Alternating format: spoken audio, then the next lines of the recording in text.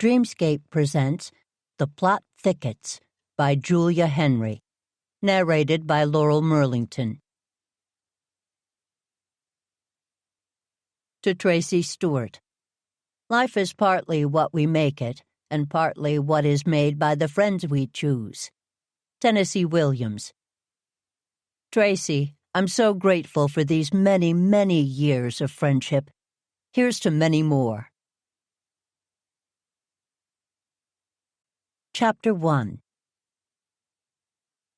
If she was being honest with herself, which she usually was, Lily Jane had to admit that her days of slinking around outside people's houses should be well behind her. Standing beneath the window, she eyed the work she'd done and sighed. She rolled her hips, hoping that her back wasn't going to seize up on her way home. She resisted the urge to trim the bushes any more and sidled her way out of the leggy branches.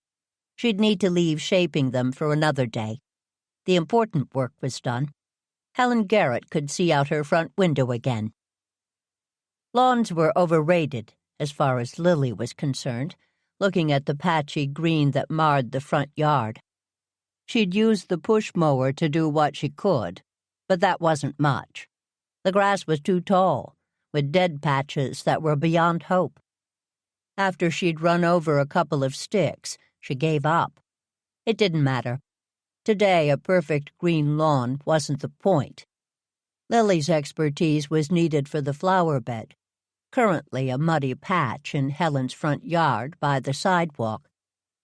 Lily used the side of the hoe to create rows of loose soil. Normally, she'd kneel on the ground with a trowel, precisely digging down, but a long-handled tool kept her upright. She looked over at the flat of wilting flowers and tilled another row. Using a combination of her experience, knowledge, and love of plants, Lily laid out the pots, arranging the flowers in what she hoped would be an interesting pattern. She took a deep breath and squatted down so that she could get the plants in the ground, whispering to them each, "You're here to give Helen a view. Now, I know you've been neglected a bit, but those days are over. You'll get plenty of water, and this is a lovely sunny spot. I'd really appreciate it if you perked up a bit. There you go, my darlings." She stood up slowly, putting her hands on her thighs and gently straightening herself to standing. Her back spasmed, but then it stopped. She moved her hips around and walked to the right-hand side of the house. Was the gardening hose still there? Yes, it was. Guilt tugged at Lily. The hose had probably been out there all winter. The beautification committee should have checked in last fall to make sure it had been drained and the water had been shut off. The committee was an informal group who took on gardening projects around town. Helen had been a member, but now, close to her 100th birthday, she was a candidate for their spring project list. Nothing appeared to leak or burst when she turned on the hose, so Lily gently watered the flower beds and bushes. She rotated the sprayer for a powerful stream and rinsed off the front walk. The water removed some of the debris, but the encroaching moss could use a scrubbing. Still, it all looked better. She went back and turned the hose reel a few times, but it got stuck, and she didn't have the patience to fix it. She coiled the rest of the hose on the ground and walked out toward the front, looking at the new flower beds. "That looks wonderful." Lily started and jumped back. She hadn't noticed anyone at the front door when she came around the side of the house, but then again she hadn't been looking. She was in her gardening zone. "I'm sorry," the younger woman said. "I didn't mean to startle you." "That's all right, I'm fine," Lily said. "I was fighting the hose winder." "Don't worry about that. My son will be by to pick me up at 4, and I'll have him take care of it. I'll also get him to clear those branches," the woman said. What was her name? Jessica? Janice? Lily couldn't remember and stopped trying to. Names weren't her forte these days. "I'm sorry, I've forgotten your name." "No worries, it's Kathy. I can't tell you how much I appreciate you doing this work. Helen is going to be delighted. She was getting frustrated by that bush out front blocking her view. "I'll come over with some other tools to do a better job of shaping it," Lily said. "I wanted to clear her view for now. And give her a better one to look at. You know, it was awfully nice of her cousin to buy those plants, and a real shame she didn't get them in the ground. I'm glad you noticed them on your way in today." "I tend to notice plants in distress," Lily said. "When she wakes up, she's sure going to enjoy seeing that burst of color. Anything we need to do to make sure they don't die?" "They'll need to be watered. I'll get some mulch over here, and that will help when it gets warm. But I think they'll be fine once they settle in." "I hope that they give her some joy." Lily's voice broke at the end of the sentence, and Kathy reached over and put her hand on Lily's arm. "Miss Jane, Lily, Helen's lived a good life. Her cousin wants to keep her home and comfortable, so she's got a few of us taking shifts, tending to her." "I'm glad that she's able to do that," Lily said. "I hadn't realized Helen was failing so badly, but I haven't been able to get over here for a few weeks. She took a turn right after the first of the year. Her cousin thinks it was her choice. She's tired. 100 years is a long time." "It certainly is," Lily said. "I've lived 65 years. Make that 66. And feel every one of them these days." "I noticed you favoring your back a bit. You okay?" "I took a fall on some black ice in January, wrenched my back, sprained my arm. I'm just starting to feel like myself again. It's been a long 3 months." "I can imagine." "I'm glad that I came today. I hope she knew that I was here." "Her pulse went up when you spoke with her," Kathy said. "I know she appreciated the visit." "You're very kind." Lily looked around at the yard and back at Kathy. "I'll make sure people come by to help clean up from the winter. Helen was always fastidious about her yard." "Honestly, I'm not sure there's a budget for that. I work with a group of volunteer gardeners. Helen's given a lot to Goosebush. Folks will be happy to do for her. Please let the other nurses know that I live close by, and if anything is needed, to let me know. I'll make sure your name and number are on the instruction list. Thanks again for the gardening. You've got the magic touch. Look how the flowers are starting to perk up already." "Lily, where have you been? What happened to you? You're all dirty. Did you fall? Are you hurt?" "Delia, stop," Lily said. She'd let herself in the front door, hoping to be able to sneak upstairs for a shower. But, alas. Ernie Johnson, in one of his many attempts of thanking Lily for letting him stay with her, had installed a new security system, a doorbell with a camera that sent an alert whenever someone was approaching the front door. "I thought you had a date this afternoon with Stan." "Date is such a weird word, Lily," Delia Greenway said, reminding Lily of their 40-year age gap by rolling her eyes and shrugging her shoulders. "We were going to get together, but he canceled." "Again?" Lily asked gently. Stan and Delia had been dating, seeing each other, involved, whatever the term was these days, for a year. Lately, they'd been spending more time scheduling and canceling dates than actually seeing one another. Not that it was any of Lily's business, except that she cared about Delia and knew that she wasn't happy. "At least this time I hadn't gotten in my car yet," Delia said. She walked over to Lily and took her coat from her, walking over to the closet to hang it up. "Enough about me. Where were you?" "I went over to visit Helen Garrett. I told you that I was going to do that." "But you've been gone for hours." Delia stood in the front hall with her arms folded and stared up at Lily. Lily was never sure how Delia didn't blink for so long, but it was disconcerting. And effective. Lily looked down at her watch, feeling like a teenager who'd broken curfew. She loved that her housemate took such good care of her. but she hated that Delia had developed the ability to intimidate her, despite being decades younger and 6 inches shorter. There was some gardening help required at Helen's house, so I did it. Thank you for your concern.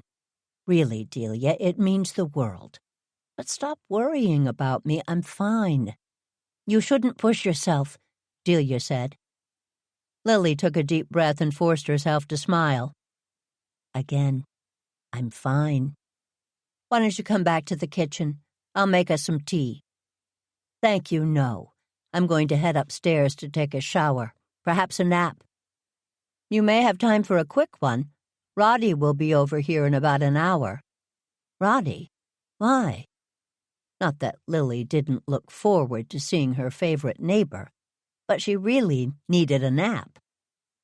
He wanted to come over early to talk, and then he's going to take you to the Star. Remember? The garden squad is having dinner out. Is that tonight? Lily sighed. Why can't we have dinner here? Because you're going to celebrate the work on Alden Park beginning, Delia said. What kind of celebration will it be without you? We should reschedule. Absolutely not. There will be other dinners. I wish I could be there, but I have to go to the university to do a run-through of my presentation with the tech team. The dean just wrote to me and told me that there will be a few high-profile alumni there tomorrow for the event, so I'm glad I'll be setting it all up tonight. They shouldn't have moved your lecture to Sunday afternoon and made it a high-profile event without your knowledge. What would have happened if you weren't available or ready? That's academia, Delia said. I'm sort of flattered. There's a lot of interest in the talk. She'd been working on her lecture about the excavation of Alden Park for weeks, and had several items to display as well. Lily had wanted to attend, but Delia had told her that she'd make her too nervous. Besides, Lily had heard the script dozens of times. You'll be wonderful. Now, I'm going up to my room, Lily said. I can still fit in a nap and a shower. For the sake of everyone, I think that's a good idea. A chance to get up on the other side of the bed, as it were. I'll text Roddy and let him know. Are you sure you're okay, Lily? Delia asked quietly. Seeing Helen was harder than I expected, Lily said. I could use an attitude refresher. Stop fussing. Go get ready for your rehearsal. Lily walked over to the side table to look at the mail. She shuffled envelopes until Delia went all the way to the end of the hall and took a left into the old breakfast room, her current office. As soon as Delia went in, Lily dropped the mail and walked to the staircase. The walk home had helped, but her back still wasn't happy. She took one step at a time, resting on each riser. The only thing that kept her going was the promise of a restorative shower, nap, and heating pad. Chapter 2. Sorry if I'm late, Lily said as she entered the back room a while later. She felt much better after her nap and had taken some extra care in getting ready for the evening out. Her friends were worried about her, and a little mascara, some blush, and red lipstick helped her look healthier. No, you're fine, Roddy Lydon said, standing up from the couch as Lily came in the room. Tall, handsome, with wavy silver hair, deep dimples, and an easy smile. Lily sometimes forgot how good-looking he was, especially if she hadn't seen him for a few days, which she hadn't. Do we have time to sit? Or do we need to leave for dinner? Lily asked. She sat down gently and smiled at Roddy, who sat beside her. We have a few minutes, Roddy said. Are you well, Lily? I'm fine. I did a little yard work for a friend, and I'm feeling stiff. I'm out of gardening shape. I hate to admit it, but I should probably get a stool if I'm going to weed this weekend. Lily, there's no shame in a gardening stool. I've been considering getting one myself. Staying ahead of the weeds is going to be a full-time job. Mulch helps. I have a delivery slated for next week. I ordered the amount you suggested, though it seems like a lot. It won't be, trust me. Is your composting bin in place? Lily looked at Roddy and did her best to look severe. He'd been resistant to the idea, but she'd prevailed, partly because it was a good way to reuse waste, but also because she knew he'd enjoy the process once it got going, and the compost would be good for his gardens. It is, but nothing seems to be happening. Roddy, it takes a while. A layer of newspaper can help, but be sure patience has never been one of my virtues. Roddy said, You can't blame a man for envying your compost, Lily. Lily laughed, and Roddy joined her. I'm delighted I have something worth envying. You have much to envy. Good friends, a wonderful house, stunning gardens. A charming next-door neighbor, Lily said. I wouldn't describe Mrs. Cotton as charming, but to each their own. You're terrible, Lily said, laughing again. I am that, Roddy said quietly. His phone buzzed, and he shrugged apologetically at Lily and took it out of his jacket pocket. He looked down at the screen, read something, and frowned. Everything all right? She asked. My ex-wife wants to come and pay me a visit. Which one? Lily asked. She knew he'd had 3 wives, but didn't know much about any of them. He'd married the first young, had a daughter with the second. He never talked about the third, only that there'd been one. When she thought about it, she didn't know too much about Roddy's pre-Goosebush life. Of course, she hadn't asked. At this point in both of their lives, past history and mistakes seemed less important to dwell on, especially at the beginning of a friendship, though they'd known each other for almost a year now. Fair question. The last one. From the look on your face, seeing her isn't something you're looking forward to. Adrienne is one of my great mistakes. We weren't married long. I should have known better. I haven't seen her in 7 years. 7 wonderful years. She sounds delightful, Lily said, smiling. Now she knew a bit more about wife number 3. Ah, Lily. Adrienne's a long story, and it will take much longer than we've got this evening to tell it. It's none of my business. I'd like it to be, he said quietly, locking eyes with her. Lily's breath caught. Then she realized she wanted to know more and wasn't sure what that meant. You've got a rain check to tell me about your ex-wife, then? Roddy nodded. I won't say I'm looking forward to that, but the conversation is long past due. He looked at Lily with such intensity she felt herself blush, and looked away. Tonight I do have a favor to ask, he said in a different tone. Ask away. Would you mind going to Alden Park and doing a walkthrough with me before we have dinner? They've started to prep for the cement pour, and I'm having some concerns. Concerns? About your design or the work being done? Both. Mostly my design. The cement is permanent or close to. I want to make sure it's right, and that I've thought everything through. We have a few minutes before dinner, but I completely understand if... I'd love to see it, Lily said quickly. Roddy's design for Alden Park had won a contest last winter, and he'd spent the past few months with the project manager working out the details. I may need some help getting in and out of the car, though. My back is a little stiff. Moving around helps. Would you prefer to walk? We can get a ride back with Warwick or Ernie. I wouldn't mind walking. But if you tell anyone I mentioned needing help, especially Delia, I'll kill you. Noted. Roddy stood up, put his hand under her elbow, helping her off the couch. He held on while she took a deep breath and steadied herself. "Walking really does help my back," Lily said. "I hope you don't mind." "I don't mind at all," Roddy said. They were walking down Washington Street toward the Wheel, the main rotary in Goosebush.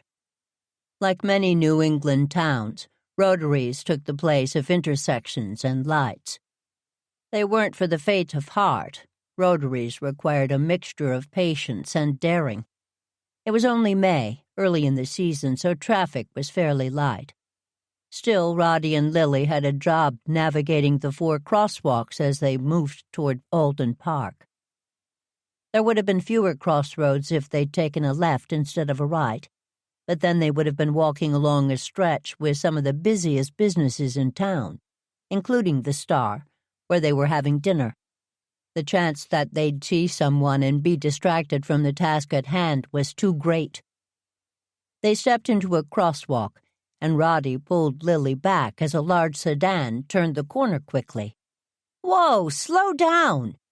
Lily called after the car, which had sped up. "Are you all right?" Roddy asked. "I'm fine. Did you see who that was?" "No idea who the driver was," Roddy said, "but Bradford Funeral Home was painted on the side." "Are you sure?" "Their logo is hard to forget. A sailboat sliding toward the sunset with angel wings floating around the sun. The halo above the O in Bradford." "Angel wings?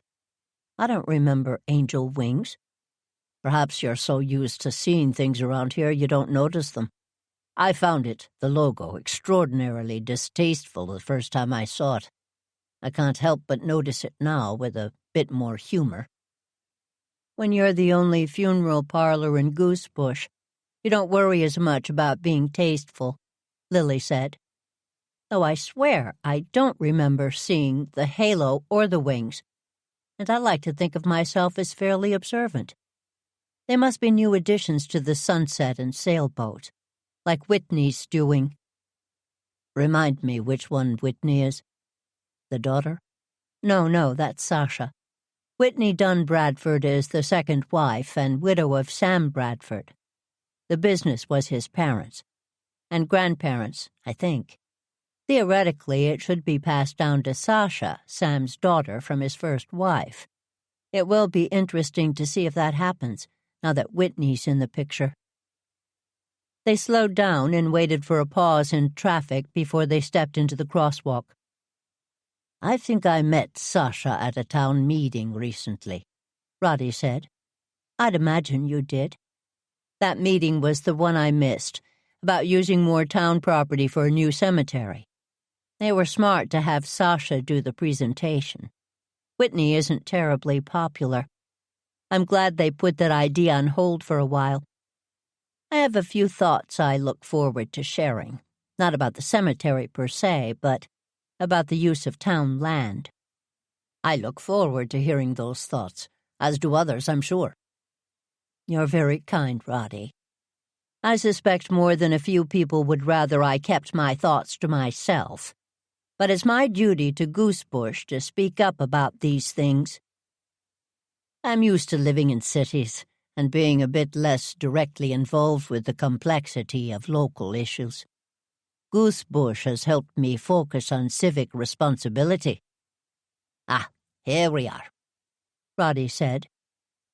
One of the Alden Park improvements was designated entrances and exits, defined by gates in the new wrought iron fence. The fence was put in early, and the view was blocked from the outside by panels that included the history of the park. The idea was to have a grand reveal for the town when all of the work was completed. "Who's going to use this entrance?" Lily asked while Roddy unlocked the gate and slid it open. She walked in and he closed it behind them, making sure it was locked. "This won't be a public entrance. When you slide both sides open, it's wide enough for trucks and can be used for maintenance and deliveries. Generally, it won't be open during the day. The other 3 gates will be." "I'm still not sure that the park needs to be locked at night," Lily said. "That's to be determined," Roddy said. The access to the park was a hot topic of discussion in Goosebush, one which Roddy was fairly agnostic about. While construction is going on, the gates are locked, mostly for safety and security of the materials. I wanted you to see the park from this perspective, since it's the best way to get an overall impression of what's going on. What's this? I thought that the paths were going to be cement. Lily pointed to an area of the path that was packed down and had an astroturf-looking covering. That's the sample of the running track that will go around the park. There are loops built in at each end so that people can get more distance in. It was decided that this surface would be better for running, and the look would differentiate their path. We've decided on a brick color, which I think will go nicely with the gray of the other paths. I like that idea, Lily said. What's it made of? A rubberized track material, better for people's knees and legs. The other paths on the maintenance track will be concrete, pressed and stained, so that it looks more like stone. I know that people wanted cobblestone and gravel. No, your plan is better, Lily said. Certainly easier for people with baby carriages, wheelchairs, and bad backs, Lily said. I've come to appreciate steady paths. Walk me through the plan. For the next half hour, Roddy walked Lily around the park, showing her the edging that was in place and describing the altered plan, which included more infrastructure than Roddy's original design. What are all those pipes? Lily asked, pointing to the piles of pipes in the construction area. The plan is to lay them down under the walkways and run water pipes and electricity through them, Roddy said. They will also have space for anything else in the future that needs to be run through the park, which will hopefully prevent major work being done as the use of the park changes. After the success of the garden sculpture event, the Board of Selectmen agreed that anticipating future events made sense. The engineer included some locations where lights and sound can be easily set up, in case we want to have another public festival or a small concert here. That's smart, Lily said, looking around and noticing one of the places that equipment could be set up. The tendency would have been to pretend there'd never be another event, and then people would be forced to deal with generators and cords and all sorts of nonsense. You're the one who suggested the changes, Roddy said. After participating in that ridiculous garden sculpture event in December and seeing how successful it was, I knew that people would start coming up with ideas, Lily said. Lily had only participated in the event because her friends had cajoled her into it, though she had to admit that putting together their large ivy-covered heart had been fun. And all of the sculptures had made Alden Park magical through the holiday season. No small feat, since it was a mud pit covered with hay at that point. I merely pointed out how much easier it would be to build in the infrastructure, and that you'd done some of the work when you figured out the grid for the displays in December.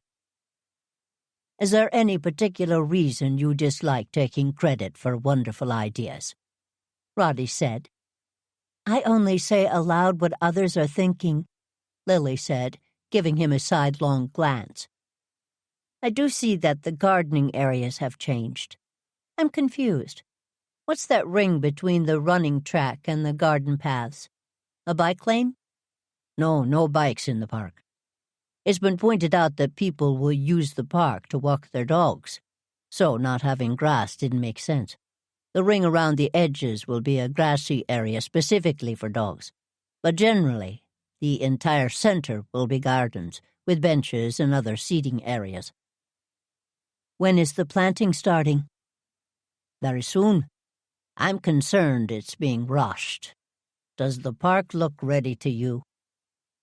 The topsoil looks a little anemic, Roddy said. It looks sandy, Lily said, kicking at the soil with her foot. Roddy, if I bend down to look at it, I won't get back up. Here, let me grab you a sample. He bent down and grabbed her a handful of soil. Show off. Lily reached over and took some, running it between her fingers and smelling it. They've probably had to put a sand foundation down for the cement, and it got mixed in. Still, I would have thought that the layers of topsoil and compost we put down after the holidays would have done more work in general. The beautification committee had done some emergency repair work after the successful event in Alden Park in December. They'd mixed up some seaweed, fertilizer, lime, and compost with the hay that was there, put ground cloth on top, and left it there to ferment.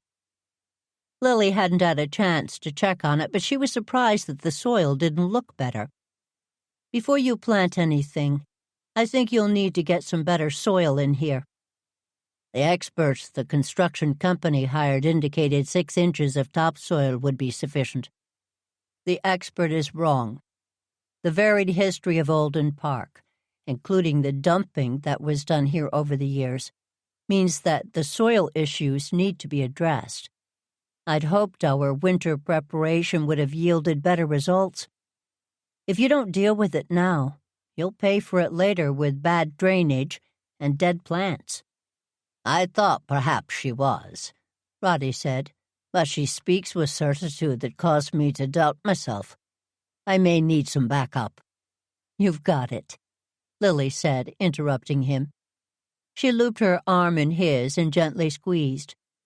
Don't look so worried, Roddy. We've got this. You should be proud. This all looks wonderful. I wish I could explain how thrilled I feel. Alden Park is finally coming back to life. Chapter 3. The Star was busy, but it was, after all, Saturday night. The old Woolworth store had been reimagined by Stan Freeland, a local entrepreneur. The first floor had been converted into a cafe, bookstore, and restaurant. The second floor was a theater, and the top floors were offices and storage. Star stood for Stan's Theater and Restaurant, but most people didn't know that. Lily did, since she'd been looking at the business plans for the project since Stan first proposed them. The crowd was 4 people deep in the cafe, so Roddy and Lily couldn't walk side by side. He took her hand and made a path past the coffee drinkers and the bookstore. Once they got into the restaurant, Lily took Roddy's arm and they looked around for their friends. The rest of the garden squad, save Delia, was waiting at the big circular booth that Lily had come to think of as their table. "Yay, you're here," Ernie said, sliding out of his seat to give Lily a peck on the cheek. He was her height, with a bold head and bright smile. "I was beginning to wonder if I was supposed to come to the house to get you." "My fault," Roddy said. "I asked Lily to walk around Alden Park with me. Here, Lily, sit in this chair. I'll slide in next to Tamara. You don't mind, do you?" "Mind sitting between 2 handsome men, please," Tamara O'Connor said, moving closer to her husband, Warwick, to make room. Tamara's natural hair was cut short, with flecks of gray that were the only sign of her age. There was nary a wrinkle on her brown skin, except when she smiled and her laugh lines appeared. She wasn't smiling now, as she watched her best friend sit down carefully. "You okay, Lil?" "I'm an idiot," Lily said, sitting down in the chair that Roddy had moved over to the end of the table. He held it until she sat down, then slid in next to Tamara. "I went over to visit Helen Garrett this afternoon and did some gardening. I'm a little sore is all. I'll be fine." "How is Helen?" Tamara asked. Lily shook her head, and both women looked down. Helen had been friends with both of their mothers, and was the last tie to that generation. "What kind of gardening did you do?" Ernie asked. "She's living in a front room on the first floor.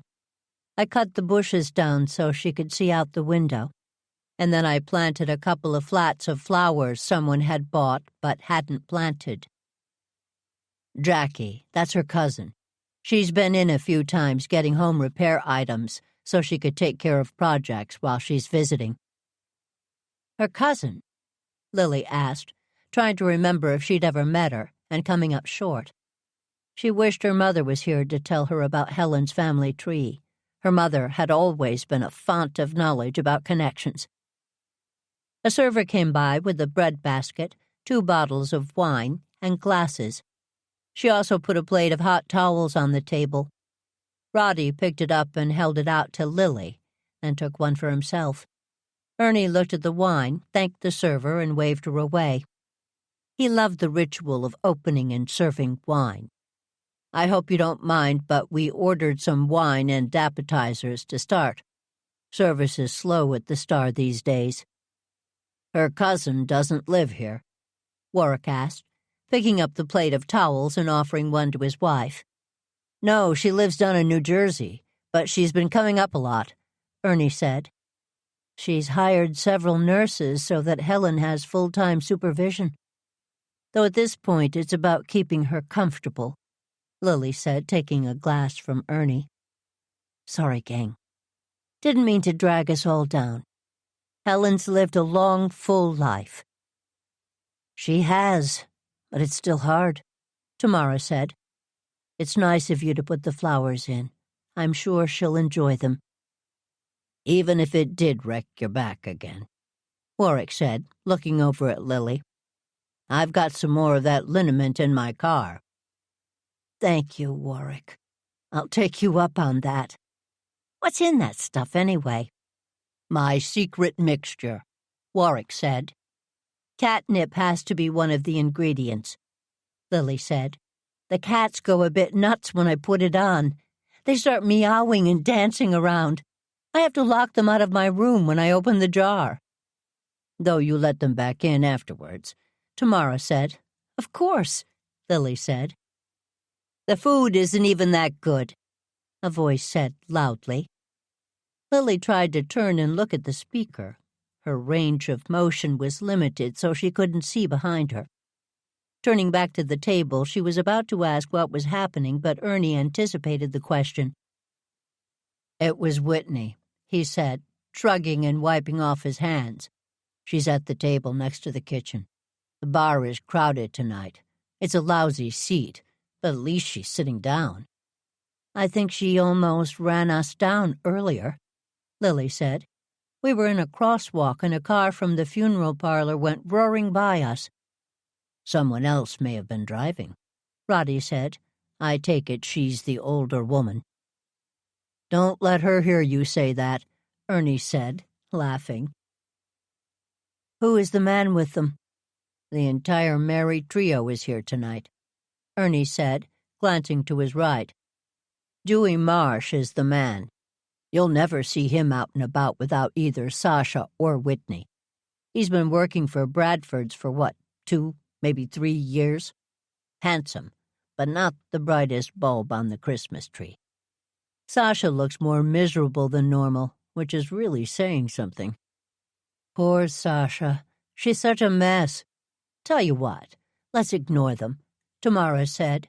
"We're here to celebrate Roddy." "Indeed we are. Cheers to you, Roddy. The game's afoot," Ernie said. Everyone raised a glass and they clinked gently. "People, please, have some of these appetizers." Ernie put the chickpea and garlic spread on one of the homemade crackers and closed his eyes while he tasted the combination. The Star had added a number of offerings over the winter and started to work with a bread company in Marston that provided fresh bread, rolls, and crackers to the menu. Roddy looked around the table and smiled. He took another hot towel and wiped the rest of the Alden Park soil off his hands. "Thank you, Ernie, but I'm not sure there's that much to celebrate yet." "Of course there is," Ernie said, chasing his cracker down with a sip of wine. "The fountain in Alden Park is plumbed, and it isn't even Memorial Day yet. The project is right on target. By the 4th of July, the park will be open."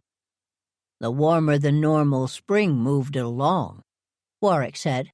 I was worried that removing the old pipes would be more of an issue, but as it turns out, I hear it went better than expected." Warwick and Ernie traded ramekins, and Warwick took another cracker.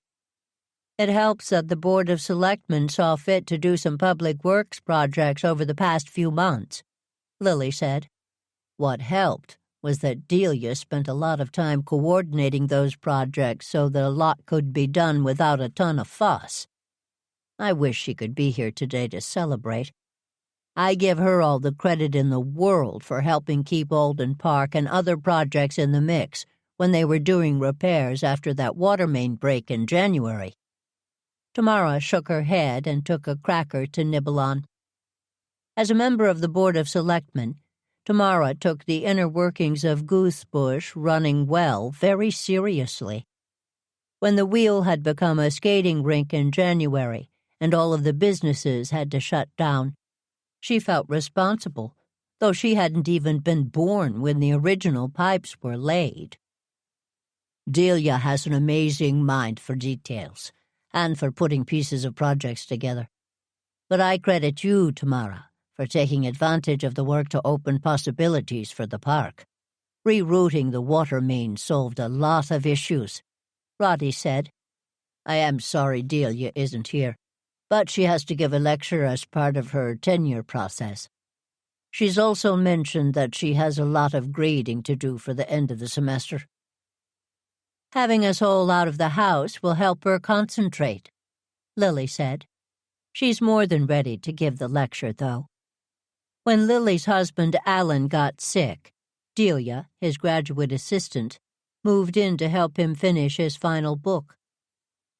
When he died, she stayed to help Lily work through her grief. Now the women were great friends, and Delia was settled into Windward, Lily's beloved eccentric family home. Not that they saw much of each other, unless they wanted to. Lily lived in one of the biggest houses in Goosebush, Massachusetts. The original house had been built on a triple lot over 150 years ago by one of Lily's relatives, a ship captain with a stubborn streak. He'd eschewed the norms of the day and set the house back from the street with fences all around it.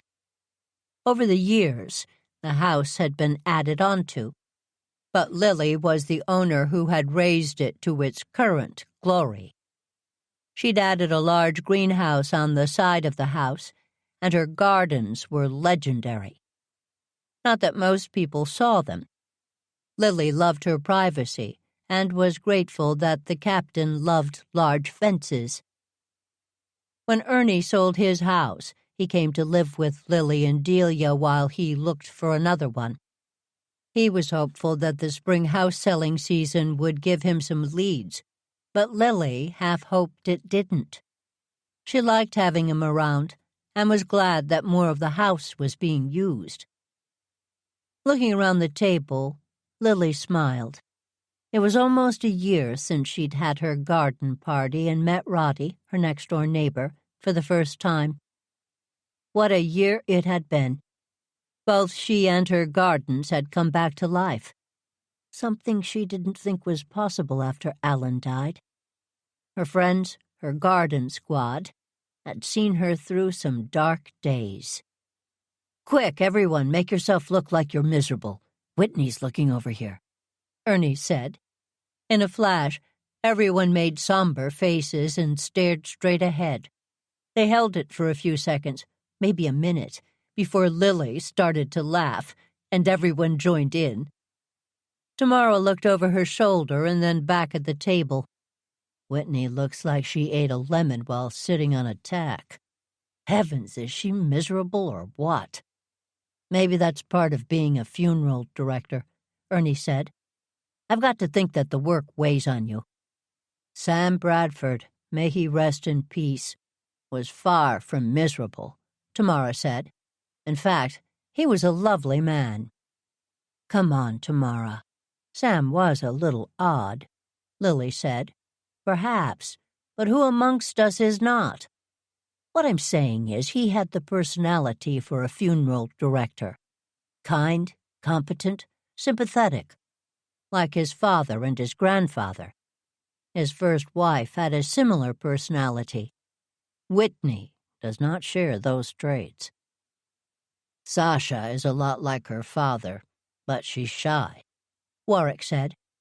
Warwick had been a coach and PE teacher in the high school for almost 20 years and remembered most of the students who had crossed his path. Sasha Bradford had been young when her mother died and found solace in playing lacrosse and soccer. Her father married Whitney Dunn less than a year after the death of her mother, the year Sasha had gone all-star. Warwick believed in tending to the entire athlete and made sure that Sasha got support in her training and also in her grief.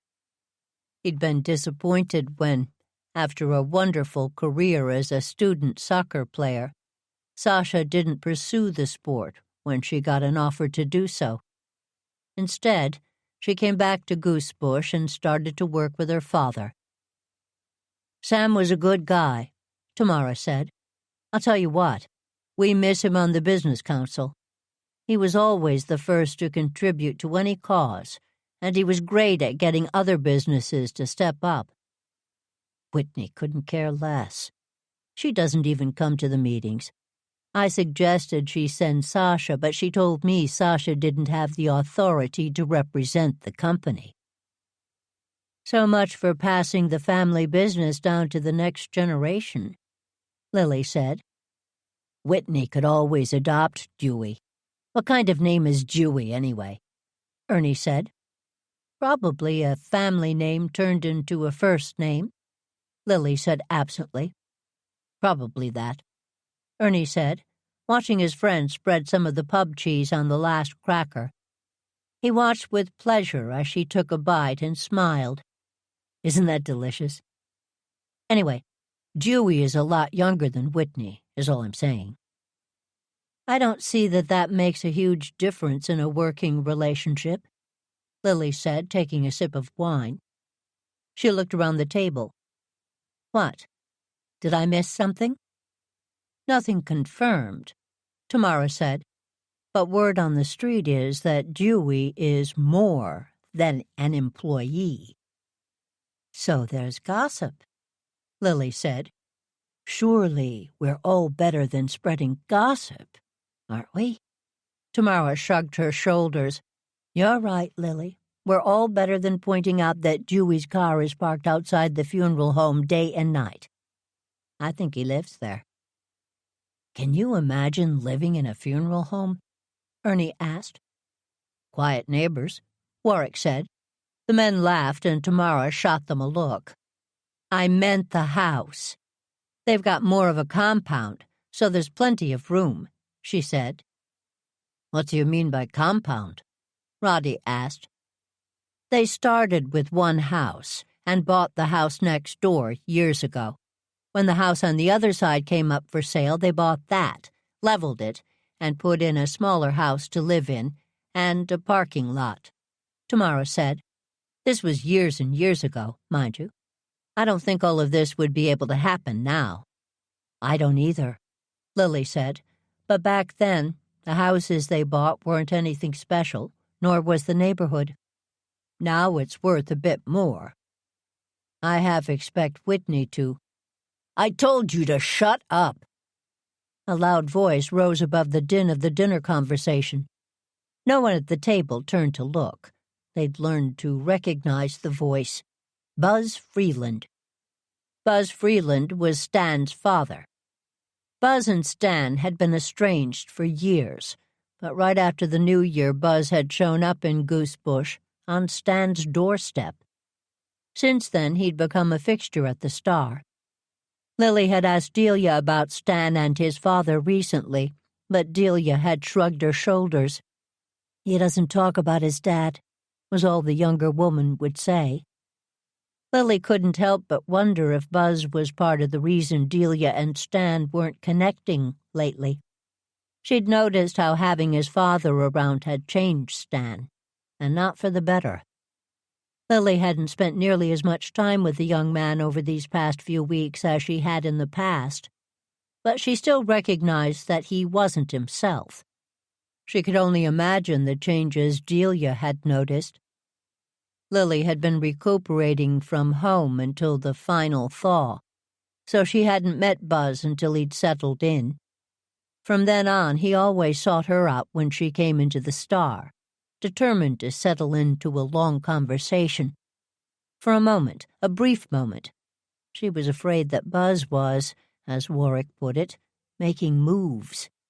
But soon enough, Lily realized that Buzz talked to everyone and showed them the same amount of attention. Buzz was a charmer, but it was a hollow sort of charm, full of empty promise with no follow-through. Something about him made her uneasy. He'd become a fixture at the Star, and Lily couldn't help but wonder that she wasn't the only person who was starting to avoid the place. "God, you're an awful woman," Buzz said again, loudly. This time Lily turned to look over her shoulder and noted that he was talking to Whitney Dunn Bradford at the bar. The man had a point, Lily thought uncharitably. Whitney walked back toward her table, but Buzz grabbed her arm and started to stand up. "Dad," Stan said loudly from the other end of the bar. Buzz let go of her arm, and Whitney went back to her seat and tossed some money down on the table. The Bradford, and Marsh trio stood up and walked out of the restaurant. Stan watched them go, and then he grabbed a bottle and topped off his father's drink, leaning in to say something. Buzz settled back into his bar stool and turned his back to the restaurant. Soon the din of the room came back to normal levels. "I wonder what that was all about," Ernie whispered. "Poor Stan. His father's more and more difficult to manage," Roddy said. "What do you mean?" Lily asked. She looked over at Roddy's handsome face and couldn't help but smile. Roddy was both complicated and open, with a clarity of vision about the residents of Goosebush that came from being a newcomer with an uncanny knack of reading people. "When his father first got here, what was it, 5 months ago?" "The end of January, so almost," Ernie said. "Buzz was on his best behavior. Most people were pleased that Stan could reconnect with his father," Roddy said. "The one thing I dislike about living in a small town is that everyone knows everyone's business. The return of the prodigal father was a nice story. Gave a lot of folks hope for mending fences with their own family," Warwick said. "But lately, now established, Buzz has been showing his truer colors. That's been giving people more to talk about. He hasn't been making Stan's life easy, that's for sure," Ernie said. "He's been running up tabs all over town. Stan stopped by the Triple B earlier today to pay off what Buzz owed us." Ernie owned Bits, Bolts, and Bulbs, the local hardware store and garden center. "Buzz came by the office Wednesday and wanted to set up appointments to look at houses in town," Tamara said. "He indicated that he and Stan needed more space." She made air quotes around the word space.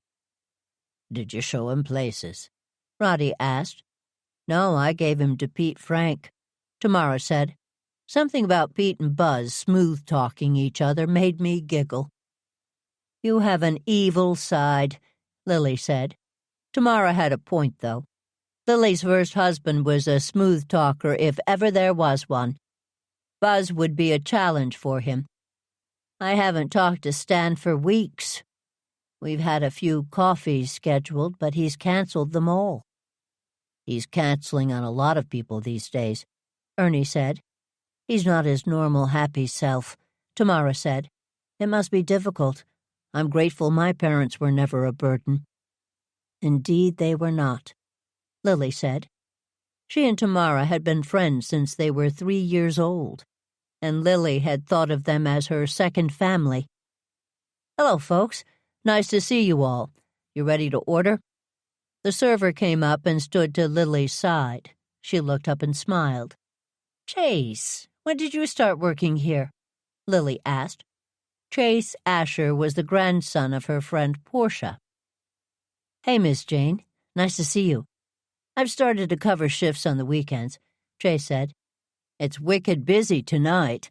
I didn't even notice you were the party sitting here. Glad that they got you started. It's nice to see friendly faces. We'll be the easiest table you have all night, Ernie said. We'll start with, let me tell you the specials, Chase said. Stan likes me to go through the whole routine.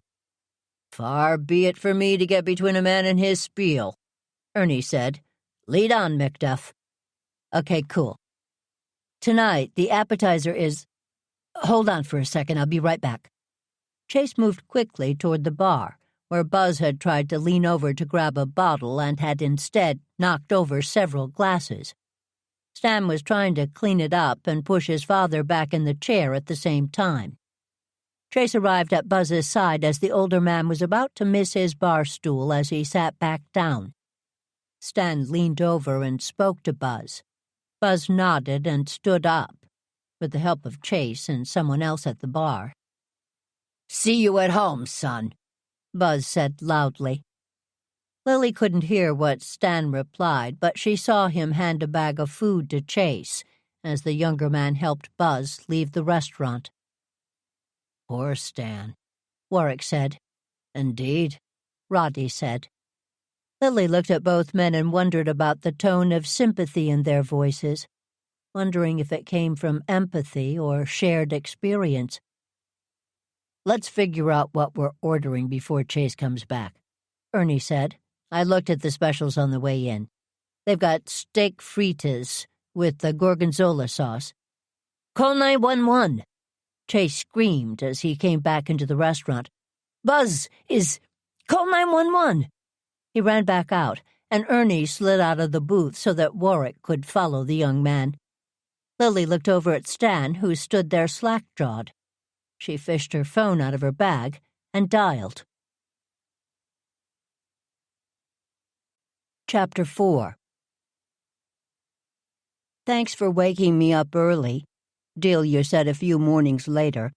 They were driving on the nearly empty roads of Goosebush, heading toward the town cemetery. I wanted to check out the viability of this project before our next beautification committee meeting. I'm glad to be here, Lily said. Thanks for waiting until my back straightened out again. I'm glad you're feeling better, Delia said. But between Buzz's death and the end of the semester, this is my first morning free. It's been a week, Lily said, looking over at her friend. How's Stan doing? I've reached out, but I haven't heard back. Delia shrugged. He's not saying much. When we speak, which isn't often. To tell you the truth, Lily, it's been hard to be around him for a while, but I keep trying. Now it's even worse. I don't think he's processed what happened completely. Of course not, Lily said. Unexpected deaths are challenging, especially when there are unresolved issues. Especially then. Is Stan going to have a ceremony of some sort for Buzz? That's one of the things he won't talk about. He had Buzz cremated right away, but he bought a plot for him. I think he feels like he should have a ceremony of some sort, but he isn't talking about the plans. The ceremony would be more for Stan than for Buzz. He deserves to know how many people care about him. I'll reach out again, Lily said gently. They drove past the parking area. She took the next right and parked along the cemetery fence. It wasn't an official parking space, but it was the one that the Jane family always used. I haven't been here in years, Lily said, getting out of the car with her new routine of gently unfolding herself, moving her hips and arching her back. She didn't mind getting older, most of the time, but the slight aches and pains that came along with the extra years, those she could live without. I used to love coming here when I was young. She was waiting for Delia to close her door before she hit the locked door button on her fob. Her final stretch done, she hit the button, but the door still wouldn't lock. She looked over at Delia, who was staring at her, her door ajar. What's the matter, Delia? What do you mean you used to love coming here when you were young? Delia said. Sometimes you freak me out, you know that? This is a cemetery, Lily. Who hangs out at a cemetery? When I was really, really young, my father would bring me here to clean up the graves in the spring.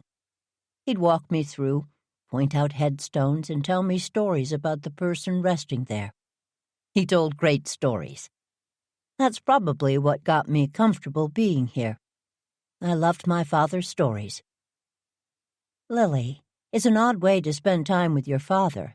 You've got to admit that. Maybe. But those were special days. We'd always end up at the family crypt, do some weeding. In the spring, we'd plant flowers. Crypt? Delia asked, finally closing her door. Lily clicked the fob, though why she bothered to lock the car eluded her. No one was around this side of the cemetery, nor would they be this early. Most people parked in the designated lot. But Lily was not most people. They walked over to the gate on the corner, but it was closed and locked. Lily looked at her watch and shook her head. The gates should have been open a half hour ago, she said. I wonder what's holding up Mac Townsend. Don't you remember? He doesn't open the cemetery up anymore, Delia said. Did I know that? Maybe. He sort of retired last winter. Sort of? He's still working at the crematorium, but he isn't officially in charge of the cemeteries anymore. Cutbacks. Maybe that happened after your fall. How do people get in to pay respects? There's a visitor's entrance by the parking lot for foot traffic.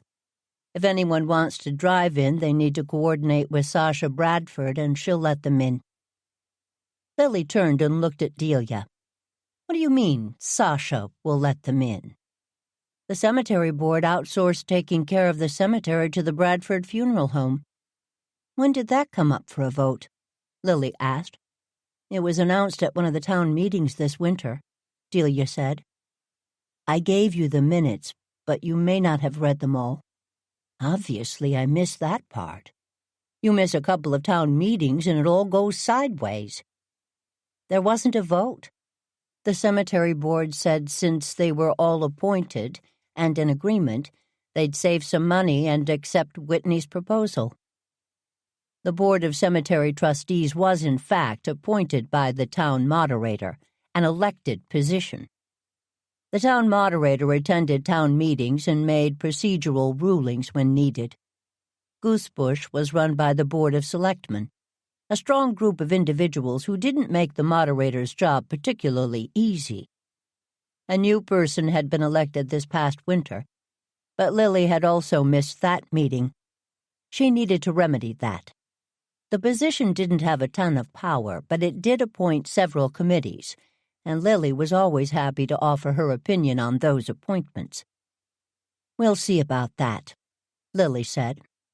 She walked over to the square granite post and put her bag on top. She swung one leg over the split-rail fence. Ungracefully, she got the other leg over. Another thing that was easier when she was young. Lily, what are you doing? You're going to hurt your back again. No, it's fine. Honestly, I feel like a new woman between Warwick's liniment and the stretches I've been doing. This is the easiest way to get into the cemetery, Lily said. I'm not walking all the way around to the front gate, and I don't feel like moving the car. Come on, Delia, jump over. Surely this can't be the first time you've climbed a fence. As a matter of fact, Delia said, handing Lily her saddlebag, it is. I'm a rule follower, Lily. Delia put her hand on the post and swung both legs over in a graceful vault. Show off, Lily said, handing her back her bag. Let me get acclimated here. That should be Mercy Peabody's grave right there. Lily walked over and faced the gravestone. Got it in one. Delia walked over and looked at the gravestone. How did you know that? She asked, taking a notebook and pen out of her bag, then taking out a document and unfolding it. I told you, my father would walk me around here when I was little. I always liked that name, Mercy Peabody. Then when I got older, I'd ride my bike here and spend hours exploring, sketching, reading. Did Tamara ever come with you? No, she didn't like graveyards, Lily said. I'd come by myself. Quiet time with my thoughts. I'm with Tamara, Delia said. It always gives me the creeps to be around all these graves. That's because you don't know the stories, Lily said. Let me tell you about Mercy Peabody. She was born in 16... Lily, maybe we can save stories for another time. We need to look at this proposal for a beautification project first. Lily sighed and took out her own notebook.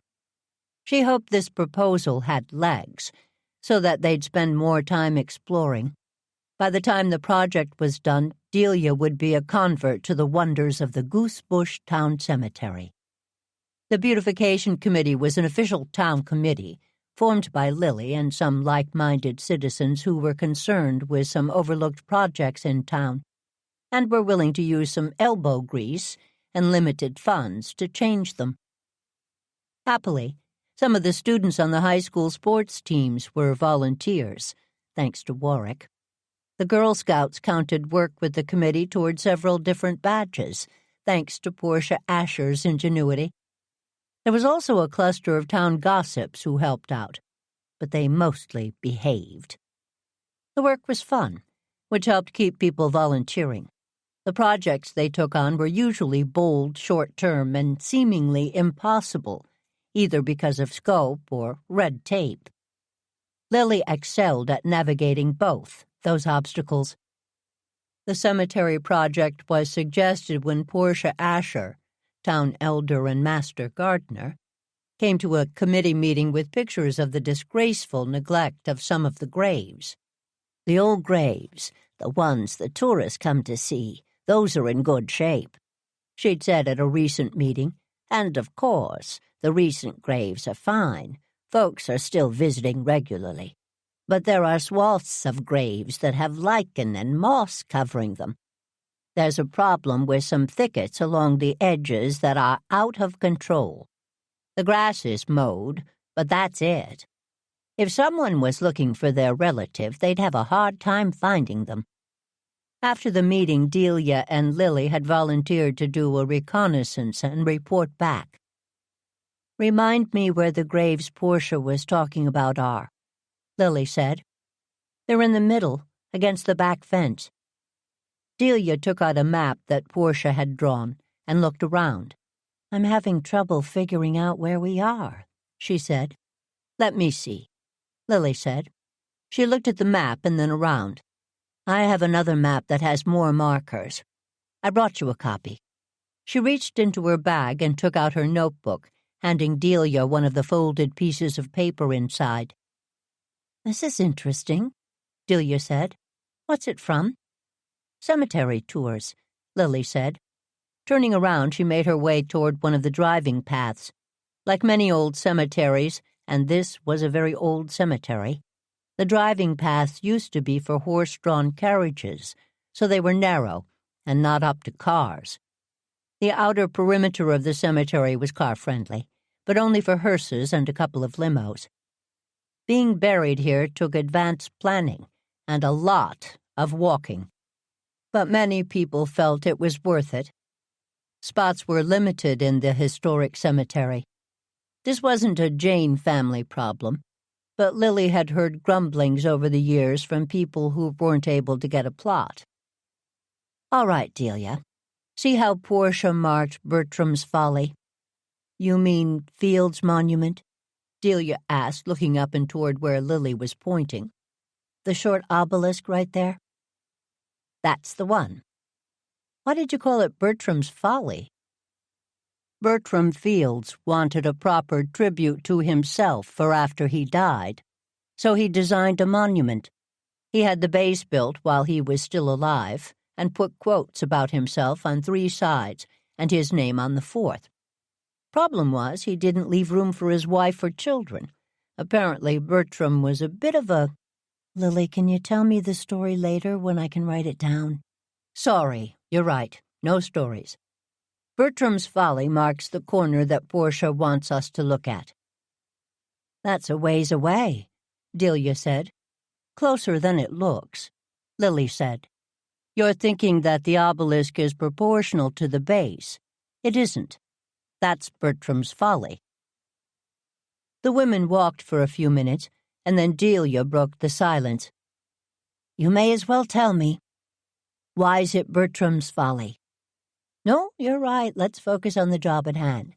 Lily," the older woman smiled and looked at Delia. "Bertram had the base designed while he was alive. He oversaw the quotes being engraved and picked the font for his name. He never found the stone he wanted for the obelisk itself. He spent years looking to no avail. He left a small fortune in his will for his wife and son to continue the search, but he didn't make it binding.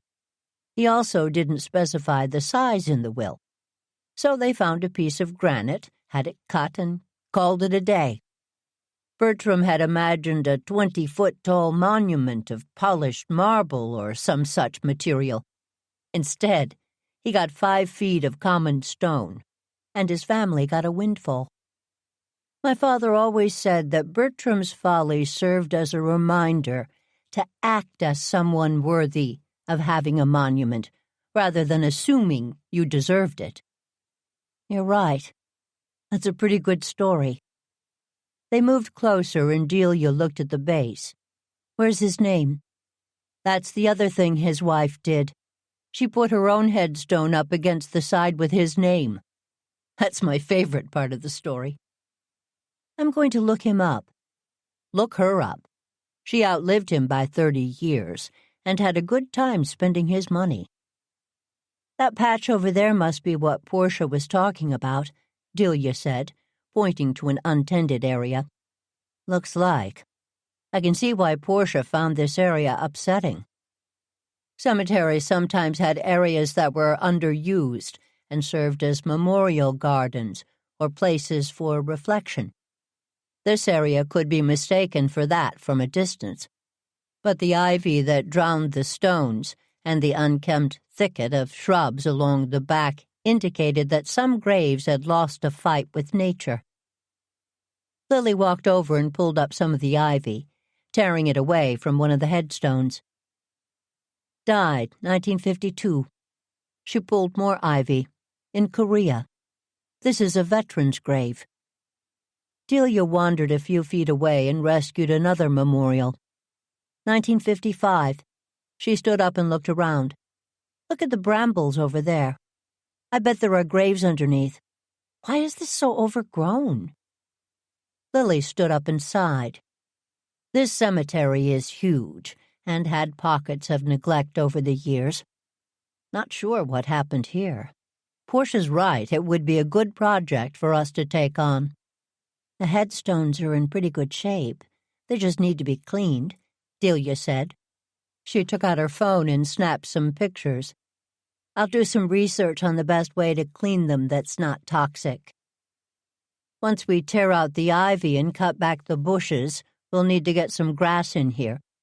We could put some flowers on the graves." Lily looked around. "If we get a good turnout, an afternoon of work, tops. Not that creative a project, but important. Absolutely," Delia said. She pulled on a bit more ivy and looked up at Lily. "Do you think they'll let us do it?" "Who? The Bradfords? Oh, yeah. They'll let us do it. This is neglect, pure and simple.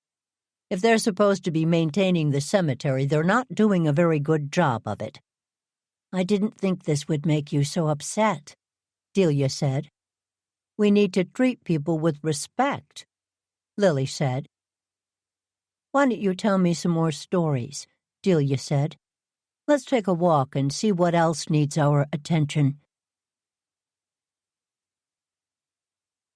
Chapter 5. The Reed family looks like they're in good shape. Lily pointed to a block of headstones, all with new flowers in front of them. There were 4 short granite posts marking the area. Lily recalled a short fence, but that had been removed years ago to make maintenance easier. Did you know the Reed family? No, but I remember the headstones from my walks years ago. They were all from the early 1900s. I used to think about what their lives must have been like.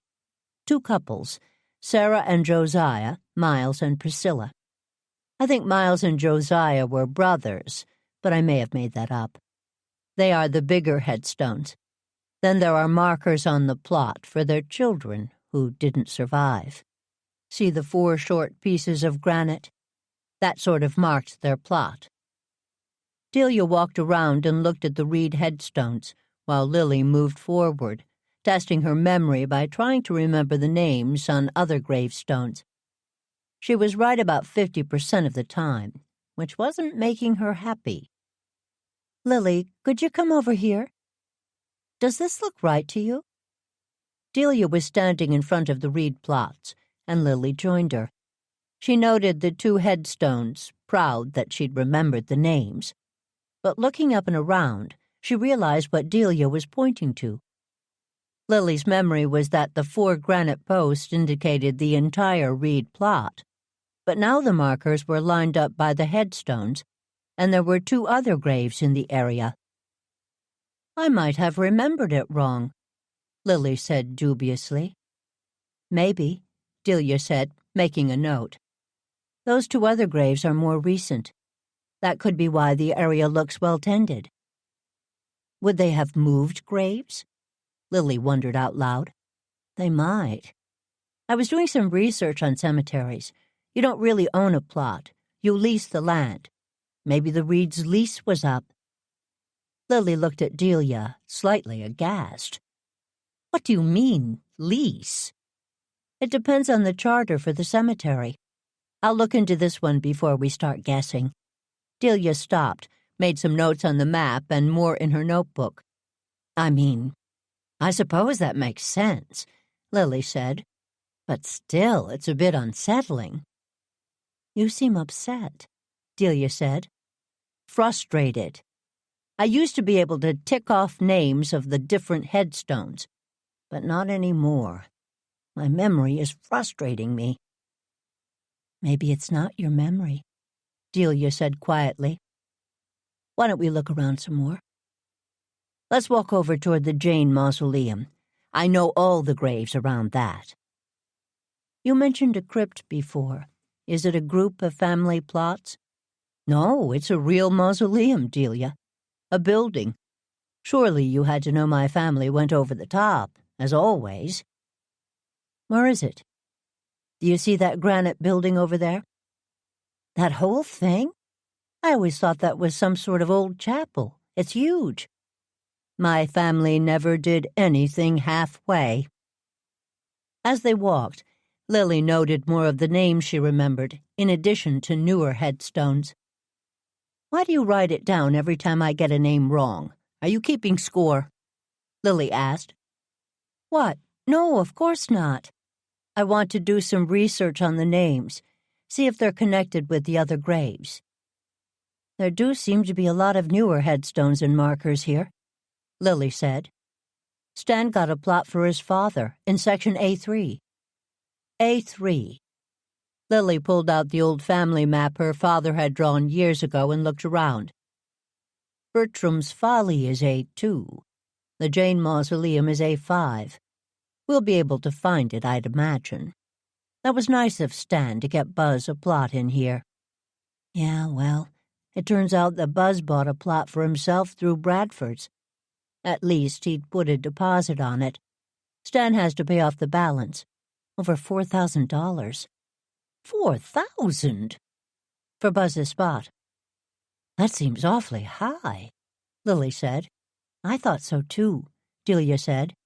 "But he got really upset when I mentioned it."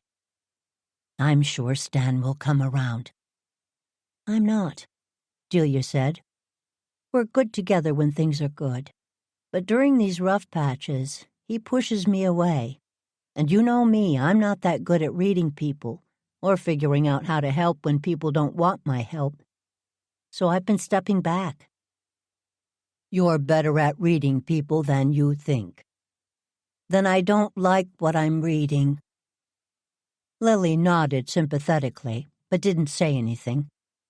Lily valued privacy more than most, and gave it to others as a default. She didn't like to hear that Stan was closing Delia out, though. Not only because it wasn't fair to Delia. He needed to talk to someone. She made a mental note to give him a call later. They walked toward the Jane mausoleum, and Lily started to name the neighbors. There were a couple of times where she missed, and Lily took pictures of the headstones while Delia took notes. Most of the new headstones were of the right time frame, but she didn't remember them. "There it is, the family tomb," Lily said as they walked over to the granite structure. She walked over and patted the side of the building. Though large and ostentatious, the warm granite always made Lily proud to be a part of the family that had built it. "Look at the workmanship on this. It's really something," Delia said. She noted the Jane name over the door, carved into the granite. "These details are really wonderful." She stepped closer, looking at the decorations along the front. Walking around the side, she started to read the names that had been carved into the side. "Your parents are here," Delia said. "I thought you said they were buried at sea." "And in my garden," Lily said. Last fall, the fact that Lily had a memorial garden in her backyard had become fodder for gossip, a fact that still made Lily wince. "My parents wanted to be spread around, as it were. They've got urns inside here, and I had their names carved so they'd be remembered." "That's so eccentric," Lily said. "Don't worry about the label. My family defines eccentric in Goosebush, and that's saying something." "What about Alan?" Delia asked. "His name is on the other side," Lily said. "We're running out of space on the building, since it's a family tree as well. Running out of space outside, not in. There's plenty of room inside. Not that I've been in there." "Could you go in if you wanted to?" Delia asked. She walked to the front and looked at the door. "That's an impressive lock, isn't it? The key's back at the house, so I suppose I could, though I don't see the point. I do like the idea of being etched on the side. It's a nice memorial." "What about your garden? Isn't that enough of a memorial?" Delia said. "My gardens may change," Lily said. "I don't want whoever takes care of them 40 years from now to be restricted by memorials." She stepped back and looked at the outside of the resting place of many generations of Janes. "Delia, do you want to hear the story of the mausoleum?" "There's a story?" Delia said. "With the Jane family, there's always a story," Lily said. "The Janes have been in Goosebush for a long time. When this cemetery became established, a lot of families reburied their people here so they could all be together. The Janes took over this entire corner, but then people started buying neighboring plots. One of the Janes, I don't remember which off the top of my head, decided to claim the family space. He put up this short fence and started to build a place where the family could get stacked up if space ran out." "Stacked up," Delia said. "That's rough." "Sorry, that was my father's phrasing. He actually applauded the move. He was never a big fan of land being used for the past. Anyway, what was his name? Elliot. I think it was Elliot. As Elliot started to build, he got to know some stonemasons. He decided to offer the project for apprentices, a sort of patronage. It helps explain the ornate and varied carvings. People were learning, and Elliot gave them free rein. That's why there's no one style. That explains why there are hieroglyphs next to Shakespeare. And different arches. Isn't it wonderful? Lily said. I used to spend hours doing rubbings, delighting on finding mistakes that were shown in the relief, but not visible to the naked eye. I love spending time on the bench back here. "What bench?" Delia asked, looking around. Lily and Delia were standing along the side of the tomb, and Lily stopped and looked around. "See where that granite pillar is? That's an old horse hitching post. The bench was right next to that. I wonder where it went." Lily walked to the front of the building and looked around. "Here it is," Delia called out. "It's along the back of the tomb." Lily walked to the back and stood next to Delia. "Is this the bench?" Delia asked. "The one and only." "It's supposed to be over there," Lily said quietly. She took her phone out for a picture. Without saying anything, she turned and looked at Delia. "Maybe it was moved for some reason?" Delia asked. "Perhaps.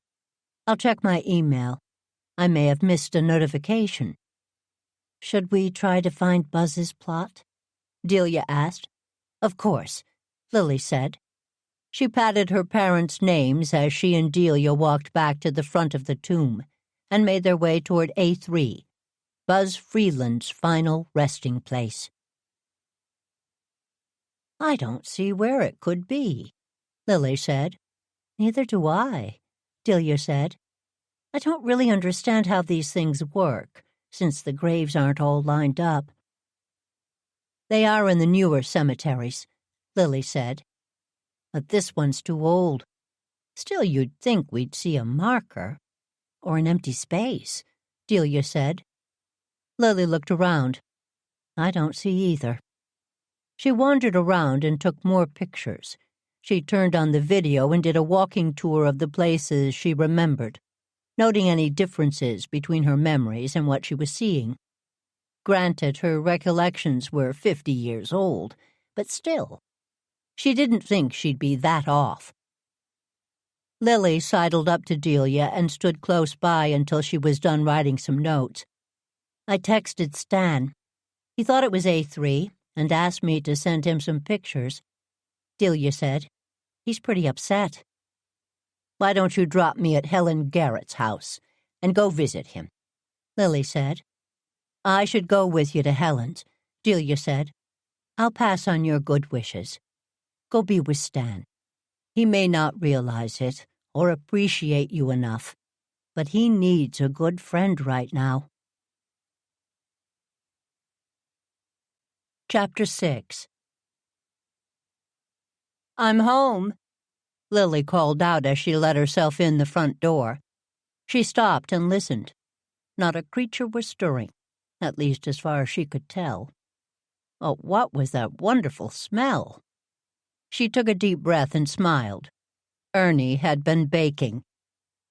Lily took off her muddy boots and left them by the front door, replacing them with the slippers she'd left there for the purpose.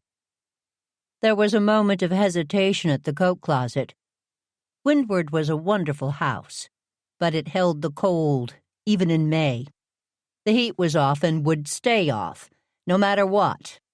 The heat went off on April 15th every year and didn't go back on until October 15th.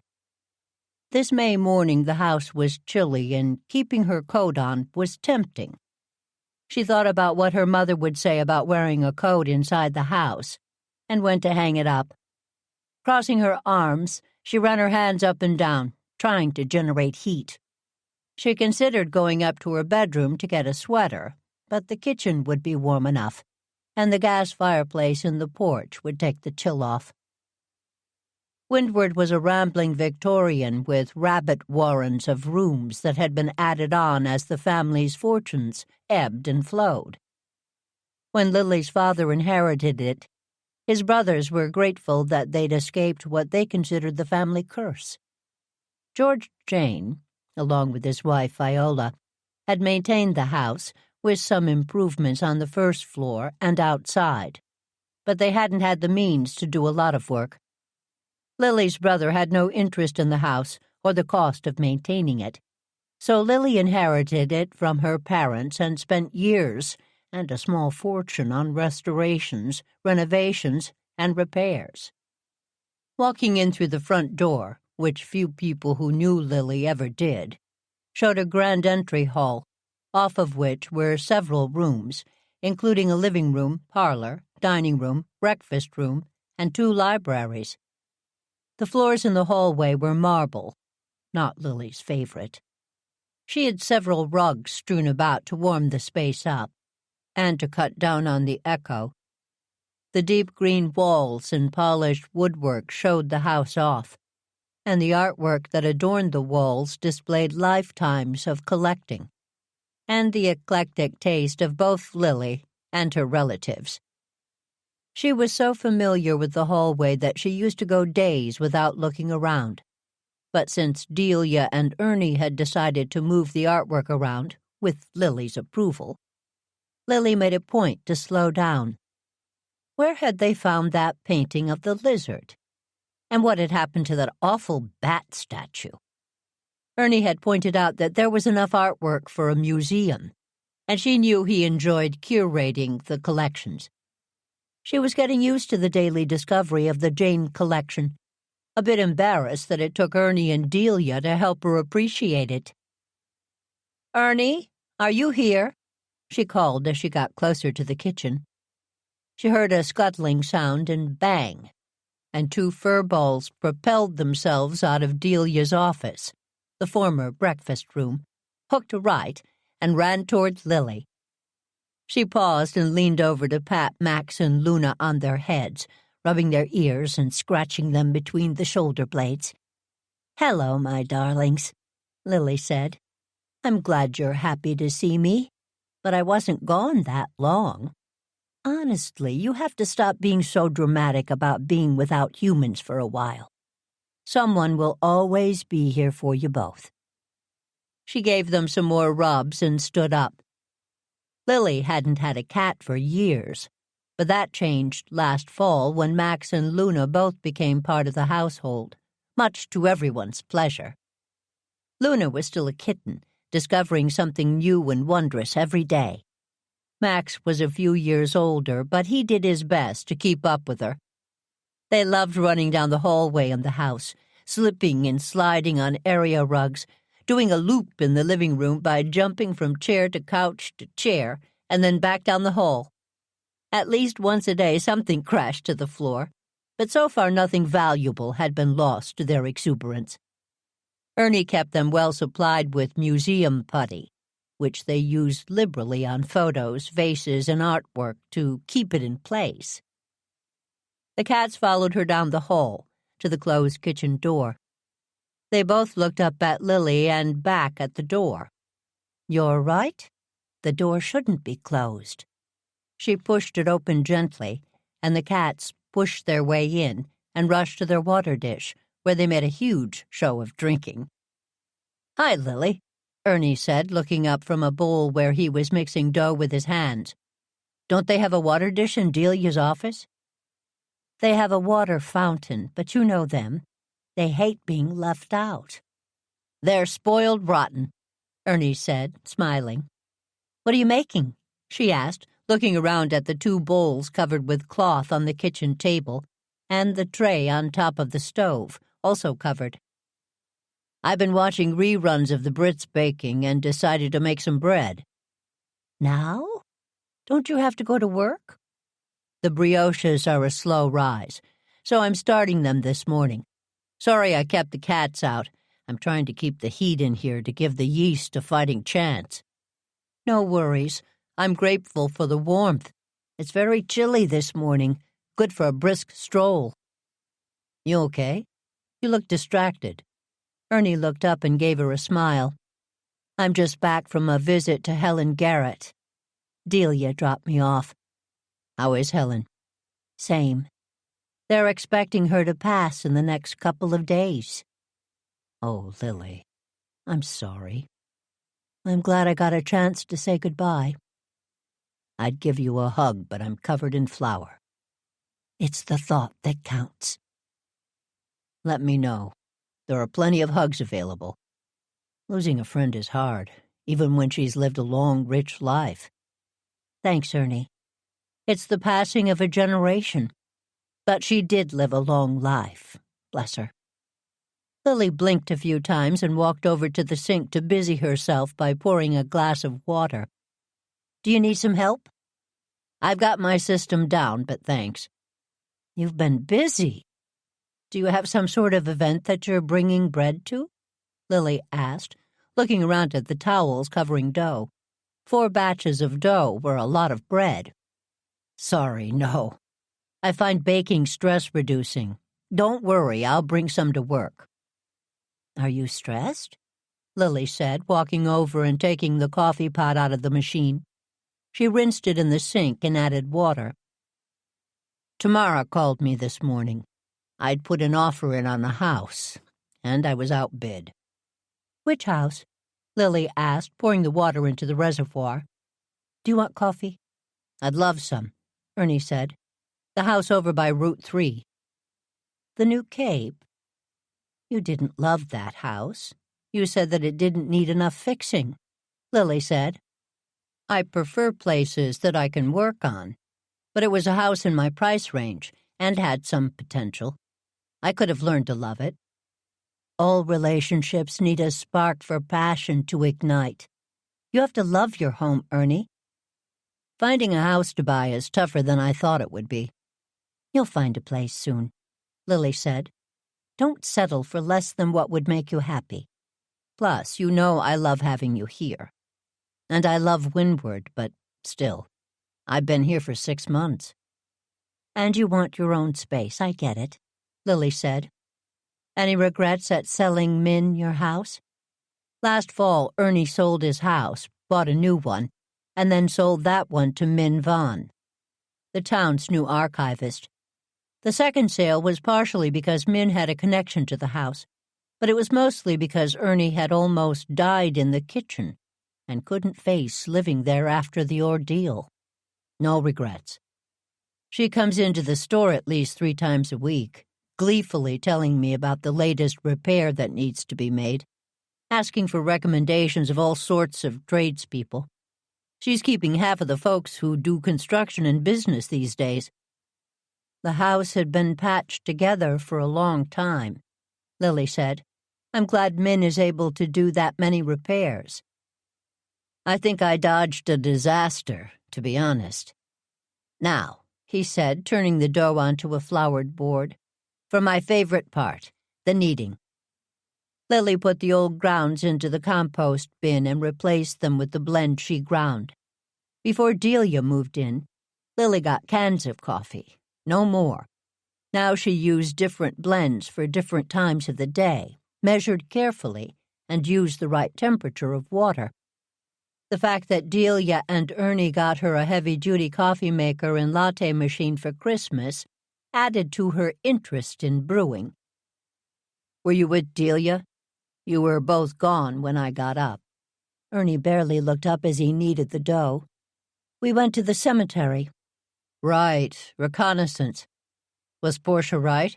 Is there a beautification committee project there?" "Yes. There's some military graves that are overrun with ivy," Lily said. "Be good to do that before Memorial Day," Ernie said, looking up. "That's what I was thinking." Lily took 2 mugs out of the cabinet and brought them over to the table. "Is there more? You sound distracted." "I am a bit. I had trouble remembering some of the names on the headstones, but that's probably age. Delia and I are going to do some more research on the cemetery." Ernie looked up. "That sounds ominous." "There seem to be some odd things happening. The Jane bench got moved." "What Jane bench?" "And apparently Buzz Freeland bought a plot there, but we couldn't find it." "Buzz has a plot there? How? I couldn't get a plot there. Of course, that was a few years ago." Ernie cleared his throat and went back to kneading. His husband had died 5 years ago, putting him in the same club with Lily, a club that neither of them wanted to belong to. "Delia mentioned Stan paying over $4,000. "Whoa, that's a lot." "I know. Something's off about the whole thing," Lily said. She shook her head and focused on measuring the coffee. "You mentioned that Delia dropped you off. Where is she?" Ernie asked, slapping some dough on the flour-covered table. She went by to visit Stan. Stan. She's trying. I have to give her that. What do you mean? She keeps reaching out, dropping by, but he's shutting her down. Not just since Buzz died. He's been pulling away for weeks. I tried to give her advice when she talked to me about it, but it's been years and years since I had a date. Am I wrong to be disappointed in Stan? Lily asked as she sat down at the table and watched Ernie. Not wrong, no. He's changed ever since Buzz came to town. I think he's processing a lot, but still. He should treat our girl better than that. Ernie punched the dough down and shook his head. Neither he nor Lily had children of their own, and they were both protective of Delia. I mentioned to Delia that I'd like to know when Stan's planning on having a ceremony for Buzz, so I could be there. I want to show my support. Stan got him cremated so fast, I wondered if he was planning on doing anything with old Buzz. Ernie, that sounds like gossip, Lily said. There's been some, he admitted. People are wondering how Buzz died. They are they? Lily asked.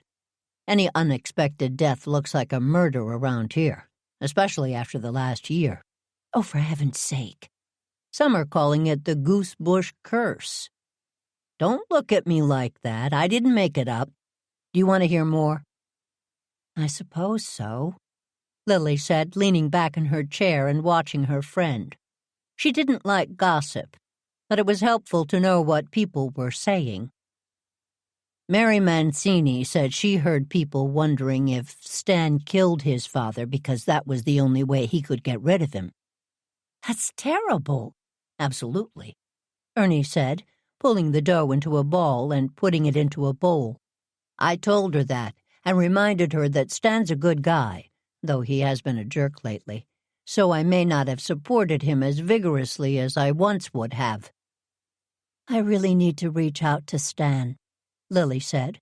I've been sort of a mentor to him with his business. Sort of. You've helped him tremendously. Helped me too, for that matter. I enjoy helping people with their business plans, Lily said. Makes me feel useful. He may listen to you. He could use a talking to, otherwise he's going to lose Delia. And I think she's one of the best things to happen to him in a long time, even if he doesn't know it. I'm not going to get in the middle of their relationship, but I will remind him of how wonderful Delia is during the course of our conversation. Unobtrusively, of course. Of course, Ernie said, walking over to the stove. He took the dishcloth off the top of the pan and sprinkled some sugar on the balls of dough that had been hiding underneath. I really hope that if they break up, it's mutual and that he doesn't break her heart. I'd hate to pick sides. As would I. Though there isn't a question in my mind of which side I'd be on, Lily said. None. I pity the fool that messes with our girl. There. The rolls are ready to go into the oven. I'll have time to try them before I go to work. I'll catch you up on my trip to the cemetery while we wait, Lily said. But let me get some paper first. I need to make some notes. Chapter 7. Yankee frugality was a trait shared by many in Goosebush. Resoling Basswegians rather than buying new, patching Brooks Brothers blazers, upcycling furniture, celebrating a car's 100,000 miles. These were part of the Goosebush way. The same spirit went for old buildings. Rather than tearing them down, in Goosebush buildings found a new purpose that suited them just as well. Such was the case of the old elementary school, which had become the new town library. The deal was a win-win. The costs saved on building a new library were rerouted to the new elementary school building, and the library moved into the airy, spacious school that perfectly suited its needs. At least it used to. Like any successful project, demand soon outpaced supply. There was a proposal before the board to build an extension off the back of the building that would add accessibility, study corrals, and storage. Lily had every confidence that the plan would pass. It helped that she was the chairman of the board, newly appointed earlier in the new year. She parked in the back of the library, which meant that she could get to the Historical Society with limited human contact. The Historical Society had been promised new digs by way of a house bequest over a year ago, but probate was holding that up. Not confident the probate would clear soon, the architect had significant new space for the Historical Society added to the proposed addition, complete with its own entrance, so that the riches held within weren't constricted to the bowels of the building. Riches they were. The town hall held most of the official documents of Goosebush. The Historical Society held the stories. Letters, pictures, diaries, newspapers, journals, audio recordings, and video. For years, the maintenance was left to volunteers, all of whom had different and varying abilities. Until now. Last fall, Min Van had been hired to oversee the archives and collections. She was part-time at first, but was going full-time on June 1st. The difference Min had made was palpable. Sorting, scanning, and storing. Min called those her 3 S's for success. And Lily was a believer. Lily texted when she was close to the door at the end of the long basement hallway. The society wasn't officially open, but Min made an exception for Lily. "Hello, Lily, how are you?" Min said, opening the door and stepping into the hallway to welcome her friend. Lily waited until she was closer and kept her voice low. "I'm well, and appreciative of your being willing to help. How are you?" "I'm happy to be here, and to see you," Min said. "I had to leave my house anyway, lots of work being done today, and I was in the way. Fingers crossed, I may have a kitchen by the end of the week." Lily made a crossed fingers gesture and followed Min into the society reading room. She hoped that the kitchen was going to work out this time, but she was wary. The old Preston house had more issues than a magazine stand, and new ones cropped up every day. But they were all met with amazing energy and enthusiasm by Min and her children.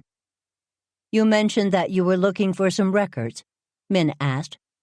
"I'm not sure you have the information I need, but I thought I'd ask.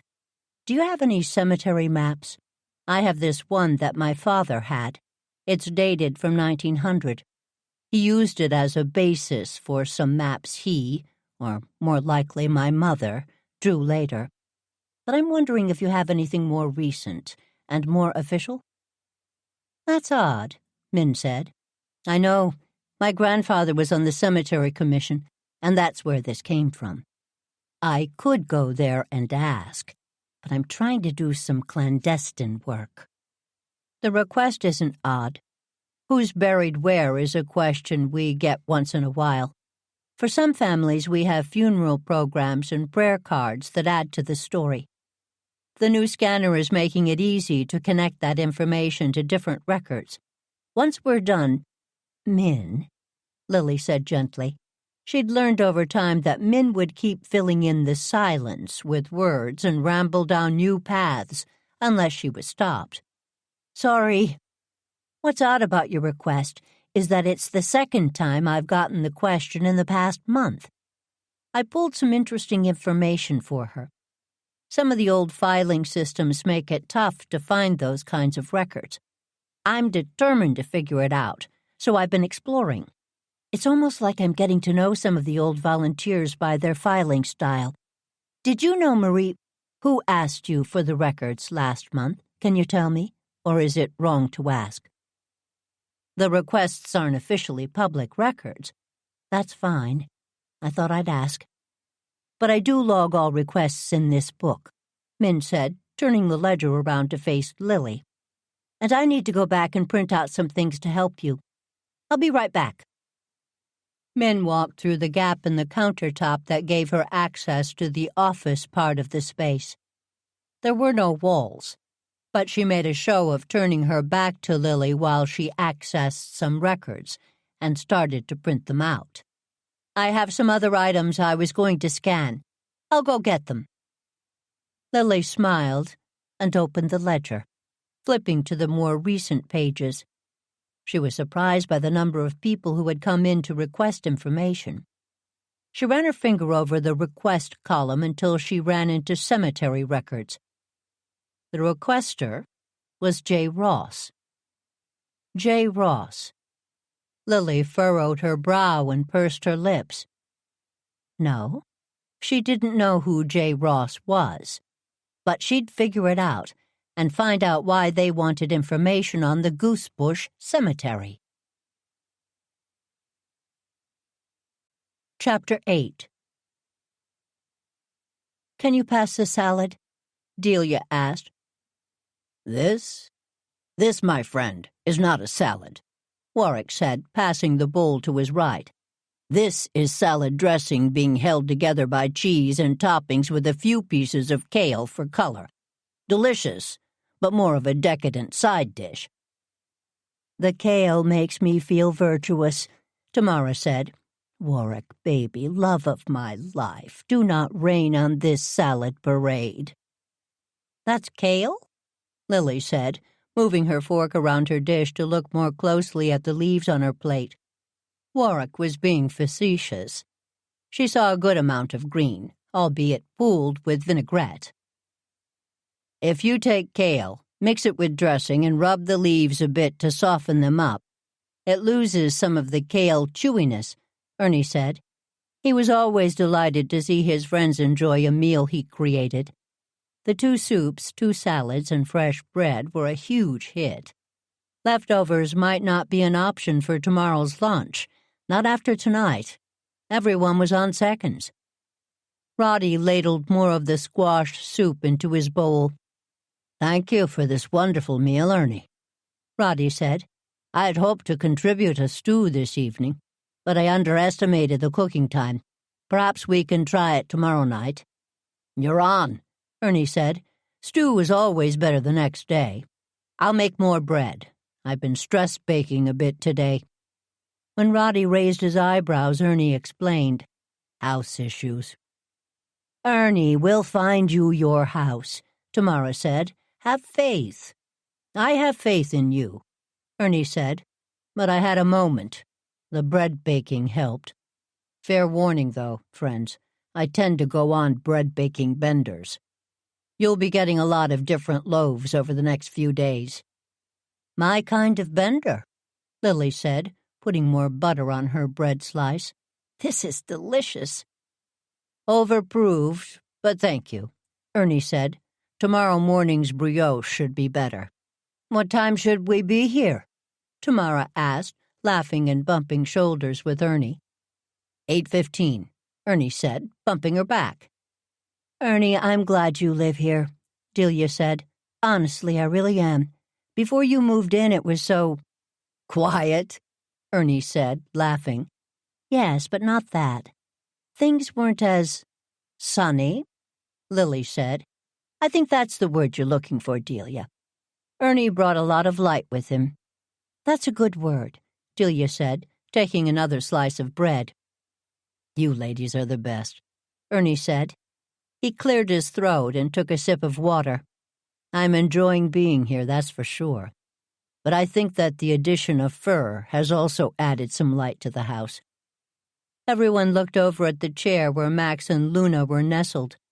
They were sitting out in the porch, which had been well insulated over the winter and was now more like a family room. While Lily had been laid up, Ernie had made some adjustments to the plans that included raising the floor to house level and adding a ramp rather than a staircase out to the greenhouse. He'd also extended the porch the full length of the house and put a French door on Lily's library. What had started as a winterizing project had become a small addition, but Lily was delighted by the results.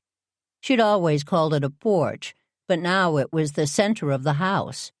The wonderful views of the garden through the large windows ensured that.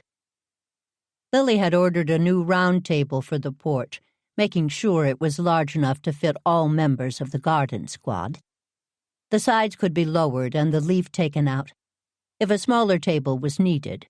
So far, it had stayed open and well used. Lily dreaded the day it wasn't. She sighed and looked around. "I hate to bring up business," Lily said. "Did someone die?" Warwick asked. Tamara hit him on his arm and looked over at her friend. "What is it, Lil?" "Delia and I went to the Goosebush Cemetery today," Lily said. "I hadn't been there to wander for years. I've been to funerals, of course, but hadn't spent time." "Visiting your old friends," Tamara said. "Old friends?" Roddy asked. He'd finished his soup and leaned back in his chair.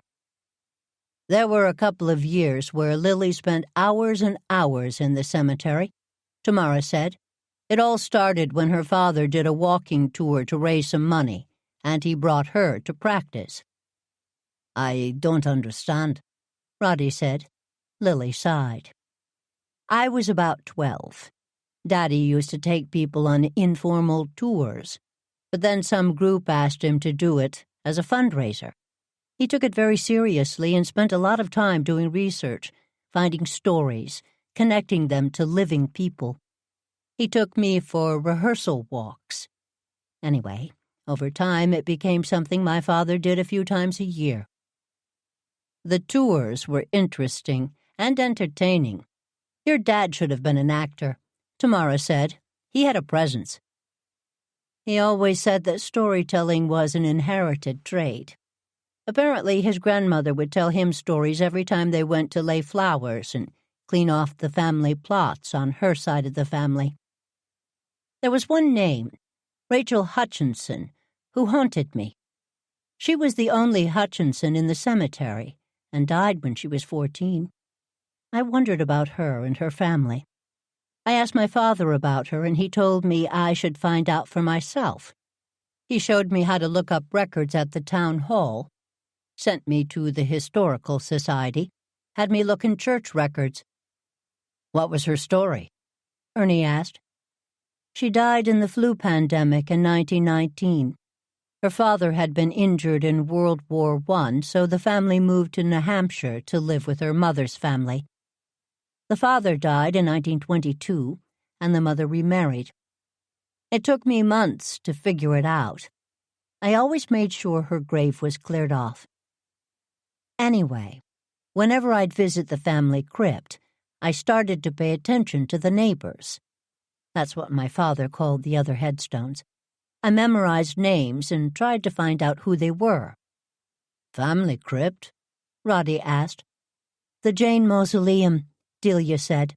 "I'd noticed it before, but didn't realize what it was until today. It's really beautiful." "I always thought it was spooky," Tamara said. "Back in the day, Lily loved hanging out there, bringing a picnic, sitting on that bench and reading for hours." "The bench was moved," Lily said. "What do you mean?" Tamara said. "It's moved. It's right up against the back of the mausoleum." "What? Who would do that? How could they do that? Did they damage it?"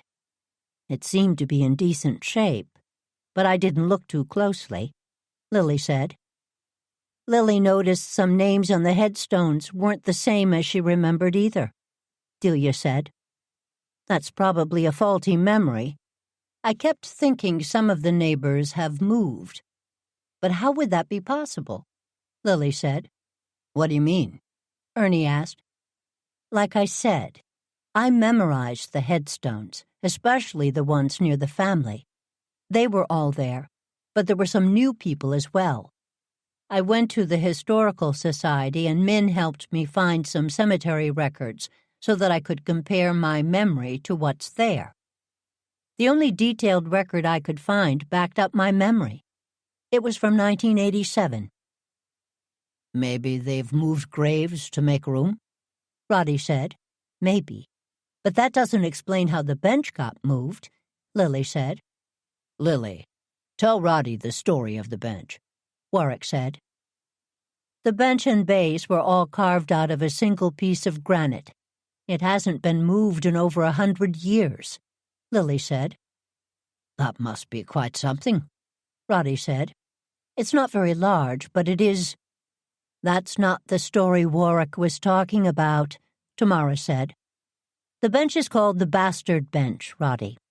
I remember Lily's dad telling me once that the bench was outside the official family mausoleum boundaries by design, but it was still part of the family plot. Created to remember the Janes who were Janes by blood, but not by name, Lily said. She didn't particularly love the nickname of the bench, though she had to admit it was accurate. Were there a lot of illegitimate family members? Ernie asked. No one's added to the bench lately, Lily said. But, back in the day, 3 people who were officially recognized to be part of the family were buried in their own plots. The bench is their memorial so that future generations remember them. Other names were added over the years as family connections were confirmed, even if the owners of the names weren't buried in the cemetery. We did that to help clarify parts of the Jane family tree. The bench is part of the Jane plot, Tamara said. It never should have been moved without Jane permission. That's what I think, Lily said. I'll admit I'm a bit befuddled lately, but the bench being moved? I certainly didn't approve that. We'll figure it out, Lily, Delia said quietly. I know we will, Lily said. I'm being overdramatic. It's frustrating when you can't trust your own memory. What do you mean, Lily? Roddy asked gently. I kept misremembering names. Names I knew like the back of my hand. Listen to me. Delia's right. We'll figure it out, one way or the other. After a pause, Roddy asked about Portia's idea for a beautification committee project. There are some graves in the cemetery that are suffering from neglect, Lily said. I think some cleanup would be a great project. Whitney doesn't love the idea, Ernie said. She said that the care and maintenance of the cemetery wasn't a public effort and needed oversight by people who knew what they were doing. When did you talk to her? Tamara asked. She came by the Triple B this afternoon, Ernie said. She was buying some weed killer. Someone must have seen us walking around, Delia said. I guess that as long as it gets done. Whitney spraying weed killer in the cemetery doesn't warm my heart, Lily said. Lily, why don't we drive by the cemetery tonight? Tamara said.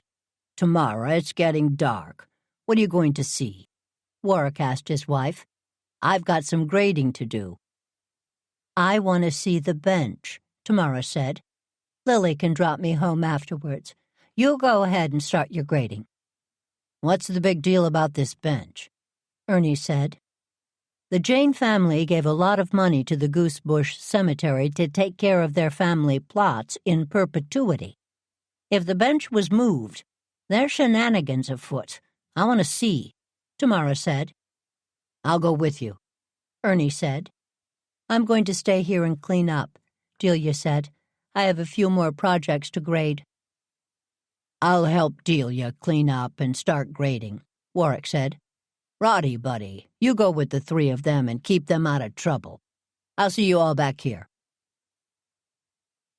Tamara's car was large and comfortable, since she used it to take clients to see houses. Ernie sat up front, and Lily and Roddy got in the back seat. They drove over toward the cemetery, and Tamara pulled in alongside the fence. The sun hadn't set yet, but it was getting dark. There's the Jane crypt, Tamara said, slowing down and pointing. Roddy leaned over Lily to look out the window. The big gray granite house. That's for your family. I believe I used the term mausoleum, Lily said. You did? But I pictured a much smaller building, Roddy said. That's very impressive. Even more so up close, Lily said. The facade is highly decorated. I'll admit, I thought it was an old caretaker's cottage, Nice location back there in the corner, Ernie said.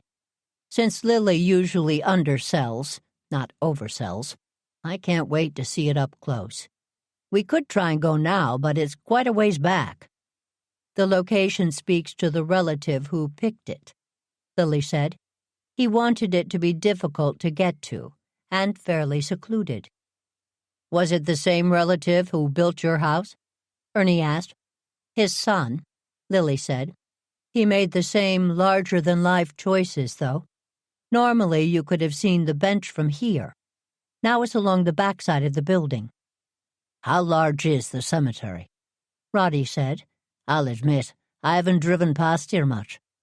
This is the oldest cemetery in Goosebush, Tamara said. There are 2 more, which you've probably driven past. They were more planned. This neighborhood is pretty residential, except for the cemetery campus. Campus? Roddy asked. There's a crematorium, small chapel, a few parking lots, Lily said. The crematorium also has a chapel, but it's more modern since it's a more recent addition, Ernie said. A crematorium? Who runs it? Roddy asked. Officially the town, Lily said. For Goosebush residents, it's a local service at a very reasonable rate. For non-residents, the cost is higher. It's one of the few crematoriums in this area. I'll drive you back and show you, Tamara said. We might get a better look from there. I'd love to see the bench, but I don't feel like jumping the fence in the dark. Scaredy cat, Lily said. You bet, Tamara said, putting the car in gear. She did a U-turn and went back out, taking a left, and then another left.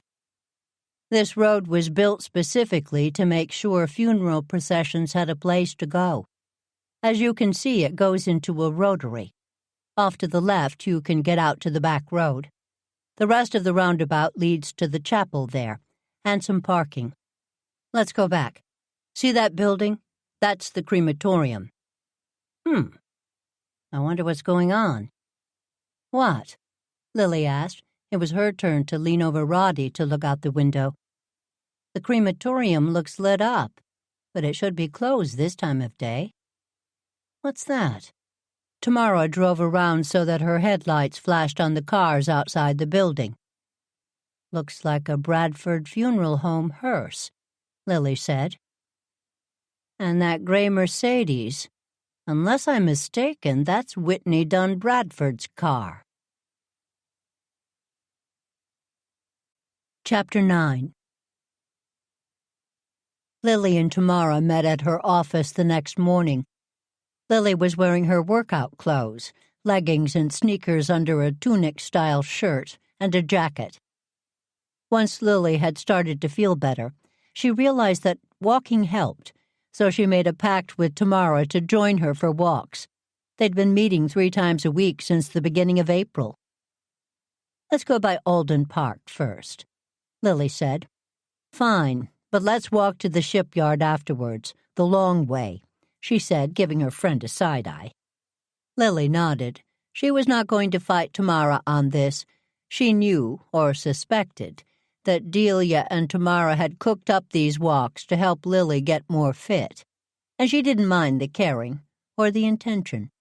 She knew too many 66-year-olds who could barely walk anymore, so she practiced gratitude and rolled her hips to get them warmed up.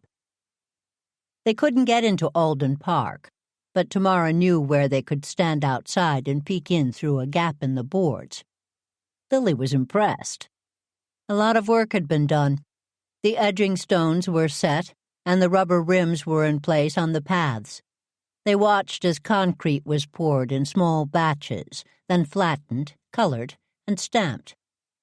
I'll admit, when Roddy was insistent on concrete, I thought it was going to look terrible. But this looks decent, Tamara said. Decent, Lily said.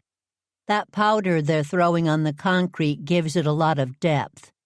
It looks like fieldstones, without the uneven surfaces. Fascinating. Lily had smiled at the thoughtfulness of Roddy and his plan for Alden Park. Grateful as always that he'd bought the house next door a year ago. She was getting to the point where she couldn't remember what life was like before Roddy, and didn't want to imagine life without him. She shook her head. Her mind was wandering to places she wasn't emotionally prepared to go. "The progress is looking good," Lily said to Tamara. "Looking great," her friend corrected. "I can't tell you how excited people are about the park. Really excited." "Did Roddy show you the running paths?" "He did, including the different surface on most of them. Roddy's so smart. There are running groups who are dying to use the park. Goosebush does lack walking and running paths," Lily said. "Unless you know where to go, like we do. Ready?" Tamara held up her water bottle and smiled at Lily. "Ready," she said, lifting hers up and clinking Tamara's. Goosebush was not a big town. It was founded in the 1600s and was known for shipbuilding for a short period of time. Soon other towns took over the industry, and Goosebush was forgotten and slightly neglected. Then the town became a fashionable place to summer in the late 1800s, which brought it back financially. That didn't last either, but by the 1970s the town had become a hidden gem with good schools, great views, and beach access. The town beach was a spit of land that faced the Atlantic Ocean on one side and a bay on the other. There were oyster beds, clam beds, nesting areas, and other interesting attractions on the beach, but for Lily, the main attraction was the unspoiled beauty. Tamara and Lily walked into the main rotary in town, the Wheel, so named because it was supposed to look like a captain's wheel. Some people called it the Hub, which made a bit more sense, since this rotary was the center of most activity in Goosebush. There was a flagpole in the center, and 6 roads fed off of it. The road to Lily's house was directly across the street. But instead of going there, Tamara took the second right and they walked down Standish Street. Both women knew exactly where to turn to get to the shoreline of Goosebush. There wasn't much they didn't know about the town. They'd both been born and raised there. Tamara's family had been in Goosebush almost as long as Lily's, but neither of them knew that when they met at 3 years old. All they knew then was that they made each other laugh and liked the same things.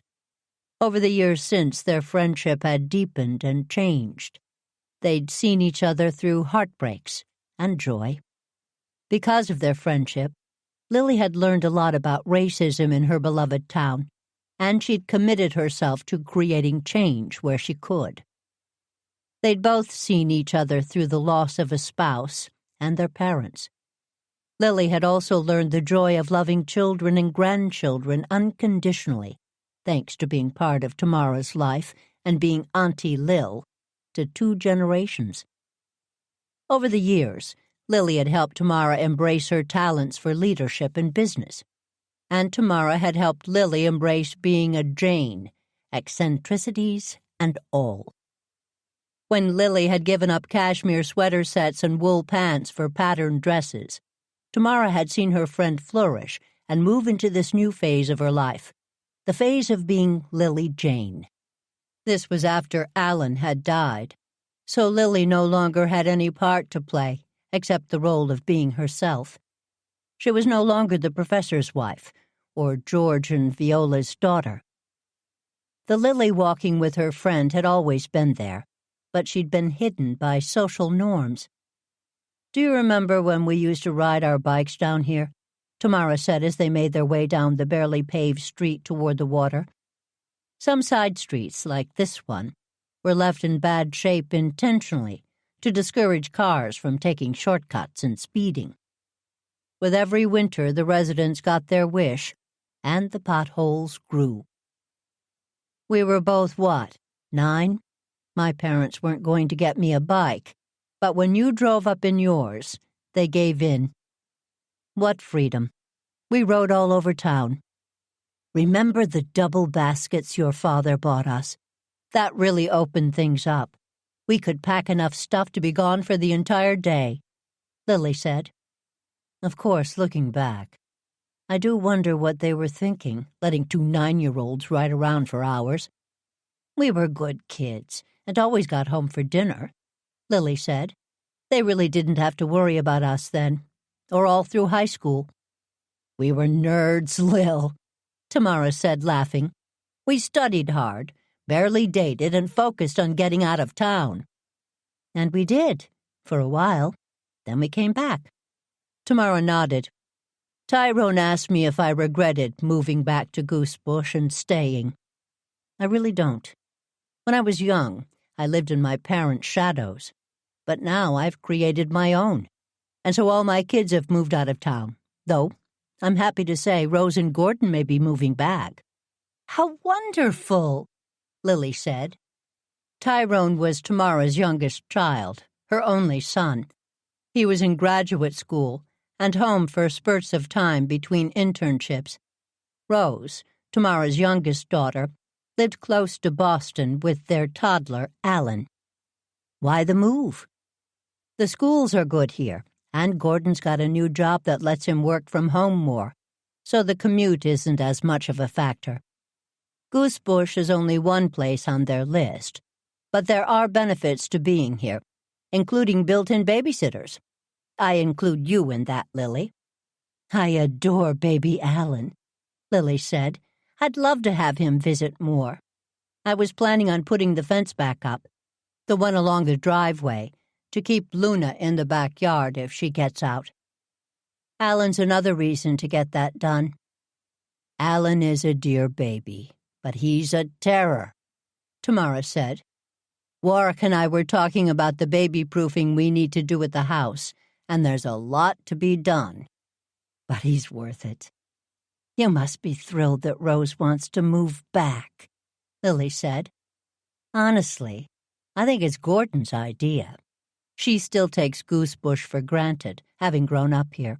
He loves the town. She'll appreciate it more now, Lily said. You know, when I married Alan, I was more than happy not to live in Goosebush. We lived in Cambridge and came down on weekends.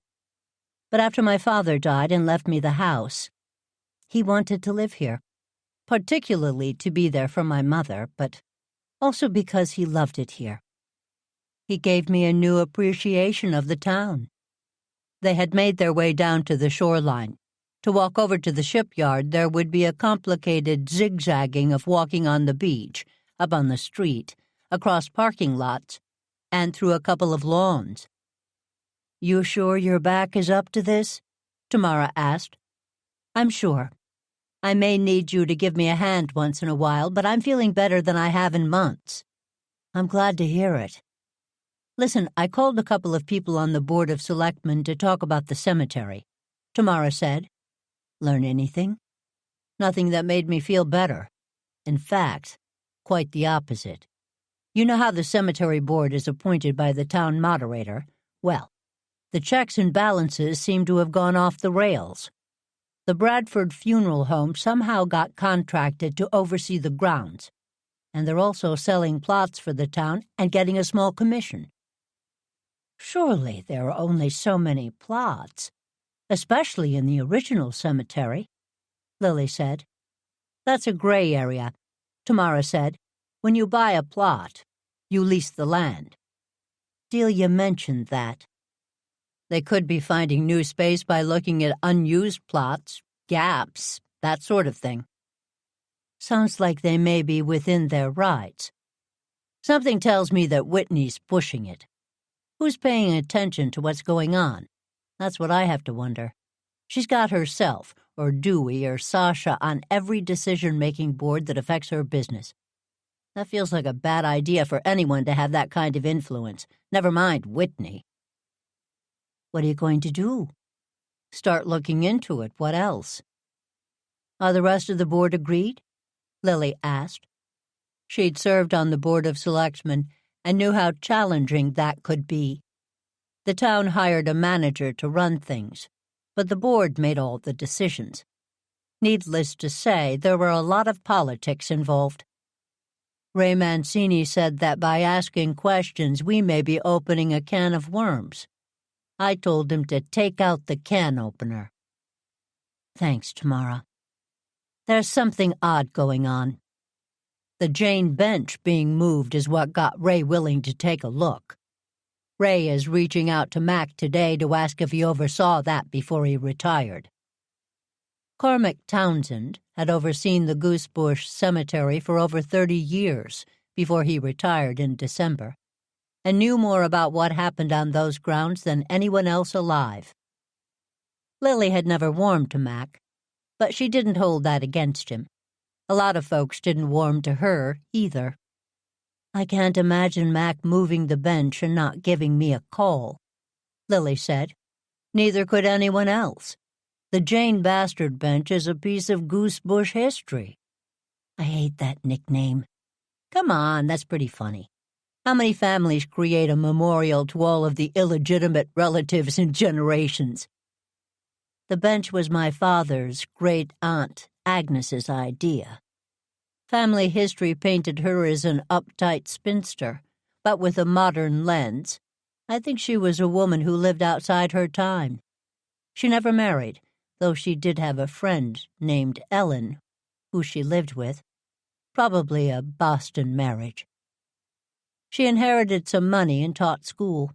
She also had the means to support some members of the family, and was not a fan of her brothers, both of whom had several affairs. My father called it the spite bench. Bless Aunt Agnes. Her spite bench has given us a new mystery to solve. Good thing. I was getting bored. Are you sure you don't want to walk right back to your office? Lily teased as they made their way up the front path of Lily's house. Oh, I'll walk back. But first let me collect myself. Take a load off for a minute. Why don't you have some lunch? Lily said. There's more soup, and we can make some sandwiches with Ernie's bread. She put the code into the front door, and it unlocked. Though she'd resisted the new locking system when Ernie had suggested it, she had to admit that she no longer worried about forgetting her keys. And being able to see who was at the front door without having to walk the length of the house delighted her. Though she didn't usually have her computer on when the doorbell rang. Both women went upstairs to refresh themselves. Lily took a quick shower and put on her normal uniform, a cotton dress with a nipped waist and full skirt. Today's dress was covered with red cabbage roses. She slipped on some flats, grabbed a cardigan, and went downstairs to the kitchen. She walked over to the cabinet and took 2 glasses out, then over to the refrigerator, where she filled them both with water. She took a long sip and took a deep breath. She enjoyed the long walks she and Tamara took, even though she complained about the pace her friend set. Sure, she was a bit achy and would need a nap, but still, the exercise and spending time with her best friend were the best thing for her. I'm glad that I left some clothes here, Tamara said. She walked into the kitchen, looking pulled together, with black wool pants and an oatmeal-colored sweater. She was tying a scarf around her neck. Lily recognized it as one of hers. She smiled. The colors looked much better next to Tamara's brown skin, complemented by her gold earrings. Or were they Lily's? They're your earrings, Tamara said, taking the glass of water from Lily while she read her mind. So's the scarf. Hope you don't mind. I saw the scarf lying on the bed and was inspired.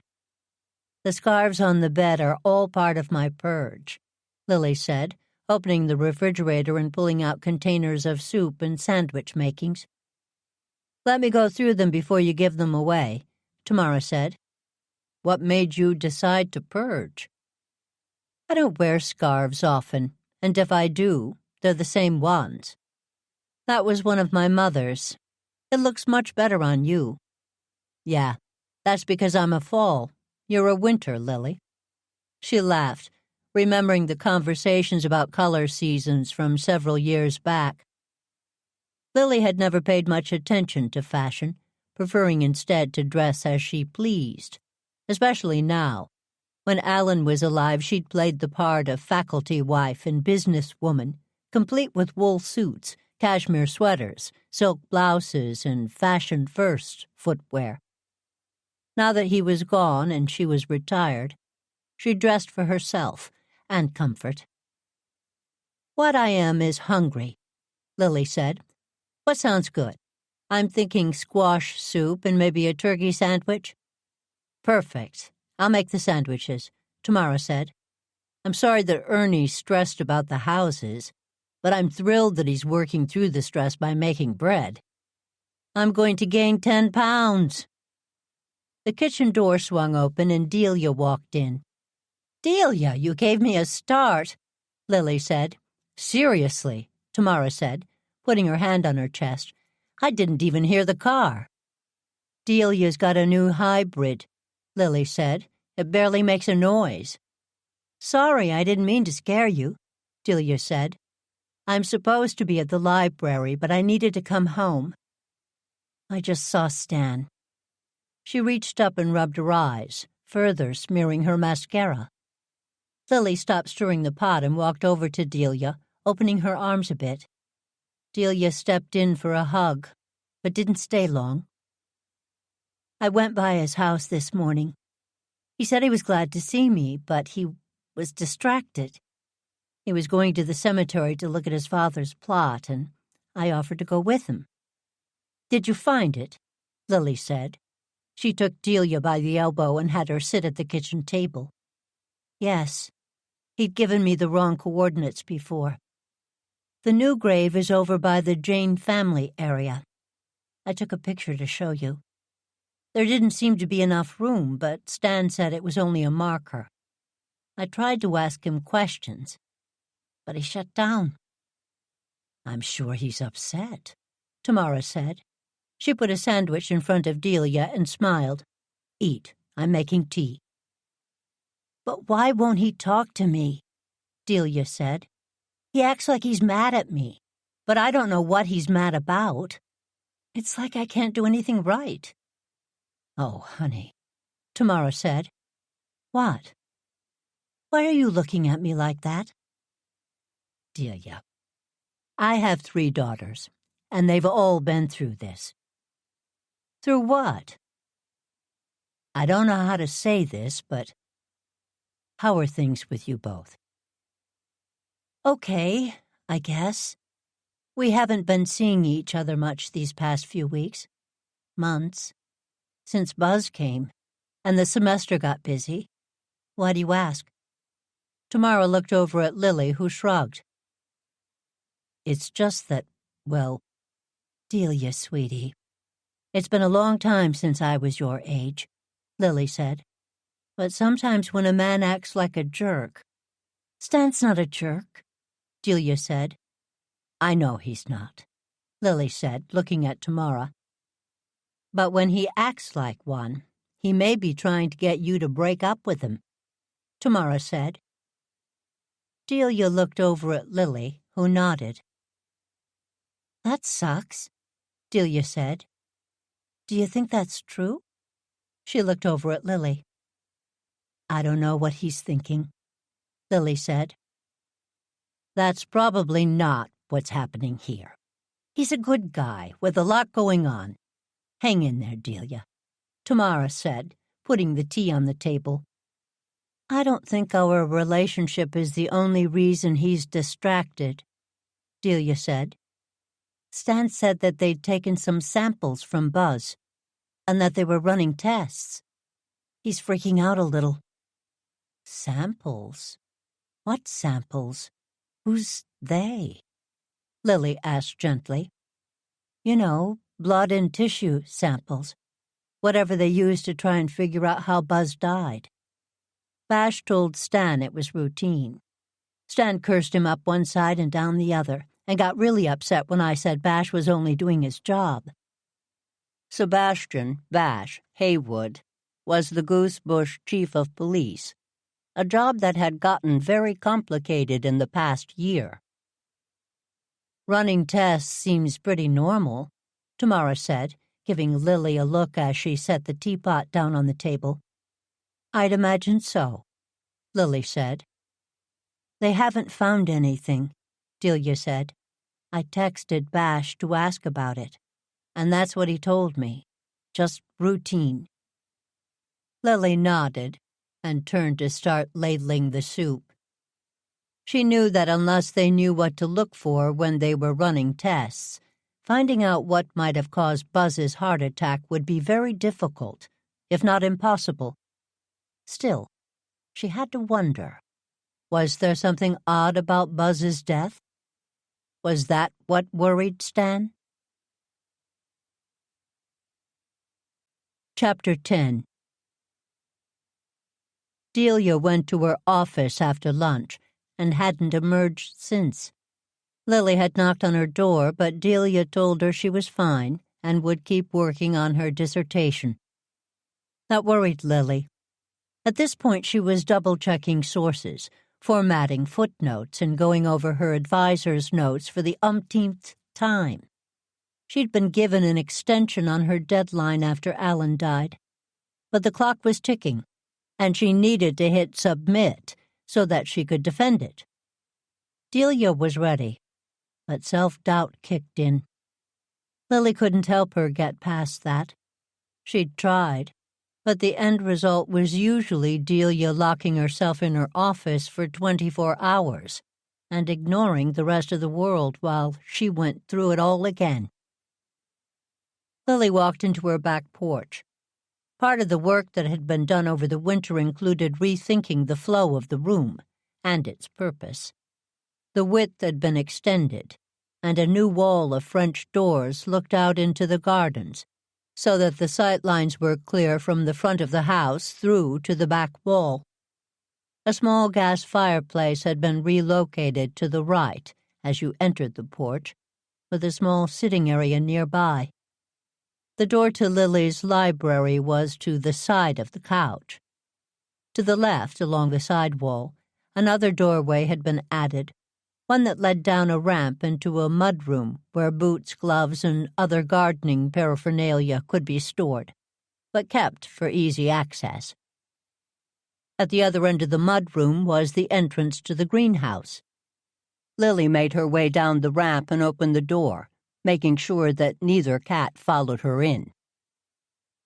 The greenhouse was temperate, as always. Lily misted the seedlings, separated a few plants that Ernie had brought home, and repotted some others. Bits, Bolts, and Bulbs, Ernie's store, had a flourishing garden center, partially thanks to Lily. She spent a couple of hours a week in the store watering and weeding, taking plants home that needed some extra TLC, required a new pot, or were now off-season. Ernie had texted that he was bringing home some plants that she'd find of interest. She cleared off a workbench and checked her watch. He'd be home soon. Lily went out to the mudroom again, and out another exit to the gardens. She still wasn't used to the new cobblestone area, complete with a tiled potting table, sink, and faucet. The surface doubled as a food prep station for the grill. They hadn't christened the area yet.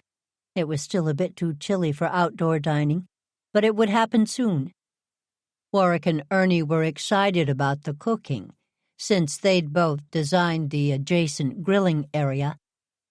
Lily was excited about the eating and the dinners they'd be hosting. Though April showers were supposed to bring May flowers, April had a couple of snowstorms that threw the cycle off. May had been rainy early on, but now it had been dry for a few days.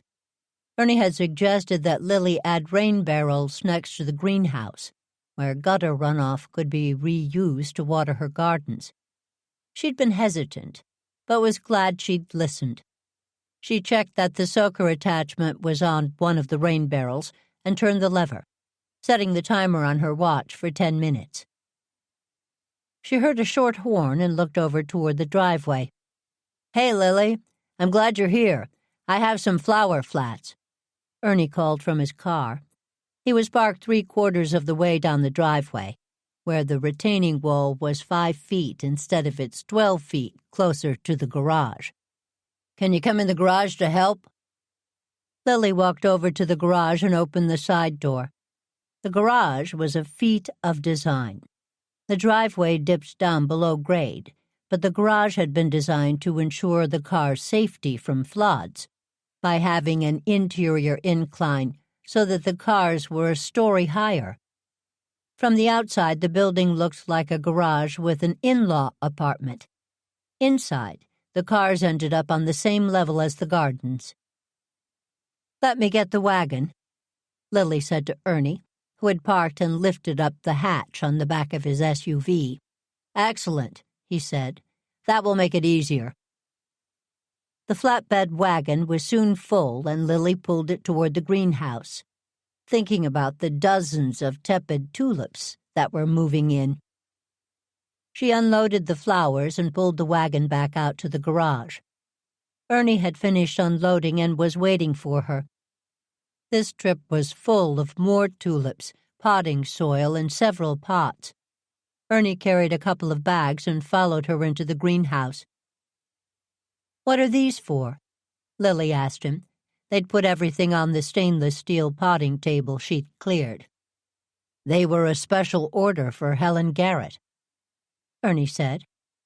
"Helen ordered them?" Lily said. "No, her cousin did. But she over-ordered and panicked. I told her not to worry, we'd use them." "You know, I didn't realize that Helen had a cousin," Lily said. "I didn't think she had family left. But then again, we hadn't talked about family much." Lily was well aware of the fact that she didn't talk about her own family that often. Reticence about discussing personal matters was the New England way. "Jackie's a lot younger than Helen, but they seem pretty close. She's taking care of all of Helen's needs right now, but it isn't easy. She's been driving back and forth to New Jersey. I hadn't realized that we shared that back wall with the Garrett house until I went by to talk with Jackie about the tulips. It looks different from her yard."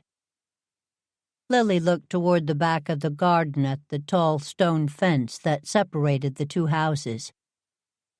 "A double fence. The stone one that my relatives built, and the brick one that her relatives built." "Now explain the tulips," Lily said, looking around at the dozens of plants. "Helen loved pink tulips," Ernie said. "I don't think I knew that. But most of the plants I put in last week, 2 weeks ago, most of them were pink and white. But there weren't any tulips," Lily said. "There are now," Ernie said. "Jackie raved about the garden fairies, that's what she called you, who helped Helen have a view that gave her such joy. She ordered tulips to add to the mix, but hit an extra 0 when she ordered online." "That's a shame." "She was in a dither about it. I dropped some by the house and brought the rest back here. I thought we could repot them and sell them for Mother's Day. I can order more when Jackie needs them. This is going to sound macabre, but she wants some on hand for Helen's grave when it's time." "Helen's hanging in there," Lily said. "It's smart of Jackie to plan ahead, though. It will make everything easier when it comes time. Planning is what Jackie does best. According to her, she's glad she started now. She's dealing with quite a mess." "What sort of mess?" "Problems with the Garrett family plot. I got the story from Jackie this afternoon over multiple cups of tea. Delicious tea, by the way. She called it a chai latte, but it wasn't like anything I've had before.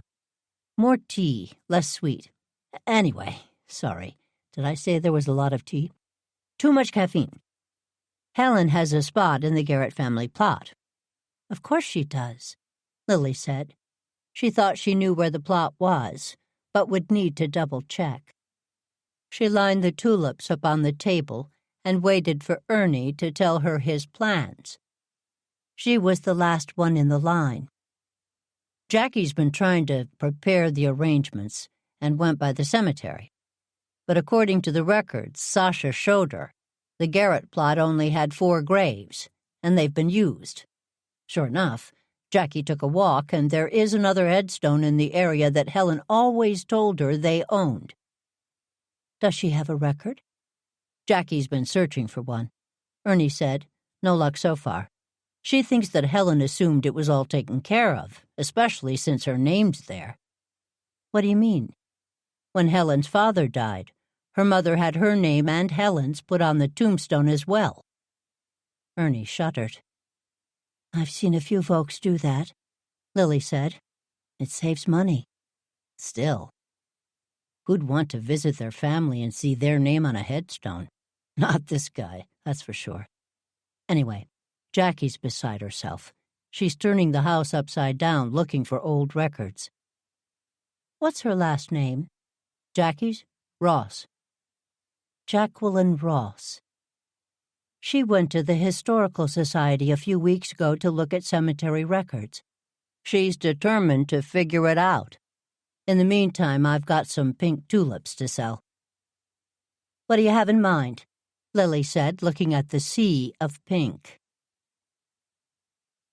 These look great, Ernie said, turning the pot around and examining his handiwork.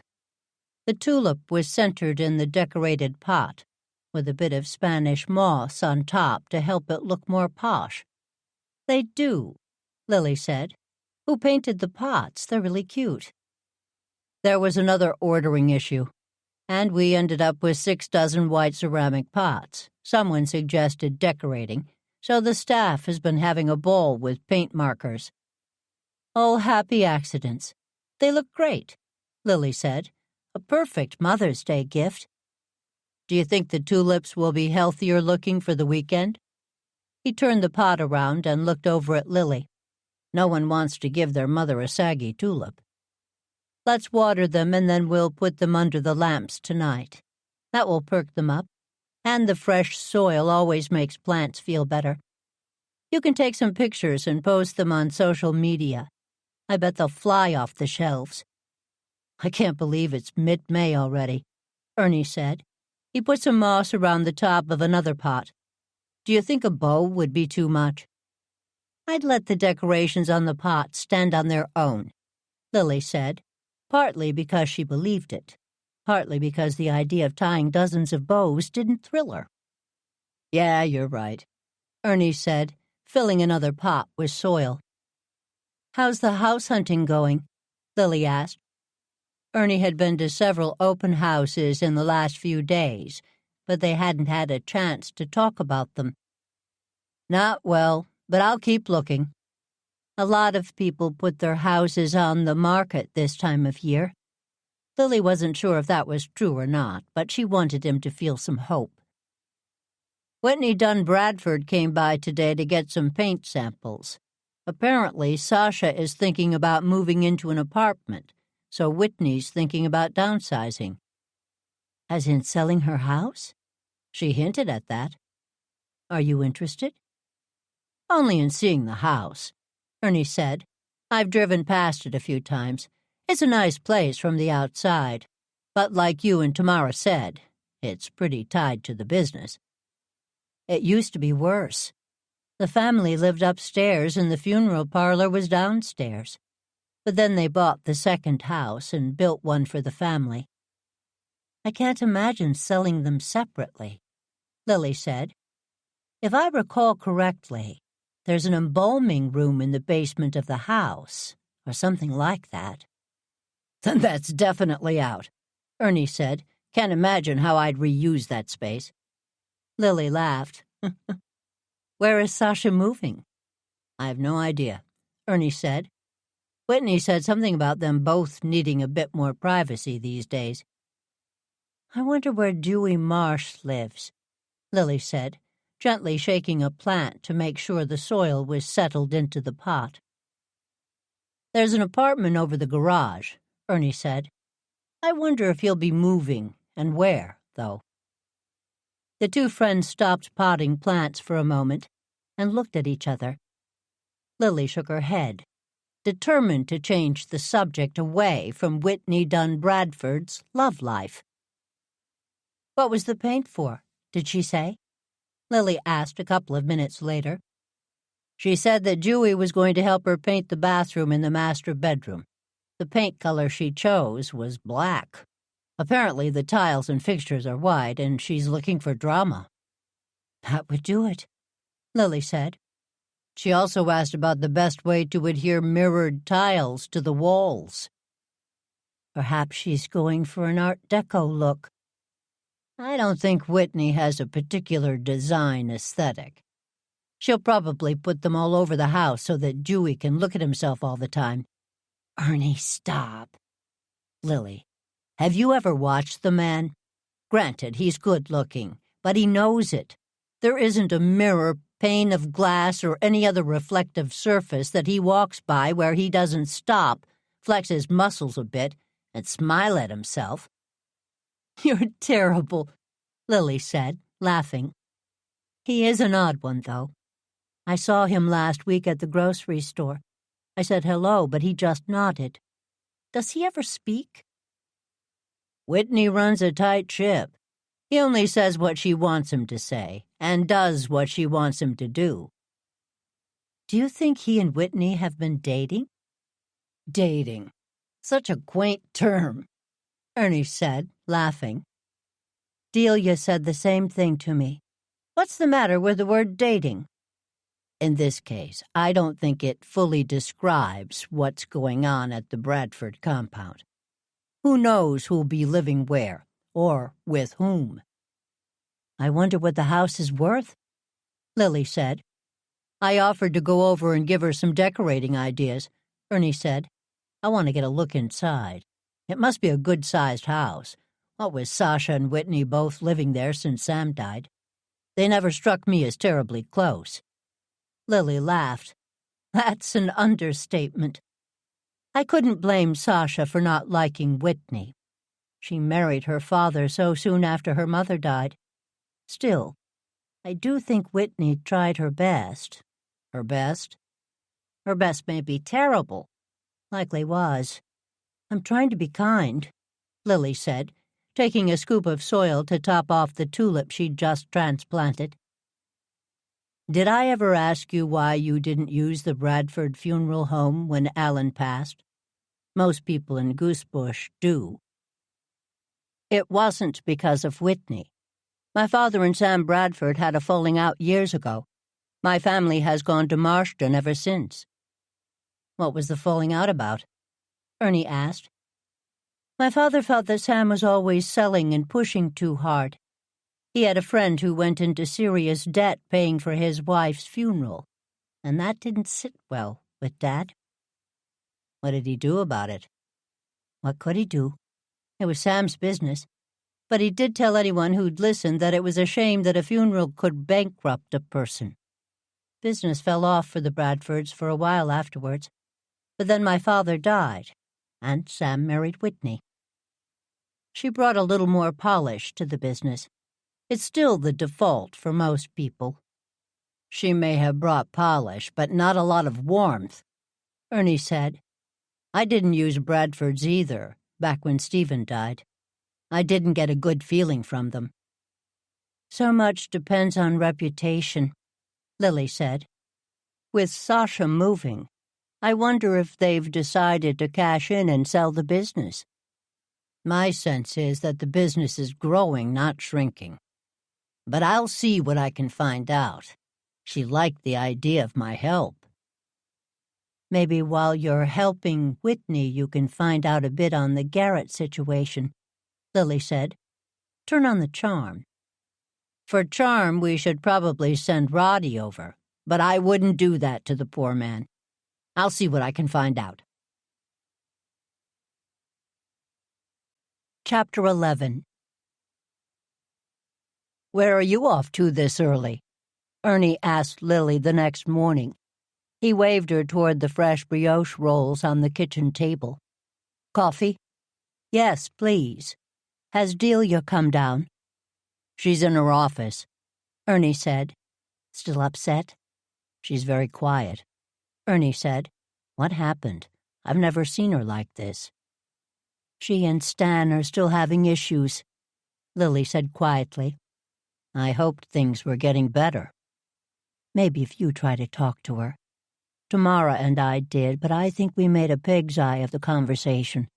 I've never been good with advice on love lives. What makes you think I'll be any help? You are a sympathetic shoulder, Lily said, and you're making bread. Brioche. I stand corrected. Brioche can help start any conversation. I'll make her some tea and bring in rolls when they're ready. Wonderful. Do you need some help getting the tulips back in your car? Delia can help me, Ernie said. I peeked at them this morning. They look great. I'm glad. Perhaps you can leave one in the greenhouse for tomorrow? I'll let Ty know, in case he doesn't have a Mother's Day gift. Done, Ernie said. And now back to my original question. Where are you off to this early? I emailed Mac Townsend last night and told him I had some concerns about the Goosebush Cemetery. He called this morning, wondering if I'd like to take a walk with him and show him what I'm worried about. Do you want me to go with you? Ernie asked. No, I'll be fine. But first, a roll and some coffee. Brioche. Bless you, Ernie. This is my favorite breakfast. Did I ever tell you about the cruise Alan and I took the summer of 2007? Thanks for meeting me, Mac, Lily said. She'd parked in visitor parking and met him by the front gate. I take a daily constitutional around the place. Old habit. Hard to break even now. Lily looked over at the former caretaker of the Goosebush cemeteries.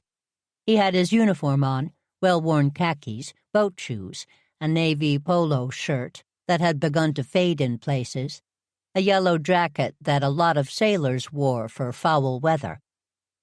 His had Bradford Funeral Home embroidered on the right-hand side. When he turned to the side, she noticed it was printed on the back as well. Goosebush frugality at work. His close-cropped gray hair was the same cut he'd had for as long as she'd known him. There were a few more wrinkles, mostly from spending so much time outside, she'd guess. His eyes were hidden behind dark glasses. He had a Bradford Funeral Home ball cap in his hand, and he put it on. Then I appreciate you letting me tag along on your walk. Sounds pitiful, doesn't it, Lily? Me taking a walk through the cemetery after they let me go.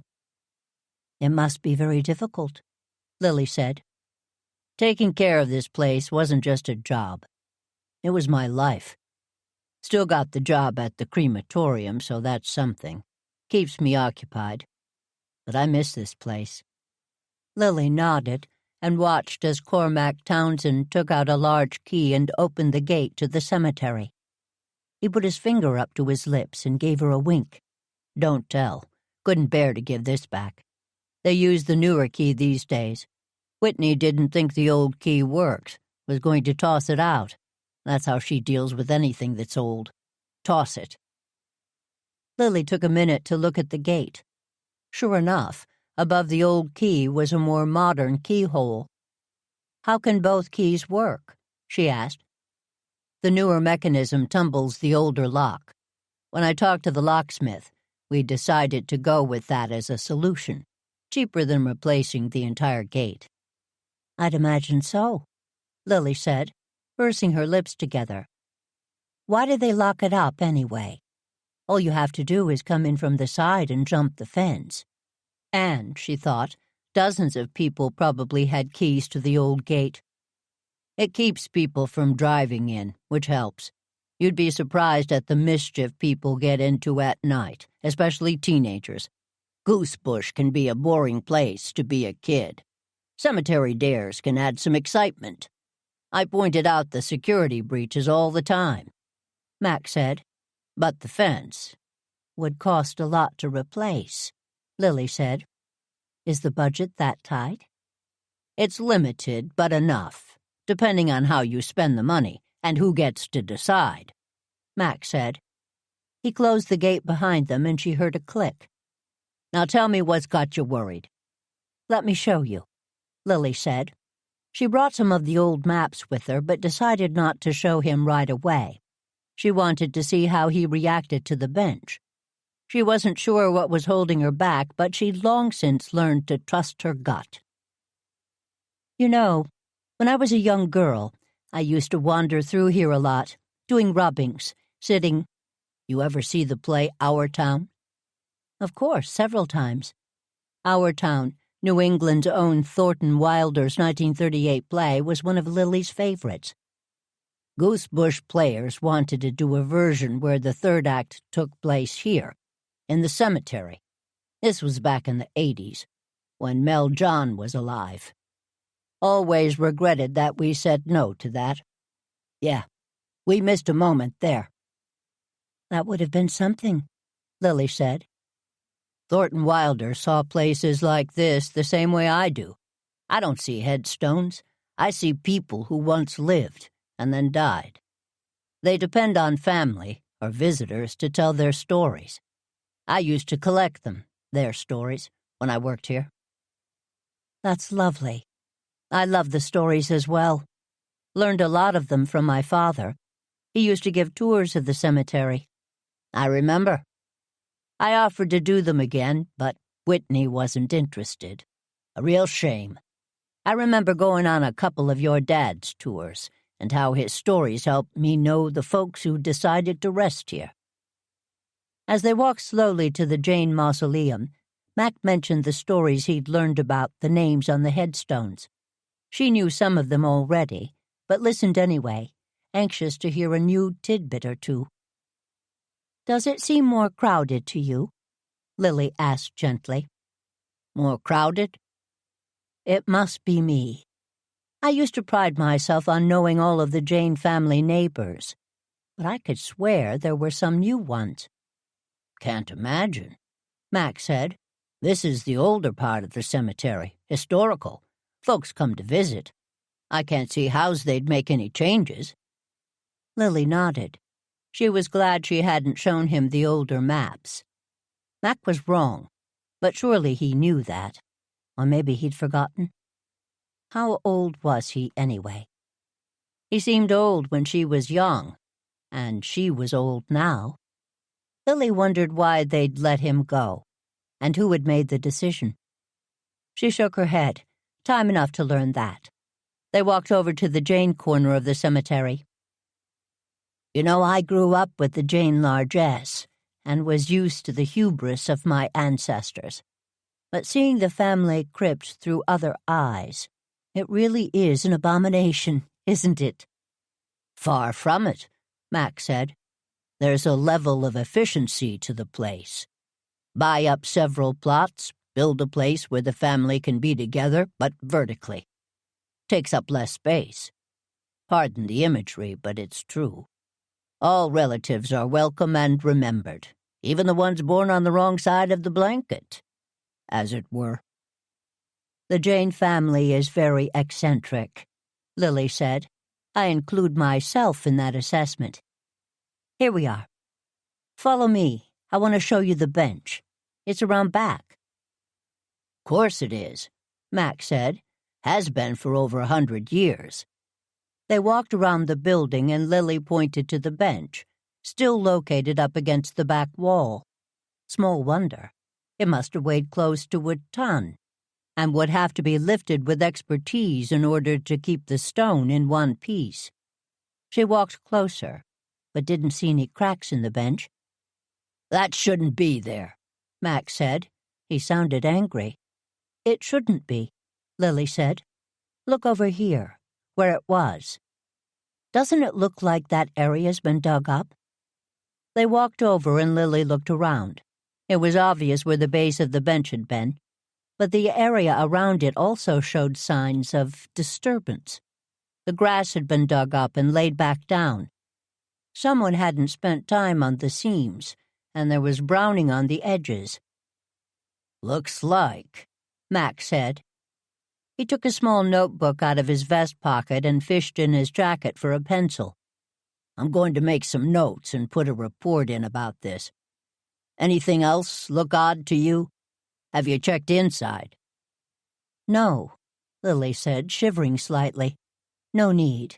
We haven't opened it for years. I think I have the only key, don't I? You sure enough do, Mac said. Your mother saw to that years ago. Didn't like the idea of your uncle's moving in without permission. She was so protective, though my father wouldn't have cared. I think she worried more about the Jane legacy than he did. Good thing she did. Her will saw to it this place was well tended for years to come. A good woman was your mother. I always figured if Viola didn't like someone, they weren't worth liking. Family is complicated, Lily said. Anyway, the outside looks fine, though it could use some weeding. I'm happy to do that. I am concerned about the land grab in the back, though. I'll look into that. You can trust me on that. You good seeing yourself out? I'm going to look around a bit. Lily went home and sat on her back porch, glancing up at her garden while she looked things up on her computer. The Goosebush Cemeteries Committee had a website, complete with the charter for the spaces. She downloaded it for later, but read it through quickly. The rules and regulations were laid out, but she could see where there might be wiggle room on the interpretation. One thing was clear to Lily. The Bradfords technically could serve in several different capacities. It wasn't a good look for them, or for Goosebush, as far as Lily was concerned. She'd bring that up with the Board of Selectmen. But was it illegal? Was anything untoward happening? She didn't know enough about the Bradford business, but she did know how she could learn. Taking out her phone, Lily sent a text to one of the most frequently used numbers on her phone. Doing some research. Want to take a ride? She went back to her web surfing, resisting the urge to check her phone. Roddy's reply came a few minutes later. Give me 15 minutes. I'll drive. Lily sent another text to make an appointment in Marston. She got a thumbs-up emoji in reply. Chapter 12. Lily let Delia know she was leaving, but neither she nor the cats moved from the couch. She printed the material she'd been reading and went into her office to grab a file folder and a fresh pad of paper. Spending time with Roddy always inspired new ways of thinking. So far, the bench was an issue, and Helen Garrett's plot, but that required more investigations into town records. She wanted to wait to talk to Helen's cousin before she took that on. Better not to step on toes, especially during these challenging times for the family. She freshened up her makeup and put on a nicer sweater before heading next door. Walking through the back gate, she was tempted to grab a couple of weeds, but she resisted the urge. Roddy's back door had been replaced by 2 French doors that both led out onto a low deck. None of it was historically accurate, but it was a lovely place to sit outside and look at his gardens, which were still a work in progress, coming together, but not quite there yet. Lily had faith in the gardening muses, where Roddy had none. By the end of the summer, he'd be delighted. She'd see to that. She looked into the kitchen. He wasn't there, but there were 2 cups on the table and a folded newspaper. The living room was empty as well, at least as far as she could see.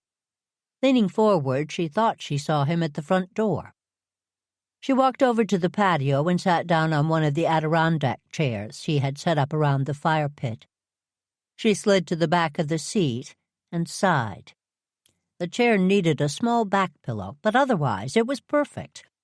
The ottoman nearby was tempting, but she resisted, best not to get too comfortable. She texted him that she was there. I need to get a doorbell on the back of the house, Roddy said, opening the French door and stepping onto the deck. You could have come in. I'm fine out here, Lily said. The ground cover looks wonderful. Patience has never been one of my virtues, Lily. I want it to fill in more quickly. Trust me, it's going to be great. You don't want to overplant that. I do trust you, he said, sitting down in the chair across from her. Otherwise, I wouldn't agree to go on research adventures with no information. Where are we going, by the way? You don't have to come, but if you're free. I want to visit a friend of mine over in Marston. She owns a funeral parlor. Any particular reason? To understand the mechanics, Lily said. I need to know what I'm talking about. I realized this morning I don't understand how the business works, or is supposed to work. I always love research. As I said, I'm happy to drive. That would be delightful, Lily said. I'll go grab my notebook and... Roddy, darling, are you back here? Lily was facing Roddy, so she saw his reaction first. His jaw clenched, and he looked at Lily quickly, then over her head at the person who was making her way to the backyard. Roddy had installed freestanding gates on either side of the garage to block the view from the street into the backyard. Lily heard one open, and she tried to sit forward so that she could turn around and see who was coming through. The woman was beautiful, with deep auburn hair. A trim figure shone to its advantage in her designer suit, and deep mauve lipstick wonderfully offset by her porcelain skin. Darling, I forgot to give you... Oh, I'm so sorry. I didn't realize you had company. She looked over at Roddy and then took a step toward Lily with her hand outstretched. Hello, I'm Adrienne Leiden. Lily turned back in her seat and used the arms of the chair to lift herself out of her seat. She desperately wished that movement had been smoother, but alas. The seat was deep, and Lily was stiff. She got up without making a grunting noise, which took effort. Roddy took her by the elbow and held her next to him. Lily Jane, this is Adrienne. Lily is my neighbor. Over in that big old house, Adrienne said, shaking Lily's hand. That's a beauty, as is this house. When I'd heard that Roddy moved to the suburbs, I expected a small cottage where he could live out his fantasy of being a country squire. I had no idea he'd make this sort of investment. Adrienne is my former wife, Roddy said quietly. It's very nice to meet you, Lily said. Isn't this the part where you say you've heard so much about me? Adrienne said. She looked Lily up and down, and her smile grew. It would be if I had, but Roddy hasn't mentioned you, Lily said, plastering a smile on her face that she imagined looked as fake as Adrienne's. This was not who Lily had imagined for Roddy's ex-wife, and she had spent some time more than she wanted to admit, wondering about the ex-Mrs. Leidens. Nor has he mentioned you. Considering we haven't seen one another for several years, that's hardly surprising, Adrienne. Did you forget something? I wanted to give you this, the younger woman said, taking a flash drive out of her purse and handing it to Roddy. Some more information pertaining to our earlier conversation. I could stay and go over it with you. No need, Roddy said. I'm more than capable of understanding spreadsheets. As I said earlier, I sincerely doubt that your proposal holds any interest for me. But you will think about it. I will be in contact with you in a few days, Roddy said. Adrienne took a step closer to Roddy and ran her fingernail down his lapel. We were good together once. We could be again, she said. She stood on her tiptoes and went to kiss him. He moved his face, but she caught him on the jaw. Nice meeting you, Lily. I'm sure I'll see you around, she said, letting herself back out of the gate. No, she won't, Roddy said. Bloody woman. Sorry about that, Lily. Lily reached into her purse and took out a tissue. She turned Roddy's face toward her and wiped the lipstick off his jaw. You have nothing to apologize for, Lily said. When I heard her last name, I wasn't sure if she was a former wife or a long-lost daughter. Roddy's face went blank, and then he laughed. Well done, Lily. Yes, she is quite a bit younger than I am. I thought we were well suited, though. She was as driven as I was, more driven as it turns out. She's very beautiful, Lily said. She's very pretty, Roddy said. Beauty comes from within. There's nothing there but ambition. Let me lock the back door and we'll be off. What's in that folder? Roddy asked Lily. They were in his Jaguar, making their way to the next town over. She'd been explaining what she'd read in the cemetery charters. Those are some maps of the Goosebush Cemetery, Lily said. Nothing official, mind you. Mostly maps from past tours. Is touring cemeteries a favorite pastime here in Goosebush? Roddy asked. Lily rifled through the small stack of papers Min had copied for her and showed Roddy a couple of the maps when he stopped for lights. They're fairly popular, or were. You know, on Founder's Day, for ghost tours, things like that, Lily said. There are lots of stories in a cemetery that can be turned into an interesting afternoon for small groups. You sound like you know a lot about this, Roddy said. My father loved doing cemetery tours, Lily said. I have a couple of his tour maps in the mix. Right, Tamara mentioned that he was quite the raconteur. He loved it. He'd spend hours tailoring his talks to different audiences. I'd go with him when he practiced. Have you done tours on your own? No. Believe it or not, I don't relish the idea. I'd be happy to help someone else research the stories and practice, but the idea of leading a tour makes me nauseous. I can see that, Roddy said. Since I've known you, I've noticed that you recede to the background when the spotlight shines. My parents were both big personalities, Lily said. My brother's the same. You don't talk about him much. No, I don't suppose I do. He was more than happy to pass on the family inheritance for a cash payout, especially since Windward was a money pit for most of his life. Richard, his name is Richard, made his way in the world and had his own success. He brought his family to see my parents once a year, called on birthdays and holidays, but that was it. So you aren't close. He's 12 years older than I. He left home before I was 7 and never came back. I never really knew him. When his children were born, I thought we could have a new relationship, but that didn't happen. I'm much closer to Tamara's children, and they to me. Is he still living? Yes. We exchange cards, but that's it. My family relations are one of my failings in life. Or theirs, Roddy said. You said that your parents had big personalities. They were always the life of the party. Bon vivants, offering to host parties, do fundraisers, you name it. They lived way beyond their means for years and years. As soon as I started making a living, I cleaned up their messes. Happily, mind you. But my life in finance was mostly motivated by figuring out money, making it, and keeping it. They rode in silence for a while. Lily didn't ever paint her life as perfect, but the imperfections weighed on her. She thought about the pro forma cards, with checks, she'd sent to her niece and nephew over the years. Paper in lieu of a relationship. The checks were always cashed and thank you notes sent, but that's as far as it ever went. What had she missed over the years?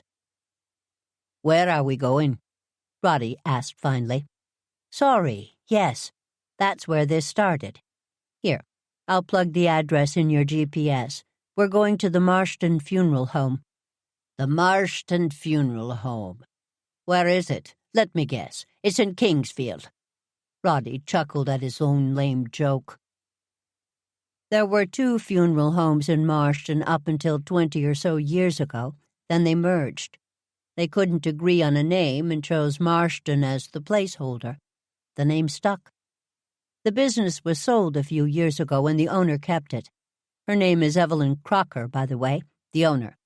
That's who we're going to see. How do you know her? I met her at a women in business luncheon a few years ago.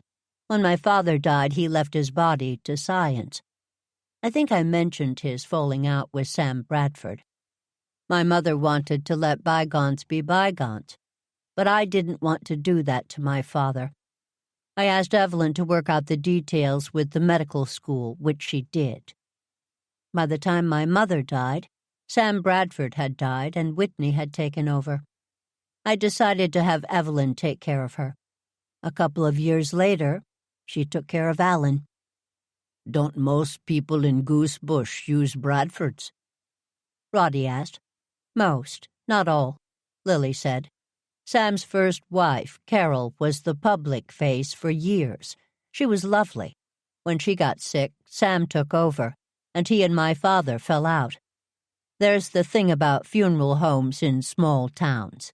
It's all about relationships. So we're going to visit Evelyn and ask some questions about the funeral business. Evelyn Crocker was busy when they got to her office.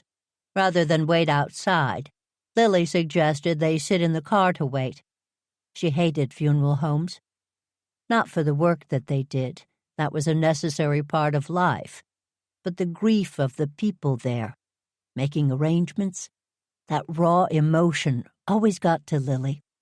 She couldn't bear sitting in the waiting room. A group of 4 adults came out of the front door, hanging on to each other, walking to a minivan and taking their time getting in. After they drove out of the parking lot, Lily and Roddy got out of the car and went in. "I thought I saw you out there," Evelyn said after she and Roddy shook hands. "I didn't want to intrude," Lily said. "Yeah, I've got to figure out a better waiting room," Evelyn said. "Some people make appointments, but these days a lot of people stop in to ask questions. I've realized that drop-bys can be good for business." "Drop-bys?" "People who want to ask questions or make pre-arrangements to help their family. You remember that book about death cleaning? Cleaning out your stuff now so your kids don't have to? It started a trend. Lots of people are coming in to make their own arrangements or start the process." "That seems a bit macabre," Roddy said. "No, it's actually a gift to their loved ones. No one likes to make those decisions for someone else." "My mother made her own arrangements, with Evelyn," Lily said, "and it was a lovely funeral." "Your mother was a trip," Evelyn said. "I'm glad I got to know her a little bit. Anyway, it's good to see you, Lily. Been way too long." "It has," Lily said. "Thanks for making time." "No problem. I don't want to rush you, but I have an appointment in an hour." "Of course. You mentioned that on the phone. I'll cut to the chase, shall I? Can you tell me how your business works?" "What do you mean?" "What your relationship is to the town. How and when you work with other funeral homes, that sort of thing." "Sure. I can give you an overview if you promise you'll tell me why you're asking." "Deal." For the next 20 minutes, Evelyn gave them a brief overview on the business. She talked to them about packages, working with people on planning and cash flow considerations. "That's an overview, but I don't think you want to go into the business," Evelyn said. "It's really helpful," Lily said. "I have a couple of other questions. What can you tell me about cemetery plots?" "Cemetery plots? I thought you had the Jane Crypt. Or have you run out of room?" "Funny you ask," Lily said. She told Evelyn about the moving of the bench. Then she mentioned the added headstones and markers nearby. "Of course, it may be my faulty memory." "Or not," Evelyn said. "Places like Goosebush Cemetery are hundreds of years old. They may be burying people in found spaces, between graves. Could be dozens of reasons." She paused and took her business cards out of the holder and tapped them on the desk. "What aren't you telling us?" Lily asked. "I promise whatever you say will stay in the room." "You know Bradford's is now selling the plots in Goosebush," Evelyn said. "I heard something about that." "It's only been a few months. But funny thing, suddenly there's a lot more space available in the old cemetery. What does a lot mean? Lily asked. No one's been turned away or sold the plot in one of the other cemeteries in Goosebush. There hasn't even been a waiting list. Of course, the price has gone up. Do you think something's going on? I was looking through some old files the other day. Seems to me that there used to be a lot more paperwork involved when I was securing a plot in Goosebush, Evelyn said. Maybe they found more space? Roddy said. Could be, Evelyn said. I don't do many funerals there. But something seems off to you, Lily said. For what it's worth, I'd keep looking into it, Evelyn said. Could you let me know more about the paperwork issue? I'll have my admin look through our old files to see if I'm remembering correctly. I'll let you know what I find. Thanks. Like I said, it's probably my imagination. Trust yourself, Lily. That's not the only odd thing I've heard about Bradford's lately. What do you mean? Listen, I didn't love Sam, but he ran a good business. I could work with him. Do you still work with Bradfords? Lily asked. No, and I'm not the only one. What's going on? This is hearsay, mind you. I'm hearing that they're cutting corners, getting sloppy. I've picked up a few customers, and I know a couple of other homes have as well. So, Lily, to answer your question, there could be a good answer for the extra graves, but my gut says you're not wrong to ask questions. Chapter 13. Roddy glanced to his right, where Lily sat in the passenger seat. You don't look satisfied, he said to his friend. She'd been looking through her notes and was now staring straight ahead. I should probably mind my own business, Lily said. The memory of an old woman can be faulty.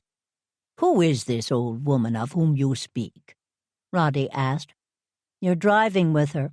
Honestly, lately I feel every one of my years. You've had a challenging few months. But usually this time of year I come to life. Spring is my favorite season. This year, I'm exhausted. I think too much of you to try to talk you into feeling better, Roddy said. But if platitudes about your zest for life, overall loveliness, and breathtaking smile are called for, I'm here. Lily smiled but didn't reply. You're not the only person feeling their age. You know, Buzz dropping dead like that. It threw me, Roddy said. That was awful, Lily agreed. Was younger than I am by almost 10 years. No, not really. Wow. He looked much older. I think Buzz lived a hard life. Still, it's sobering. I've been much more reflective lately. They drove for a while longer before Lily spoke again. Roddy, about earlier. Roddy glanced over at Lily and then back at the road. Earlier. I'm sorry I made that crack about your ex-wife being your long-lost daughter, Lily said. It's a terrible habit of mine, one that I thought I was past. When I'm nervous or feel off my game, I tend to be, sarcastic. I do apologize. It was very unkind of me. It struck me as funny, Roddy said. The only moment in the entire morning that was at all amusing. She seemed happy to reconnect, Lily said. She wasn't sure how much to ask, or how far to push the conversation, or how much she really wanted to know. Roddy had mentioned his ex-wives, but only in passing. On the one hand, she didn't want to pry. On the other hand, that other hand was confusing. Only for business, Roddy said. Upon reflection, as I mentioned, I've been in that space a great deal lately, upon reflection. The only thing we had in common was the business. Is that how you met? You worked together? I used to be a partner in a management firm. Roddy mentioned a name, which Lily recognized. She was a junior partner when we started dating. Moved up to senior partner after we were married. On merit, mind you. She was very bright about business. Lacking in other areas? Lily said. At first, it was refreshing to be married to someone as obsessed with work as I was. No berating me for checking email over dinner or working 7 days a week. It's nice to share the same interests, Lily said. I realized fairly soon that we had no other shared interests. For that matter, we weren't interested in learning from one another. She had no interest in theater. We had different tastes in music, and they weren't compatible. She hated to travel. All we had in common was business. I should have ended it then, but she made me feel young. And in retrospect, that made me foolish. Interesting that she took your name and kept it. Interesting, or strategic. It was good to keep a Leiden at the firm, especially after everything that happened. When Roddy didn't say more, Lily decided to change the subject a bit. How long were you married? Less than a year. We'd only dated for a few months beforehand. That's not a lot of time. It was enough time to implode my entire life. We may have been married longer, but she chose the wrong side in a business deal. The wrong side? She'd disagree with that assessment and stand by her decision, even now. For me, that's the worst part. The part that makes me feel foolish, even now. You must have felt strongly about this deal you're referencing. There were different business interests that the partners oversaw individually. But on large deals, we all had to agree on moving forward or not. There was a deal that I objected to, vehemently. I didn't like the people we'd be working with and felt that it would damage our reputation. It went to a vote of all the partners, and I was the sole vote against it. They took on the client. That's frustrating, but surely it had happened before? Lily asked, thinking about her own similar situations. The discussions, arguments we'd had brought up several issues about the mission of the business. I came to realize my partners and I had diverged into different paths and had different values. The breach was irreparable, so we decided to part ways. That was the end of my business partnerships and my marriage. Adrienne voted against you. Indeed she did. She thought we could stay married, but didn't make too much of a fuss when I suggested that wouldn't work. Needless to say, we'd been arguing a great deal. I think she was relieved that it was over. I know I was. What happened? Lily asked quietly. I took a buyout. Got far less than I deserved, but I wanted cash and to walk away, which I did. No alimony, thankfully. The divorce was part of the deal. That's when you retired? Not retired, no. I consulted for a bit and still do that. It was a terrible time in my life. I lost a great deal of confidence in myself and second-guessed a number of things that shook me to the core. But in the end, the entire situation gave me the gift of clarity. I reached out to my daughter and began to rebuild our relationship. After some soul-searching, I thought about what I wanted from the rest of my life. That's how I ended up here. But now she wants you back? Lily did her best to make her voice sound light. In the business, my dear Lily. They've made some bad decisions, and having me come back would help mend some fences. That's flattering, Lily said. It is nice to be needed. My old firm rolls me out every once in a while to connect with older clients. I'm less than flattered, but agreed to consider the request, mostly so that she'd leave, Roddy said. He looked over at Lily and smiled. I'm grateful you brought up Adrienne, Lily. Honestly, I am. I didn't want you to wonder about her. She's a mistake from my past. Roddy, you don't have to. Let's change the subject, shall we? Was the conversation with Evelyn helpful, do you think? Sort of, Lily said, taking a breath. If she were honest, and she always was, she was just as glad to change the subject. I'm still not sure there's anything afoot, but it was interesting. Between our conversation, the information on the Goosebush site, my conversation with Mac, the things I noticed in the cemetery could be on the level. Except for the bench.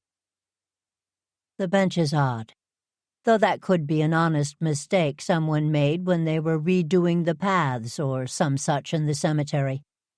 Could be. But still, I can't shake the feeling that something's wrong. Roddy nodded. We need more information about the Bradford practices.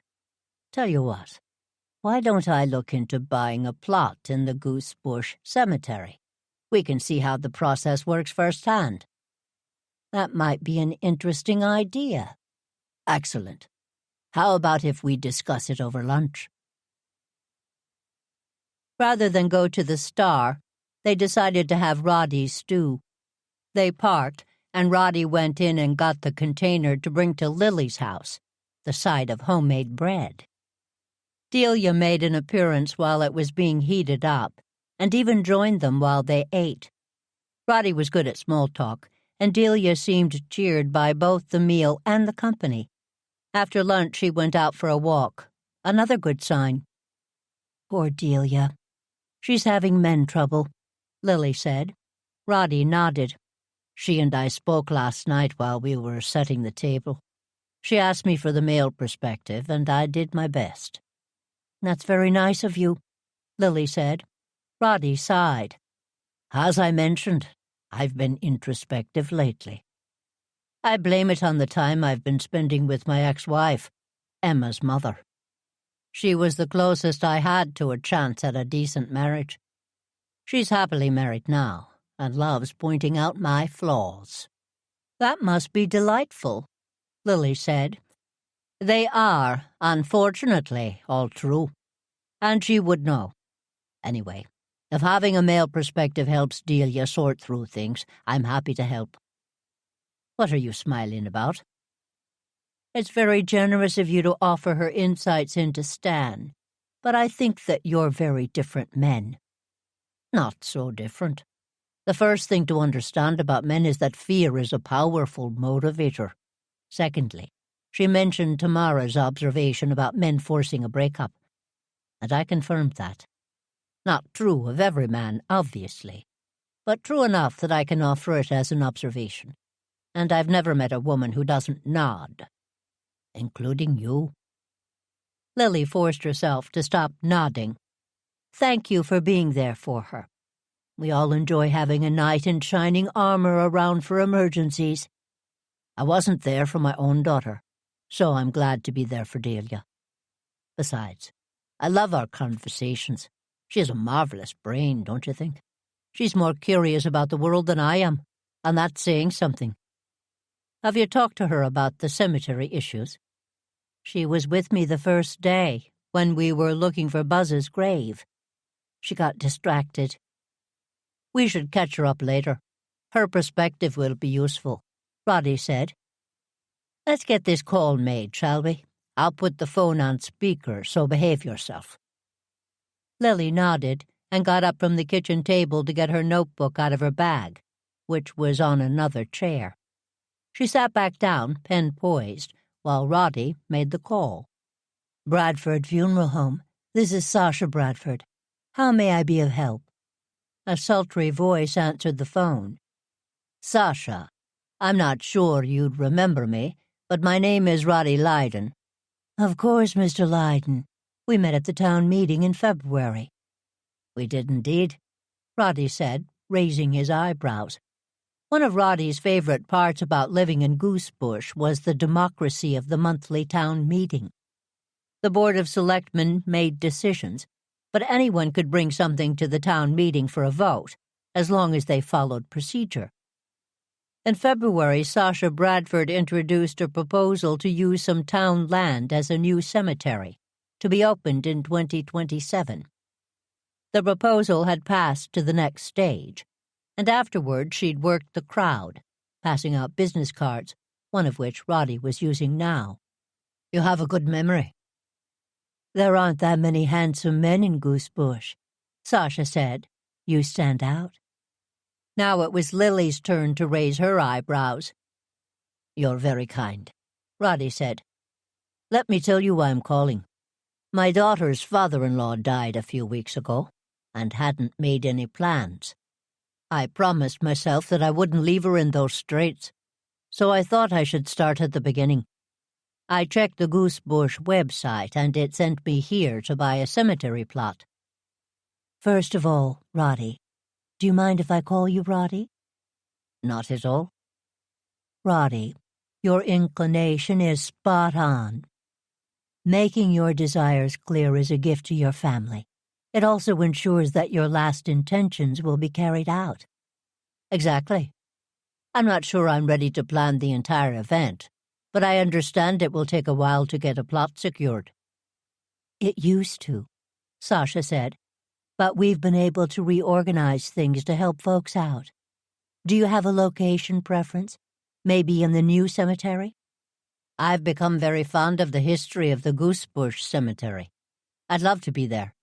Are there any spots available?" "You're in luck, Roddy. A few have come up since we did a new inventory. Space is precious, though. There are many more spots in the Standish Cemetery." "I have my heart set on the old one. Do you think that would be possible?" "Let me see.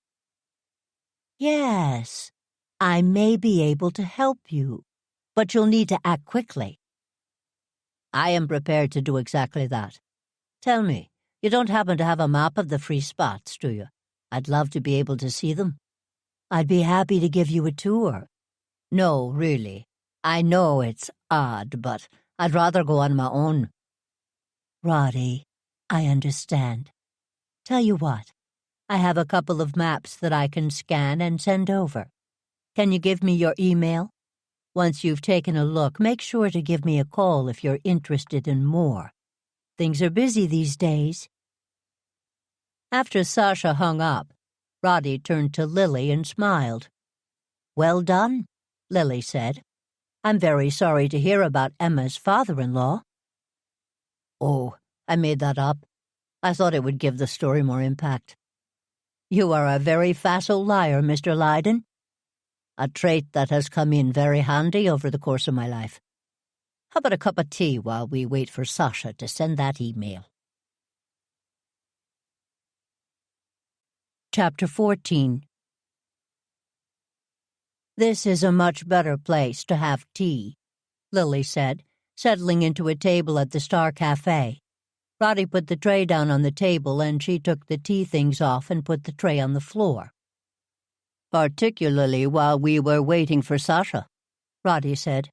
"How long does it take to scan a map?" "A while, apparently. I suppose that being thorough takes time, and that may be a good sign. Besides, the walk felt good, didn't it? I'm glad you suggested it," Lily said to Roddy. "Thank you for being a good sport and indulging me," Roddy said. "I thought we could use the waiting time to pick up the books I ordered. And it is a beautiful day." "Stan has really expanded the bookstore offerings," Lily said. "I've become addicted to having him order me books, and then buying more when I come and pick them up." "The marvelous audacity of Stan in creating this wonderful business always gobsmacks me. Books, food, and theater, all in one space. I can't imagine having that sort of vision for a building." "Don't forget the gallery," Lily said, looking around at the artwork Stan had hanging on all available wall spaces. Underneath each piece he had a blurb about the artist and a price tag. "Stan is an entrepreneur, and Goosebush is the better for it." "It is a marvelous use of an old space," Roddy said, looking around. "I'm glad he didn't completely gut it and start over. The old Woolworths was one of my favorite places growing up. Did you ever go to one of those stores? Did they even have them in England?" No, I don't think so, Roddy said. They were wonderful. You could get anything there. Craft items, goldfish, cosmetics, ice cream, grilled cheese sandwiches, books, magazines, medicine, fabric. I never thought it would go out of business, but alas. Why wasn't the building torn down? Roddy asked. Those were the days of demolition, weren't they? And then replacing the old with terrible modern new that completely lacked character. There are a couple of blocks that surrendered to the wrecking ball, and the results were mixed at best. Several people felt that the old Woolworth building was too important to the character of the town. Were you one of those people? I was, as was my mother. It took Stan's vision to see what it could be, while keeping the spirit of what it was. It really is a marvel. Does he still have the artist studios on the 4th floor? He calls them offices now, Lily said. Cal Pace still has a writing studio, but Stan's using the others for offices to support the Star. I understand that Virginia Blossom is moving in up there. Much as she didn't enjoy spending time with Virginia Blossom, Stan hiring her to help with booking the theater had been a good idea. In a few short weeks, the audiences had increased.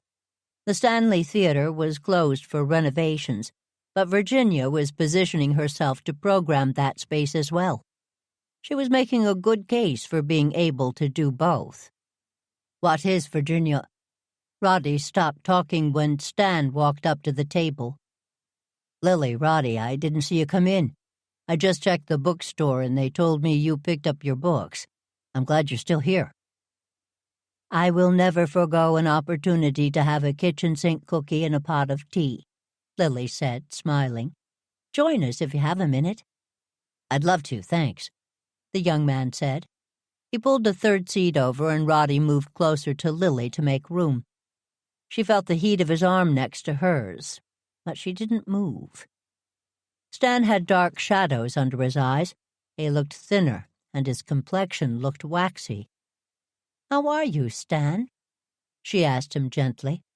She didn't like the idea of having to choose sides between Stan and Delia, and would avoid it if at all possible.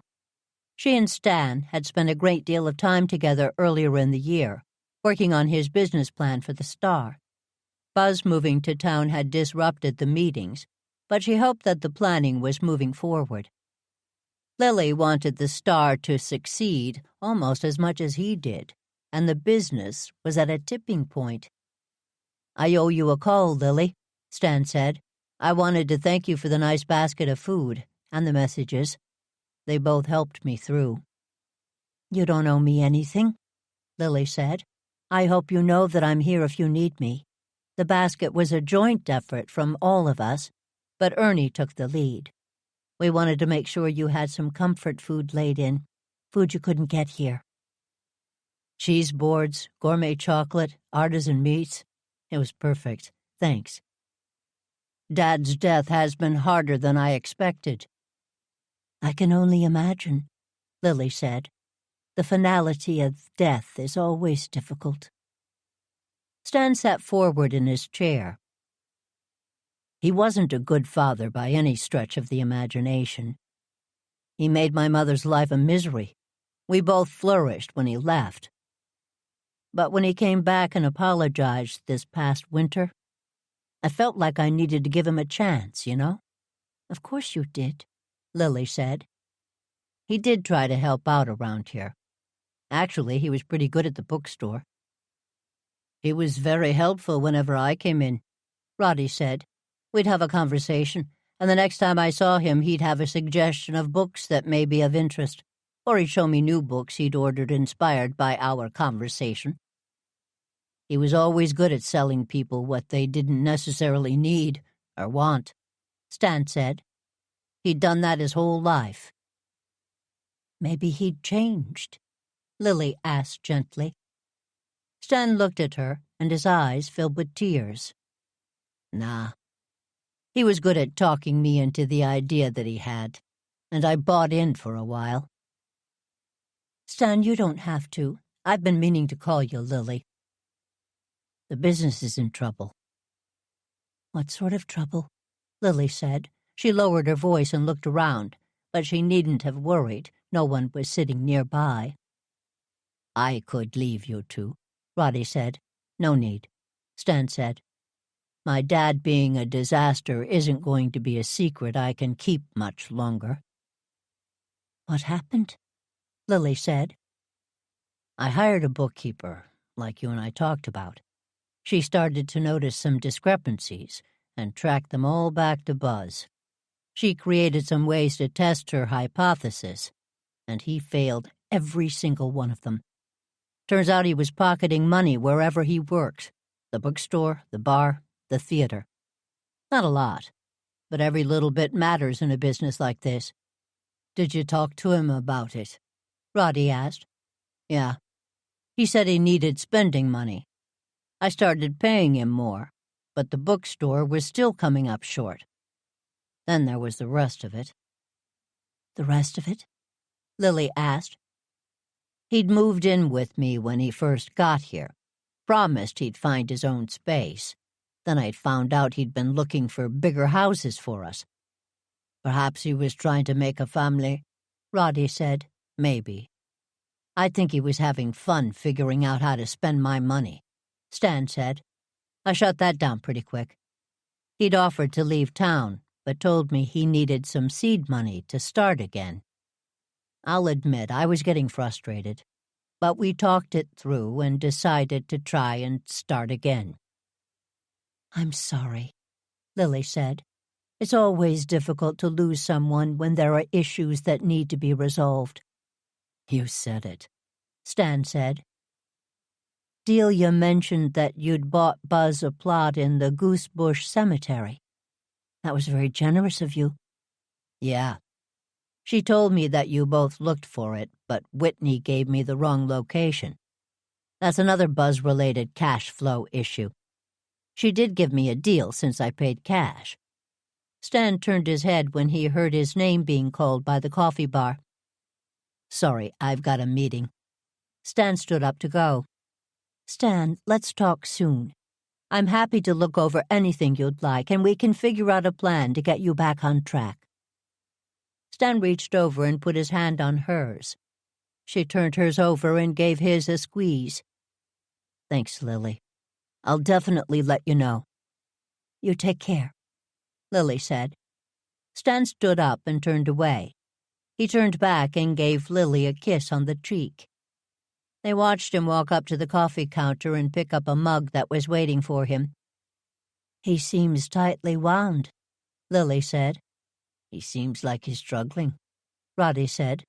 Losing Buzz unexpectedly must have been a blow. But I wonder if on some level it wasn't a relief. Lily nodded. Stan needs to know that the dichotomy of those two feelings is perfectly normal. It's good he came over to talk. I was hoping we'd see him today, Roddy said. He's a complicated young man with a complicated life. Roddy looked at Lily and tilted his head toward the front door. Virginia Blossom arrived, a sea of black and gray fabric offset by her pale skin and auburn hair. Virginia never walked. She appeared.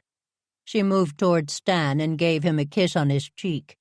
He moved closer to her to talk, and then looked around.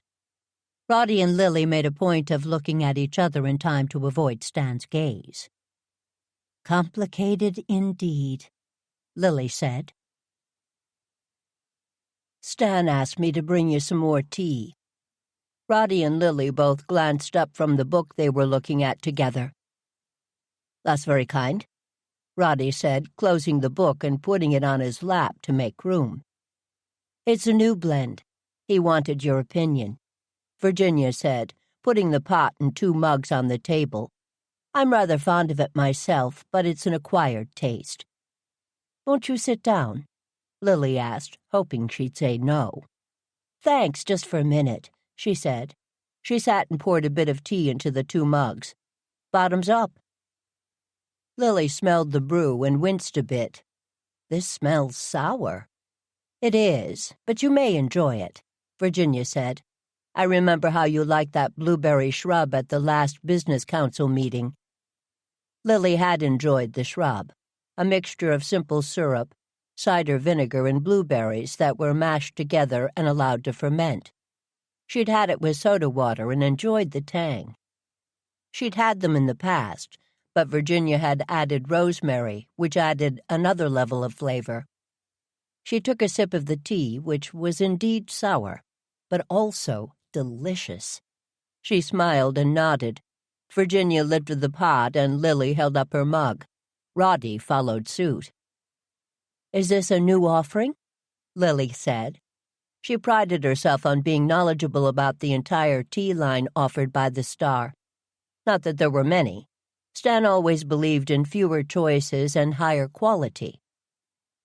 "I went to a tea festival a few weeks ago and bought several blends from a small company in Philadelphia. Stan is testing them out. They're an acquired taste for sure, but delicious." "Agreed," Lily said. "I'd love to learn more about the company." "I'll send you the information," Virginia said, beaming. Roddy and Lily both took a sip of tea, but Virginia didn't say anything more. "How go the renovations at the Stanley?" Roddy asked. "Ernie tells me that you've been keeping tabs on the process." "I just got back, as a matter of fact. Renovations are going well. Some setbacks with old infrastructure that needs to be replaced," Virginia said. She pulled the cuff of her silk shirt down past her jacket sleeves and adjusted her collar. Lily nodded. The Stanley Theatre closed in December after its owner, Leon Tompkins, had died. In his will, he left a sizable amount to the theater, so the renovations had been reconsidered, with several elements added. Ernie was a board member of the theater, and he was working closely with Virginia on the renovations. She wasn't guaranteed a future role in the management of the theater, but she was making a good case for her ability, at least according to Ernie. "I'm glad to hear that," Lily said. "Ernie's been keeping me apprised, but I'll confess that I don't get as excited about sound systems and lighting grids as he might wish. He's been really smart about getting a lot of input into the design. The theater is going to be well equipped, but he's also paying attention to the audience experience and the operating expenses that will be required to run the place. I know you've been helping him a great deal," Lily said. "I'm not going to pretend that I don't want to run the theater once it's open again, but this place is keeping me pretty busy, and I'm still settling into Goosebush, trying to fit in." Lily and Virginia locked eyes, and both women smiled. In February, Virginia had come to Lily and asked her point-blank why no one liked her. Lily explained that she needed to try and be part of the community, not just take what she wanted from it. It had been a blunt, difficult conversation, but Virginia took it all in. Since then, she'd volunteered for several committees and helped run a fundraiser for the new Youth Arts Center that had taken over the old church buildings. "I got a postcard for the concert schedule," Roddy said. "I'm a chamber music fan and looking forward to them." "I'm glad you're excited. The acoustics are surprisingly good in the space." "I'm very excited to see the concert on Sunday. Scheduling those artists was quite a coup. I'll admit that when I booked them I wasn't sure that the tickets would sell, but I should have trusted Goosebush more. We're completely sold out. I'm looking forward to the concert as well. I'm not as much a chamber music fan, but I appreciate their musicianship. I've heard wonderful things. Are you coming, Lily?" Lily looked over at Roddy and smiled. "I am, and I'm looking forward to it. I haven't been to a concert in a while." Lily looked around and saw Stan bussing tables. "Stan seems awfully busy." Virginia looked over her shoulder and smiled. "He's down some staff. Stella Haywood got an internship. He's hoping he can hire some college students this summer. And, well, I hate to speak ill of the dead, but Buzz chased a few people away." "Chased them away?" Roddy said. "He was difficult to work with," Virginia said. "Made terrible jokes, and always talking. Was either manic and doing everything or quiet and did nothing. Still, it's hard for Stan." Of course it is, Virginia said. Not that everyone believes that. I've been hearing rumors, scuttlebutt really, about Stan. Lily nodded slowly. People in small towns talk. People are saying that he had something to do with his father's death, Virginia said. Ridiculous, of course, but the rumors about running tests to determine the cause of death haven't helped. Tests are not necessarily out of the ordinary, Roddy said. I'm sure that the medical examiner wanted to make sure there's nothing untoward. Especially in Goosebush, Virginia said. Stan had nothing to do with anything. I'm sick and tired of people acting like he did. You're very protective of him, Lily said. I enjoy working with him. He's got an amazing imagination, coupled with a great business sense, Virginia said, meeting Lily's gaze. I'm seeing what he's going through up close is all. We work together every day. This is really taking its toll on him. I'm sure it's very challenging, Lily said. I hope that Stan remembers that he has a lot of people who care about him. I'm trying to get Stan to schedule a ceremony for Buzz by the end of the week so we can get the rumors buried at the same time, Virginia said. I'd like to be there, Lily said. Please keep me posted. Virginia said goodbye and walked out of the cafe area toward the restaurant area. Lily watched as Stan followed her a few minutes later. She's very concerned about Stan, Roddy said. Isn't she? Lily said. Maybe a bit too concerned. Chapter 15. After they'd finished their tea, they walked over to the bookstore section to check on another gardening book Lily suggested might be helpful to Roddy. He'd brought a small backpack with him, but was running out of space. He'd decided to get the book anyway and carry it home. I'll risk the upper back strain if it will help the hedges, he said as they were waiting in line to pay. The busyness of the bookstore always did Lily's heart good. Of course, the puzzles, stationery, and magazines helped as well.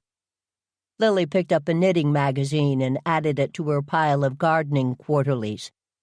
Usually she gave up knitting in the spring, but this year she'd committed to creating several squares for a fundraiser for the beautification committee. She didn't quite understand what the project was all about.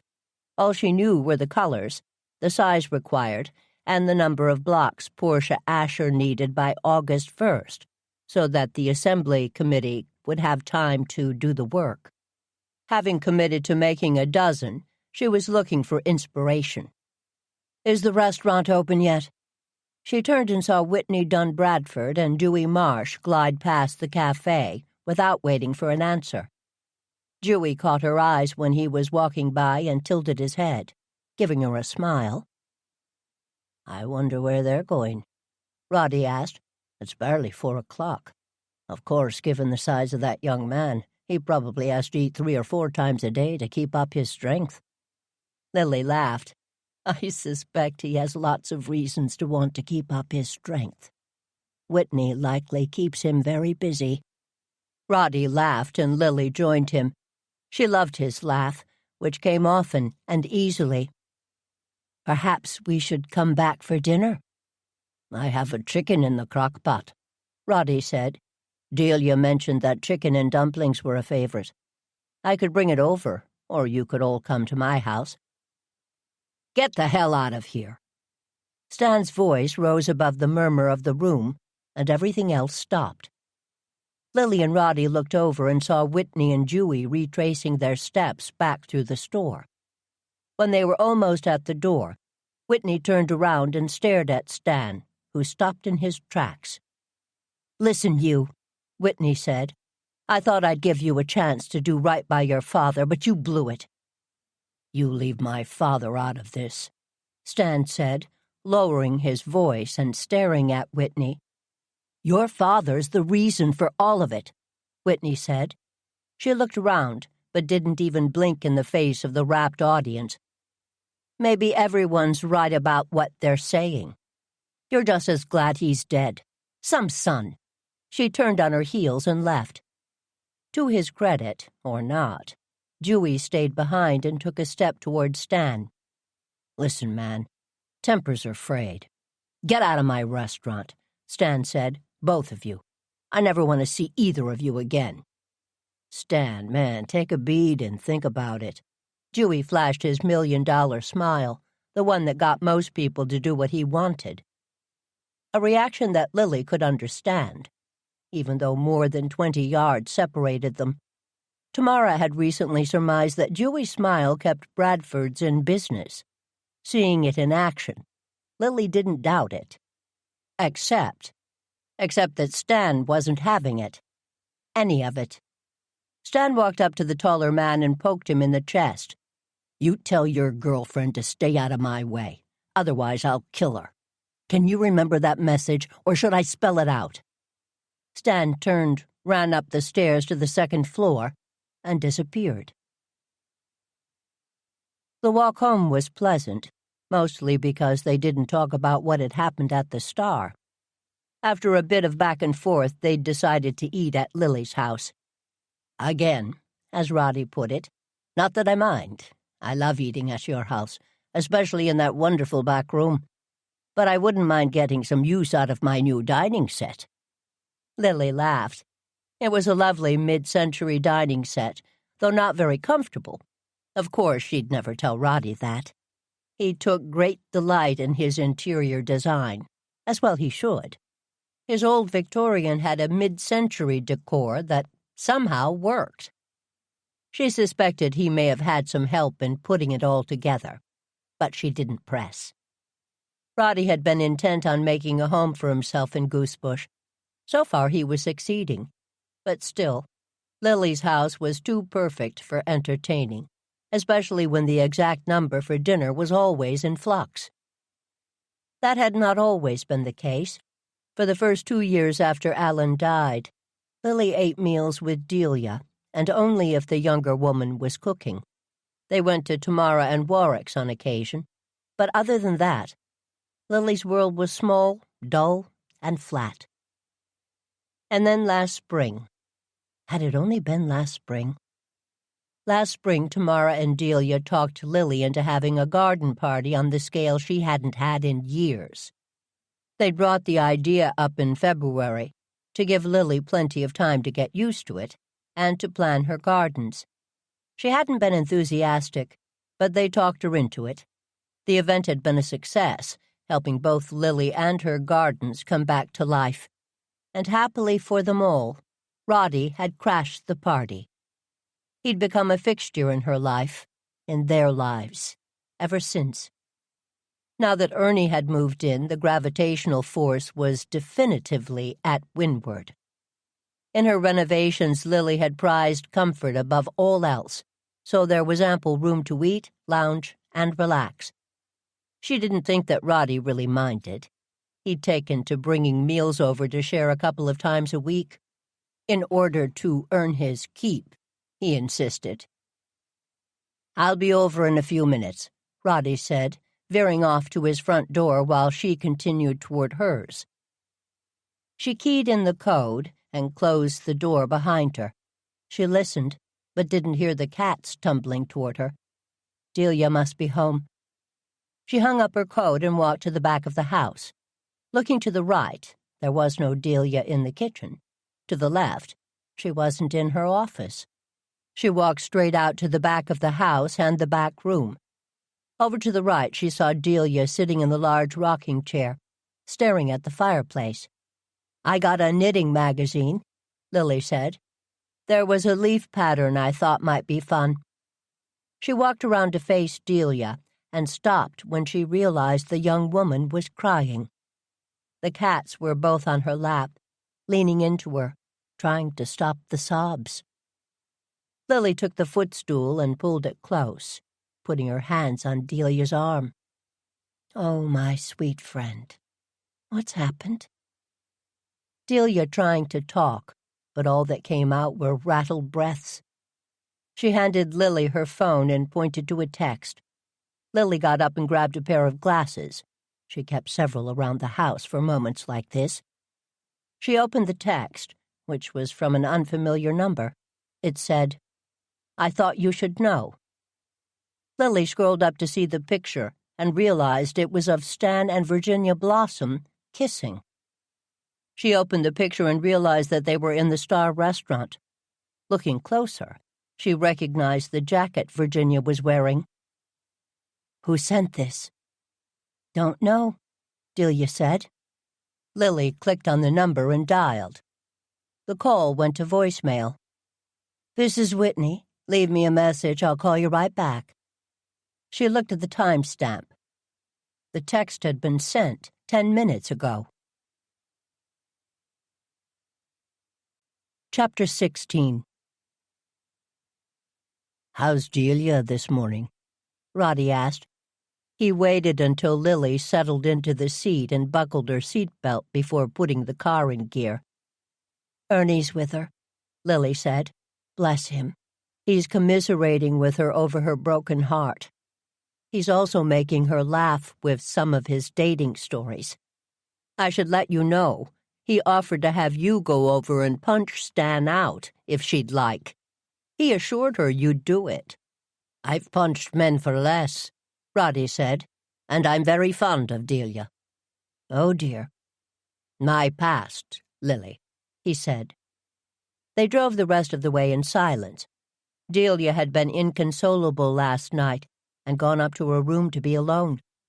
Roddy's chicken and dumplings did entice her to eat when Lily brought her a tray. "You mentioned a way to get into the cemetery without having to go in the front gate," Roddy said. "Yes. Park right over there." "Here? This is a fence." "Indeed it is. Do you have the map Sasha sent you?" "I have better than that." Roddy reached to the back seat of his Jaguar and brought up a leather folder. He opened it and handed a manila folder to Lily. "The bottom is the map Sasha sent. Then I made copies of some of the maps you gave me and put them on vellum so we could do overlays." She flipped through the papers and looked at Roddy, smiling. "This is wonderful. How did you figure out the scale?" "The Jane Tomb and Bertram's Folly are on most maps. I use them as anchors. I thought it might be helpful." "Very helpful," Lily said. "What do you have in there?" She pointed to the bag Roddy pulled out of the back seat. "Paper for doing rubbings," Roddy said. "I've heard some wonderful things about your crypt. I thought I'd take a rubbing for study later, if we have time." "I haven't jumped a fence in a few years," Roddy said. "That little side hop of yours was impressive," Lily laughed. "I want to go over here first." Roddy followed Lily, who was walking without looking at her map. She stopped after a few minutes and walked into the middle of a section of graves, looking at the names on different headstones. "No wonder her cousin is a wreck," Lily said. "What?" "Sorry.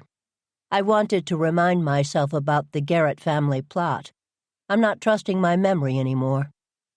Roddy walked around and stood next to Lily. "The family plot. What does that mean?"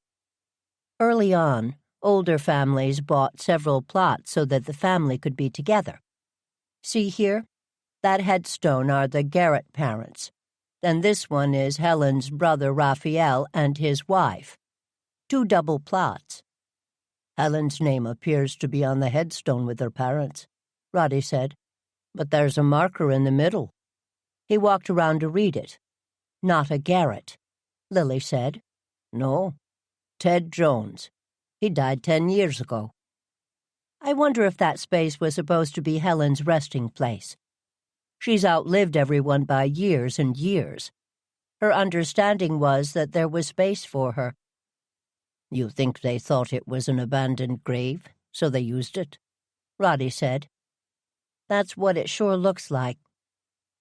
Why would her parents and her brother and his wife all be there with enough room in the middle and the space be used for a stranger? Unless her plot was somewhere else around here. She went over to look at the headstones across from Helen's parents. Both were dated from the early 2000s. "I can't imagine where there's space nearby," Roddy said. "Helen thought there was." I hope Helen's cousin can find the paperwork to prove it. Lily shook her head and looked up at Roddy. Wouldn't Helen have noticed Ted's headstone at some point in the last few years? Or maybe she hadn't visited. She'd been fairly housebound for the past few years, and you had to walk through the cemetery to get to their graves. A mystery for another day. Let's go look at the spot Sasha wants to sell you. They spent the next hour walking around, looking at the map that Sasha sent and comparing it to the records they'd been able to find. They both took notes and pictures with their phones. Here's the last one, Roddy said. It's close to the Jane family. Very close, Lily said, furrowing her brow. Let's go check it out, shall we? They started to wander over toward the Jane crypt. They found the spot for sale. Lily looked around, again wondering where they'd fit another casket. These all look like legitimate spaces, Roddy said.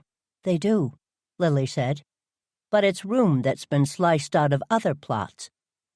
When we get back, we'll try and figure out how the space was made, Roddy said. Your instincts, as always, are spot on. Something's amiss. But first, let's go over and look at your family crypt. Delia raved about the carvings. Of course, Lily said. It's funny. I take it for granted, but it really is amazing.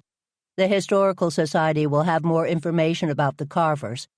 Of course, there are also some records at my house, in the family archives. Where are those archives? There's a library downstairs where all the family records are kept. The doorway is built into a panel. Alan used it for his office. He loved the gloom and doom. Gloom and doom. The only light comes from transom lights on the second floor. It runs 2 stories. It's an odd space. I'll show you later. Ernie and I have been discussing where we might be able to install an elevator, and using part of the library is an option. I'd like your thoughts on that as well. I'd love to see it, Roddy said. They'd arrived at the mausoleum, and Roddy put down the bag he'd been carrying. This is wonderful, he said. Look at the workmanship. Sort of a Greco-Roman influence. On this side, Lily said, and on that corner. But look down here. That area's Gothic. There are Egyptian influences on the back, and then there are the figures. They do all seem to be telling a story, but none of us know what it is. When your relatives left it to people to learn their craft, they gave them free rein, Lily said. My father said that the work continued for years and years. Some people even came back later in life to clean up their earlier work. It's marvelous, Roddy said. Would you mind helping me tape the paper up? I'll get one side today, and then come back. Lily held up one end, while Roddy meticulously taped the paper down flat. She was impressed. He'd bought the flat-sided crayons that made the rubbings easier, and the paper he'd bought was good quality. He'd get good details. You came prepared, Lily said. I've always loved doing rubbings, and Delia suggested it may be interesting to study the work. I won't be but a few minutes. Take your time, Lily said. She walked to the back of the building while he got to work. The bench was still in the wrong spot. She took pictures and wandered around, seeing if anything was amiss. She walked to the other side of the crypt. She made notes of the plants that would look nice and the tools she'd need. The space was maintained, but neglected. The Janes deserved better. She turned to pull the weeds along the side of the granite building. Yes, all of this needed to have new plants. She vaguely remembered seeing flowers along the edges, but couldn't remember the last time they'd been tended to. Her mother probably did it, right after her father died. That was almost 20 years ago.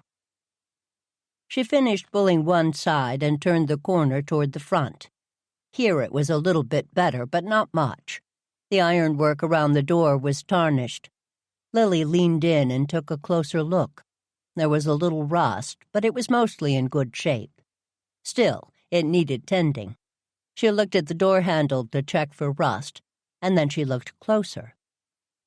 The door. Something was off. There seemed to be an odd shadow by the door. It took her a moment to register, but when she pulled down on the handle, the door gave with a groan and creaked open. She pushed the door and stepped back. There were dozens of urns inside, piled along the floor. There were also a number of wooden boxes stacked on top of one another. Lily let out a cry and took a step backwards. "Lily, what's the matter? What's this?" he asked, standing beside her. "The door was open," she whispered. "But I thought you had the only key," he said, putting his hand under her elbow to steady her. "I do," Lily said. She wiped her eyes and looked at Roddy. "Sorry. It's just that I have no idea who all these people are." "What do you mean?" Roddy asked. "All of these urns. Do you see that vault over there by the wall, the second one from the floor? That was going to be for my father, but then he decided to be cremated. We scattered his ashes at sea and some in my garden, but I put an urn with his name in it in the vault for future generations. Then I did the same for my mother and dear Alan." "The door to the vault is closed," Roddy said. The inside was very dark, since the only light came from the open door itself. Roddy took his cell phone out and turned on the flashlight. "Do you see that urn? The one that looks like a Greek water pitcher? That's Alan. He shouldn't be on the floor like that. He should be in the vault." "Perhaps it's an urn that looks like Alan's," Roddy said. "I had it specially made," Lily said. "That's his." She tried to take a deep breath, but couldn't. What was Alan doing on the floor? Where were her parents? She was going to go inside, but Roddy put his hand on her arm. "I'll go in," Roddy said. "You wait here. I want to see something." So, all of these vault doors on either wall, most of them seem to have a seal on them. They're all places for coffins. The seals were put in place to ensure no one disturbed the contents, Lily said. There aren't many spots left, which is why my parents decided to share rather than build a new row of vaults. Do you see that newer plate? That's their spot. Roddy moved carefully and made his way over to the vault. He took a deep breath and steadied himself. He gently pulled the door and quickly opened it. He walked out and stood next to Lily. "I know why Alan's on the floor," Roddy said. "There's a metal casket in that vault." "Who is it?" "No idea," Roddy said. "Come here. Let's step out. Let me see this door. Yes, I see. Older lock, though it doesn't appear to be forced." "Someone may come back," Lily said. "We'll be back very soon," Roddy said, squeezing her hand. "Here, let's close the door. Now rip me off a piece of the tape I used for the etching. Thank you. Let's put it on the bottom of the door, sort of like a seal. If it's broken, we'll know someone came back." "Should I go and get Alan?" Lily said. "I think we should talk to Bash first," Roddy said. "And tell him what?" Lily said. She wiped her eyes and looked up at Roddy. He put his arm around her shoulder and gave it a squeeze. "We've got a breaking and entering to report. Let's start there." The police station was all too familiar to Lily. Not that she was on the wrong side of the law. Not that at all. But she'd made it a habit to stop by regularly and visit with Bash Haywood, the chief of police. Bash fell into the job of being the chief mostly because of the opportunity arising for him, rather than him pursuing that career path. He'd given up his dreams of being an artist when his parents died in an automobile accident, and he'd had to take care of his younger siblings. Stella, who was very young at the time, still lived with Bash in Goosebush, though these days she took as good care of him as he did of her. Over the past couple of years, Bash had grown into the job of chief. He'd been learning more investigative techniques, developing confidence, and exploring more ways to help Goosebush move forward. Lily had always been Bash's secret weapon, with a clarity of vision that he needed, and a mind that was always open to more possibilities than the obvious. Lily visited Bash on occasion, but more often, Bash visited Lily, helping her with chores, sharing a meal, and talking through what was on his mind. Though it had been quiet in Goosebush since last fall, when all hell broke loose after Leon Tompkins's death, he still sought her out. Bash was exploring new ways to do community policing and to have the police play a positive role in the town. Bash, Warwick, and Lily had been talking about new initiatives with the high school that were coming up for approval later in the summer for the coming school year. Bash smiled when he saw Lily and Roddy come into his office, but his smile soon waned when he saw her face. She'd been crying and held heavily onto Roddy's arm. He walked around his desk and sat at the edge, taking her hand into his. "Lily, what's the matter?" Bash asked. Roddy closed the door and sat down in the chair next to her. "It's all... I'm not sure." Lily took a deep breath and looked over at Roddy. "We came from the cemetery," Roddy said. "What we were doing there is a little complicated, and I'll get to that. But we wanted to come and talk to you about the Jane Mausoleum. It's been broken into. We found the door open." "What was taken?" Bash said. He went back around his desk and opened up a notebook, pen at the ready. "Nothing was taken," Lily said. "It's what was added that's the problem." "Added?" "We didn't look too closely, but there were several urns on the floor," Roddy said. "Dozens," Lily said. "Including one that Lily recognized, that which belonged to her late husband, Alan." "What was that doing on the floor?" Bash asked. "Was it knocked over?" "No. Everything seemed to be upright. You may or may not know this, but Lily had used her father's vault as a resting place for her parents and for Alan. I checked the vault, and there was a body in there." "A body?" Bash sat forward and stared at Roddy. "Sorry, a casket, which presumably had a body. I didn't check." "And you don't know where that came from?" Bash asked Lily. "Did you give anyone else permission to use the vault?" "I have the only key," Lily said. "Maybe it belongs to a relative who decided to squat, but I have no idea who the rest of those urns belong to." Bash took some notes. "That does sound odd," he said. "It's not the only odd thing that has been happening in the cemetery." Lily and Roddy went on to tell Bash about their inquiry into cemetery plots. Bash listened and took notes. Lily knew if anyone else had come to him with these concerns, he may have listened with a critical ear. But it was Lily, and he trusted her. He'd relied on her judgment and good sense more than once.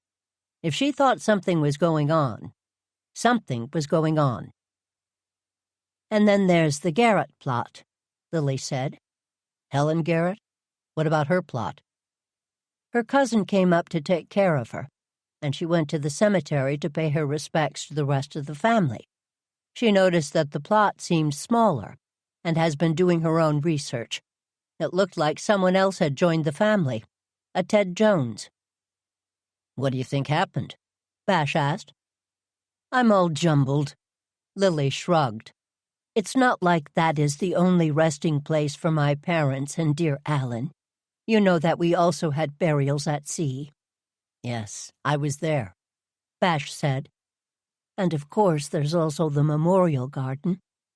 But still, all of those other people, it all felt impersonal." "Bash, couldn't Lily file a breaking and entering complaint? Would that start you asking some questions?"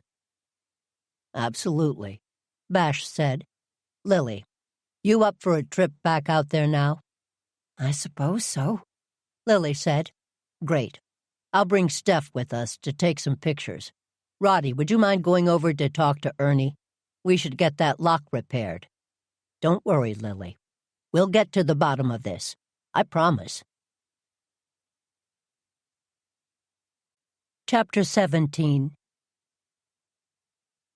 10 days later, the new green of spring had finally popped in Lily's garden. She'd been getting rid of winter debris, weeding, planting, pruning, mulching, and watering all spring, and now it finally felt as though the effort would pay off. She finished moving some grasses and stood back to look at her handiwork. Perfect. Well, not perfect. Perfection was unattainable, but still, she persisted. "I like those grasses," Roddy said, coming through the gate. "I assume they'll get taller over the summer." "No, not much taller," Lily said. "It's a coney grass. I'm going to try and keep it contained a bit. But I do like the spots of color that grasses offer." "What are those pots for?" "I've split some and thought I'd bring some over to Helen Garrett's house and offer to put them in for her cousin." "That's very nice of you," Roddy said. "I am sorry about your friend, Lily. I know it was expected, but it's still sad." "It's the passing of a generation," Lily said. "The grasses are an excuse to go by the house and pay my respects, and finally meet her cousin." "It looks like there might be more to split," Roddy said, looking around Lily's garden. Though it was her domain, he'd begun to understand her thought process around gardening. If she was going to thin grasses in one place, she'd do it throughout the garden. "There are. I can put some in pots and send them to the store with Ernie." "Or you can send some my way," Roddy said.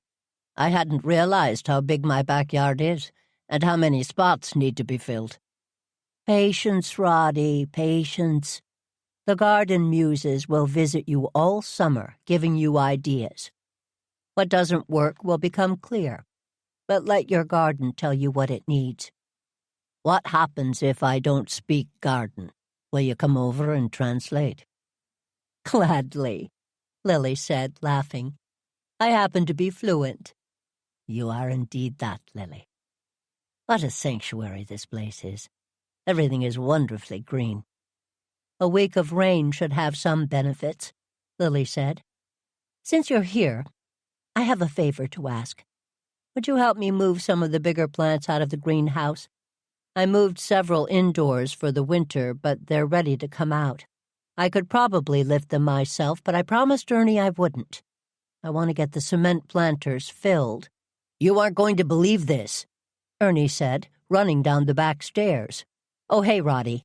Glad you're here, too. Look." He held out his phone, but Lily shook her head. "I don't have my reading glasses. Tell me." "It's a breaking news item from the Boston World.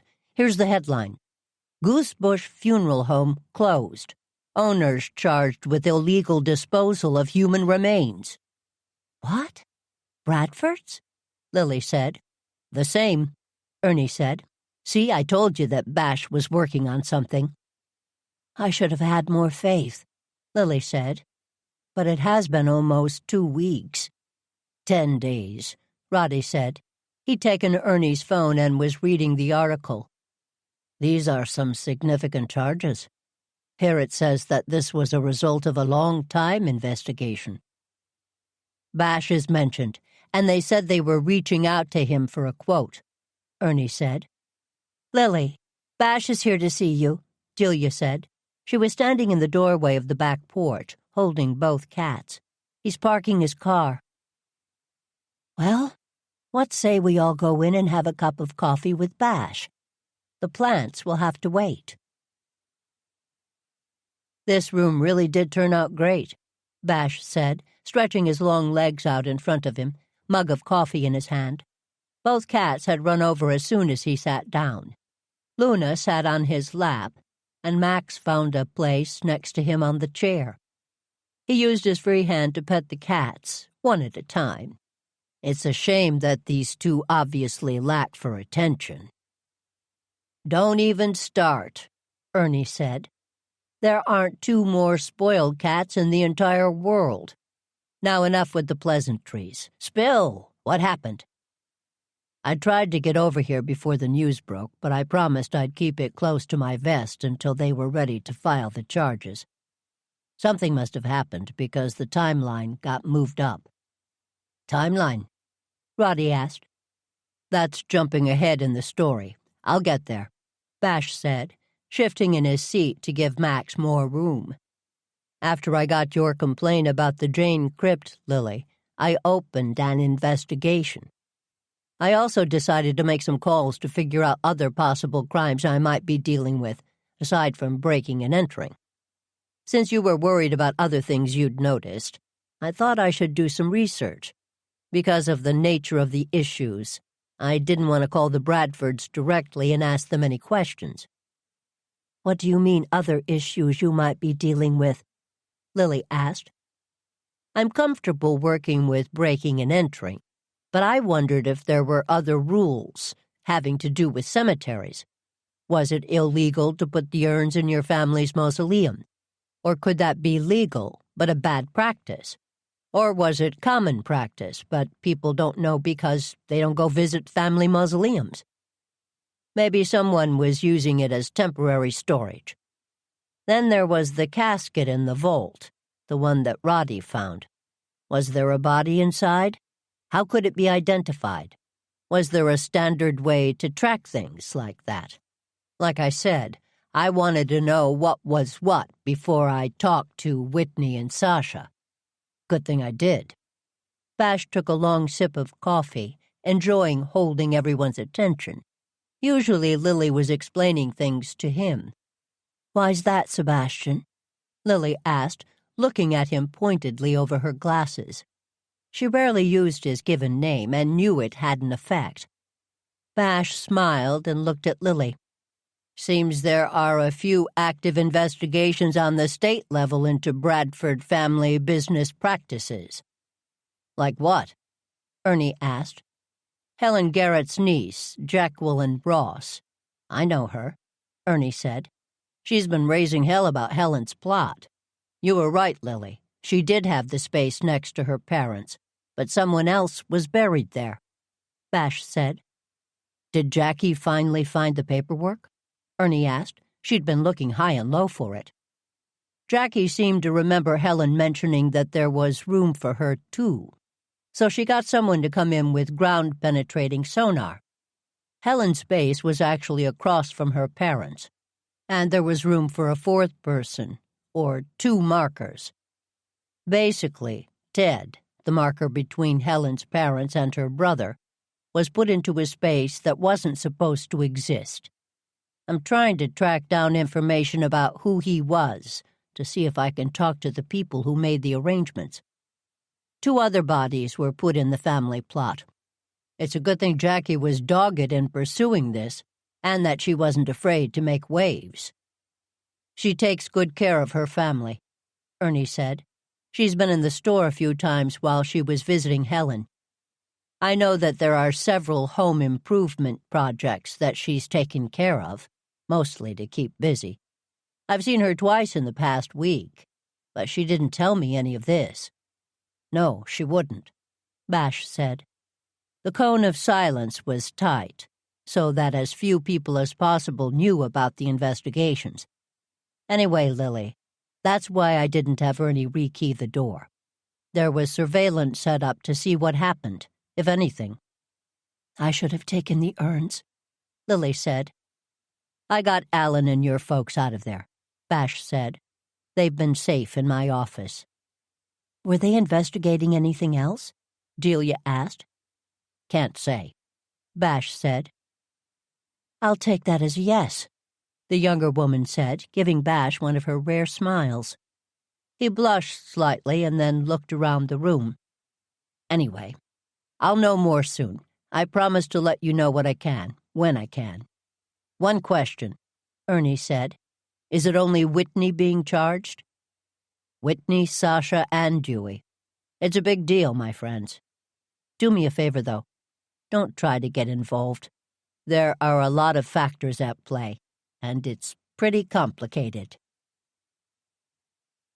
Later that afternoon, Lily was walking down the stairs when the doorbell rang. Her philosophy was that anyone worth opening the door would either let her know in advance or have the code and let themselves in the gate. So she usually ignored the bell until it rang 3 or 4 times. But since she was close by, she decided she may as well open the door. To her frustration, there was no one there. She went to close the front door again and glanced over at the wreath hook. She screamed, jumping back. There was a dead rat hanging on the hook by its tail. Her heart was racing and she swallowed hard. She slammed the door shut and ran her sweaty hands down the front of her dress. She called out for Ernie and Delia, but remembered that they'd both left for the afternoon. She was alone, and there was a rat on her front door. She fished her cell phone from her pocket, looked at her recently dialed numbers, and pushed down on Roddy's face. As soon as she heard the call go through, she spoke. "There's a rat on my front door," she said quickly. "I'll be right there," Roddy said. True to his word, he came over within 2 minutes, through the back of the house. She heard him greet the cats on his way to the front hall. Ever since they'd been able to open the gate between the houses, Roddy had used the back entrance regularly. No need to give Goosebush information about their comings and goings. He found her sitting on the stairs to the landing. She shrugged and shook her head. She pointed to the front door and shivered. He opened it slowly and took a step back. Then he took a step forward and picked the rat up by the tail. "It's rubber," he said. "Very realistic, though. This is some sort of fake blood. Nice touch, though a bit much. What a mess." He took his handkerchief out and wrapped the rubber rat up. "Wait, what's that?" He opened the mouth and fished out a piece of paper. "Rats die," he read, looking up at Lily. "That's succinct," she said. "That's a warning," he said. "I wonder who left it there. How long was it between the doorbell ringing and you answering it?" "Less than a minute. I was on my way downstairs when I heard it. When I opened the door, no one was out front," Lily said. "No human was there." "Please, can you put that away? I hate rats." "Yes, of course, sorry," Roddy said. He looked around the foyer and put the bundled-up rat in a large urn that was sitting on one of the hall tables. He took a picture of the note with his phone, and then dropped the note into the vessel. "I'll move it later. In the meantime, let's see if we can figure out who left you this gift on the front door. The doorbell camera probably caught the person doing the deed." "I don't know how to log in," Lily said. "You've logged in before, when we first set it up. Let's fire up your computer," Roddy said. "Your password may be recorded. I'll need to wash my hands first." He walked over to the washroom and quickly washed his hands. "My computer's in the back porch," she said, after he'd dried them. "I'm doing some garden planning," she said. "I was coming down from the upstairs library. That's where I keep the gardening books, when I heard the door ring. Otherwise, I would have ignored it." "Or checked the app on your phone to see who was there?" "I removed the app from my phone. It kept pinging at me any time anything moved. Since Ernie put a camera by the gate, every car created an alert." "We can probably set it up so that it doesn't ping you," Roddy said gently. He loved tech and gadgets, but was aware of Lily's reticence and knew that she needed to come to new ideas on her own. "Then why don't we put it back?" Lily said. "We'll do that in a bit," Roddy said. They were walking toward the back of the house, slowly. "Mind you, I would have called you anyway, because rat." Lily shuddered and made a face. "I'm not terribly fond of rats either," Roddy said, putting his arm around her shoulders and squeezing gently before letting go. "Let's see who the rat hanger was." Roddy sat down at the table and Lily slid her computer to him. It took him a few minutes to log into the doorbell camera site, since she didn't have the password and he needed to reset it. "I'm going to go and get my own computer," Roddy said. "Resetting your password seems to be a bit of a process." Keep an eye out for the verification email. If you don't mind, I'll work on my projects over here this afternoon." "I don't mind at all. My computer is very slow, but I'll keep working on the password situation," Lily said. While he was gone, Lily made some tea and put together a plate of cookies. There was plenty of space at windward, and Roddy and Lily could work on their own projects, but together. Not a bad way to spend an afternoon. But first, they needed to figure out who was hanging rats on front doors. After he came back, he set up his computer. By the time he'd logged in, Lily had reset the password, and he wrote it down. "I'm going to get a glass of water," she said. "Would you like one?" "Sure," he said. "Could you leave your phone? We're going to get a text to verify that you're you." "This site is more secure than Fort Knox," she said, turning her phone on and leaving it next to Roddy. "You'd hate for someone else to be able to log in," he said. He logged into the site, and by the time Lily was back with 2 glasses of water, he was in. Roddy clicked a few buttons, then he pushed the computer in front of Lily, leaning in to watch.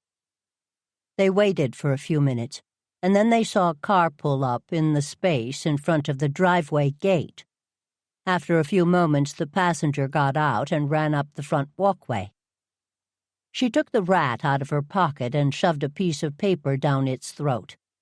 When she stepped onto the porch, her face came into focus as she hung the rat and squirted the fake blood on it.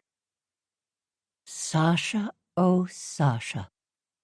What would your mother say, young lady?" Lily said. "Perhaps you should talk to Bash," Roddy said. Lily's phone rang. "Speak of the devil. Hello, Bash. I was just about to—" "What?" "Of course. I'll meet you at the mausoleum. An hour, sure. Yes, I'll bring Roddy with me." Lily parked by the cemetery, this time in a legitimate spot, where she'd agreed to meet Bash. Well, Bash and his guests. "This looks like it's more like a walkthrough of the cemetery," Roddy said. "I see 2 people with cameras." "He mentioned wanting to get my thoughts on the record. I guess he meant it," Lily said. "No worries, Lily. Trust yourself and your memory.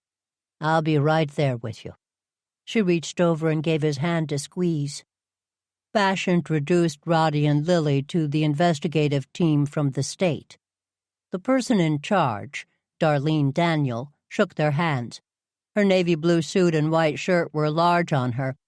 She wore short boots that were covered in dried mud, and she took a scrunchie off her wrist and pulled her hair back. Her assistant handed her a clipboard, and she turned toward Roddy and Lily. "Ms. Jane, Mr. Lydon, I appreciate your being willing to come here at the last minute. Bash mentioned that you needed my help with something," Lily said. "The Bradford story has been picked up by the news. I'm not surprised. It's a story that captures the imagination. So far, no one has tracked the investigation back to the cemetery, so the reporters aren't here. But that's only a matter of time. We thought it would be good to get you on the record, Ms. Jane, before you talk to the press." "I have no intention of talking to the press, Ms. Daniel." "Good. Glad to hear that. Still, I should have talked to you earlier. We're exploring several other avenues of inquiry, and you may be able to help us. Chief Haywood mentioned that you noticed a few issues in the cemetery." Lily looked over at Roddy, and he handed her a folder. "Ms. Daniel, this is for you. With Roddy's help, we put some cemetery maps together. See these numbers? They correspond to the notes at the back." "This is very helpful. Did you know I'd need them?" she asked, flipping through the pages. "This was more of an exercise for myself," Lily said. "I'd begun to think I was losing my mind. Roddy and Delia Greenway, a friend. They both suggested I write down my memories of who was where. I did that, and I also took some pictures. Together we put together this document. It includes official records and some unofficial. It helped pass the time over these past 10 days. The younger woman flipped through the document and nodded. She lifted up the pages on her clipboard and put the booklet behind them. We have a lot of this information, but not with this detail. Is it possible to send it to me over email? Darlene handed Lily her card. Of course. Let's do the walkthrough anyway. I'm a visual learner.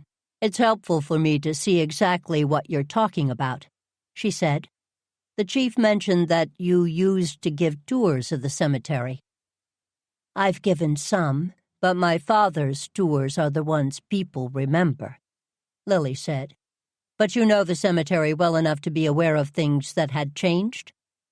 The 6 of them walked through the gate, and Darlene paused. She nudged her assistant's arm, and he nodded to the cameraman. I spent a fair amount of time here when I was younger, visiting different family members. Do you have a lot of family in this cemetery, aside from those who are interred in the family mausoleum? I have my mother's family and other distant relatives sprinkled around. I've seen photos of the mausoleum, but haven't been here in person until today. We didn't want to tip anyone off that there was an investigation. It's an impressive building. My family never did anything halfway, Lily said. The building was also a public works project of the time, Roddy said. I've been doing a bit of research at the Historical Society. Goosebush had shipbuilding here for a number of years, but then it moved further down the Cape. The town elders created a few projects to give folks jobs and to retrain people in other crafts. The Janes also privately hired people. They still do, Bash said. The carvings on the crypt are very interesting, Roddy said. There are some amazing artisans who participated in the project. I look forward to seeing the work. But in the meantime, we're ready to start when you are, Darlene said. You just want me to talk? Give us a tour. Let's start at the Garrett family plot, then. I suspect you'd heard about the issues there. We have, but that sounds like a good place to start. Each stop took a while, because Darlene asked questions, and videos and pictures were taken. They walked over to the overgrown part of the cemetery, but Lily noticed some changes. Is something wrong? Bash asked her. Some of the weeds are gone, Lily said, and I thought I saw more headstones along that back path. But I may be wrong. Delia may remember. Lily sighed. She'd like to visit one day and not notice any changes. Darlene stopped and took more notes.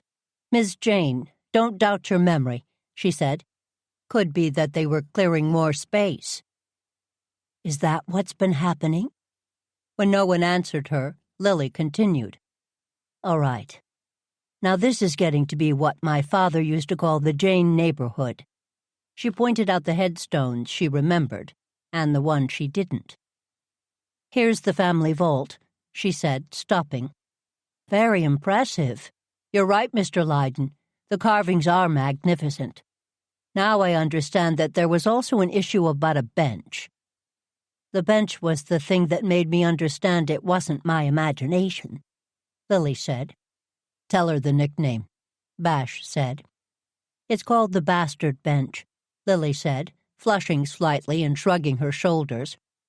It was a way for a distant relative to create a place for the Janes who were Janes, but not in name.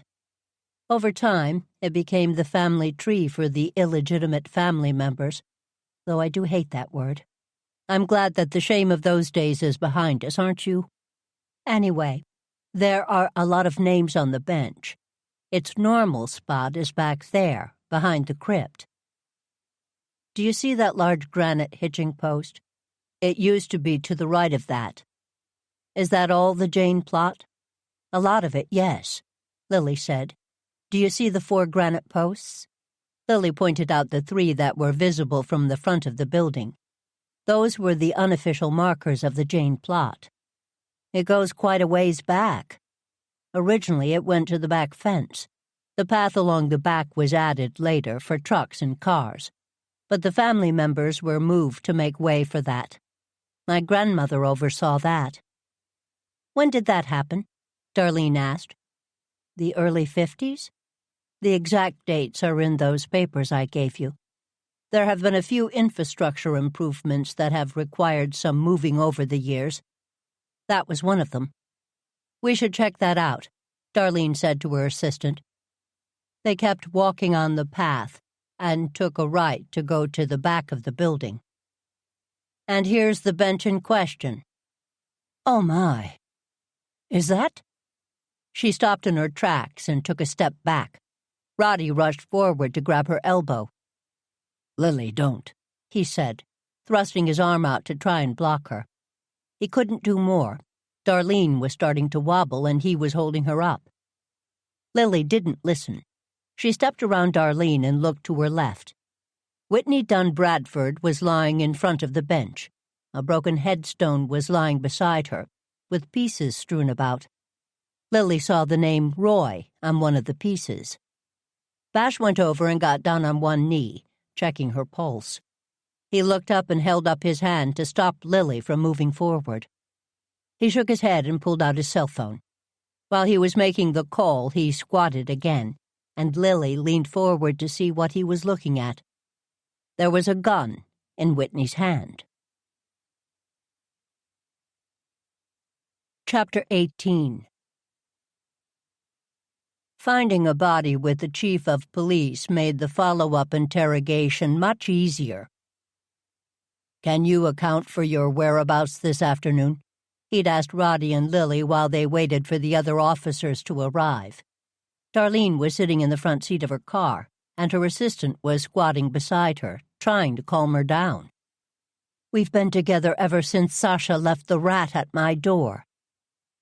Bash looked up and squinted. Explain, was all he said.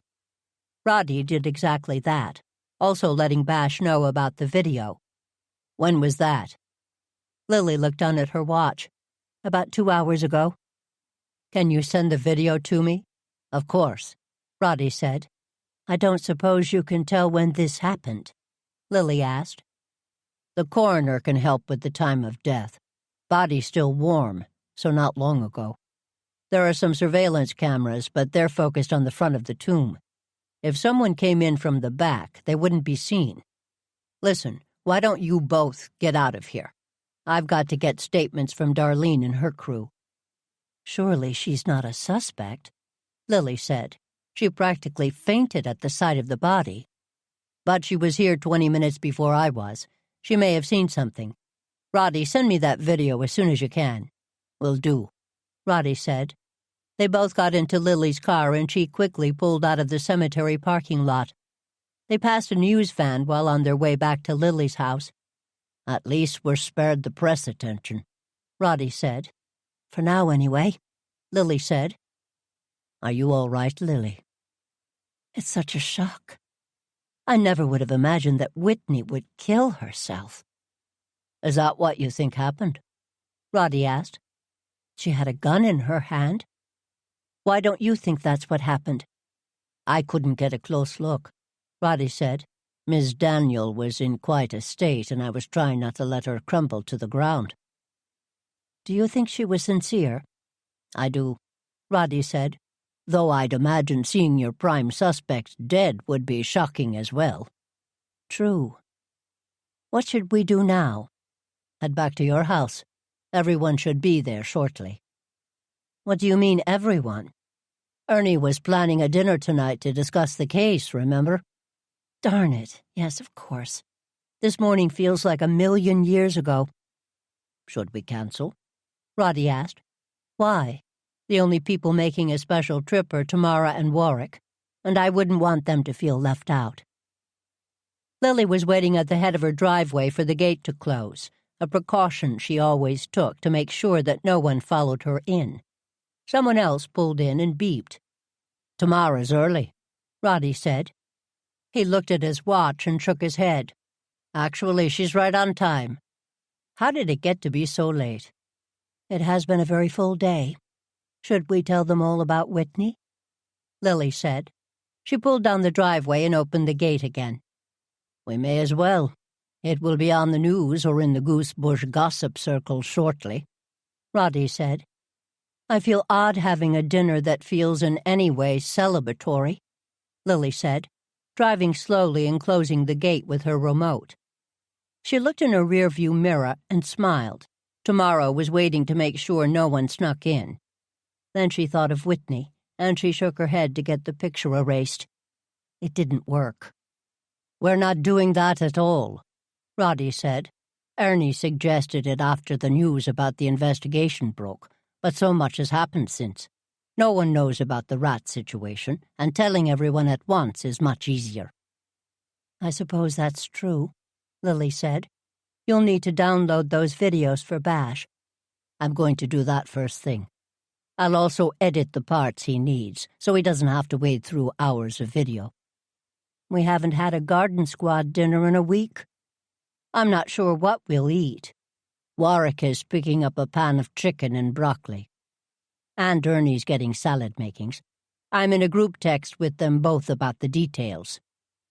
You are very efficient, Lily said, pulling the car up and into the garage. She wanted to make room for the other cars that would be arriving.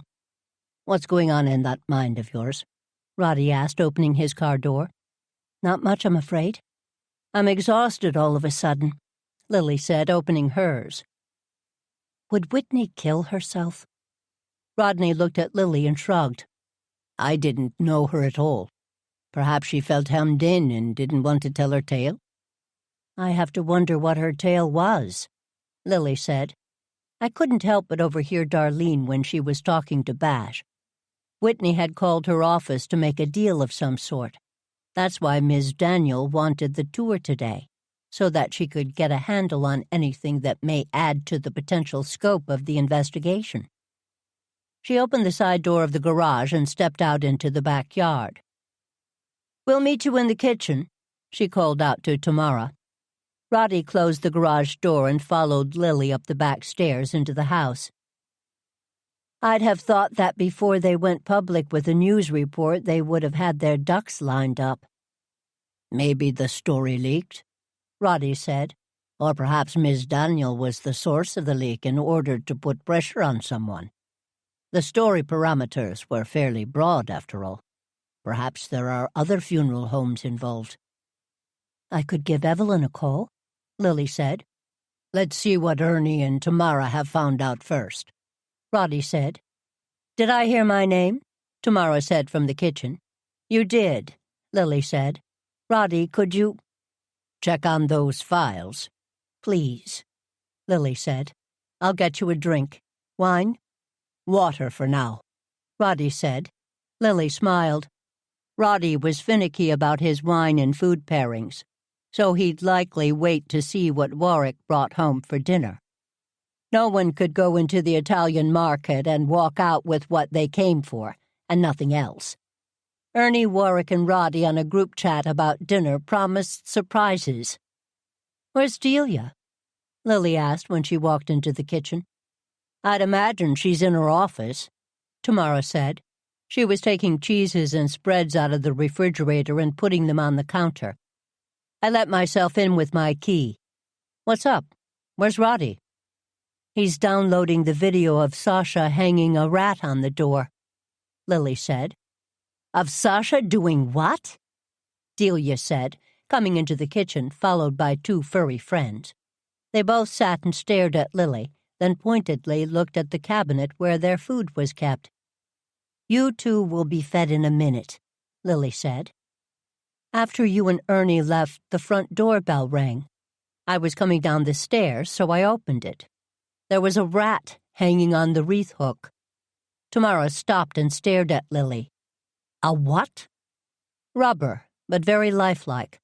I called Roddy to rescue me, which he did. Did you cry?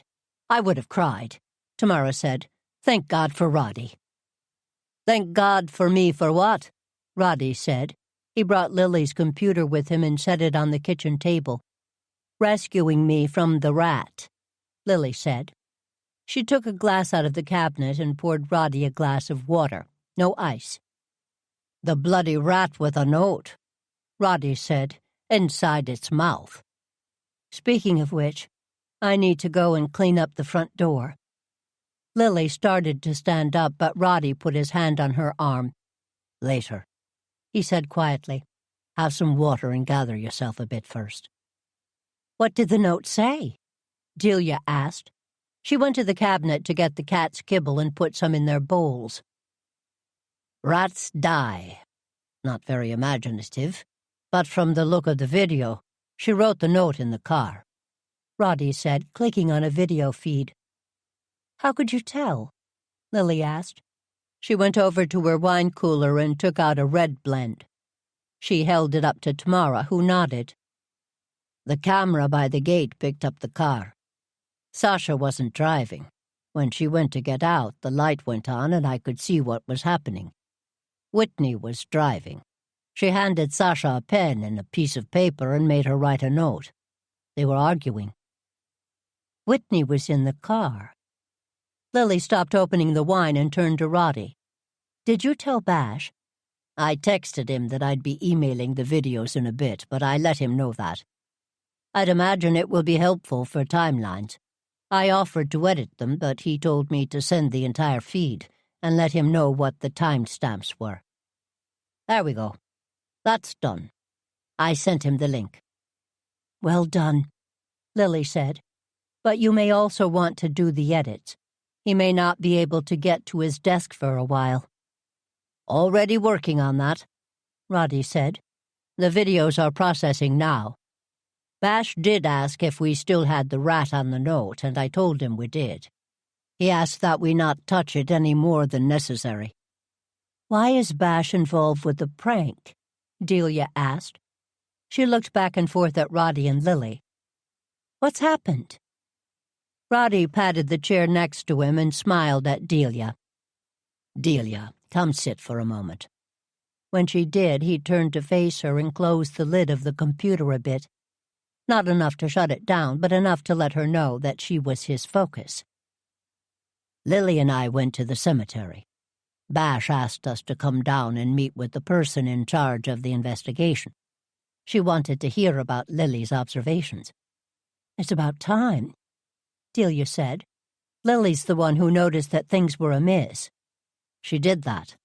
We brought a copy of the narrative you'd suggested she write after we found the urns in the crypt. They'll find it very helpful once they can focus on it. Anyway, we started at the main gate and walked through. Lily pointed things out and they asked questions. The last stop was the Jane crypt. The bench being moved was the first proof that something was amiss," Delia said. "They wanted to see the bench. When we went to show it to them, we found Whitney." "What do you mean you found Whitney?" Delia looked at them both. Tamara stopped what she was doing and sat down next to Lily. "She was out near the bench, on the ground," Roddy said. "Was she—" Lily shook her head. "She may have died by suicide," Lily said. "Suicide? What makes you think that?" Tamara asked. "There was a gun in her hand," Lily said. "She was lying down and there was a broken headstone nearby. I saw a piece with the name Roy. I noticed pieces of the headstone on the bench as well. It must have been an older piece to break like that. I didn't see much else. Bash rightfully got us out of there quickly," Roddy said. "Do you have any idea why?" Delia asked. "Why what?" Ernie asked, walking into the kitchen from the hallway. He was carrying a tray and balancing 2 grocery bags under his arm. Roddy got up to help him. "Don't anyone think less of me, but I got a ready-made salad," he said, putting the tray on the kitchen table and lifting up a corner of the white cardboard cover.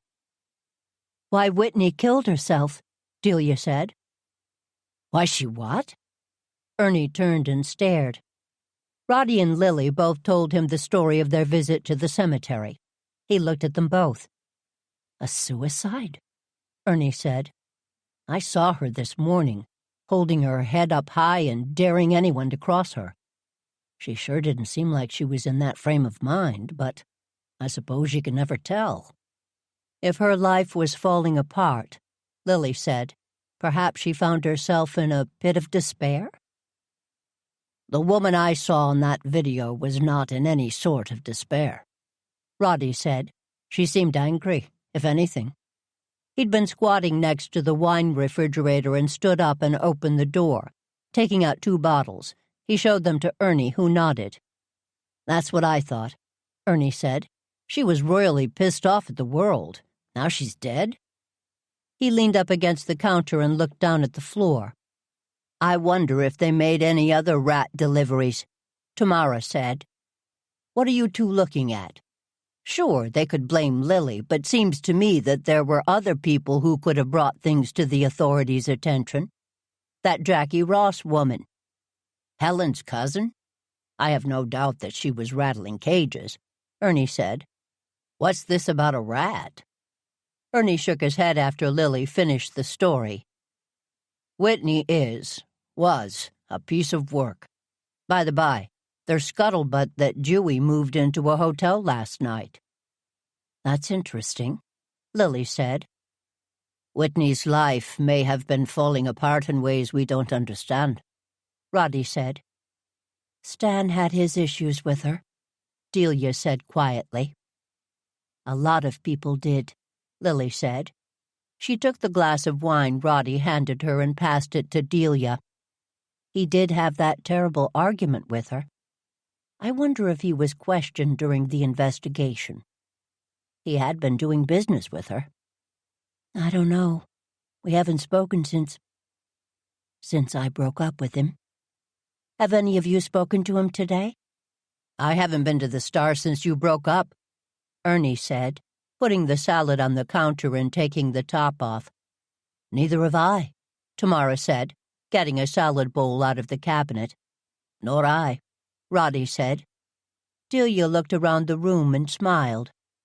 If the garden squad stops going to the Star, he may go out of business. I really appreciate the gesture, but you don't have to boycott it for me. It seemed like the least we could do, Tamara said, though it would be helpful to have seen Stan lately. He may have blamed Whitney for your breakup. She did send the picture, Ernie said, but I can't imagine Stan would hurt Whitney, no matter how angry he was. I hated Whitney for sending that text. But I never wanted this, Delia said. Of course you didn't, Roddy said quietly. You're not the sort of person to wish another person ill. I, on the other hand, Lily said. Delia smiled at Lily and reached across the table. Lily took her hand and gave it a squeeze. I'll be all right, Delia said. I'm going to go and get some fresh air. I'll be right back. She got up and went out of the kitchen toward the back room. I may go by the Star tomorrow to say hello to Stan, Lily said. I don't think he'd do anything, but you've got to admit he had a few reasons, Ernie said. Maybe it was suicide, Tamara said. Lily looked over at Roddy. He raised his eyebrows, shrugged, and shook his head. Chapter 19. Lily woke up the next morning and stretched. Suicide. She still couldn't believe it.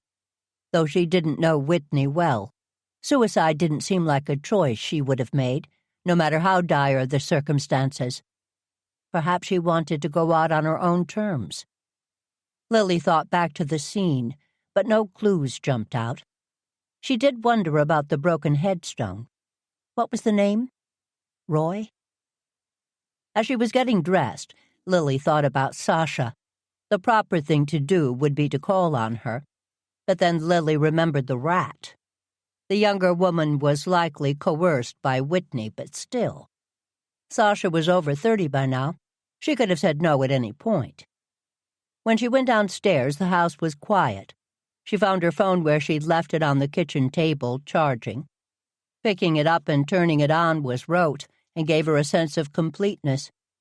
Addiction to the steady stream of information and connection was an issue she'd hear people complain about for the younger generation, but she recognized the signs in herself.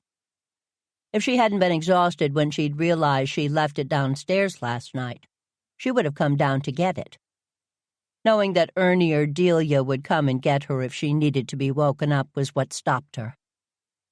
3 texts, one from Delia, gone to the Historical Society, checking on new cemetery history Min found. Lily wasn't sure what the history was, or how it would be helpful, but Delia would fill her in. Ernie's text told her he was going in to open the store and that she should text him with any updates. The 3rd text was from Roddy. Let me know when you're up and about. I thought breakfast at the Star may be in order. She checked the timestamp and then her watch. He'd only sent the text 10 minutes ago. She hesitated over the keyboard, and then decided to go old school and call. Aside from the efficiency, she enjoyed hearing Roddy's voice. "Good morning, Lily. Sleep well?" "Embarrassingly so," Lily said. "Didn't think about Whitney or what we'd seen until I woke up, which wasn't that long ago, if I'm honest." "Then you haven't seen the news?" "What news?" "The police issued a statement that her death was being investigated as a possible homicide." "Oh, no," Lily said. "But wouldn't that be natural? I mean, it looked like she shot herself, but perhaps they need to keep the options open." "From what I can ascertain, and I don't speak social media fluently, Mandrew, someone in the investigation is leaking information, and the police are playing catch-up. Perhaps Delia could translate for me?" "She's at the library," Lily said. "I haven't had coffee yet. You'd mentioned something about breakfast at the Star, which sounds wonderful. I'm ready to go now if you are. Maybe afterwards we should bring a cup of coffee and some pastry over to Bash." "I'll meet you on the front walk in 5 minutes, unless you'd rather drive." Part of her would rather drive, but she shook off the feeling. Between Roddy and Tamara, the step obsession had been contagious. "No, let's walk." After she checked on the cats, she put her notebook in her crossbody bag, along with other tools she might require: her phone, an extra pen, lipstick, hand sanitizer, a tube of sunblock, and a large scarf. She checked herself in the front mirror and then smirked. At this point in her life, her face was what it was. Her blue eyes were still bright, her white curls did what they wanted to, and her wrinkles were present no matter what her expression. Smiling softened them, so she put that into good use and plastered one on now. She made sure she had her keys and closed the front door, ensuring it was locked. She armed the security systems and walked down the front path, putting her medium-brimmed straw hat on top of her head. Roddy was there, waiting. The smile got wider. "Good morning, neighbor," Lily said. Roddy smiled and offered Lily his arm, which she took. "I had an ulterior motive for walking," Roddy said. "I wanted to ask you about the plant choices 3 houses up. The house with the violet shutters and yellow front door." "The Spences," Lily said. "I love the color of that front door." "All right, we're almost there. What's the question?" She skimmed the yard, taking in the choices they'd made this spring. Roddy's house and Lily's house were both built on larger lots. Both houses were set back a bit, with Lily's much further back than any other. The rest of the houses were much closer to the street, with smaller lots that backed up on a dead-ended side street. Though the frontage was small, every house took pride in their yards. Partly that was because of the location, since Washington Street was a main thoroughfare in Goosebush. Also, there were ordinances that had to be followed in the historic district, and town shaming had an effect on behavior. "Do you see that purple plant?" "Phlox. Aren't they a lovely color?" "They are," Roddy said. "I like the smaller flowers. I haven't noticed that in your garden." "I move things around," Lily said. "There were a couple of years when I neglected the gardens for various reasons, and I lost some plants, including the phlox. I haven't replaced them, but should. They remind me of my mother. They were one of her favorites. I'm sure if Ernie doesn't have it in stock, he'll order you some." "I'm gathering the puzzle pieces," Roddy said. "Puzzle pieces?" "I'm realizing how many personal choices can go into a garden. Colors, plant heights, greenery versus flowers, shrubs or bushes. Never mind mulch colors, stones and the like. Your gardens remind me of you. I'm wondering what pieces will come together to make my gardens remind people of me." He took another look around and started walking again. "Are you thinking phlox may be part of the puzzle?" Lily asked. "I was. Do you have other suggestions?" "Boxwood," Lily said. "A thicket of boxwood." "That feels awfully dull," Roddy said. "Au contraire. Boxwood is a great hedge for sculpting.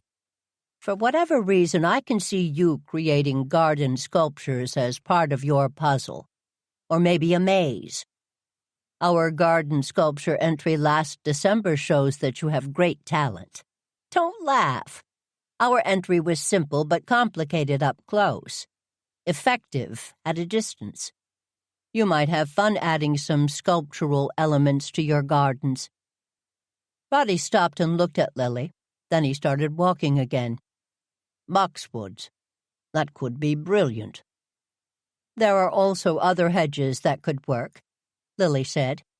"It may be fun to think about ways to use your gardens that suit your creativity. Plant a tableau with your garden. Channel your inner Englishman. You have a wonderful yard for it." Roddy and Lily spent the rest of the walk discussing gardens. Before they knew it, they were at the Star and Roddy held the door open. They ordered their breakfast sandwiches and brought coffee back to their table to wait. Lily walked over to the bookstore and bought Roddy copies of the gardening magazine she'd bought herself. She arrived back at the table at the same time as the sandwiches. They both ate in silence for a couple of minutes. Homemade brioche, thick-cut bacon, sharp cheddar cheese, and a perfectly poached egg with a splash of hollandaise. Perfection. "I was going to give you my copies once I was done, but this is a great issue," Lily said, sliding the magazine over to Roddy. "If nothing else, maybe you can cut out some pictures and start a vision board for your garden." "Thank you, Lily. I'm going to do some sketches today, and add some shrubbery. I love the idea of using greenery as well as hardscapes to outline the Winslow design," Roddy said. Florence Winslow had been a garden designer in the Gilded Age, but she'd never gotten the proper credit. When Roddy realized she'd designed his gardens, he decided to honor her ideas while adding his own. Her architectural aesthetic matched his. He looked around the Star, which was quiet. "I haven't seen Stan, have you?" "I haven't," Lily said. "Hopefully he'll hear that we were here. It's awkward, his breakup with Delia." "It is, though she seems better," Roddy said. "You're very good with her, you know," Lily said. "She doesn't open up to people easily." "I wasn't there for my own daughter when she went through struggles in her love life. I'm happy to be there for Delia, even if it is only to lend a shoulder to lean on." "You've got a good set of shoulders," Lily said. She meant it figuratively, but then she looked at her friend. He had wonderful, strong shoulders that strained slightly against the jacket he was wearing. His button-down shirt was open at the collar, and his neck and face were both tanned from spending time outdoors. She forced herself to look back at her sandwich and take another bite. She took a sip of coffee to wash it down and looked over at Roddy, who was finished with his sandwich and was flipping through the magazine. "I want to make sure it's clear to everyone that if I need to choose sides, I choose Delia." Roddy smiled. "No one would expect anything different. I hope that they—" "Did you hear?" Roddy stopped talking and they both looked up at Virginia Blossom. Her auburn hair was pulled back and she didn't have makeup on. She was still lovely, Lily thought, but she looked exhausted. Hear what? Lily asked, putting her coffee mug down. Stan's been arrested, she said flatly. Why don't you sit down? Roddy said.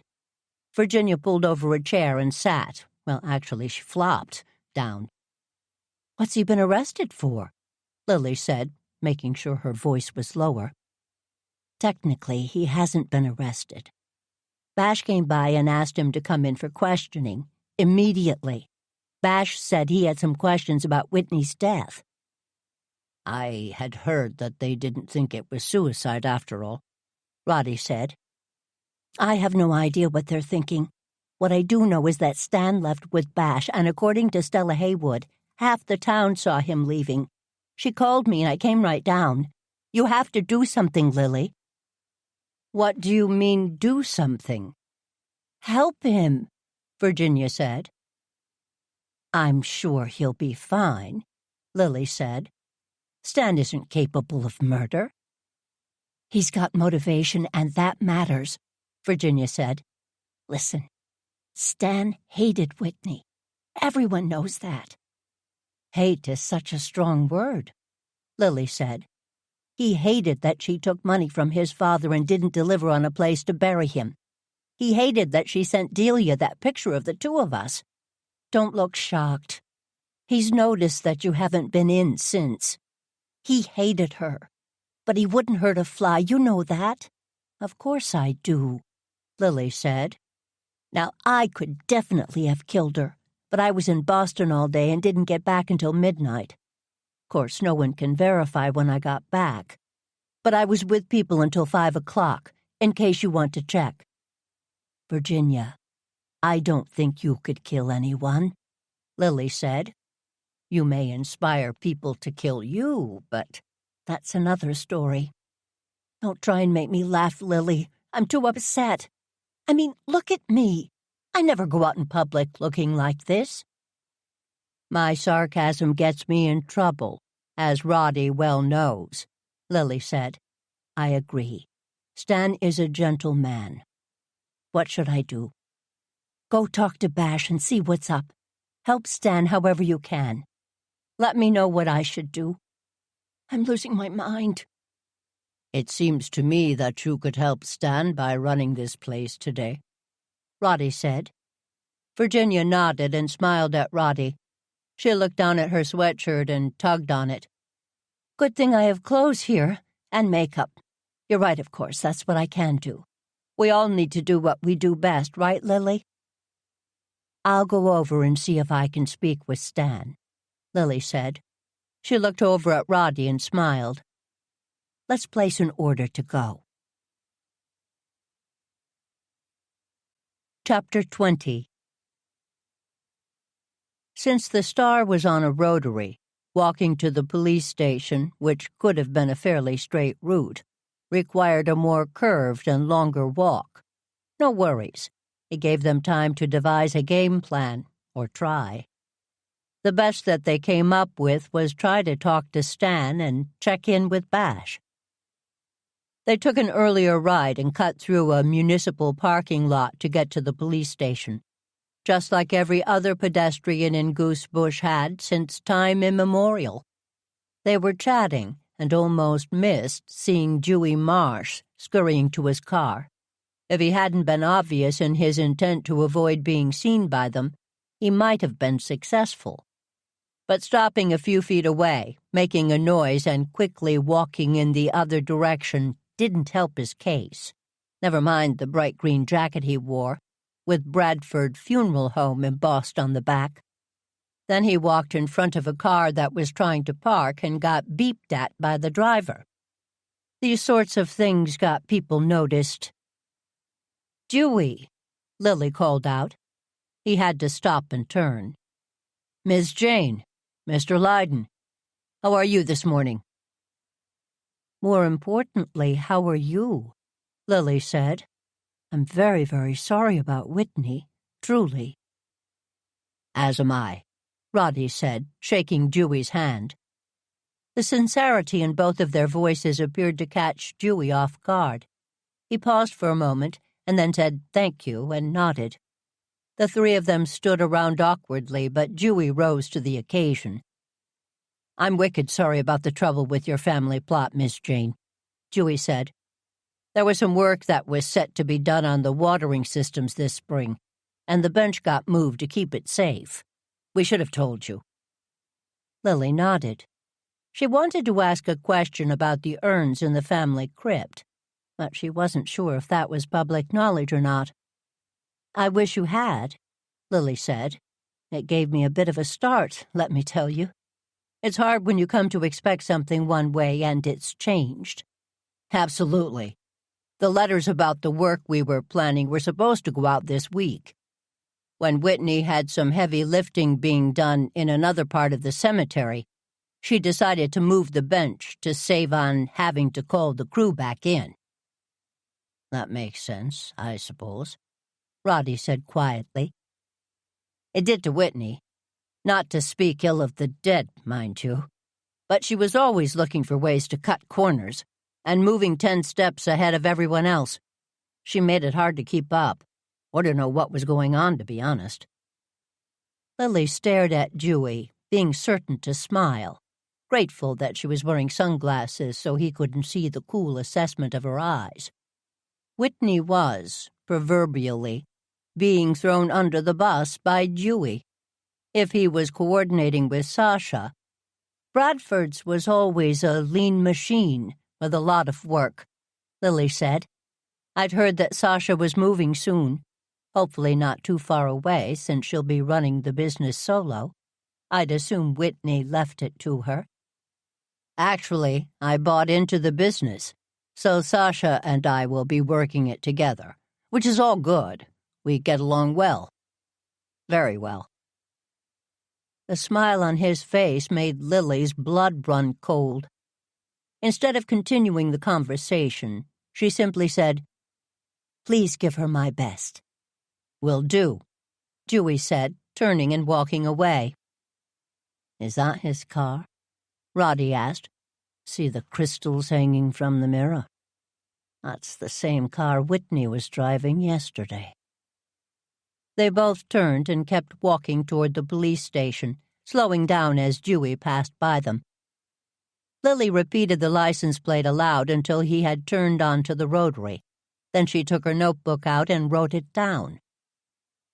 The door buzzed gently as they walked in.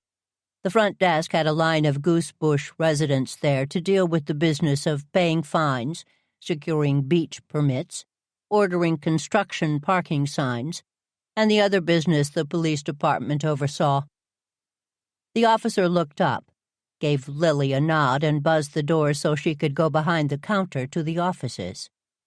She chose to see it as a good thing that everyone knew her well enough to wave her back. "Come in," Bash called out when she knocked on his door.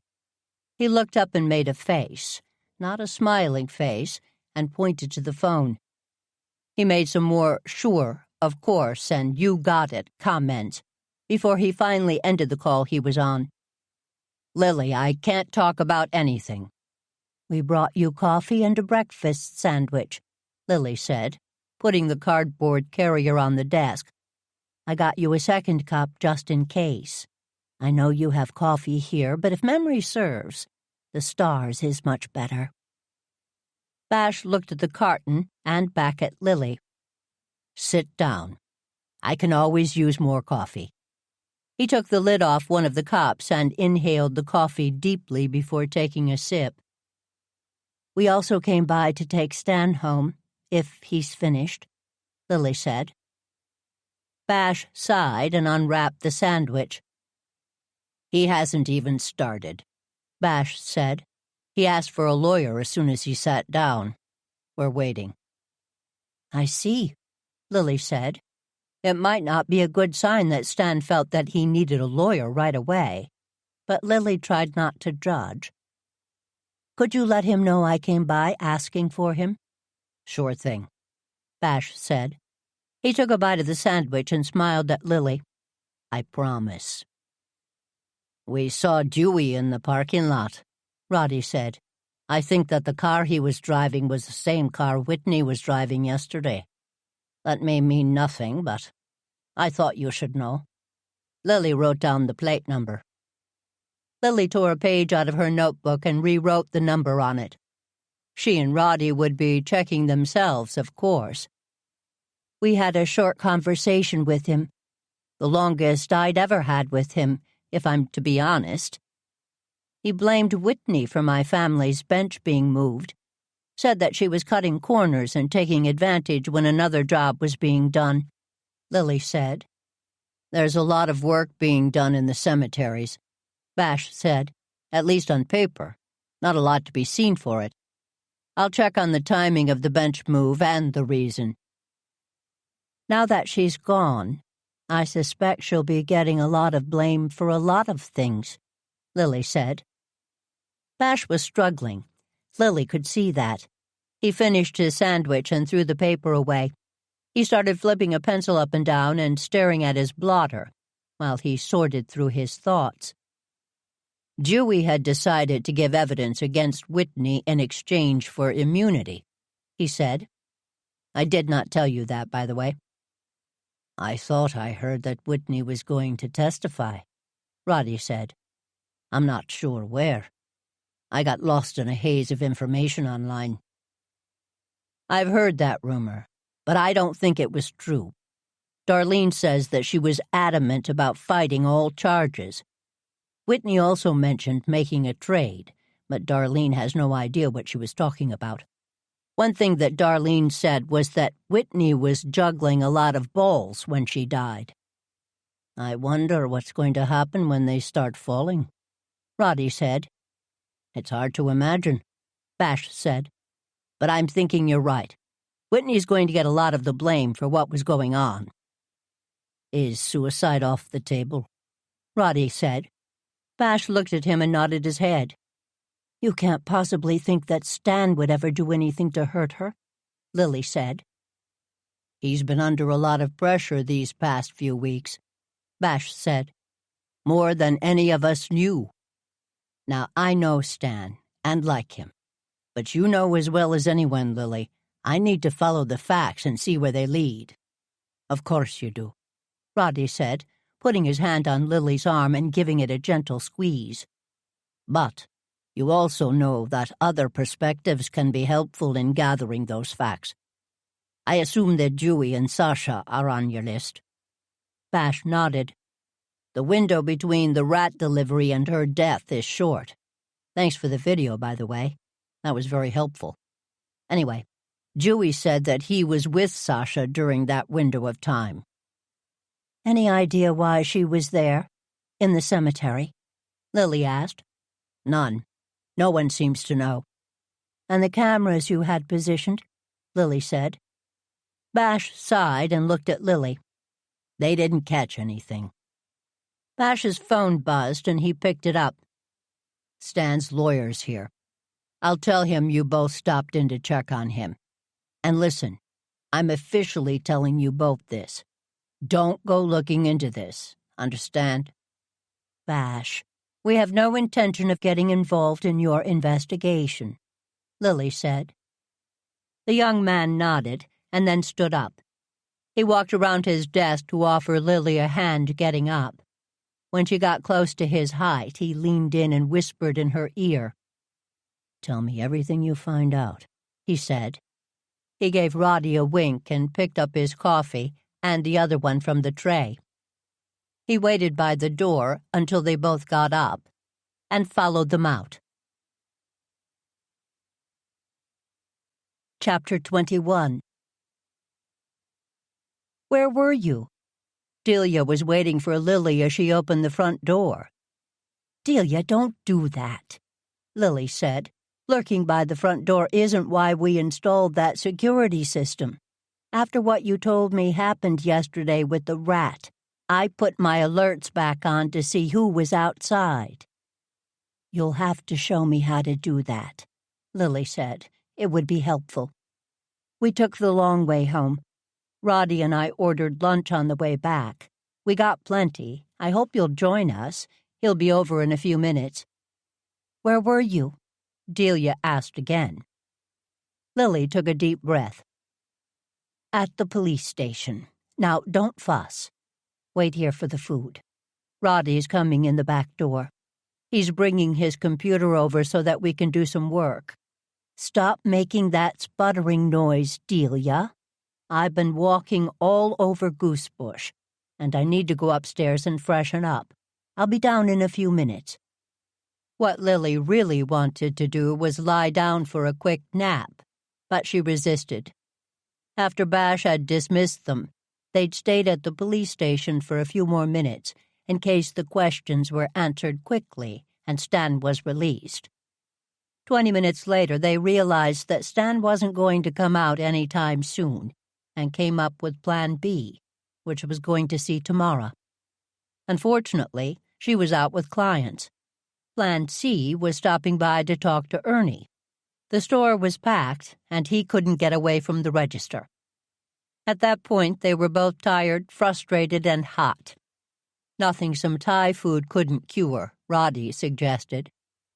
On their walk back to the house, he called and ordered takeout, factoring in plenty of leftovers. Lily changed her shoes and put on a fresh dress that had a little more room around the waist. If she was going to sit at the computer for the afternoon, breathing was a must. She threw some cold water on her face and ran her fingers through her curls. She smelled lunch as she was coming down the stairs. Yum. Perfect timing. She walked down the hall, following the voices of Delia and Roddy from the back room. Then we came back here, Roddy said. Sorry that took longer than I expected, if you're already at the we came back home part of the story, Lily said, sitting down. 2 containers of pad thai were open, and there was a bowl of soup in front of each of them, with another quart on the table. Roddy put spoons in the noodles and gestured to Lily to serve herself, which she did. There wasn't much to tell, Roddy said. You mentioned the Jewy part of the story. Yes, though probably not in as much detail as you would like, Roddy said. That was an odd conversation, wasn't it? Especially since he spent time trying to avoid us at first, Lily said. He was surprisingly forthcoming. Could we get back to Stan? Delia said. He's being questioned. Do you think it's serious? Stan must think it's serious, Lily said. He asked for a lawyer. Who did he get, do you know? I have no idea, Lily said. I hope it's a good one. Someone who knew what they're doing. Who's taking care of the business? Virginia was there when we left, Roddy said. I think that was her plan. Delia nodded and looked down at her plate. She moved her silverware around, but didn't serve herself any food. Lily put some noodles on Delia's plate and smiled over at her friend. You have to eat, Lily said. We have to help him, she said. I'm sure he'll be all right, Lily said. You don't understand. Something's wrong, really wrong. He called me last night, late. He wanted me to tell anyone who asked that we were together all afternoon. Were you? Roddy said. I saw him for a minute at the library, Delia said. We didn't really talk. He stopped by the Historical Society for a packet of information Min pulled for him. She wasn't there, and I told him that. I went back to work, and eventually he left. What time was that? Lily asked. I don't know, early afternoon. He said he was going to run some errands and he'd come back. I left early to come home and didn't see him again. If he was running errands, he didn't have an alibi, Delia said. I wonder if he went by the cemetery, Roddy asked. He may have, Delia said. When he was trying to get me to talk to him, he mentioned that he was still waiting to get Buzz taken care of. I don't know what that meant, and I didn't ask. Anyway, Lily, we have to help him. We will, Lily said, taking a bite of her pad thai. Can I eat first? Please check with Bash to see if there are any updates, Delia said. Lily sighed and took another bite. She fished out her phone and glasses from her pocket, and after some fiddling, sent Bash a text. She broke her own rule and put her phone on the table to wait for the return text. She was on her second helping when it came in. "Oh, my," she said. "What?" "Stan's being held. They may arrest him," Lily said. She asked to be excused and took her phone outside and sat on one of the new chairs in the dining area. They needed cushions, but that would need to wait. She was back in a few minutes. "I called my lawyer. She's going to make sure bail is posted if necessary," Lily said, sitting back down at her place. She pushed her plate away, her appetite gone. "We have to help him," Delia said again. "You're right," Lily said. "But aside from posting bail, I'm not sure what more we can do until we hear back from Bash." "I need to meet Mary Mancini at Alden Park later this afternoon," Roddy said. "I could stop by the police station again, though it might be easier to get him to talk if you're with me." "I'm happy to go to Alden Park," Lily said. "Delia, you find out what you can. See if Min will tell you what information Stan asked her to find. We'll be home for dinner." Chapter 22. "Alden Park isn't a ruse for our investigation," Roddy said to Lily. They'd driven into town this time, in Roddy's Jaguar. Getting in and out of the car was always a bit of a challenge for Lily, but he always came around and gave her a hand. "We're not here to find out more gossip about what happened to Whitney," Lily said. "Whitney's untimely demise will likely come up in conversation. But this meeting is about plants. Mary and I plan to meet to discuss some soil samples." "That will be interesting." "And we planned on starting to order plants, a task that neither of us feel equipped to do on our own. I told her I'd bring you along. Honestly, I'd forgotten about the meeting till she texted me at noon." "How does this help Stan?" Lily asked. "I'm not sure it does," Roddy said, "though I'm not sure it doesn't either. We're out and about running errands, bound to run into other people. Though we'll be talking about plants, they may want to talk about Stan or Whitney. It's polite to respond to conversations, don't you think? Oh, there's Mary now. Her mother's along. Good. The more the merrier. Hello, ladies. Wonderful to see you both on this lovely spring day." "Thanks for meeting me, Roddy," Mary said. "I was talking to my mother this morning, and she was asking about soil and plants and all sorts of things I thought we should check in on. Since I have no idea about most of what she was talking about, I brought her along. You don't need me with Lily here, though I am surprised to see you, my friend. I thought you'd be out helping Stan get out of jail," Meg said. She looked more like Mary's sister than her mother, and she and Lily exchanged brief hugs. "I was sort of counting on that." "I'm not a lawyer," Lily said. "I'm sure he'll be out on bail soon." "That's not what I meant." "Mom, Lily, could I ask you both to focus on the park for a minute? Thanks. Let's go over here so we don't get run over by a backhoe. Here's what started the conversation. I've been doing soil tests, and I don't understand the numbers. Here, take a look." Lily and Meg stood side by side and looked at the documents Mary had shared. "Well, of course, the land was ill-used for a number of years," Meg said. "And remember, last summer folks were trying to poison the plants to stop the project from going forward. Still, I thought that the treatments we gave the soil last fall would have helped more," Lily said. "Could all the digging have had an effect?" Roddy said. "It shouldn't," Mary said. "I've been really clear on where to dig, and being careful of the soil displacement. I thought there was going to be a second delivery of new topsoil," Roddy said, looking at his notes. Lily had suggested that. "Would that help with the numbers?" Yes, especially if they delivered the mix I suggested, Lily said. Lily took out her notebook and found the page where she'd made the note, showing it to Meg and Mary. If that was laid down, the soil shouldn't look like this, Meg said. Mary made some notes and walked over to the foreman to check in with him. This is a great opportunity for Mary, Meg said. Thanks for recommending her, Roddy. She's doing a wonderful job, Roddy said. At first there was some resistance to hiring Goosebush oversight, but she's more than paid for herself by keeping track of all the subcontractors.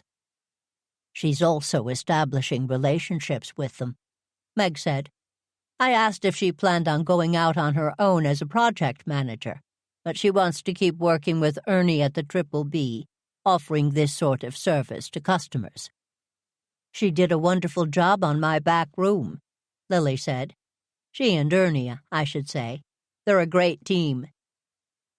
The delivery was delayed, so that offset the levels, Mary said, walking back to them.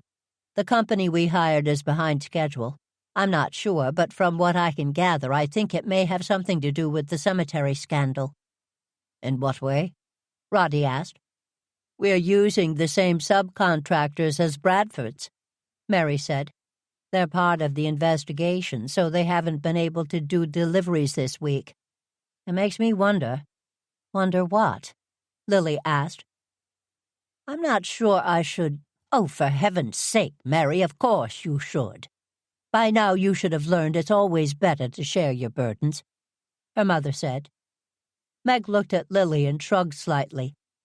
Last fall Mary had run into trouble and she was still wary of opening up too much. Wonder what? Lily asked again, quietly. I've been watching what's been ordered, and the order itself always has a bit of a surplus in case of problems. The numbers look good to me. But at every stage of the job, we've come up short. Short on concrete, short on edging materials, short on gravel. Have you talked to Louise about it? Roddy asked. Louise Schmell was the project manager for the construction company. Louise acted as though she knew everything and needed no counsel, which is one of the reasons the Board of Selectmen had hired Mary Mancini. The more safeguards to keep this project on track, the better. I mentioned my concerns about the concrete, but she dismissed me. I've been keeping track, though. Why would she dismiss you? You've got more experience than most people, Meg said. Thanks, Mom, I do, but I'm not licensed here. As I said, I've been keeping track. That's part of what I wanted to talk to Roddy about. These community efforts can be tricky, Lily said. Roddy, you should make sure people know that Mary is in charge, don't you think? Absolutely. In fact, if you'll excuse me, I'm going to make a call. Roddy, don't, Mary said. Don't worry, Mary. He could charm the stripes off a tiger. Lily said. He's also very good at getting information. You know, we did a lot of work on the soil last fall. It should be less sandy, Meg, don't you think? I wondered about that, Meg said. Mary mentioned that they'd removed the topsoil before they started work. Then where is it? I wonder if our soil was used on another site. Like the Goosebush Cemetery, Mary said. After I heard about the investigation, I started to wonder if that's where some of our materials have ended up. Roddy came back to the group and turned toward Mary. Could you call Louise later and talk to her about the shorts you've noticed? We had a conversation, and I suspect she'll be more receptive to your insights. We were wondering if some of the materials are being used in the cemeteries. Do you remember that clearing we saw yesterday, with the new footpath being edged? Lily said. I do indeed, Roddy said. I wonder if I should mention that to Louise. How about if you let me take a look first? Mary said. If the materials are the same, it could add to the evidence against the Bradfords. but I don't think it will help Stan," Meg said. "I've got to say, Stan hasn't been himself these past few weeks," Mary said. "Not that I think he killed Whitney, because I don't. But something's been bothering him." "Yeah, I don't remember the last time I saw him smile. And I hear that he and Delia broke up?" Meg asked. "They're taking a break," Lily said. "Thanks to Whitney," Mary said. She was proud of herself, told everyone about finding Stan and Virginia together, and that she made sure Delia knew what was going on. She tried to make it sound like she'd done Delia a favor, since if it were her, she'd want to know. "Makes me wonder if anyone told her about Dewey and Sasha." "Dewey and Sasha?" Lily asked. She watched as Roddy wandered away, talking to some of the workmen who were laying the cobblestones in the center of the park. The cobblestones would be part of a fountain in the summer and an ice skating rink in the winter. It was an homage to what had been there over 150 years ago and had taken some engineering to pull off within budget. Whitney was too old for Dewey, Meg said. "Less years between Whitney and Dewey than Dewey and Sasha," Lily said. "Maybe, but I always wondered what Dewey saw in Whitney," Meg said. A robust business and a good paycheck?" Mary said, laughing. "Mary, that's not very kind." "Oh, please, Mom. Butter wouldn't melt in Dewey's mouth. He takes good care of himself. What I wonder is if he had anything to do with Whitney's death. Or were he and Sasha in it together? I can't imagine Sasha doing anything of the kind," Meg said. Lily thought back to the rat episode and shook her head. You never know who could be pushed to do what. I wonder how involved Sasha was with the business these days. "Up to her neck, I suspect," Meg said. "It's a small business, but the three of them had fingers in a lot of pots. They run the funeral home, they took over the cemetery, and they're helping to run the crematorium. There's no way they could be as busy as they are without everyone being involved, especially since they cut Mac Townsend off." "What do you mean, cut him off?" Lily asked. "What happened anyway? I thought that he retired." "Was retired, from what I heard," Mary said. "I wouldn't be surprised if he's the one who dropped a dime on the whole thing." "Dropped a dime? What's that, gangster talk?" Meg asked. "Dad uses that phrase all the time. It means called in a tip. Comes from pay phones and when calls cost a dime." "I know what it means," Meg said, shaking her head and smiling. "The last time I saw Mac, he was still working at the crematorium. He seemed fine. I went out for beers with Dad one night last winter, right after Mac left the job. He and Buzz were there, warming their bar stools." "Warming a bar stool," Meg said. "I enjoy Mary's colorful phrases," Lily said. "Go on." "It seemed that Mac was there a lot. The bartender served him without being asked, that sort of thing. Anyway, he was pretty bitter, complaining about Whitney and Dewey. Buzz said something about them getting theirs, but Mac hushed him and said not in front of the police and pointed toward Dad. They were both pretty drunk." "When was this?" Lily asked. "March. Buzz hadn't been here long enough to get to know everyone." "I wonder what that meant, that they'd get theirs," Lily said. "I don't know, but he and Buzz spent a lot of time together at the bar. Dad and I avoided them after that night.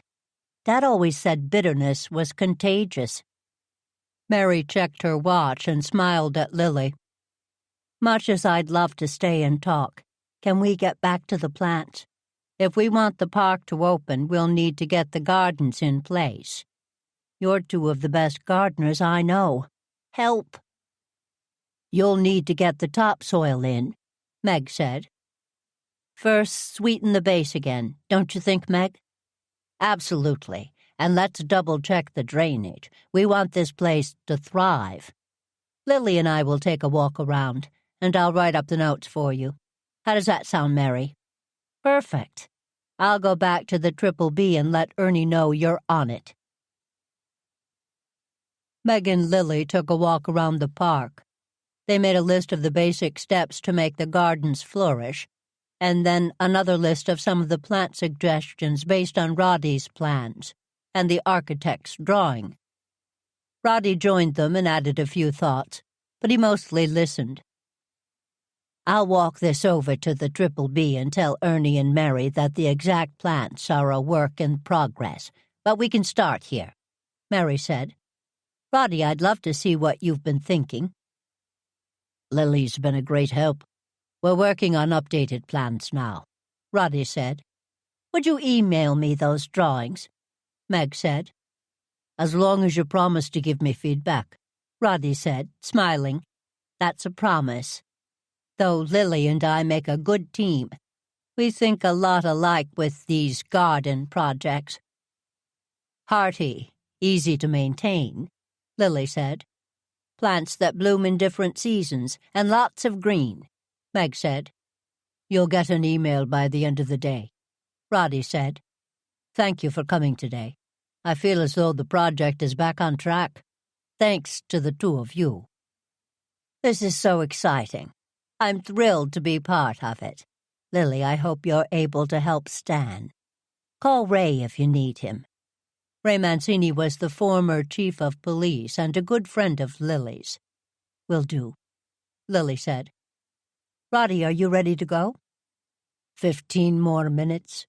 I'm sorry, but we're getting some issues straightened out. No worries. Tell you what, why don't you meet me over on the wheel? I'll get dessert for tonight.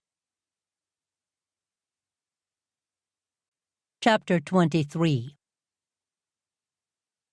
The Cupcake Castle was one of Lily's favorite shops, which still surprised her.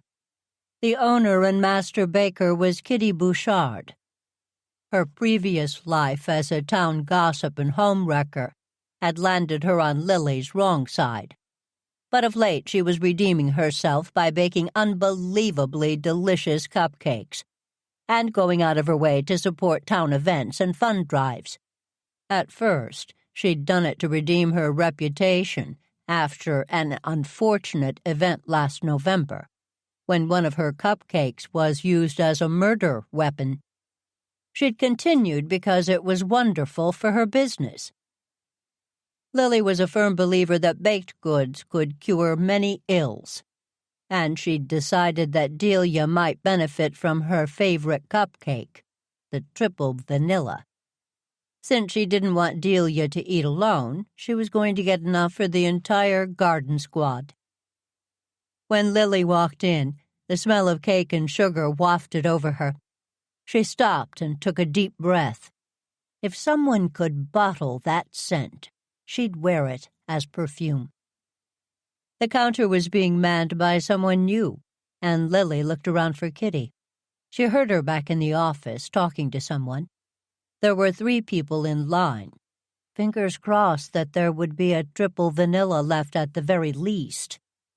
Kitty only baked a certain number of cakes a day, and when they were gone, they were gone. What can I get you, Miss Jane? The young woman asked when it was Lily's turn at the counter. She sorted through her brain, but couldn't come up with a name. She smiled anyway. Lily had worked on so many projects over the past year she couldn't keep everyone's name at the ready. Hello, thank you. What do you have left? Let's see. 2 triple vanillas, 1 mocha, a red velvet, and a double chocolate surprise. I'll take them all, Lily said. Oh, thank you. Miss Bouchard stays open until the last cake is sold. You've just given me an early afternoon. Always happy to help. It will take me a minute to box them up, but first, I'm going to put the closed sign on the front door. Don't worry about anything, Kitty said as she opened her office door. I'll take care of it. Thank you so much, Sasha Bradford said, walking out the door behind Kitty. I'd forgotten that we were going to host the business council event. Even though I won't be there, I don't want to let folks down. At least not any more than we've already let them down. Sasha, it's going to be all right. Oh, wait. You forgot your paperwork. Let me go and get that for you. As Kitty held the countertop up so that Sasha could get through to the other side, she nodded at Lily. When Sasha turned and saw Lily, she paled even more than usual, which was significant. "High roads are where the Janes walk," she heard her father say to her, as if he were standing right there. Tempted though she was to ignore the advice, particularly in lieu of the rat, she decided to take heed. "Sasha, let me first say how sorry I am for your troubles," Lily said. "Thank you, Lily. That's really nice of you, considering everything." Lily took a step forward and lowered her voice. "You mean the rat?" she asked the younger woman. "How did you know it was me?" Tears filled her eyes, and she leaned back on the counter. "Security cameras," Lily said. "Who else knows?" "A few people, I'm afraid, including Bash Haywood. I was there when they found Whitney, and there were lots of questions. The rat came up. When we checked the second camera, we saw that Whitney was driving the car. It helped Bash narrow the time frame around when it happened." "I'm so embarrassed," Sasha said. "It was all her idea. She wanted to send people a signal." "Did other people get the same token of her esteem?" "A couple of others," Sasha whispered. "What was the message about? A warning to not talk, or to be afraid?" "Both. It was all her idea. She made me do it, in case there were cameras. She didn't count on more than one, I guess." "You know, I hate to speak ill of the dead, but Whitney was a fool. How did she not think that was going to blow up in her face?" "She didn't think," Sasha said. "She just acted. That's how she lived her life, and how she ran the business. She kept doing these really nutty things, but somehow it always worked out for her." "Not always, surely," Lily said, tilting her head and watching the younger woman carefully. Sasha flushed. "It's all pretty awful." "It is. My friend, Stan Freeland, seems to be caught up in the mess. For the record, I don't think Stan is capable of hurting anyone." "Whitney sure had a way of pushing people to the brink," Sasha said. "Including you?" "Yeah, me too," Sasha said. "But for me it was more of a numbing and not caring. When Dad married her, he seemed happy, so I tried to be supportive. Then Dad got sick and she stepped in and took care of everything. And I let her." "That's understandable," Lily said. She noticed that Kitty had come back out front but was hanging back. "I let her do things her way and squashed myself in the process," Sasha said. "It's all so awful." "Didn't I hear that you were moving? Were you leaving the business?" "I tried, but I didn't leave in time." "Did you know that there was an investigation going on?" Lily asked quietly. "Investigations, plural. I'm finding out about more every day." Sasha took a deep breath. "Sasha, did you—" "I've got to go," Sasha said. "Please tell Stan I said I'm sorry, would you? Also tell him I said thank you for doing what I wasn't brave enough to." Sasha turned and ran out of the shop. Lily watched her go and turned toward Kitty. "Lily, are you helping Stan?" Kitty asked. "I'm not sure what I can do," Lily said. Police? We both know that Marilee Frank's killer never would have been caught if it wasn't for you. And I probably would have lived under a cloud for the rest of my life. I really hope you're helping Stan because he doesn't deserve to live under a cloud either. Are you friends with Sasha? Lily asked. Friendly. Did you think she could kill Whitney? I don't, but... I think she could help someone kill her. Sorry, that sounds harsh, I know. But Sasha is, at the end of her rope. I don't know all the details, but it feels like Whitney's fast and loose business model was catching up to her. Sasha was caught in the undertow. I'd imagine Dewey was as well. Dewey caused his own riptide, Kitty said. Sorry, I don't speak ill of handsome men. Goosebush has a dearth of them, that's for sure. But he's trouble, and Sasha doesn't see it. So they're... Not as far as I know. That's one of the reasons Sasha was thinking about leaving. She's confused by Dewey and felt like she needed to get away. But could he talk her into covering for him if he hurt Whitney? That he could do. Hey, speaking of handsome men, isn't that your friend Roddy out there double-parked? He just moved his car. Don't forget your cupcakes, Lily.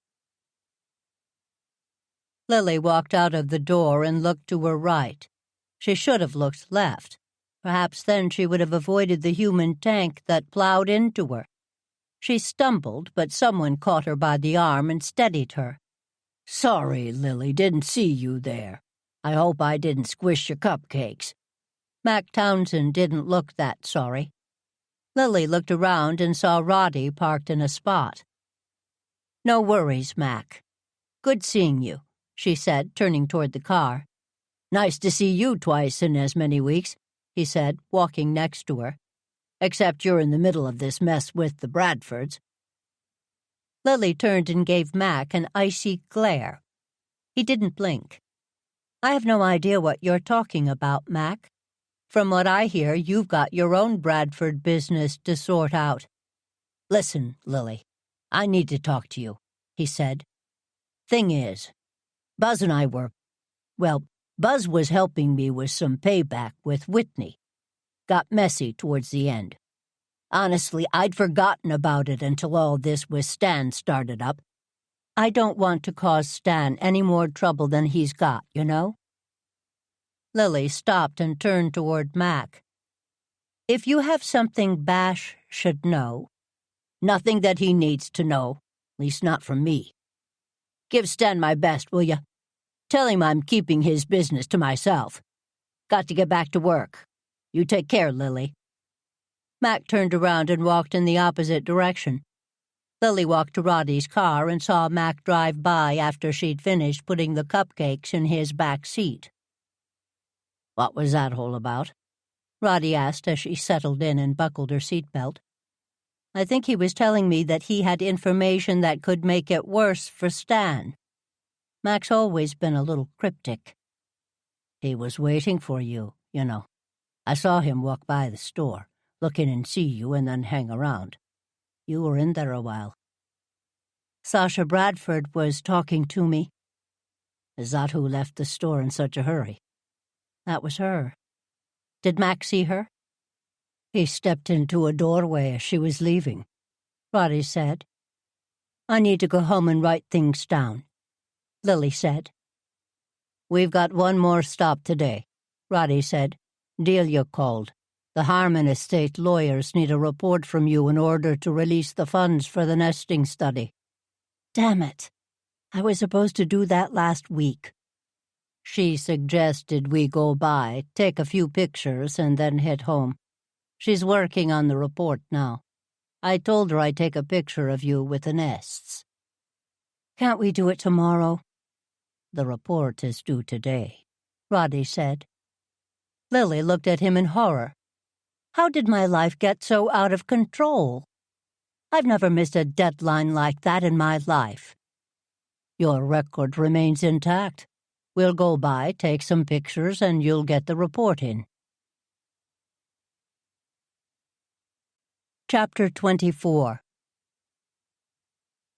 When Harmon Dane left money in his will for a bird sanctuary, but no other instructions, he couldn't have imagined how complicated that wish would be. By leaving Lily in charge of said sanctuary, he must have assumed it would be done the right way. The first thing, well, maybe the 10th thing, that Lily had done was to reach out to a local university and to partner with Don Simmons, a scientist with a great reputation and bold ideas. Dawn had loved the idea of using the funding for a study, and she'd been part of a fall and winter project that was finally coming to fruition. Shipyard Lane was unique in Goosebush. Originally, over 100 years ago, the land on the side of the hill was flattened out, and the sides were built up with retaining walls in order to help with yearly erosion that had been affecting the area. Since a few houses had been built up on the side of the hill, the concern wasn't minor.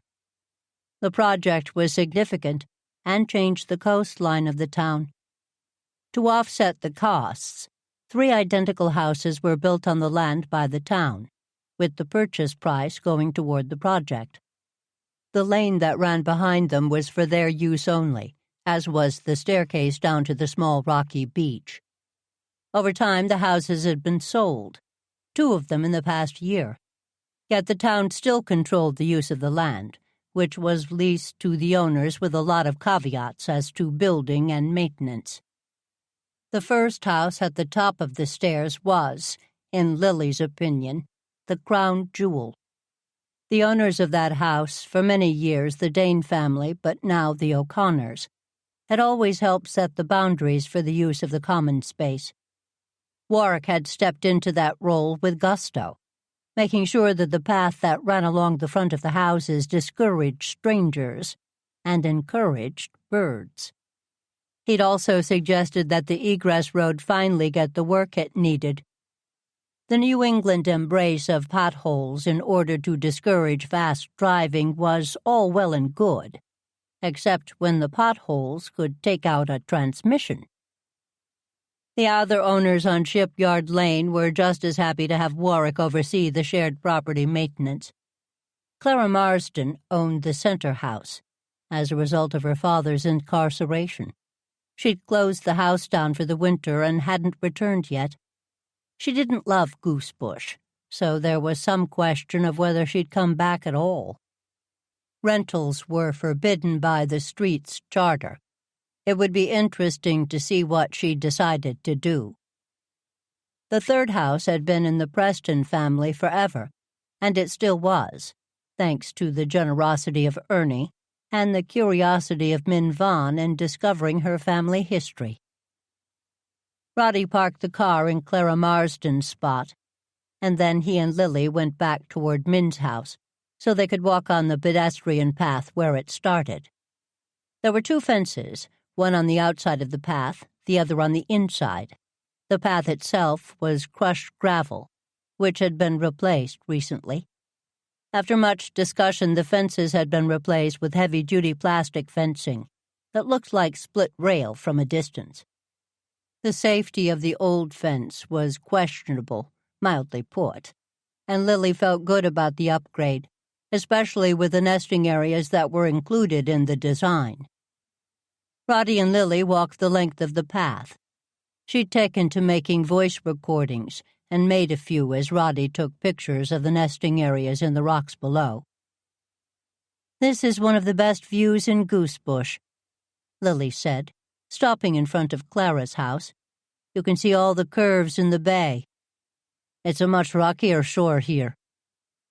"Were all these rocks originally here?" "No, they weren't. They were moved here to help with the erosion issues. They also create a natural barrier so boats don't come too close to shore." "I can imagine they'd be a deterrent." "A few years ago they dredged the area to deal with the huge boulders that were under the water. They were submerged most of the time, and were a real hazard, unless you knew the coastline. Now the channel is deeper, and this part of the shoreline is protected. There was a time, back in the 50s, and early 60s, where there were at least 3 boats damaging their keels each summer because they didn't know about the boulders. Mostly out-of-towners, but still. Out-of-towners don't get the goose bush hospitality rolled out for them, do they? Used to, back when we were a resort town and needed the business. But now that Goosebush survives on her own, not so much, Lily said. See over there, on the right, all those moorings? Those are public docks. The next group of mooring, a bit farther down, those are for the yacht club. Mooring at either place costs a pretty penny. The shipyard is further down. Roddy used the camera on his phone to zoom in, and then looked over at the water. "What's that?" he asked, pointing to a rowboat heading out from shore. "Someone going to their mooring," Lily said. "What's that, a Boston whaler on the mooring? That's odd. A small boat for a deep mooring like that." "The person rowing has on the same coat as Mac Townsend," he said. "Let me see." Roddy handed her his phone and showed her how to zoom in. "That sure looks like him." "Did you know Mac Townsend owned a boat? Is he a fisherman?" "Not that I know of," Lily said. "That type of boat is more for getting around the shore, not for deep-sea fishing. As far as I know, Mac's life was all about the Goosebush cemeteries, but I don't know him well." Mac drifted for a minute, and then he picked something up from the rowboat and put it on the whaler. He climbed aboard and cast off from the mooring, pointing out toward the center of the bay. Lily and Roddy watched as he went out a bit and dropped something over the side of the boat. "This visit was unexpected, but wonderful," she said to Roddy. They were close to the staircase and had stopped to look around. "The sea air is always a tonic," Roddy said. "The fence and path look terrific, don't they? And I'm not afraid I'll slip and fall over the side." "Yeah, it isn't a long drop, but those rocks. Falling would hurt. I know that Warwick was worried about the grandchildren taking a tumble." "Hey, Aunt Lily, that you?" Lily looked over and saw her godson Tyrone coming out of his back door. He opened his arms wide, as did Lily. "Ty, when did you get home?" Tyrone was in graduate school, but he'd decided to come home for the summer for the first time in years. "I got home yesterday," he said, giving her a hug and lifting her up off the ground. "My internship starts tomorrow. Hey, Roddy, good to see you." He reached over and shook the older man's hand. "That's a quick turnaround," Lily said. "I hope you won't be too busy to spend some time with your old godmother. I don't know who this old person you're talking about is, but I'll be spending time with you. Delia told me she's going to help me get my thesis ready to be approved next fall. You'll be seeing a lot of me. Where's your car?" "We parked at the Marsden house," Lily said. "I'm actually here doing some Danebird work." "Everything okay?" "Looks great to me. What do you think?" "Dad showed me where the nests are and talked to me about how to track what's going on. We have this big spreadsheet that Dr. Simmons, Dawn Simmons, that's her, that Dr. Simmons set up for Dad.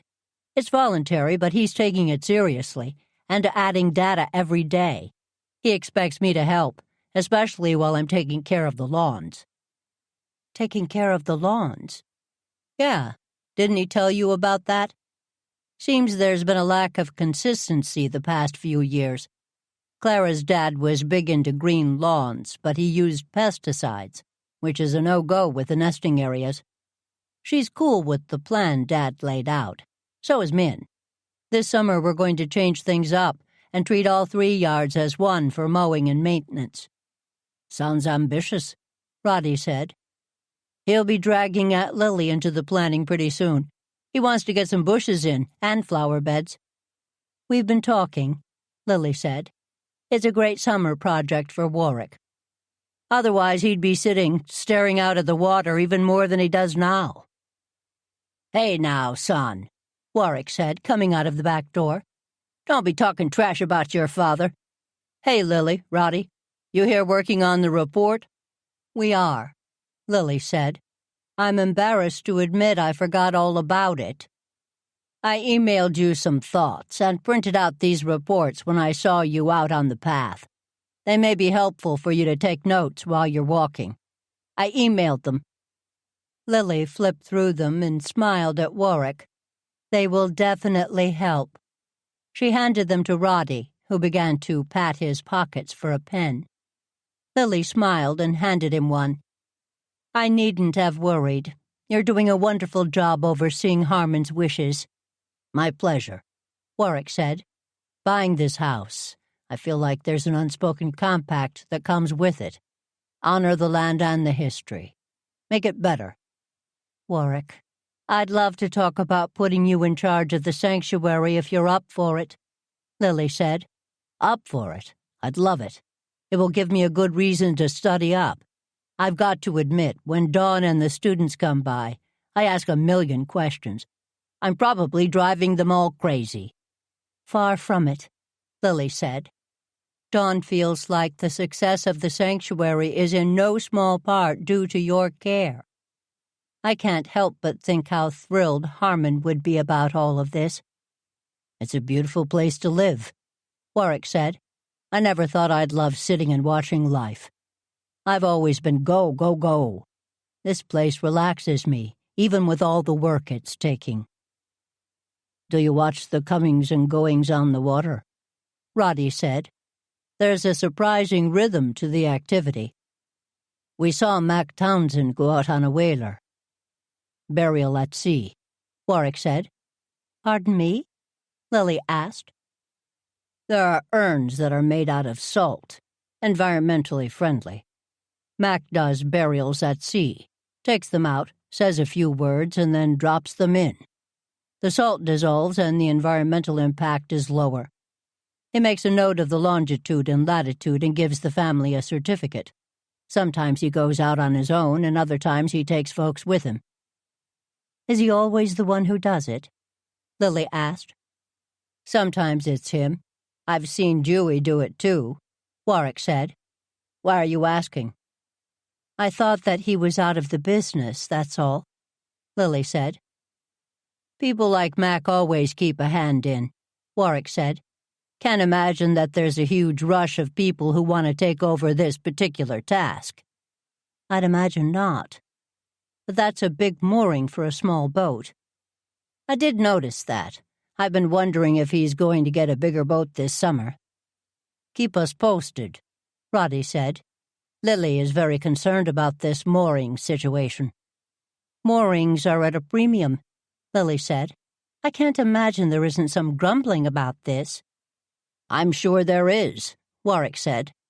I don't spend much time at the docks, but I'll let you know if I hear anything. Warwick, are you and Tamara available for dinner tonight? You've heard about Stan, Lily said. Who in town hasn't? Tamara's been texting me updates. I think we need to help him, don't you? Ty, you're welcome to join us. I'd love to, but I'm heading into Cambridge for a lecture, Ty said. Rain check? Stan's a good guy. I'd be happy to help out. I'll keep that in mind, Lily said, giving Ty a hug. Warwick, we'll see you later. They went over to the staircase and Lily made some more voice recordings. Roddy leaned down and took pictures to correspond with her notes, scribbling on Warwick's documents. It took them a while, but they finally got to the bottom of the stairs and walked over to the parking lot. The area was empty, which wasn't uncommon. This beach was rocky and small, not good for sunbathing or swimming, which kept the crowds down. That was one reason the birds did so well there. The original staircase along the cliffs had been there for 100 years, an egress for the houses on Shipyard Lane to access the beach. Over time, they'd also become cover for a few nesting spots. Rebuilding and re-engineering the stairs had been the first part of the project. The new stairs are marvelous, Roddy said. I know that was quite a process. Quite a process, Lily laughed. We had to get the old steps out without disturbing what was there, and then fly in the new staircase so there was as little noise and commotion as possible. Add to that, the work needed to be done in the wintertime, when the birds weren't there. Dawn was a nervous wreck that the birds wouldn't come back, but they're here. I'm surprised that using the stairs isn't disruptive to the birds' nesting. The stairs are built so that they jut out, see? There's actually more room underneath. Dawn has all sorts of measuring systems and wants us to walk up and down the stairs and let her know when, so she can see if there's anything that happens as a result. I'd promised her that I'd walk up and down and let her know when, but I'd been remiss. How complicated is this report you have to do? It's more of a cover sheet for Dawn, showing that the project is meeting the desires of Harmon's estate, blah, blah, blah. She's using the report and the work she's doing to apply for other grants, so it has to have some heft to it. Warwick's information makes my work even easier. I needn't have worried, but I am glad we came by. Come back over here. Take a look. Lily gave Roddy the complete tour. She showed him the nesting grounds underneath the stairs and what they'd put in place to discourage predators. They climbed back up the stairs slowly, stooping down to look underneath the rungs. When they got to the top of the stairs, they stood on the platform and looked out. After a while, they got back on the path and walked back toward the car. Max rowing back, Lily said. He's hard to miss in that yellow jacket. I forgot that it says Bradford Funeral Home on the back. Makes me wonder, is the mooring a Bradford business expense or a town expense? The boat he uses seems modest enough. Tell me about the crematorium, Roddy said. You mentioned that he works there. Evelyn mentioned it as well. Is having a crematorium in town a big deal? It took a lot for Goosebush to approve that, Lily said. Town funds supported the project, and there were a lot of hoops to jump through with the state. Sam Bradford had a lot to do with it passing. Been around for over 30 years at this point. I'm not surprised that there's a limited number of people who can do the work, or that Mac is one of them. Chapter 25. So we're agreed, Ernie said. Plan Help Stan is underway. He handed the beet salad to Lily and leaned over. Just try a bite. This is delicious. Roasted beets and fresh goat cheese. Don't make that face, you'll love it. I'll try it later, I promise. I'm very full now. But yes, I agree, Plan Help Stan begins. I wish we had more information, Delia said, moving the rest of her roasted tofu around on her plate. We don't even know who knows what, or what the investigation into the Bradford business has found, what other people's motives might be. Time for the whiteboard, Roddy said, getting up and rolling it in from Delia's office. The back porch renovation had taken the lip off the back doors to the porch, so the French doors to Delia's office, the former breakfast room, could be open. Lily had redesigned the porch so that nothing was in front of Delia's doors, ensuring that she could get some sunlight and a bit of privacy. The eating area was set a bit to the left of the back door, and the living area to the right. I'm glad you thought to get it ready, Lily said. Who wants to take notes? I'll do it, Delia said. It will help me make sense of it. Where do we start? Who killed Whitney? Tamara said. What are the investigations about? Ernie added. What had they found? Warwick offered. There was a pause. Lily looked around the table and poured herself another glass of wine. All right, friends, let's brainstorm. This room is safe. None of these conversations will leave. Here's a question. Why did Mac Townsend leave the cemetery? I thought he retired, Warwick said. That's the story. But I've also heard that he was retired. What's the real story? What about Helen Garrett and the family plot? How upset was Jackie about all of that? Ernie offered. Not that I think she did anything, but who else had this happen to them? How involved was Sasha in the business? Delia wrote down. Your conversation with her was interesting, Lily. Question is, was it true? Ray and Mary Mancini overheard Buzz Freeland say that he and Mac were going to make sure Whitney got hers. Roddy said, it may have been two men with too much liquor bloviating, or maybe Buzz was up to something. Buzz hadn't been in town that long, Lily said. How did he and Whitney come into conflict so soon? Remember that night in the restaurant? The night he died. That was tense, Warwick said. He picked up a piece of steak and put it on his plate. I wonder if that was a coincidence, Lily said. What? That he died that same night? Are you insinuating that Buzz was killed? Tamara said. I thought he died of natural causes. The coroner couldn't determine a cause of death, but they wrote it off as a heart attack. That's officially what killed him, but who knows what caused the heart attack, Delia said. I have another thought. What's Dewey's deal? Ernie said. I could have sworn he and Whitney were an item, but now he's indicating that he's been with Sasha for months. Where did you hear that? Delia asked. Mary mentioned it after a conversation she overheard at the store. She asked me if I thought it was true. Do you? Lily asked. If Sasha said it, I'd be more inclined. But I don't trust anything Dewey says, to be honest. He's too good-looking, Tamara said, picking up a breadstick. He uses his smile, broad shoulders, and deep voice to get his way. I think we should definitely be looking into Dewey. He doesn't get his way with you, I hope, Warwick said, flashing a smile at his wife. He tries, but he doesn't get anywhere. Don't you worry, baby cakes. Tell you what, I'll ask around about Dewey. Delia, would you mind looking into the inner workings of the cemetery and Mac's role? Lily asked. I'm confused by who's doing what.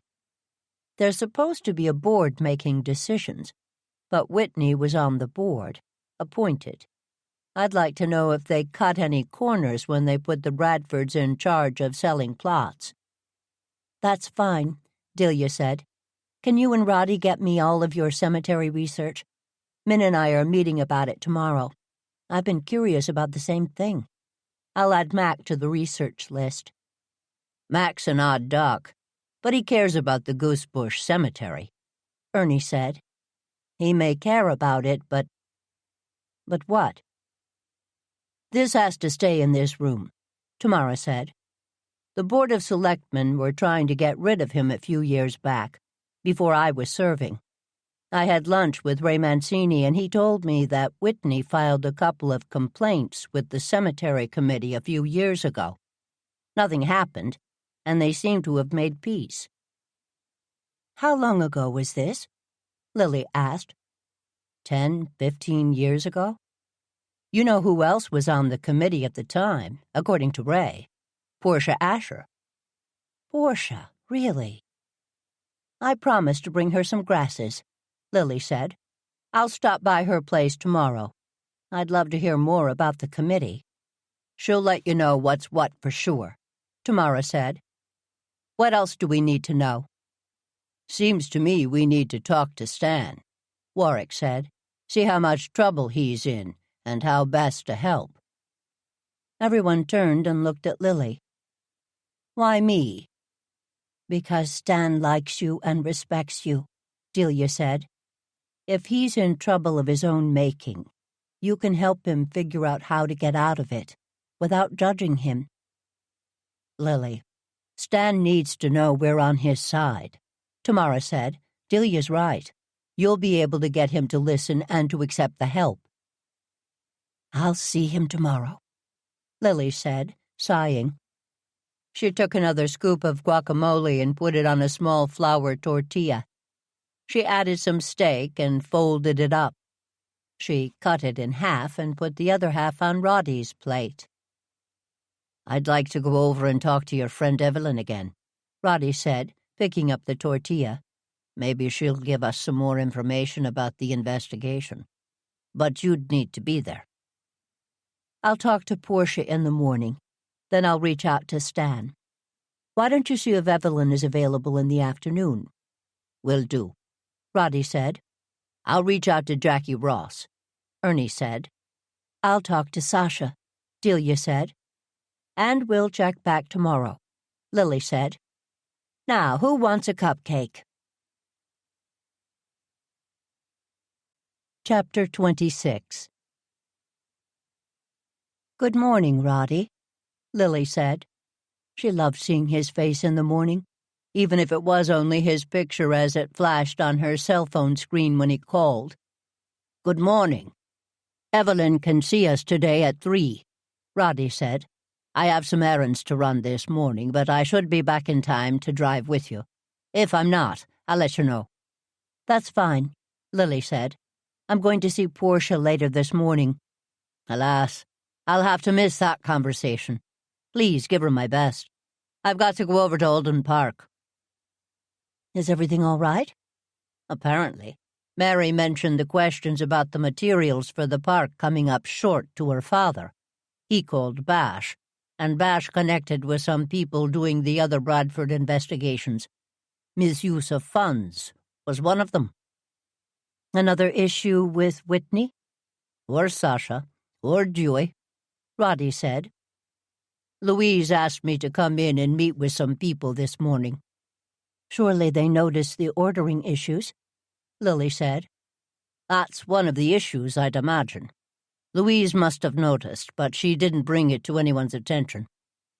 "While they're asking questions, could you try and find out if any topsoil went to the cemetery lately? I've been looking at the results of those soil samples, and they don't make sense, unless the top layer we worked on last fall was taken to the cemetery. I'll see what I can find out. Have you talked to Stan yet?" "I wanted to wait until Delia had left before I called him," Lily said. "I feel as if I'm being unfaithful." Roddy laughed. "Text me when you're going to meet him, and I'll try and join you. Wish me luck this morning, Lily. I suspect we opened yet another can of worms." "These are the ones that grow tall, right?" Chase Asher asked as he lifted the flat of grasses out of the back of Lily's car. "Right. They also get browner at the end of the season. Those other ones, they stay shorter and green. And these are mid-sized and purplish. Don't worry too much about it, Chase. They're great fillers and create borders. Use them sparingly. They fill in quickly. Your grandmother said that you were both working on the yard and that they may come in handy." "They will for sure," Chase said. "I keep reminding myself of what you told us in that class. That garden's plans can take years to take shape, that you have to adjust as needed, and that well-placed annuals make all the difference." Lily laughed. When Ernie had asked her to teach a 3-part course on garden planning last month, she'd done it as a favor.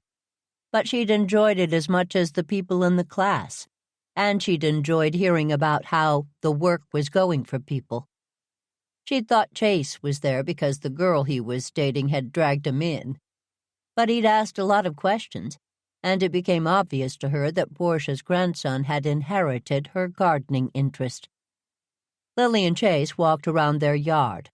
The house backed up to public lands, which meant that they were somewhat limited as to what could be done in the backyard. For years, Portia had focused instead on the front and the side yard, though they were much smaller. Chase was doing stonework in the back to create some raised beds, and had created a round patio area in the center of the yard. Lily complimented him on the design, and he beamed. "We're getting some wooden raised beds over there," Chase said. "My friend works with the Urban Farming Institute, and they're selling them as a fundraiser." They'll help keep the vermin from eating the lettuce." "I hope so," Portia said from the back deck. "I'm sick of planting food for the deer, let me tell you." "We'll give it a shot, Graham. I'm going to try to put pepper flakes around the plants. I've heard that works really well." "I'm glad you're here, Chase," Portia said. "Not as glad as I am, Graham." "Lily, come up and have some tea with me. That will give Chase time to unload the plants and come up with any questions he might have. But come around front. These back stairs aren't very safe." Lily did as she was told. Portia's house was in disrepair, though Chase had been working on it over the winter. Lily noticed that there were new windows, and she complimented Portia on the look. They were larger, and Portia had left the bottom half clear. "Not historically accurate," Portia said, "but a lot sunnier. Chase has been finding all sorts of programs that help the house be more efficient. He got new insulation blown into the outside walls last fall, and that made a huge difference this past winter. The new windows will make this place downright toasty, let me tell you." "It looks wonderful," Lily said. She carried the tea tray into the living room and put it on the table. "You're sure that's not too heavy for you, Lily?" Portia said, hovering close to her elbow. "Your arm was in pretty tough shape." "I'm feeling remarkably well these past few weeks." "How have you been, Portia?" "Better now that spring is here, thank you. The damp cold really does a number on my arthritis." She sat down and turned the cups onto their saucers. "We'll give that a few minutes to steep. Now, before we start visiting, do you know anything about services for Helen Garrett?" "Nothing yet. I'll let you know." "Heard there's nowhere to put her," Portia said. "That Whitney sold her space." "It looks pretty crowded in the Garrett family plot, but I'm not sure. Her cousin's looking into it from what I understand. I haven't met her yet. I've gone by a couple of times, but she hasn't been home." "Terrible, just terrible. Of all the things to have happen to poor Helen. Glad she didn't know about it. That Whitney Dunn Bradford was a piece of work, wasn't she? Now tell me what's up with Stan. I heard he was arrested. That can't be true." "He hasn't been arrested yet, but he may be." "Unless we all do something," Portia said. "The idea of Stan killing anyone is ridiculous. Though Whitney could certainly push people, that's for sure." "I understand you used to be on the cemetery committee?" Lily asked. "I stepped on after my husband passed. He'd served for years." "I should know this, but what exactly does the committee do?" "Oversees the care and maintenance of the public cemeteries. The group meets to rethink the plots. They do the budget for the upcoming year, and of course they raise funds as needed." "What does rethink the plots mean?" "Some people buy plots they never use, so they get cycled back into what's available. The cemetery has unused land it opens up.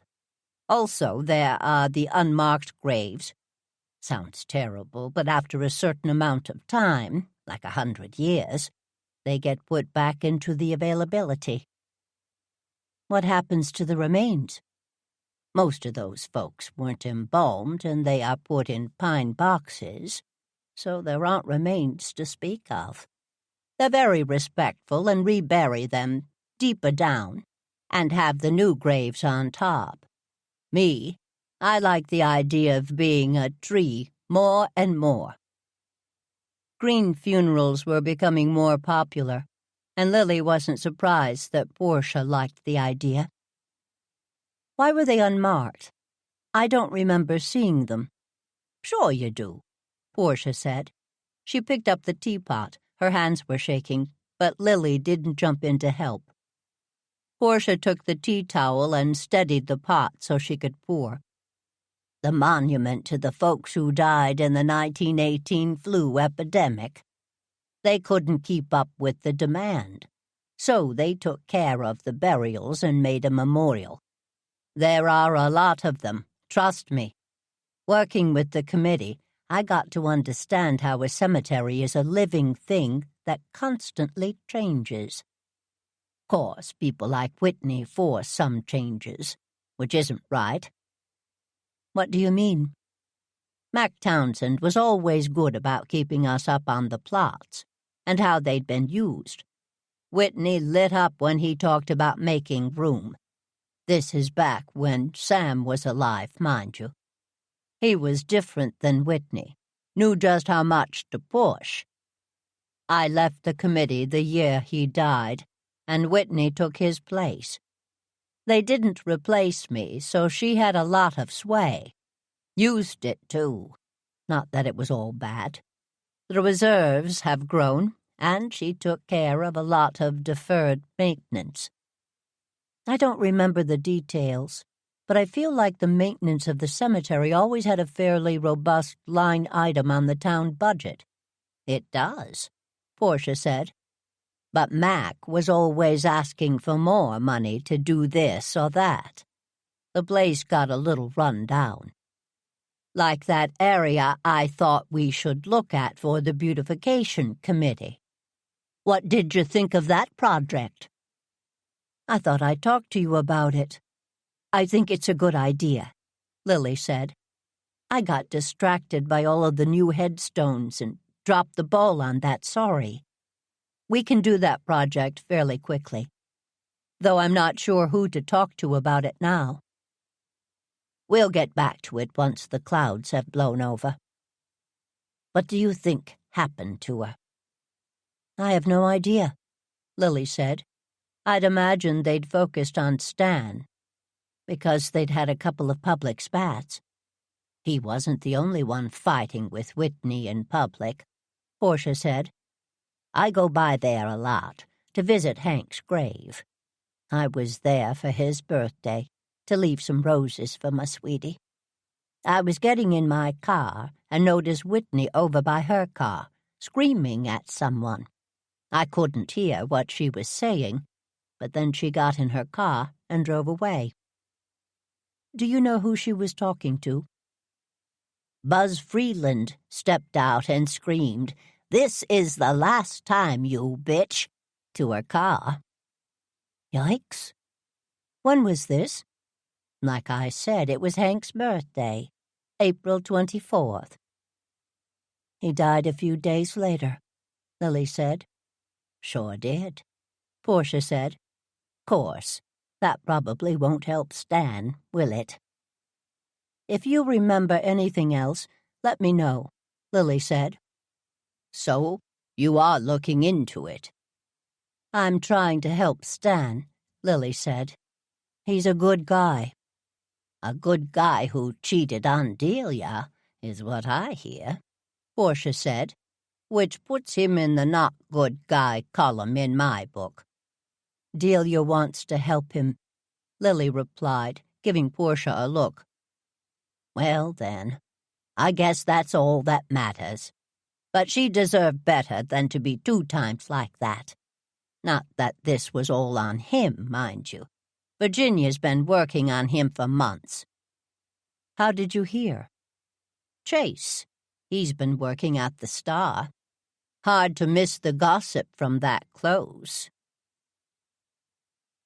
Hello, Bash, Lily said. When she saw his name pop up on her dashboard, she pulled over to answer the phone. She knew, or had been told, that she could answer her phone using buttons on her steering wheel, but she'd never been able to do it without help. Lily, how are you? He said. I've half expected you to be sitting on my doorstep today, wanting to talk. Whatever for, Bash? I'd imagine you've been looking into Stan's case. Not at all. I did a run over to Portia's house. I'm giving her a few grasses to fill in the landscaping. We had a nice visit. She has new windows that look wonderful. But you didn't call to hear about her windows. What can I do for you, Bash? Thought you might like to know. Sasha Bradford was just in here, She filed a missing person report. Normally, I'd want her to wait for the full 48 hours, but given what's been going on, I thought I'd make an exception. Who's missing? Dewey Marsh. Dewey? Really? When did she see him last? Yesterday afternoon, about an hour after we let Stan go. Oh, dear, Lily said. Yep. Stan's got lousy timing for alibis. Said he took a drive yesterday afternoon to get his head on straight. Same alibi as when Whitney was killed. He was at the restaurant last night, but not until 7 or so. I was thinking about going by and saying hello to Stan, Lily said. You may want to do that sooner than later. Right now the investigation into Dewey is informal, but I'm going to need to open it up soon. A man doesn't just disappear. Unless it's in his own best interest to do so, Lily said. He must be a suspect in Whitney's death. He was, and is. There seems to be some clothes missing, and his phone and wallet are gone as well. I don't know what happened, and Sasha wasn't any help. I'm working on tracking his phone and his credit cards, which presents its own challenges. How so? Lily asked. Someone slowed down and looked at her, but she smiled and waved, pointing to her phone. One of the nice things about a small town was that people stopped to help. He used a burner phone and seemed to only use the company credit cards. I can't find any in his name. That's odd, these days, Lily said. According to Sasha, he'd had some financial difficulties and relied on his banking card. He'd put money on different gift cards to get coffee and things like that. Dewey seems to be a complicated man, Lily said. Much more than I expected, Bash said. Anyway, I wanted to give you a call. I'm going to need to bring Stan in for questioning about Dewey, and this time I don't think I can let him go. Thanks for the heads up, Bash. I'll plan on seeing Stan soon. If you do, don't mention this call, all right? And don't tell me about your conversation, unless you have to. Whitney's dying turned up the heat on the Bradford investigation, and a lot of people are looking for a fall guy. Fall person. Sasha's not off the hook by any means. But I have to act on any pieces of information, even the gossip. If you have something to tell me, make sure you've got facts backing it up. Understood, Lily said. She ended the call and took a deep breath. If she'd been doubting the urgency of Plan Help Stan, she wasn't anymore. Looking guilty might be enough to get him into more trouble than he could handle. Chapter 27. Delia, I'm home, Lily called out as she walked in the back door. Luna and Max came out of Delia's office, stretching and blinking at her. She bent down to give them both pats. Their duty done, they walked over to the couch on the porch to take another nap. She pulled her phone out and texted Roddy that she was home. She'd barely hit send when the front doorbell rang. Why was he coming in the front? The doorbell camera was operating, but she hadn't put the app back on her phone, and booting up her computer felt like a waste of time. She slowly walked the length of the house to answer the door. When there was an impatient second ring and knocking, she realized that it might not be Roddy. She finally got to the door and looked through the peephole. That was convenient, she thought. Stan Freeland had come to her, so she wouldn't need to go looking for him. "Stan, come in," Lily said when he was in the middle of his third round of doorbell rings. "I heard the door the first time. It's a big house, and I don't run. Come in, come in." "Sorry, Lily. I was hoping to see Delia." "She is not, to the best of my knowledge, here. Let me double-check." Lily sent a text and smiled at Stan. Come back to the kitchen. I was going to make myself something to eat. I'm not hungry. And a cup of tea. Come have tea with me, Stan. Make sure to close that door behind you." Lily started to walk, expecting that he would follow her, which he did. "I don't suppose I could trouble you to make some sandwiches?" Lily asked. "We have so many leftovers, but I am an uninspired sandwich maker, and would likely resort to a ham sandwich with a slash of mustard." Sandwiches were a specialty of Stan's, and she suspected he'd enjoy the challenge. Ernie's bread was still plentiful, and Stan remarked on it when he did his taste test. "Ernie bakes when stressed, much to the benefit of us all," Lily said. "His brioche takes a couple of days to pull off, but it doesn't last long. He may need to double his efforts on that front." Stan pulled out the condiments, and Lily handed him what he requested. Small bowls, spices, forks, and knives. He concocted 3 separate sauces and slathered them on different pieces of bread. He moved very quickly, so Lily stepped back to watch. Lily felt her phone buzz and pulled it out of her pocket. "Delia's at the library doing some cemetery research."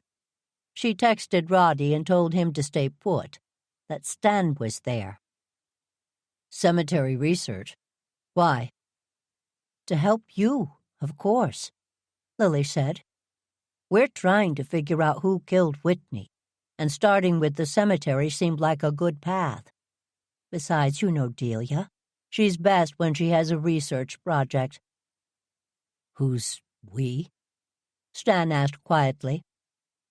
"There's a few of us," Lily said. "Roddy, Tamara, Warwick, Ernie, of course." "All of you are trying to help me. Why?" Stan stopped cutting sandwiches and looked at Lily. "First of all, because Delia asked us to," Lily said. She let that hang for a bit. Though she was trying not to get involved, Delia was her friend, and Stan had hurt her, deeply. She looked over at him as she poured the hot water over the tea. Satisfied that he looked sufficiently miserable, Lily went on. "Also, we all care about you. Even if you get off, or never get charged, none of us want to see the shadow of doubt in your life. You deserve better. You've actually saved me a trip. I was going to go and talk to you this afternoon." "To see if I killed Whitney?" Stan turned and started cutting the sandwiches with much more force than necessary. "Of course not," Lily said. "To find out why they think you may have killed her." "She was a blackmailing, conniving—" "Blackmailing? Whom did she blackmail?" Lily handed Stan a large plate, and he stacked the sandwiches. She brought 2 smaller plates over to the table to set it. Together they brought over the tea things, napkins, and some chips to round out the meal. Lily didn't bother to remind Stan that he wasn't hungry. He ate 2 sandwiches and put a third on his plate. She went to take a nibble of one, but soon ate that as well. Delicious combinations of cheese, spreads, olives, meat, and other leftovers in small sandwiches. She poured them both tea and handed him the milk and sugar, neither of which he used. He took a sip and smiled. "This is a star brew," he said. "It is," Lily replied, smiling. "Roddy and I had some a while ago and loved it. Delightful." "I understand that Virginia has been buying tea for the Star lately." Stan nodded and looked down at his plate. "You told me that I needed more help to move the business to the next level, and she's been doing that. She's got the theater running better than ever, and she's got ideas about the cafe and bookstore. I don't know what I would have done without her for the past few weeks. But then—" He looked up at Lily briefly, and then down again at his plate. "What happened?" "We were friends, colleagues. You know, we worked together every day. But then my father died, and she was helping me clean up the mess he made. She understood and didn't judge. I started to trust her, which is hard for me. You trust Delia, surely, Lily said. I did. I do. But Buzz brought a lot of darkness into my life.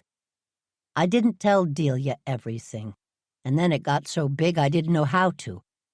But Virginia knew and stuck with me. She was a good friend. Stan, I have many good friends. I don't kiss them like you kissed Virginia. Yeah, that. You're not going to believe me. But that was the first time. I mean, we'd flirted, but nothing had happened. Whitney wound me up, and Virginia came by to check on me. Next thing I knew, and Whitney was there to take a picture. Stan nodded and moved his glass around on the coaster. I'll be honest with you, Lily. It was the first. But then Delia broke up with me. Anyway, it wasn't our last kiss. I want to believe you, Stan. But you know how much Delia means to me. I didn't mean to hurt Delia, Stan said quietly. He sounded miserable and couldn't look Lily in the eyes. Delia's one of the best things that ever happened to me. But Virginia, she's like a drug. I keep trying to break it off, but Virginia pulls me back in. Lily shook her head, her appetite gone. Stan, as my late husband used to say, it takes two to tango. If you didn't want to dance, you'd say no. Fair enough, Stan said. Your business is your business. But you should have talked to Delia instead of pushing her away. You didn't believe she'd stand by you, and we both know she would have. She deserved much, much better than to find out from a text. I know. Delia and I had a good thing going, you know. But then we both got busy, and my dad moved in with me. I felt like my life was falling apart, but I thought I had to figure it out on my own. I'll leave it to the two of you. I have my thoughts and opinions, but they don't matter. She poured herself some more tea and turned toward Stan. Do you mind if I change the subject? Go ahead, Stan said, slowly breaking a chip down into many pieces. I heard that your father and Mac Townsend were talking about Whitney getting hers one night in the bar. Do you know what that was about? Stan sighed and pushed himself back from the table. Man, you don't beat around the bush, do you? Stan, it's best that you talk to me, Lily said. I'd imagine you think it all sounds like it will make you sound guilty. Here's the thing. I don't think you are. But I need to know what Bash is going to find out so that we can help you. My father was a first-rate bastard, Stan said quietly. He left my mother and me when I was 7. She struggled, but got it together. She talked about him, mostly about the good stuff. But after a couple of years of missed visits, birthday checks that bounced, and IOUs for Christmas presents, I stopped caring. When she got sick, I thought about reaching out to him, but I didn't try too hard. That must have been very difficult, Lily said. When she died, I was really at a loss. I came to Goosebush to go to an art show and fell in love with the town. You know the rest. This place helped me move forward and find some happiness. Then out of the blue, Buzz found me last winter. Do you know how? Lily said. He read an article about the star, Stan said. He tried to act like a long-lost father coming home, but I called him out on that. Then he told me that he was sick and wanted to make amends. Sick? I'm sorry, Lily said. He wasn't sick, Stan said. The autopsy actually confirmed that. He wanted into my life, and I let him. Idiot that I was. Not an idiot, Lily said. It's human nature to want to assume the best of people. Yeah, well, old Buzz came to find me for a reason. He was running away from a heap of trouble and a mountain of debt. What kind of trouble? Whitney found out before I did, Stan said. She had a sixth sense about people, that's for sure. Turns out that dear old Dad had some outstanding warrants. He'd been using another name, of course, but it was still him. Larceny, blackmailing, that sort of thing. He was a low-level con man. He spent a life running away. How did Whitney find out? When he showed up, she did research on him. That's odd, Lily said. Sasha told me that she always did research on people to find out what they were worth, family ties, that sort of thing. She called it business preparation. What did Whitney do when she found out about Buzz's past? Lily asked, pouring herself some more tea. Her hands ached for her notebook, but she didn't want to break the flow of conversation. She needed to do her best to remember. She started to blackmail him, so he had to find sources of money. He asked to borrow money, and I gave him some. Then I started noticing the till was short, even though he never had any cash.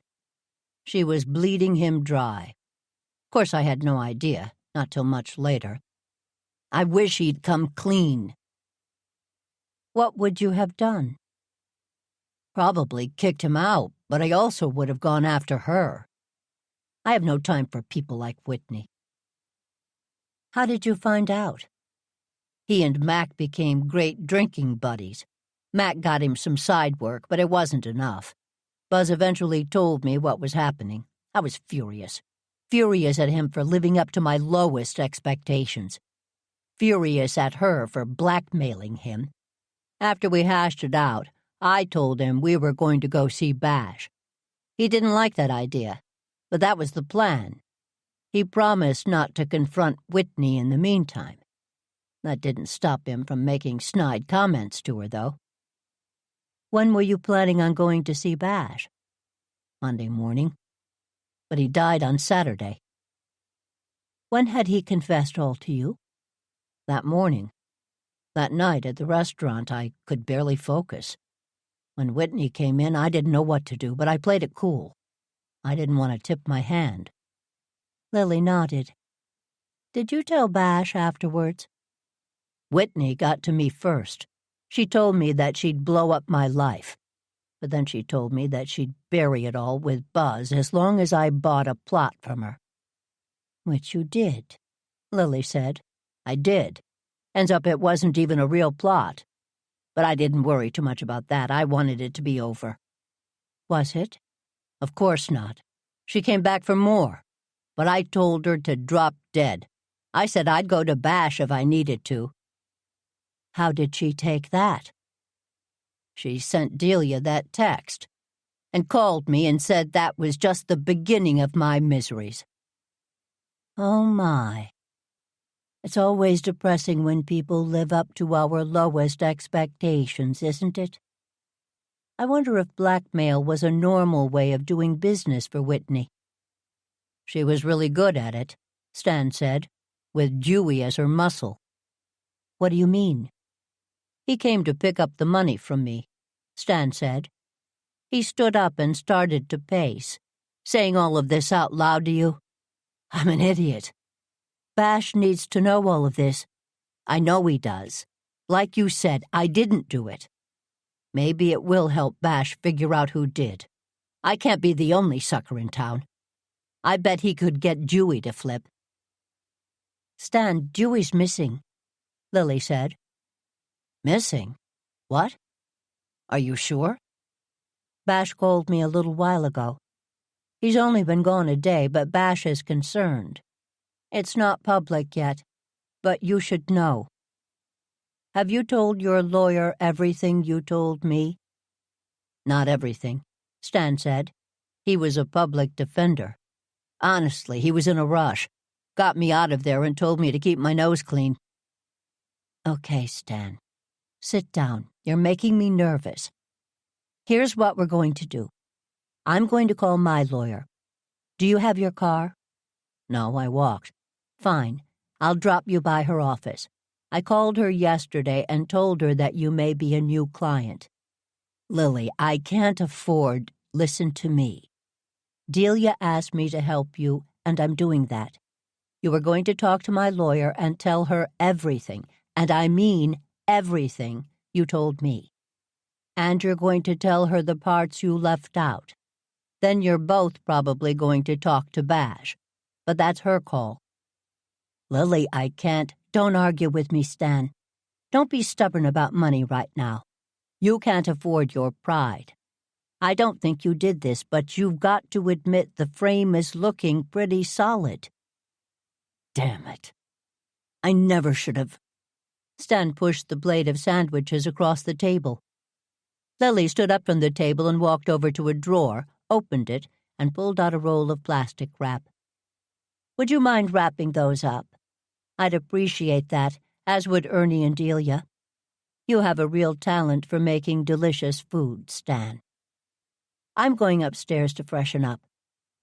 Roddy and I have a meeting at 3, but we've got plenty of time to drive to the office. Don't argue with me, Stan. There's no point. We'll leave in 5 minutes. Chapter 28. A while later, Roddy and Lily were in Evelyn's office, settling into the chairs in front of her desk. Hey, Roddy. Nice to see you again. Lily, I've been meaning to call you. What did you do? Evelyn Crocker had double-checked that they didn't need coffee, and then launched right in. What do you mean? Lily asked the younger woman. You're over here asking questions. Next thing I know, the ish hits the fan, and Bradford's is shut down, and a few more funeral homes are put on notice. A few others? Roddy asked. Yeah, I haven't been able to get a definitive list of who, but I've got some ideas. The gossip is flying, as you can imagine. There were a few folks Whitney was tight with, probably got themselves into trouble because of it. That's why we're here, Lily said. We're trying to get a better sense of what the investigation entailed. Entailed? I'm not sure what you mean. How did they do it? More like why. Bradford's were shut down because of some sort of code violations. What might that mean? Roddy asked. A lot from what I hear, Evelyn said, leaning back. Financial records are where they started. That's where these things usually start. From what I hear, the audit is ongoing. I suspect the financial trail is going to be a mess, Lily said. I hear that you found a bunch of urns in your family crypt. Is that right, Lily? Evelyn asked. It is, she said, plus another body in my father's vault. Yikes! I hope for the sake of those families there's paperwork somewhere. So do I, Lily said, shuddering. There is a lot of gossip, Evelyn said. There have been mentions of bribes, but those are harder to prove. Now that she's dead, they may not pursue that avenue. From what I hear, she covered her tracks well. I've also heard that Whitney wasn't above blackmail, Lily said, watching Evelyn closely. Wouldn't surprise me in the least. She was a real piece of work. Sam Bradford wasn't my favorite person in the world, but he deserved better. Maybe Sasha will carry the torch forward. Oh, Lily, you're funny, Evelyn said. Have you met Sasha? She's a follower, not a leader. The girls never sent me a piece of paperwork that didn't have to be redone. Not once. Don't laugh, I'm serious. She's a disaster. Poor Sasha. I have no doubt Whitney ran all over her. I have no idea what Whitney was able to get her to do over the years. One thing I do know is that I doubt her father would approve. I wonder why Whitney kept her on, Roddy said. Sasha owned 90% of the business, that's why, Evelyn said. How do you know that? Sam told me years ago. We were at some conference or another. He'd had a few, to be honest. Sasha is only a few years younger than I am, and he kept wondering where he'd gone wrong since I was starting my own business. Later, he offered to bring me in as a partner at Bradford. I said no, but I wish I had in retrospect. I would have bought Whitney out. Dewey mentioned that he'd bought into the business, Roddy said. What do you think he meant? Maybe Sasha sold him a share? Sasha is the primary owner of the business as far as I know. But the side hustles, they're all Whitney. Side hustles. The deals with different cemeteries to sell plots or oversee maintenance. She had a dozen side businesses going at once. I wonder how long she'd been overseeing maintenance of the cemetery, Lily said, thinking about the water lines that were being repaired. I'm not sure how long it's been official, but unofficially she's been in charge for a while, Evelyn said. She did it all on her own, Roddy said. No, but the team was small. She put a lot of balls in the air, but Dewey helped her juggle them. How do you know about what she was up to? She didn't hide things. She considered all of the side businesses a feature, not a bug. They were how she wanted to run things, though I don't know how she kept it all going. Listen, for all I know, it was all on the up and up. You don't really think that, do you? Lily asked. In order to succeed in this business, you need two things. First, you have to care about people. Second, people need to be able to trust you. Whitney had the compassion of a hungry boa constrictor, and she'd burned a lot of people. The trust was eroding if not gone. So no, I don't think she was altruistic. How about Sasha or Dewey? Sasha still has a reputation for being honest. Even with messed up paperwork, Roddy asked. For all I know, Whitney was making her redo it, Evelyn said. Because of her folks, she still has a lot of goodwill. Do you have any idea who might have killed Whitney? Lily asked. Evelyn paled a bit and shook her head. None. I know a lot of people didn't like her, but to kill her? It's still hard to believe. Do you know anything about the services? I don't, Lily said. I'd imagine it would be soon, but Sasha may want to wait until the investigation has died down. It's okay, Lily. Bad puns are part of the business. I hear they've arrested someone for her death. Not arrested, not yet. The man they're looking at is a friend of mine, of ours, Lily said, putting her hand on Roddy's arm. You're trying to help him out. I am. If I hear anything, I'll let you know, Evelyn said. That would be wonderful, Lily said. You have ties to a community I don't know at all. Tell me, you mentioned Sasha running the business with help. Might Dewey be a good fit? What do you think of him? Lily asked. Aside from the fact that he was handsome as hell? Evelyn laughed and shrugged. He was a good wingman for Whitney. What about for Sasha? Do you think he'd be a good wingman for Sasha? Evelyn looked down and pursed her lips. She looked up and leaned forward. I'm going to tell tales out of school. But Sasha called me yesterday. She wants to talk about me buying the business. She wanted to stay on, but said that Dewey would be leaving, which, if you ask me, is a good thing. From what I hear, Dewey may be in some sort of trouble. Maybe he is trouble, Roddy said. You said it, Evelyn said. He left a bunch of broken hearts, I know that for sure. I always thought he was dating Whitney, Lily said. Oh, Lily. They were an item for sure, but it wasn't exclusive, at least not on Dewey's part. Don't ask me how I know that. I won't ask you, Lily said. Evelyn, if you find out anything else, would you let me know? I will, Lily. I hope you figure it out. In the meantime, I'll stay in touch with Sasha. I offer to help her with anything that comes up over the next few weeks."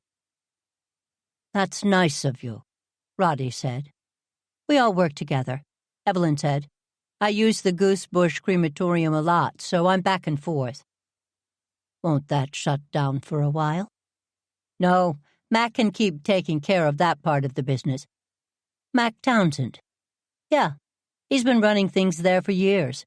It's the one contract that Whitney didn't get total control over, which is why I still use it." "Tamara wants us to come by her office," Lily said, reading her phone.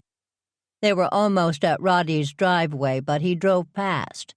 "She's got an appointment, so she has to stay put." "We can do that," Roddy said. "Do you know what it's about?" "She says she's been pulling information all day." "Have you ever seen Tamara when she's gathering information? It gives Delia hives. She makes piles and piles all over the place that make no sense to anyone but herself. That's why she never gives up a piece of paper without explaining it first," Roddy said. "That's why." May was still before the official summer season, but downtown Goosebush was picking up. Roddy had to wait for 3 cars to pass before he could merge onto the rotary. Of course, Lily wouldn't have waited, but she drove an older Jeep and had grown up learning how to drive around rotaries. Every few years there were discussions about changing them into intersections, but they never got past the discussion phase. Roddy pulled his car into a space near the door to Tamara's office. He walked around to offer Lily a hand, but she was able to get herself out of the car. She smiled at the offer. "I'll probably need help next time," Lily said. "I'm not built for a sports car, but I'm getting the hang of it." "I'm not sure I am anymore," Roddy said, "especially after driving an SUV all winter. But I do love this car."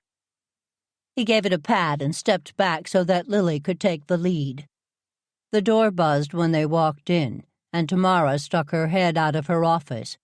"Hey, you two back here. Grab a cup of whatever on your way if you'd like." Lily resisted making herself a cup of the instant cocoa. Roddy smiled and tilted his head. "I'm going to make myself a tea," he said. "Cocoa," she said. "Thanks." "I've got a buyer coming in any minute to sign a purchase and sale," Tamara said as Lily walked into her office, "and another buyer coming in to sign a counter-offer." "You've got a lot going on this spring," Lily said. "It's always the busy time of the year, but yes, the office is doing well. I'm doing well.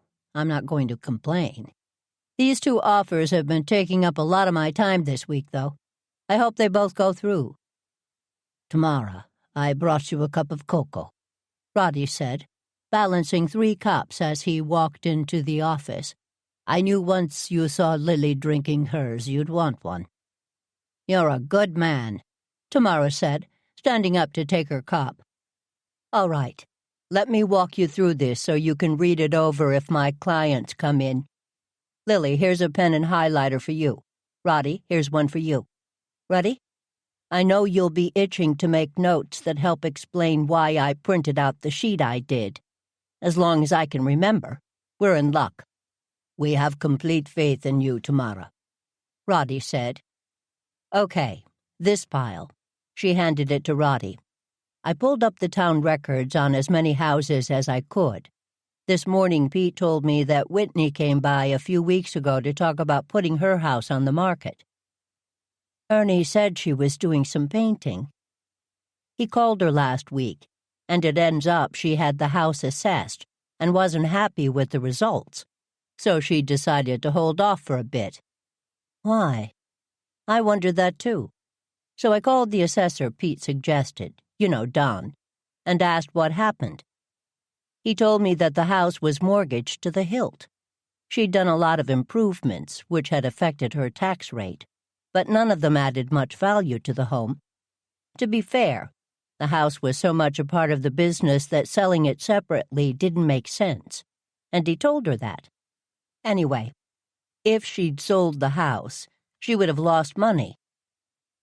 Why was it mortgaged like that? Lily asked. I thought Sam owned it outright. He used to talk about the freedom of owning the properties and putting money back into the business. The house was in Whitney's name. She'd been taking out mortgages to make improvements and to keep her lifestyle. Her clothes, those cars, they don't come cheap, Tamara said, handing Lily some papers. I looked at Sam's will while I was going through records. The business is mostly Sasha's. I'd heard that. But Whitney must have had a share. Otherwise, why would she have stuck around? Maybe she was on salary, Tamara said. Or perhaps her side of the businesses made it worth it, Roddy said. He looked back down at the sheets Tamara had passed him and flipped through them. Whose house is this? He asked Tamara, handing her a sheet of paper. She glanced at the sheet and handed it back. Mac Townsend. He's been there for years. After I talked to Don and he mentioned that Whitney's house had been reassessed, I did a search to look at the tax assessments that took a leap this past year. Mac was on the list. I wonder why he was on the list, Lily said. I asked Don. Turns out Mac was one of those folks who keeps the house looking run down on the outside, so drive-by assessments didn't notice any changes. But someone tipped off the assessor that he'd redone the kitchen and added another bathroom. His property value went up, as did his taxes. I wonder who called, Lily said. Normally those changes were caught when a house was sold and were the problem of the new owners. I asked Don to ask around, and he did. Whitney called the assessor's office and told them about the other work her contractors had been doing around town. Don said they had to move on the tip, even though Mac had retired. Can't he get a new tax rate because of his age? Lily asked. Age was raised to 70 last year. He's only 68. Is that all? Lily said. How's he only 2 years older than we are? Careful of the we, my friend. The new receptionist thinks I'm 47. Why does he think that? 'Cause I told him I was 47. And you explained your grandchildren and 30-something children how? I haven't had to yet. No one in my family visits me at the office, Lily. Now, where were we? Whitney, Mac, house taxes, Roddy said, shuffling papers into an order that made sense to him. Lily handed him hers, and he sorted them into the pile. Right, okay. This stack has the other town records I pulled. Hold on, my client is here. Go ahead, read through these piles. They're kind of stream of consciousness, but if anyone can follow my stream, it's the two of you. Chapter 29. Lily left Roddy and the papers at Tamara's office and walked over to Bits, bolts, and bulbs. Roddy was suited to the sorting it required, and he was asking Tamara all sorts of questions. Lily was a more narrative learner. She could read about Mac's reassessment, but she wanted to see the house. The pull of the garden center had called to Lily. Digging in dirt always helped her think. She hadn't been by this week and missed it. Not that she didn't have enough in her greenhouse and gardens to keep her busy, never mind Roddy's. But Lily loved seeing all the new plants arrive and find a home, helping the neglected ones come back to life, and having the freedom to create arrangements that she'd never use at home. Helping Ernie out over the winter had gotten her through the fallow months, and given her something to focus on as she healed from her fall. She'd become attached to the garden center and all that was possible there. I thought I'd find you here, Ernie said. Tamara said she and Roddy would be by in a half hour to pick you up to go home. I told them I hadn't seen you, but then I figured you'd snuck in. Not snuck, Lily said. You were busy out front showing several young people around. The 6th grade science club. They each have $15 to spend to build a robot that has to perform a function. I was showing them all the different departments to help inspire them to explore. They've got their baskets and are going through the store now. It sounds like a fun project, Lily said. Should be. I had to ask Mary to put in an emergency order of paint sticks, since anything free was taken in bulk amounts. But it's going well. I'm going to be one of the judges. Of course you are, Lily said. I hope you don't mind. I moved some things around, watered, created some clusters to give folks ideas. You are amazing. I thought that I could create some how-to cards you could post if you're interested. Sometimes people are afraid to mix and match, or they want to make sure a garden looks good all summer. We could use the cards for social media, help bring people in. However you'd like to use them. Just don't use my name, Lily said. I'll say they are tips from the anonymous gardeners, Ernie said. Your being back here explains the rush on plants. I may have helped a few people who were dithering. Lily Jane, the anti-ditherer. I'm not sure that's true today. Tamara did a bunch of research, and I couldn't be bothered to look at it all. When I left Roddy and her, they were going through tax records with a fervor I couldn't muster. Ernie laughed. You've got Delia and Roddy to process the data for you. I don't know, Ernie. I feel like I've lost a step these days, Lily said. She moved around a group of pots and misted them, and then coiled the hose and put it on a shelf. Nonsense. If you'd lost a step, this place wouldn't turn into magic every time you came in. Lily smiled at her friend and impulsively gave him a hug. He'd been such a support for her when she lost her husband. He understood her pain, having lost his own husband a few years prior. Now they pushed each other back into life and picked each other up when they felt lost. Ernie, you said that Tamara and Roddy were coming over to give me a ride. What's that about? Apparently Warwick came to borrow Tamara's car because he had to drop his at the shop, and Roddy told him to borrow his, and Tamara would drive everyone home. That's complicated, isn't it? We could have walked. It's starting to rain. Mary was going to give me a lift home since I walked today, but I'll jump in Tamara's car and go for a ride. Sounds like a plan. I'll keep fussing back here if you don't mind. I don't mind at all. I'll text you when they're here. They met Tamara and Roddy in the parking lot of the Triple B. Ernie was going to put the compost that Warwick had ordered in the back of the car, but Tamara nixed the idea. I'm not driving around with compost seeping into these seats. We can load up the Jeep tomorrow, Lily offered. I'm used to the smell in my car. She saw Tamara shiver and smiled. Lily's end-of-season fertilizer included cow manure, seaweed, hay, and other ingredients. Her car smelled terrible for a couple of days, but the results were worth it. Roddy ordered pizza, Tamara said. We're going to take a ride before we pick it up. I love taking rides. Where are we going? Ernie said, climbing into the back seat with Lily and buckling up. To see some of the properties I've been researching, Tamara said. The pizza is deep dish, so it's going to take a while. From that new place across town. I've been wanting to try it, Ernie said. I had a realtor lunch there, Tamara said. So good. Anyway, we're going to go by the Garrett house first. Helen Garrett owned the house outright. I'm not sure who she left it to. Her cousin Jackie came in today and I talked to her, Ernie said. She left the house to Jackie, with some cash disbursements to the next generation.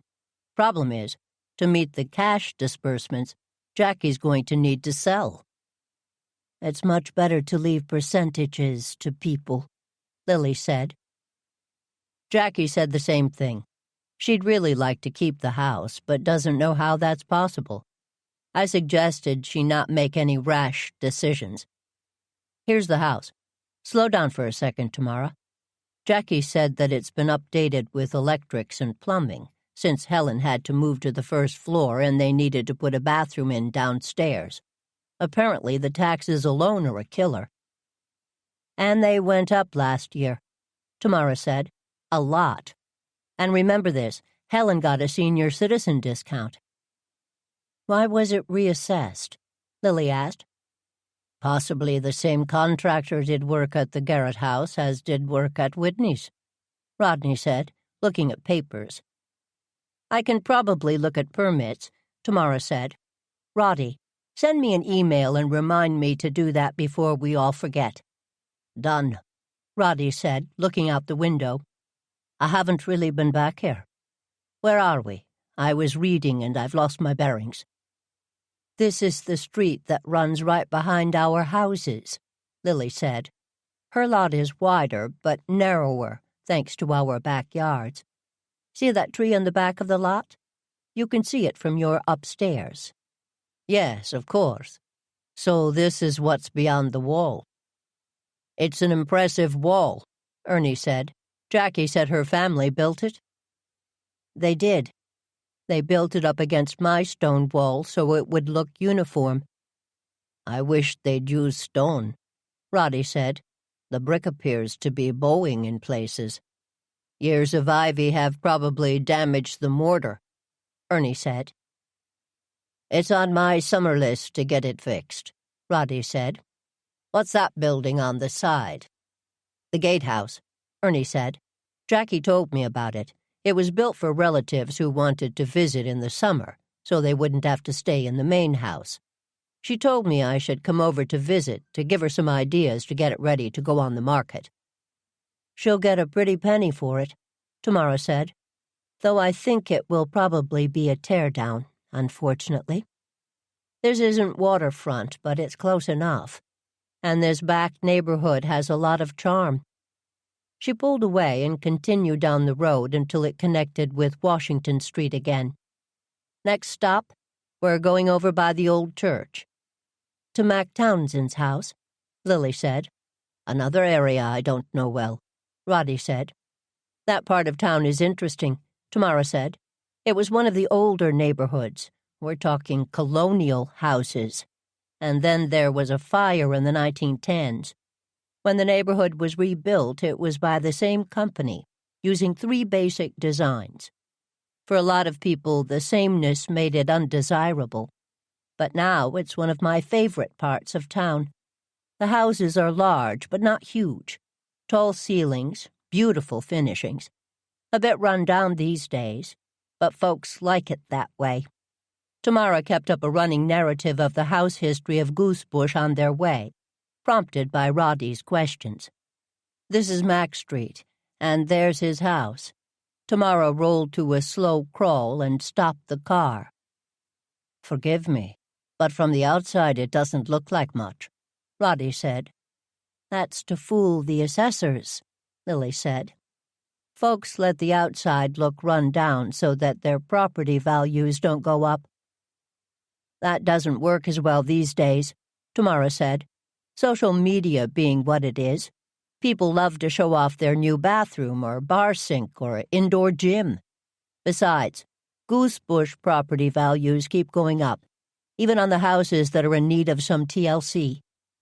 Still, he probably thought he could get away with it, Ernie said.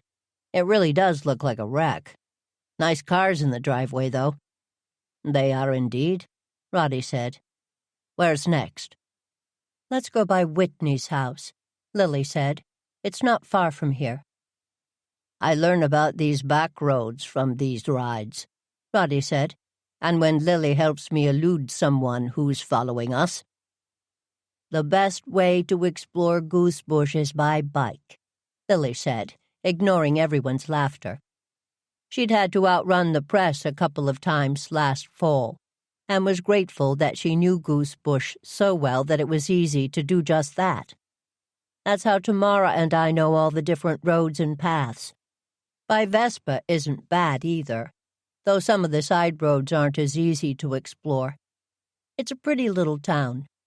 It is, Ernie said, though it can be a hard place to fit in when you first move here. I remember it took Stephen and me years to feel like folks didn't see us as tourists. How long have you lived here? Roddy asked. 20 years, Ernie said. Hard to believe. Stephen spent summers here as a kid and loved the town. He was so thrilled when we got the chance to buy the Triple B and moved here. I'm glad he was able to enjoy it for a few years, at least. You both made some magic with the Triple B, Tamara said. Honestly, you made it a fun place to shop, and that helped the entire business district. Okay, here we go. This is the Bradford house. They drove up and parked. The house belongs to Whitney, but the business belongs to Sasha, Tamara told Ernie, and the house is mortgaged to the hilt. Which is the business and which is the house? Ernie said. The front lawn is a parking lot for the funeral home. Who'd want to buy it? See over there? That used to be another house, but Sam got permission to tear it down and turn it into the embalming section of the business, Tamara said. Then they built that addition so that they could have more room for viewings. I agree. They'd need to sell the entire business. I doubt these additions are all zoned. That's a large business footprint, Roddy said. Are they that busy? Lily shrugged her shoulders. Busy enough. When the town decided to build the crematorium, folks from other towns started to come to Goosebush, and it was just as easy to use Bradford's. Where's the crematorium? Roddy asked. We keep talking about it, but I don't think I've seen it. Tamara put the car in drive and pointed out what was what. The house, the business, the funeral parlors. The crematorium is over there, she said, pointing to a building behind them, closer to the cemetery. What's that? Ernie asked, pointing toward the back of the buildings. They drove around to look. There were 2 large rental trucks parked in the back. One of them had a flat tire, and both were covered in pollen. There was crime scene tape on the back door, but it had been pulled off. Should we walk around? Ernie said. I don't think so, Lily replied. She took out her phone and snapped a picture, a visual reminder to ask Bash about the trucks. Good, he said. This place gives me the creeps. Sam Bradshaw inherited an honest business from his father, and ran it the same way for a lot of years, Tamara said. I'm glad he didn't live long enough to see this. If he'd been around, perhaps it would have stayed an honest business, Roddy said. Or Whitney would have gotten her way and taken him down with her, Lily said. It's hard to know. She left quite a wake, didn't she? Sure did, Ernie said. I wonder who else got caught up in it. Chapter 30. The next morning, Lily buzzed the gate open, took a mug out of the cabinet, and poured a cup of coffee for Bash. He came in the kitchen door a minute later, and she handed him the cup. I'm not going to stay long, he said, taking a long sip. Would you like some breakfast? I have some deep dish pizza left over from last night. Thanks, too early for me. Is the pizza from that new place any good? Delicious, Lily said. I'll pack you up some for later. We have fresh rolls, if that sounds better. Bash smelled the air. Very fresh from the smell of things. Ernie's a good housemate, Lily said. She walked over and got Bash a plate and put the bread basket on the table. The tray of jams and butter were still there. She'd had breakfast with Ernie and Delia, but would have another roll, happily. Maybe just one, he said, taking 2 and putting them on his plate. I came over here to ask you a favor, off the record. I'm happy to help if I can, Lily said. Would you go through your notes and pictures of the cemetery again and make notes of what's changed? Again? Didn't we send you those files? And we did the walkthrough with Darlene. I was wondering if you remembered anything else, Bash said. It's been a couple of weeks. I'm not sure I trust my memory at this point, Bash. I may have been imagining things. Bash laughed and slathered some jam on a piece of roll. I'd trust your memory more than anyone else's. I'm grasping at straws, but I thought it was worth a shot. What's going on, Bash? Things aren't making sense. The fraud case is falling apart now that Dewey's taken a runner. I'm sorry to hear that. Still no sign of him. Someone used his Starbucks card to order coffee for pickup yesterday. Did he pick it up? The store was wicked crowded, but the camera caught someone with a bright green jacket with Bradford Funeral Home on the front with a Bradford hat pulled down low. Bash said. We couldn't see the face, but no one else had that colored jacket. He had it ordered special. Didn't want to get yellow like the rest of the workers at the cemeteries. Not that he did the hard labor. Lily nodded. That's interesting. About the coffee order. Maybe he'll order more soon. We're on the lookout, Bash said. I'm sorry, I interrupted you. Tell me what you can about the fraud case. I can't help but think the state investigations must have something to do with what happened to Whitney. But I think it's prudent to put together my own case, rather than rely on theirs. I'd imagine the investigations aren't only about Whitney. Perhaps her death has everything to do with what's been going on. Sasha and Dewey are under investigation, and they're both suspects in Whitney's murder. It's no wonder Dewey's laying low until things clear up. Do you think that Sasha's in trouble regarding the business investigation? Probably, Bash said. She's been in charge of the books for years. She says she had no idea what Whitney was up to, but she filed the taxes, did the town paperwork, and created the plot certificates. The paper trail leads to her. I have a friend who runs a funeral parlor in Marston. She says that she's never gotten paperwork from Sasha that didn't need fixing. It's hard to reconcile both of those things. Maybe Whitney interfered at some point in the process. Maybe Sasha knew what was going on but didn't want to know, Lily said. She got hit by a lot at a young age. First her mother, then her father, and Whitney being part of her life, and Dewey. I can't get a straight answer on whether he and Sasha were an item or not. She's sure protective of him. I heard from a friend of mine that Dewey was a player.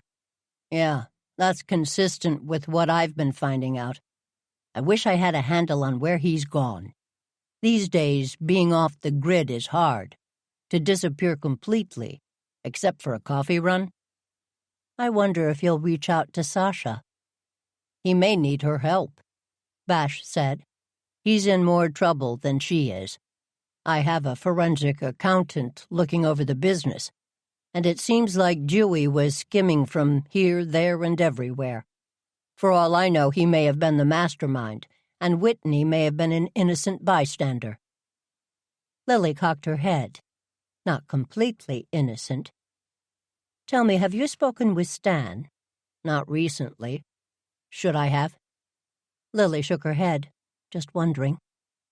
I'm going to trust you to keep me apprised of anything I need to know, Lily.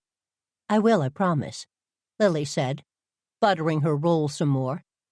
Anyway, you did send me all sorts of records on the cemetery. Would you go over them and write up any updates or new thoughts? If you think it would help, of course I will, Lily said. Is my family mausoleum in order? All cleared out, Bash said. It's still the site of an ongoing investigation, so you can't get in there for a while longer. It's actually out of my jurisdiction, but I'll check on it for you. That's fine. Let me know when I have it back, Lily said. Do you need me to look over the cemetery paperwork immediately? Whenever you get a chance. I mostly want you to see if you remember anything else. Thanks for doing that, Lily. Like I said, I'm grasping at straws, looking for something I'm missing. What else have you found out? Bash asked. What do you mean? Nothing. Lily. She sighed. I'm not sure what it all means. Did you know that the tax assessment went up on several houses this past year, including Whitney's? The same contractor did work on them all. And reported back to the town? Not sure the order of occurrences, but it seems reasonable that Whitney got reassessed and then told someone about all the other work her contractor had done. Bash took out a notebook and wrote himself a note. "She was in wicked debt," he said. "I wonder how she afforded any work that would raise the assessment." Lily smiled at his favorite Massachusetts saying. "That's the question, isn't it?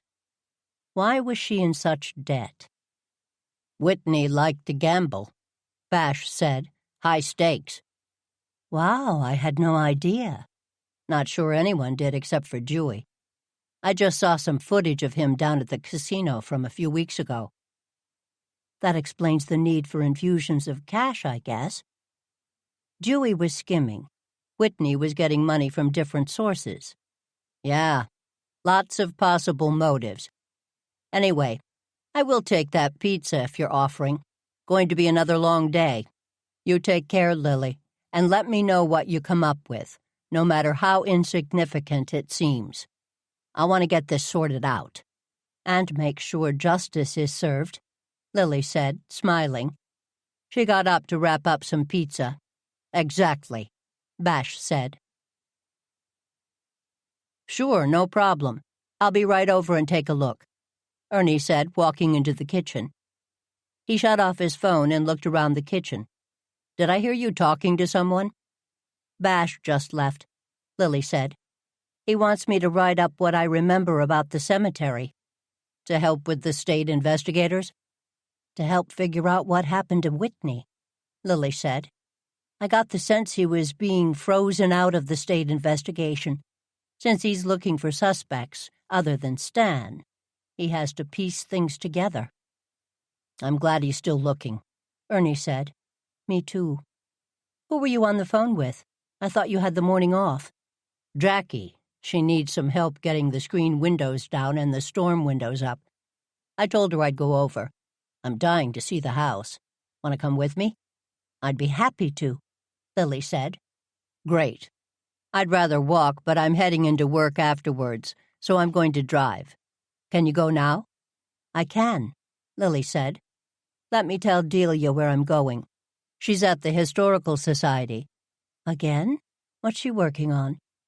Somehow the cemetery research expanded into something else. She didn't want to go into it until she did some more research. "We have that to look forward to, then. Lead on, my friend."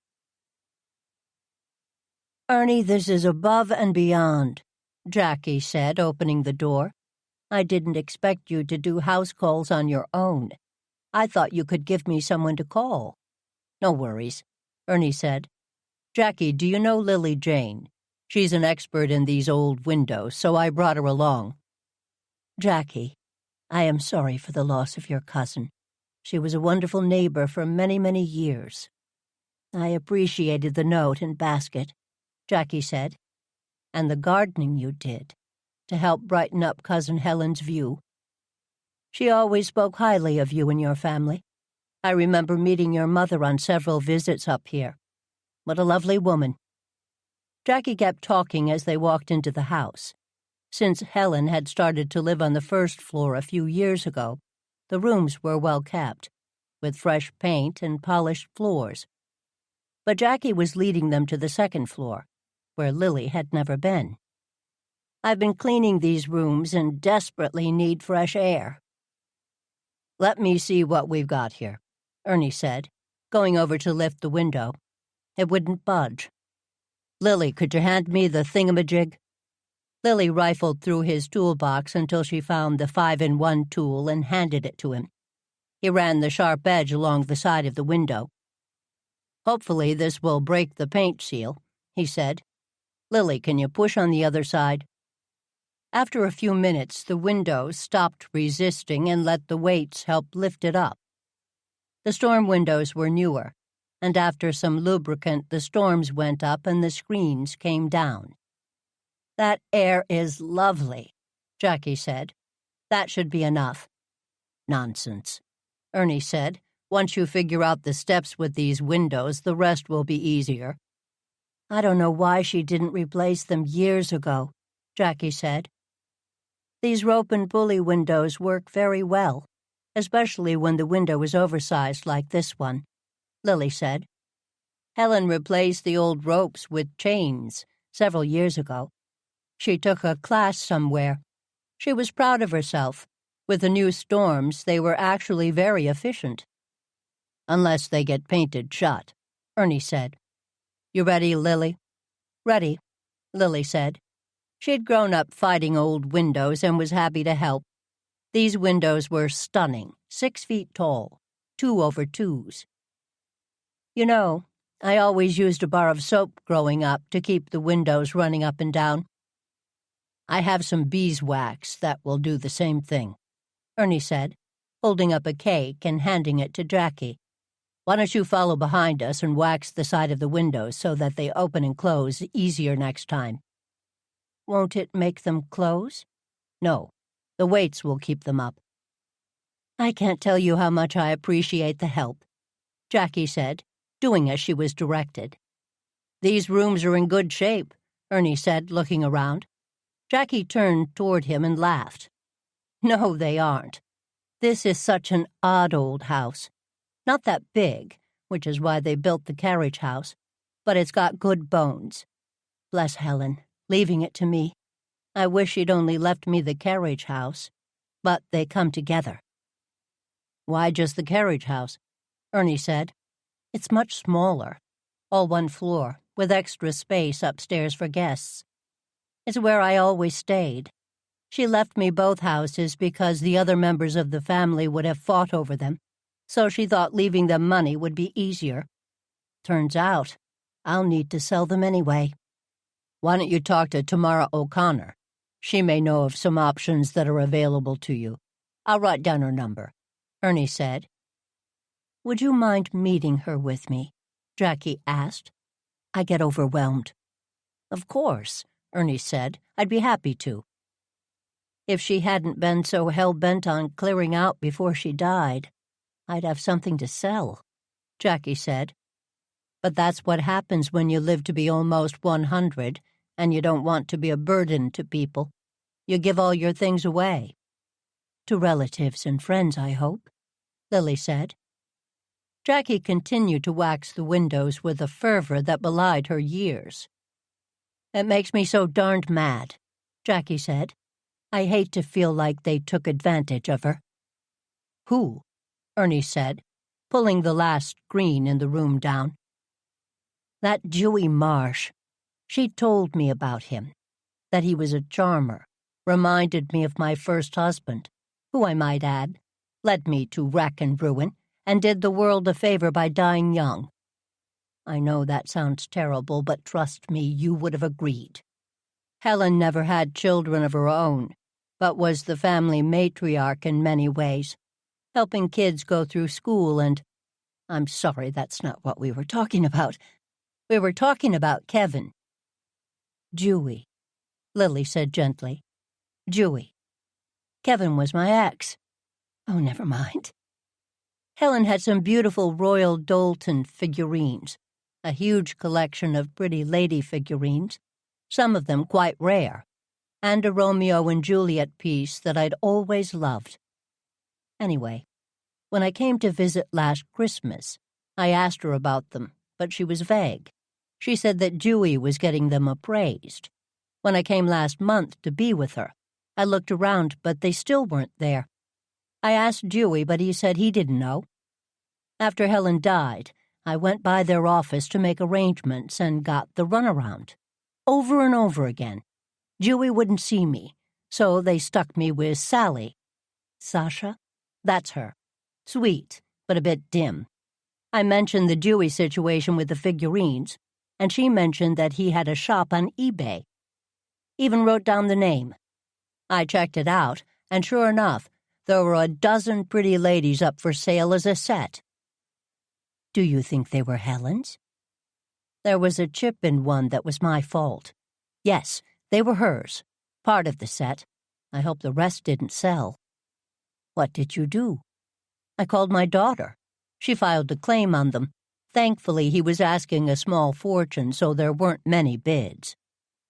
Did you tell Bash? Lily asked. Who's Bash? The chief of police, Ernie said. Oh, I talked to him all right, but not about the figurines. He was too busy asking me for an alibi for the day Whitney was killed. I got the distinct impression that he thought I killed her, which is ridiculous, even if I did say what they said I said." "What did you say?" Ernie asked. "That she should drop dead, and I'd be happy to help her with that," Jackie said.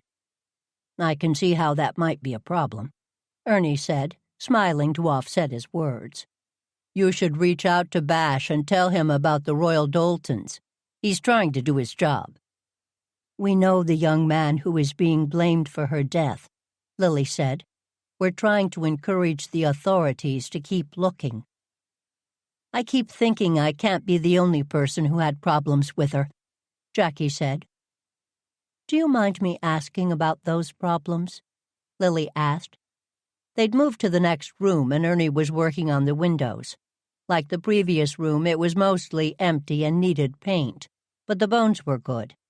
High ceilings, untouched woodwork, amazing plasterwork around the ceilings and the fireplace. First off, there was someone buried in Helen's spot. Whitney kept insisting that the spot didn't belong to the Garretts, which of course it did. I'd been to all the family funerals. We knew where the plots were. Unfortunately for them, I found the paperwork bearing that out. But only yesterday. I'm not sure what to do with it now. I called Sasha this morning, but she told me she couldn't help me. Why don't I give you the name of another funeral home over in Marshton? A friend of mine owns it. She may be able to help you," Lily said. She was running the knife along the sides of the window and helping Ernie force it up gently. "I sure hope so," she said. "I'd like Helen to be able to rest in the place she's always wanted to. Soon." "Had this happened to other people, do you know?" Ernie asked. "My daughter contacted a lawyer, and she's filed a slew of complaints. Seems like there are a few others, but it's hard to get a straight answer. She sent me some emails, but I haven't gone through them." "Jackie, would you mind if I took a look at those emails?" Ernie said. "I'll keep you and your daughter out of this, but I'd love to get Bash some more leads." "I'll send you everything I've got," Jackie said, "but I can't imagine you'll be able to make heads or tails of it." "You'd be surprised," Ernie said. He stepped back and ran his hands down his jeans. "This side of the house is done." "Thank you so much. Maybe now that I've seen how you did it, I can get the other windows open." "Why don't you let Lily and me help?" "That would be wonderful. It really would. How about if I get us all some lemonade?"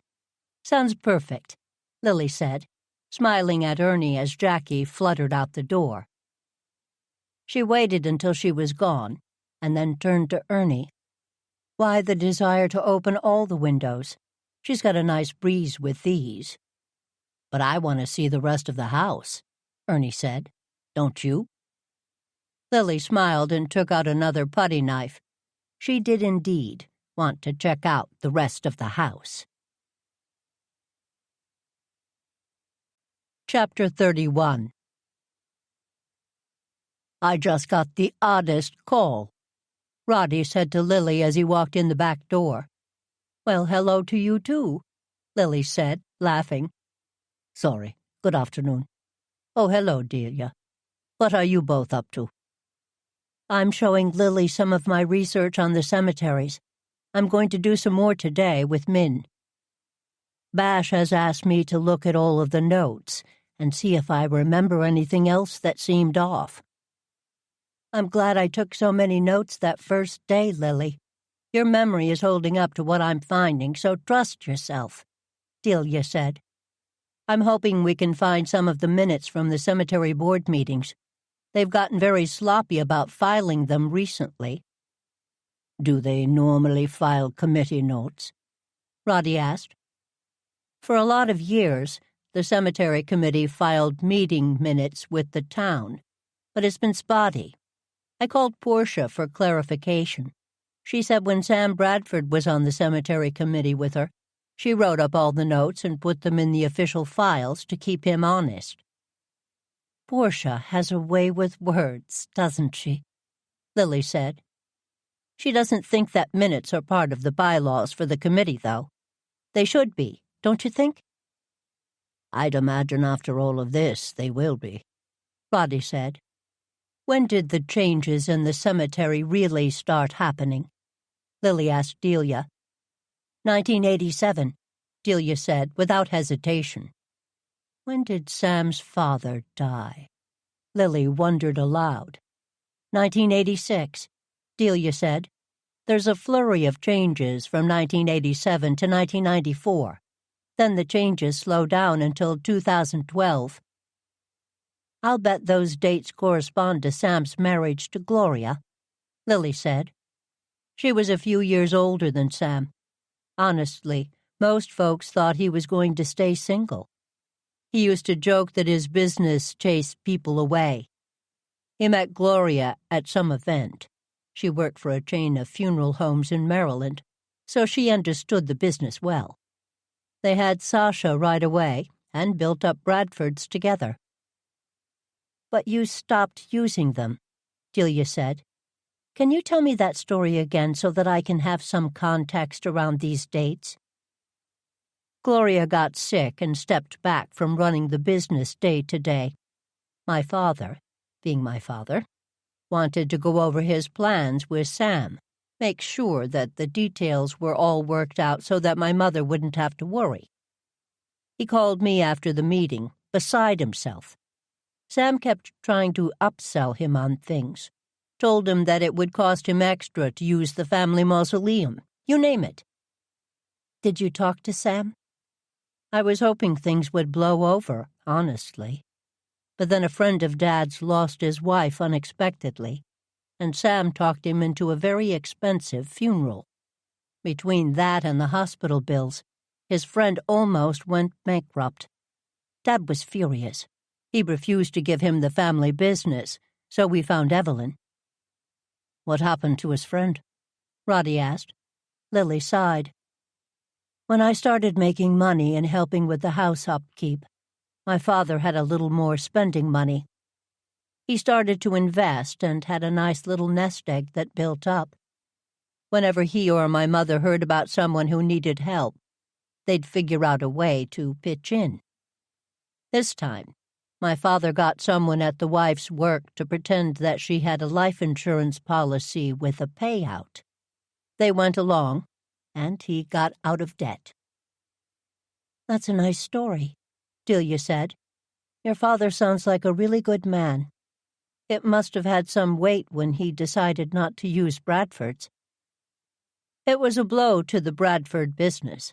After Dad died, Sam spent a couple of years trying to make it up to my mother, but she wasn't having it, though she wasn't as vocal about using another funeral home. When did Gloria die? Roddy asked. Delia tapped on a few keys. In 2010. Makes sense that things started to get hinky again if Gloria was keeping him on the straight and narrow. She tapped a few more keys and looked up at Lily. He married Whitney in 2011. Check out these past few years since she got into the picture. There were a lot of building permits put in on the house, the businesses, and the cemetery itself.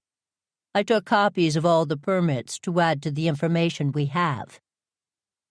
Tamara was going to pull the permits to look at contractors. I already emailed her the list. What's interesting to me is that Sam put in for some of the permits for the cemetery, but the work was never done. What kind of work? New water pipes, work on the walkways, expansion into another location. When did Sam die? Roddy asked both women. 4 years ago, Lily said. It was during the fuzzy time in my life. The fuzzy time was after her mother, then Alan, got sick and died, all within 5 years. Lily hadn't focused on much else. 4 years ago this December, Delia said. Look at the changes in these past few months. She flipped through 3 images. How did you get these records? Lily asked. Every time they put in for a permit, someone goes out to take pictures. Digital photos are great for details, so I started to check on the background where I could. I'm using it to help with the cemetery modeling. I'm hoping I'll have something to show you this afternoon." "You've done a lot of work on this," Lily said. "I agree with Bash," Delia said. "I think the cemetery has everything to do with Whitney's death." "Wait, that's what I came over to talk to you about," Roddy said. "You'll never believe the call I got from Sasha Bradford. Do you remember when she sent me plans? She was following up. Seems that a spot opened up and she wanted to give me first dibs." "Aren't they shut down?" "Apparently not," Roddy said. "I told her I'd come by the office this afternoon." "What are we waiting for?" Lily asked. "Mr. Lydon, it's nice to see you," Sasha said. Her face froze when she saw Lily. "Lily, I didn't know you'd be here." They walked into the office and sat down in the chairs facing Sasha. Lily noticed a layer of dust in the streaming sunshine. There were folders piled up all over the office. "Roddy is a friend," Lily said. "He asked me about the plot, and I wondered about the location. I thought all of the space near Bertram's Folly was taken." "Technically, yes. But Mr. Lydon indicated that he was planning on being cremated and wanted a marker. It's much easier to make room that way, especially if he wants to be buried at sea. Markers can go anywhere." "Surely not anywhere," Roddy said. "Don't people buy an entire plot?" "They do, but they don't use it all, especially in the past. The plots were generous. We feel, on behalf of the Goosebush Cemetery, that giving as many people their desired resting place is important.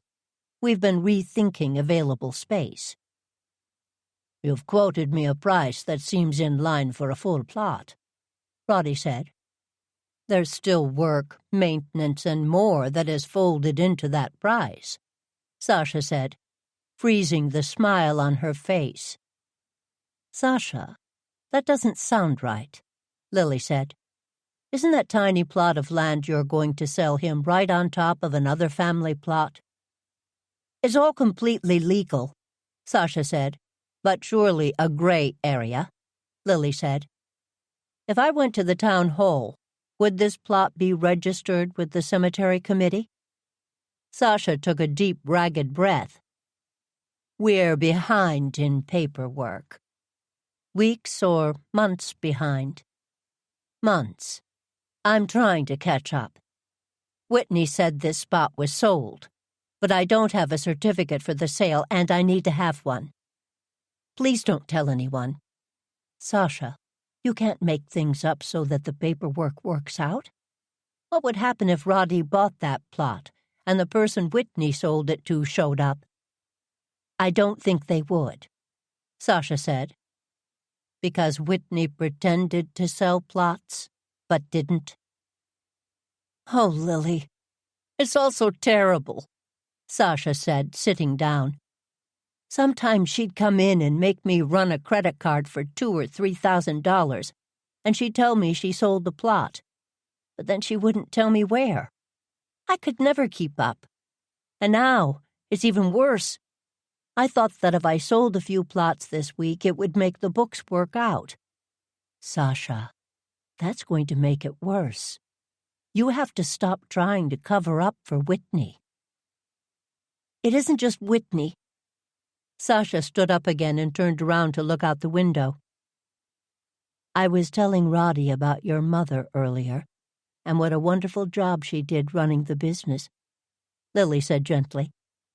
"I wonder, would she be happy about the way things have been going?"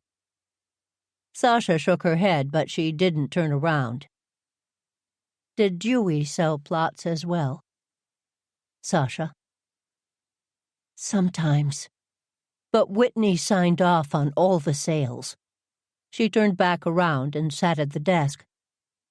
"Sasha, did you know that Dewey used you as an alibi for the afternoon Whitney was killed?" "He did?" she whispered. "He did. Do you know where he is? Dewey?" Sasha looked up at Lily and started to cry. She ran out of the room. Lily stood up and walked around the desk. She looked at the paperwork strewn across it and at some of the folders. She was careful not to touch anything. She's got post-its in these folders. There's a few on these documents. Questions that need to be answered on old paperwork. Clarifications. I can't tell if this is part of an audit or part of the investigation, Lily said. Sasha's going to need a good lawyer. Roddy and Lily waited for a few more minutes, then they decided to leave. Roddy had walked around the office and took some pictures of files, using a pen to open folders. Sasha, we're leaving, Lily called out as they walked to the front door. Call me if you want to talk.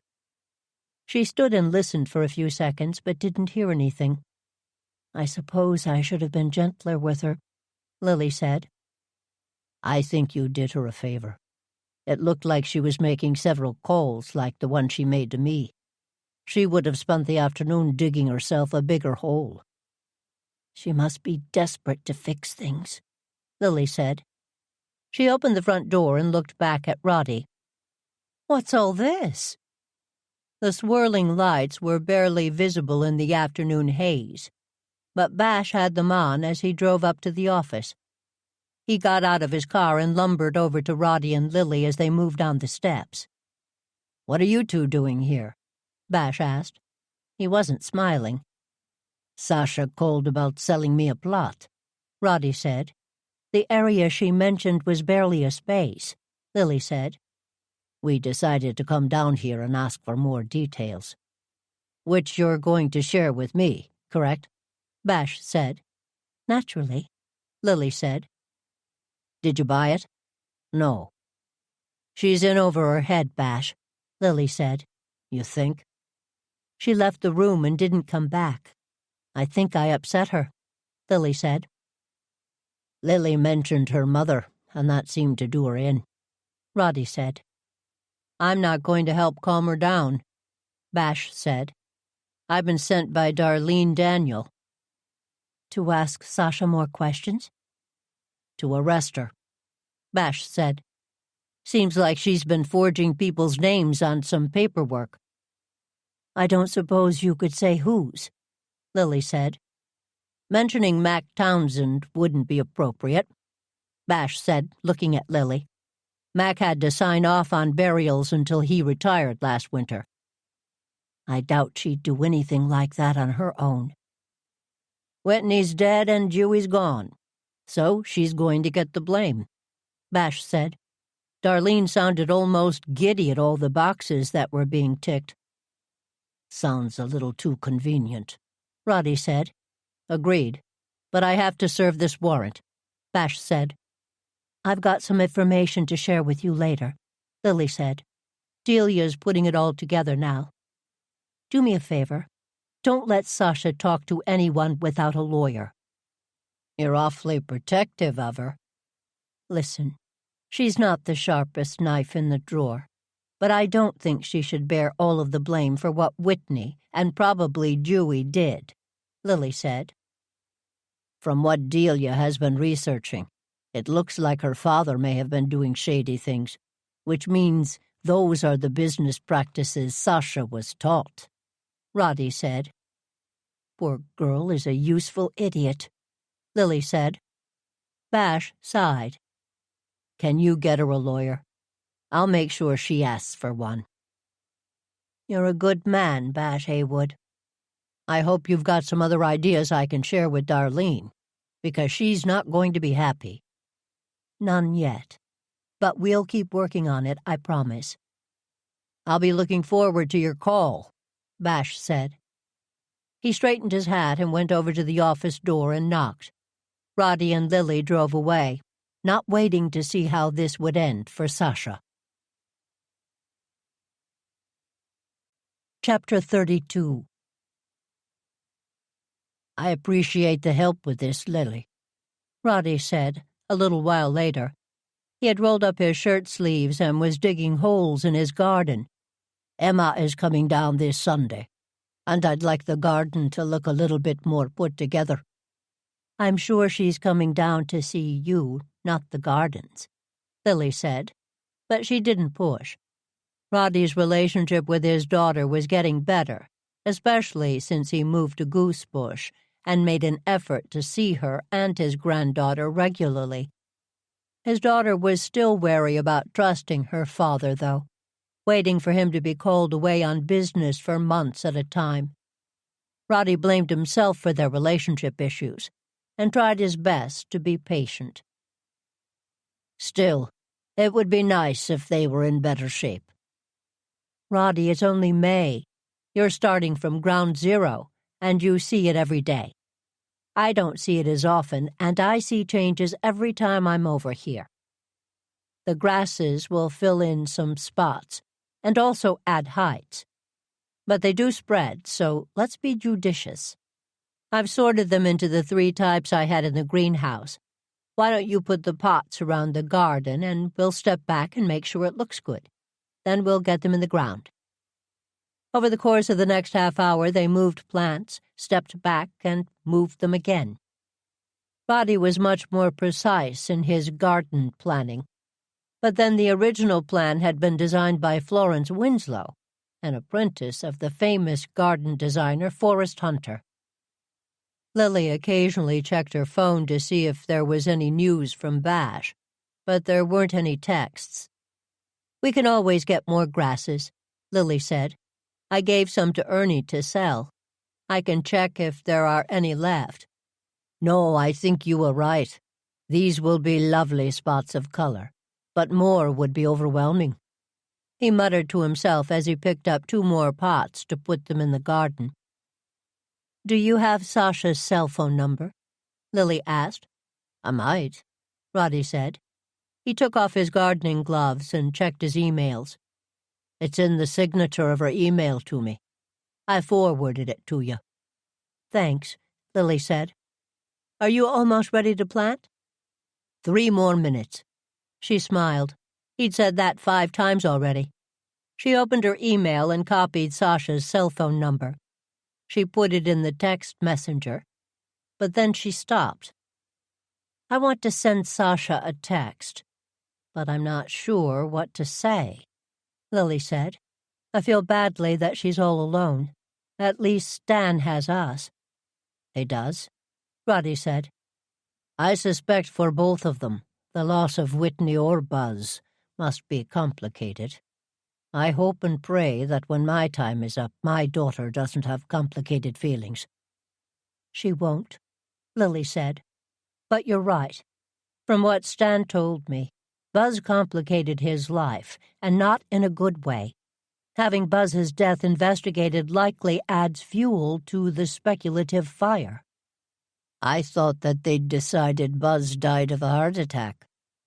2 deaths in as many months, with the relationship between the two, I'd be surprised if they weren't doing more investigating.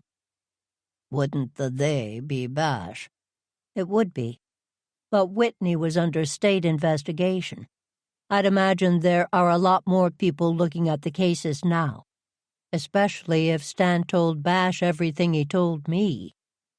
I hope he took your advice and came clean, Roddy said. I hope he appreciates your discretion. I sent him 2 texts and left a message. The message said that if he didn't tell Bash, I would. I know it complicates things for Stan.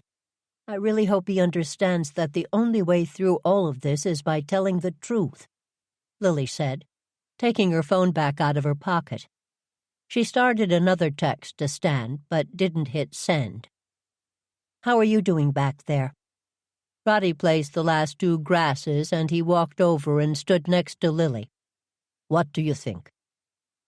Go upstairs and look at it through one of the windows, she said. Upstairs? Your bedroom's on this side of the house, so is the hallway and your office. Make sure that view is as wonderful as it is down here. In fact, you may want to design some parts of your gardens for your view. Maybe taller plants or brighter colors. A pattern that makes you smile. You can't see your gardens from your rooms, can you? Roddy asked. I used to be able to, when Alan and I had our rooms on the other side of the house. But I switched rooms, and now I have a wonderful water view that I'd be hard-pressed to give up. Delia and Ernie can both see the gardens. That's why Delia's meditation bench is where it is. She can see it from upstairs. I hadn't thought of the upstairs view. My plan is to redo the bedroom in the front of the house, but there's a lot of water damage in there, Roddy said, looking up behind him and smiling. He loved his renovation projects, none of which had overwhelmed him to date. You know, I hadn't really paid attention to that wall, Lily said. It does need some work. The bowing is concerning, but I've been told that some well-placed braces could help. I'd imagine so, Lily said, walking toward the back wall. The first thing we need to do is to continue fighting the ivy fight, though you've made great strides in the effort. I hired people to help with that twice last year. Our discussion about boxwoods got me thinking. A thicket of trees or shrubs would help hide the wall, and may be interesting, especially if they were a well-planned garden. That said, I need to deal with the wall soon. I'd hate to do all this work and have the wall crush the gardens.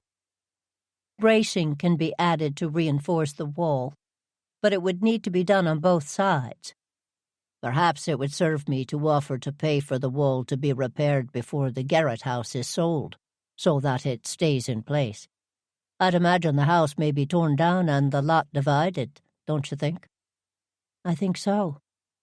Which makes me sad, Lily said. That street doesn't have as many building codes.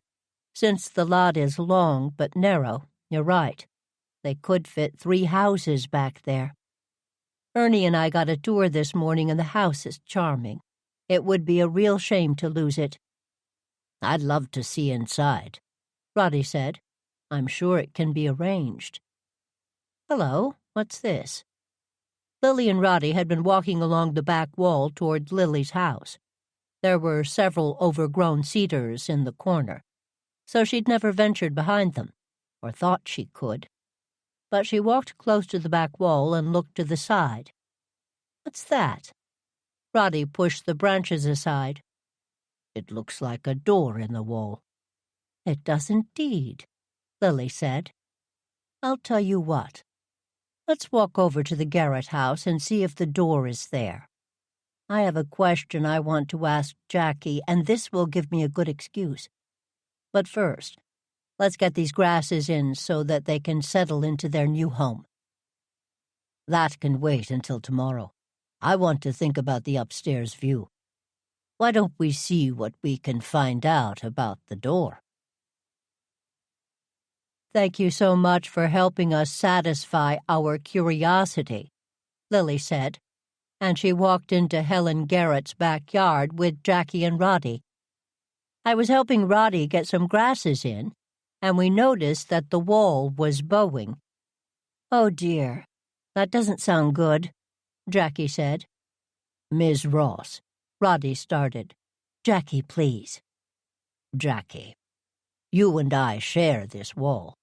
Its repair was in my plans anyway, so I'll take on the work. Oh, that's a relief. Thank you, Mr. Lydon. Roddy said, smiling.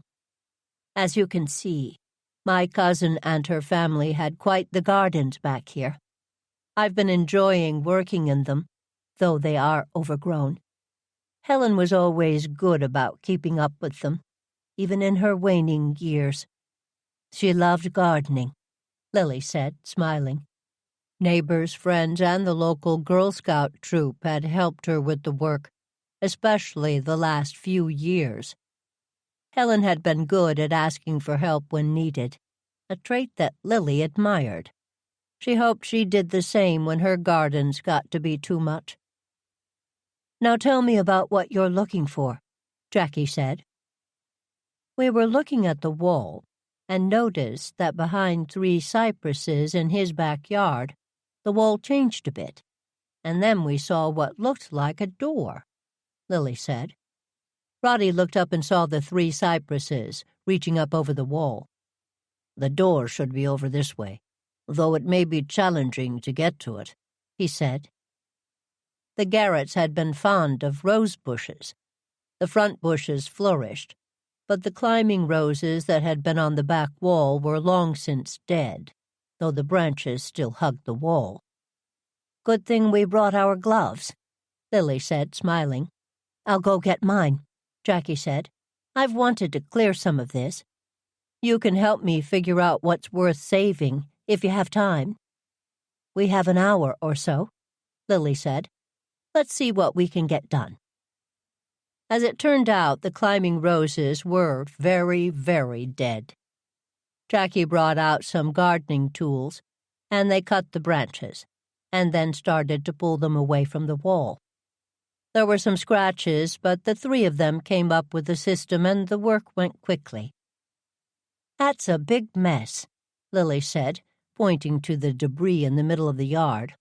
"I'll get someone to come by and haul it to the town chipper." "The town chipper? What's that?" "Part of the dump," Lily said. "Not everyone can use it, but on chipping days people bring branches and the like down to the dump. The mulch that is created is added to a large pile that anyone can use." "That would be wonderful. There are a few branches that came down this winter. Ernie can get a cleanup crew here," Lily said. "I'm not sure I can afford that." "The crew is volunteer," Lily said, smiling. She talked to Ernie about it, but helping Helen Garrett's family out seemed like a good plan, and one that Lily could underwrite, if necessary. "You are wonderful," Jackie said. "What a difference clearing those branches made." Helen kept wanting those roses to come back, but they were obviously beyond hope. "They were," Lily said. "The trees back here created shadows as they grew. The front roses do well because they get enough sunlight. You'd be better off planting a garden of shade plants, or you could trim the tree branches back a bit. Sadly, this will all need to be decided by the next owner. Thank you for your help, Lily. Between fixing windows and clearing a thorny thicket, this has been a full day for you." "It has," Lily said. "In between, Roddy and I went by to see Sasha Bradford." Jackie straightened up and shook her head. "And I thought that unclogging the upstairs sink was a gruesome task this afternoon." Lily laughed. Roddy had waded toward another section of the wall, and Lily and Jackie collected the branches as he hacked them away. "Poor Sasha. That wasn't kind. She's not really that bad, just dim. But that's nothing new, poor dear," Jackie said. "Do you know her?" Lily asked. "I've known her for years. The Bradfords went to the same church as my cousin, and they'd go to the same service, so I always saw them at the coffee afterwards." Lily smiled. A lot of goosebush business got done at those coffee hours. "Sasha always seemed a bit lost, especially after her mother died," Jackie said. "Had she been helping you with your cousin's, situation?" Lily asked. "She was trying to get me answers. Whitney was a roadblock on that front." "What do you mean?" Lily asked. "The Garretts had a huge family plot," Jackie said. "There was room for Helen and one more Garrett. I thought about using it myself, ever since my last husband and I divorced. The last thing I want is to be laid to rest next to him, let me tell you what. But then Whitney tried to tell me it was only a double plot, or that I was mistaken, and her brother's plots were part of what her father had bought, which I knew was a lie. Why was Helen's name on the tombstone already? I asked her. What did she say? Lily asked. She didn't. Sasha mentioned that Whitney was looking through all the records, trying to figure out where the mix-up had been. Maybe the plots got sold and Helen forgot? No, not sold, Jackie said. Helen owned them outright and paid to have all 6 plots tended to. What's happened to Helen? Lily asked gently. I'm trying to get this straightened out. But until then, everything's on hold. The other bodies have been there for about 10 years. So they predate Whitney, Lily said. Yup. Again, I got this from Joe. He and his son dig the graves. But it looks like the bodies aren't even Bradford jobs. He did some research for me before they locked down all the records. They were buried by another funeral home over in Kingsfield. Have you told this to the people who were investigating the Bradfords? Lily asked. Have I? I'm the reason they're investigating the Bradfords, Jackie said.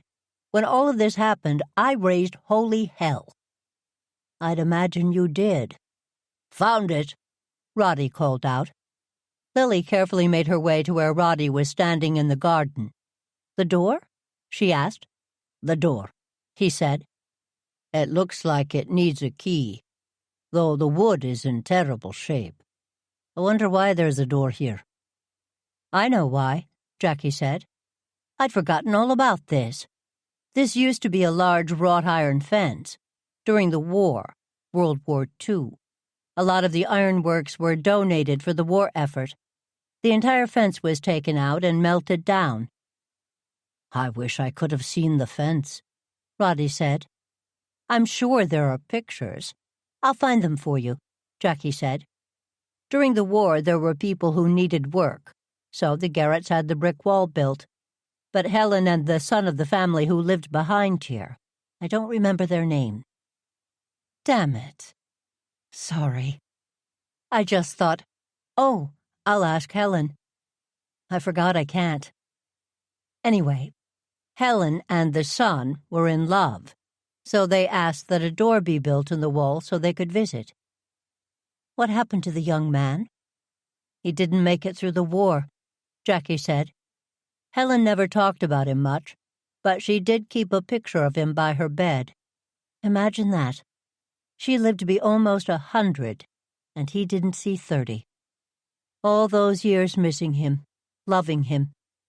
Of course, Helen would be really ticked off that I thought her life was sad.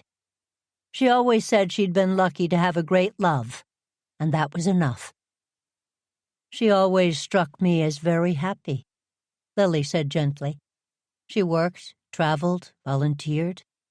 Yeah, listen to me. I've been married twice, and neither time took. She was happy, our Helen. But that's the story of the door. When she knew she wasn't coming back, she must have planted that rose bush. Now that it's down, I see what you mean about the wall. It shouldn't dip like that, should it? I'll have someone come and look at it, Roddy said. The wrought iron wall intrigues me. If you don't mind, I'd love any pictures of my house you can find. I'd be intrigued to see it from this angle. It may give me some gardening ideas. I'm going through her things now, and I'll take out anything you may be interested in. Jackie, are you going to have a service for Helen? Lily asked gently. I understand if it's private, but I'd love to be there to pay my respects. Just as soon as the investigation wraps up, Jackie said. If I'd known what can of worms I was opening up, I would have kept my mouth shut like Whitney asked. Whitney asked you to stay quiet? Not asked. She threatened me. Did a little research on me and found out some trouble my ex had a few years back. She said she'd tell Helen and everyone else. Like I cared. I told her to take a flying leap. She got me so mad I could have killed her. Chapter 33. I wonder if she could really kill Whitney, Lily asked. She and Roddy had helped Jackie clean up the gardens a bit more before they left. Roddy had taken some pictures of the wall and promised again to get someone in to look at it. In return, Jackie said she'd put aside anything that had to do with his house. I'm sure it was an exaggeration, though she is feisty. She and Helen were first cousins? Roddy asked, taking a left. They decided to drive the long way back to Lily's house. Lily had felt lazy driving to Helen's, but was glad they had. Wrestling rose bushes was exhausting. No, second or third. Helen didn't have any direct relatives left. She'd outlived them all. 100 years old is a long time, Roddy said. I'm not sure I want to live that long myself. Losing everyone you knew would be difficult. Helen was very good at making multi-generational friends, Lily said. She and my mother were the same generation, but she was a friend of mine. She volunteered with the Girl Scouts up until 10 years ago, and taught art for years. Up until the last year, she was going strong. Did you know about her wartime love? No, I didn't, Lily said. I wonder if my father did. He lived here then. He had a heart ailment that kept him from going overseas, but he had a brother who served. I'm sure either he or my grandmother knew the story. The idea of the iron fence in the back of the house fascinates me, Roddy said. It also helps explain the cypress trees. You said there used to be more? Yes, all along the back. I'm sorry now that I didn't ask Helen more about her house when I had a chance. Oh, that's right. Delia what? Roddy said, pulling up to Lily's driveway. He put the code in the keypad and waited while the gate slowly opened. I'd forgotten about one of Delia's projects. She went to all the neighbors and asked questions about their houses, she said. She took it on right after Alan died. She'd been exploring our family archives and got curious. I also think she wanted to keep me distracted. I believe she went and spoke with Helen. We can ask her about that. That's wonderful, Roddy said. He slowly drove down the driveway, closing the gate behind him while opening the garage door. He didn't turn down the curve of the driveway until he knew the gate was completely closed. My curiosity was piqued. I saw that, Lily said, smiling. She looked down at her phone and back up at Roddy. What's this? Sasha sent me an email. She handed him the phone. Did you send her one? I did, a quick one, apologizing for upsetting her. I let her know that I was here if she needed help. Even if she's a murderer? Roddy said. Even if, Lily said. I don't think Sasha is a cold-blooded killer. Far from it. But I do think that she may have felt pushed by Whitney, and possibly by Dewey. She may be feeling desperate. I don't want her to feel alone. She seems to have taken you up on the request for help, Roddy said. It's hard to see on the phone, but it appears that she sent you a spreadsheet of cemetery plots. He handed Lily back her phone and pulled into the garage, driving the car up the ramp. Delia has the official town records, Lily said. It will be interesting to see if they are the same, Roddy said, smiling at Lily. But it will have to wait until I go home and take a shower. Good idea, Lily said. Roddy raised an eyebrow and she laughed. For both of us. You did a lot of work in Jackie's yard. We all did, Roddy said. Many hands make light work, as you've taught me many times this past year. Roddy made no move to get out of the car, so Lily sat. You know, I went through my life believing that I had to figure everything out on my own, and then live with the decisions I'd made. Coming here, buying a house that needed repair. I decided to try and live differently, Roddy said, turning and looking at Lily. Ask for and accept help. You've made that easy for me. You are a generous spirit when sharing your knowledge and your friendship. Thank you, Lily. I count the day I crashed your garden party a year ago to be one of the best days of my life. Lily reached over and took Roddy's hand. She held it for a moment and smiled at him. Roddy, that day was one of my best. Our friendship is something I didn't expect, and am grateful for. Lily, should we? Roddy was interrupted by his ringing phone. He let go of Lily's hand and picked it up, immediately hitting the speaker button. "Delia, hello. Where?" "I think I found something," she said. "I'll be home in 15 minutes. "Where's Roddy?" Delia said as she came into the kitchen. The cats followed her, and she put her backpack down, leaned down, and patted them both. "It's not time for dinner, so you may as well go back and nap." Max and Luna looked at her, then back at Lily, who shrugged her shoulders. "Can't help you," she said. "Delia's right. Dinner's an hour away, though I'm making tea for the humans. You wouldn't like it." She smiled and went back to setting cookies on a plate. "Roddy's next door taking a shower," Lily said. "We ended up helping Jackie Ross with some gardening while we were looking for the door." "What door?" "A door in the wall between his house and hers," Lily said. She told her about the wall and the reason for the door. "That's interesting, and a new-to-me story," Delia said. "It's kind of sad, too." "It is," Lily said, "though I want you to remember that Helen lived a long, full life and seemed fairly happy to me."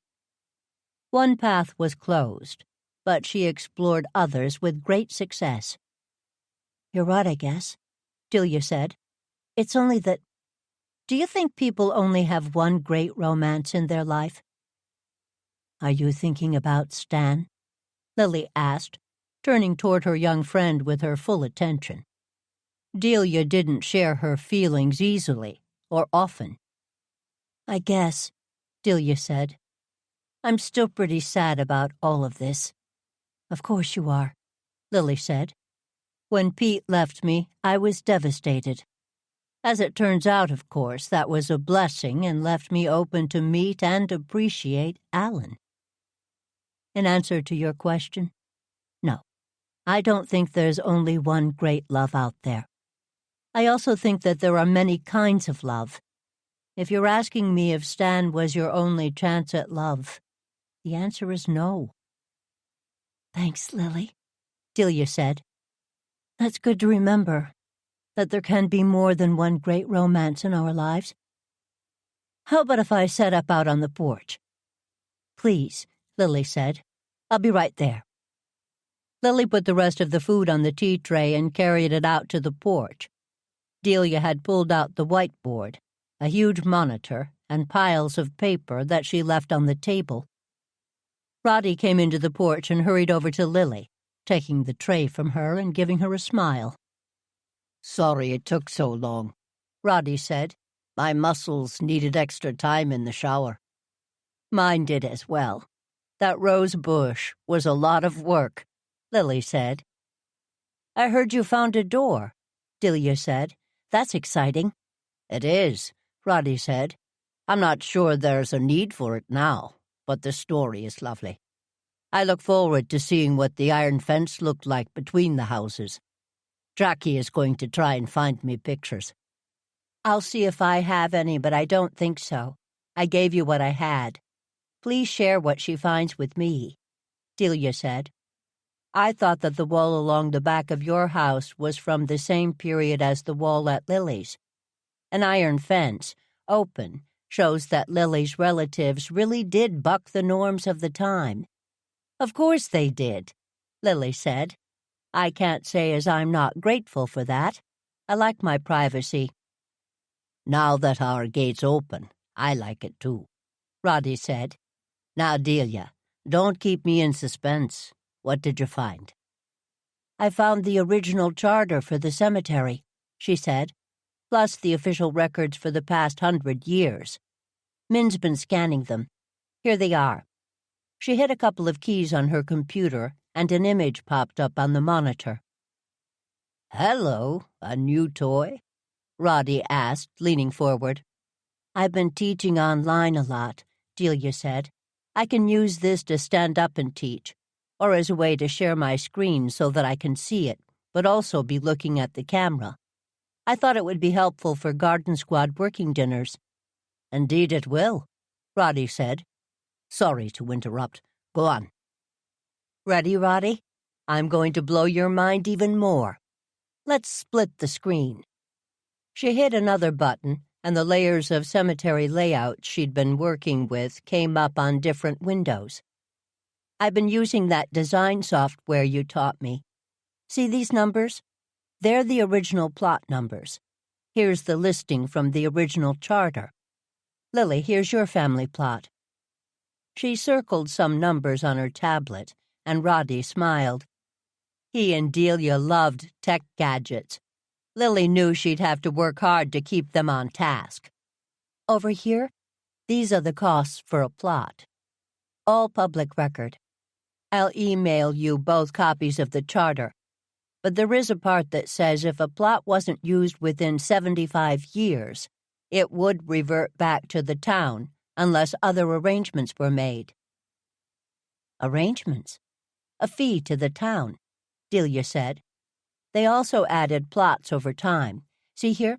Plot D, 522A. Section D, row 5, plot 22. And then another plot was added. In this case, it was for another family member. Those are pretty meticulous records, Lily said. Very. Until here.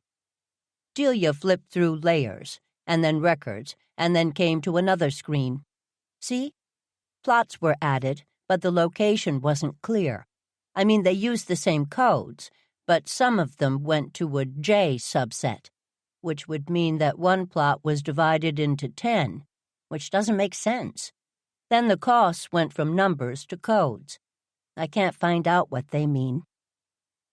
When did the records start to go awry? 1986 or so, Delia said. The year Sam Bradford's father died. Sasha Bradford sent Lily an email earlier, Roddy said.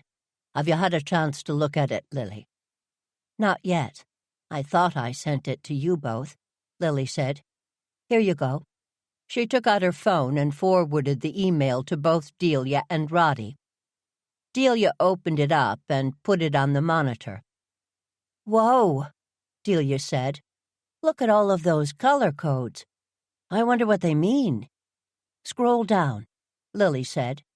Do you see how there are blocks of that blue color? Can you do a search on a name? Try Garrett.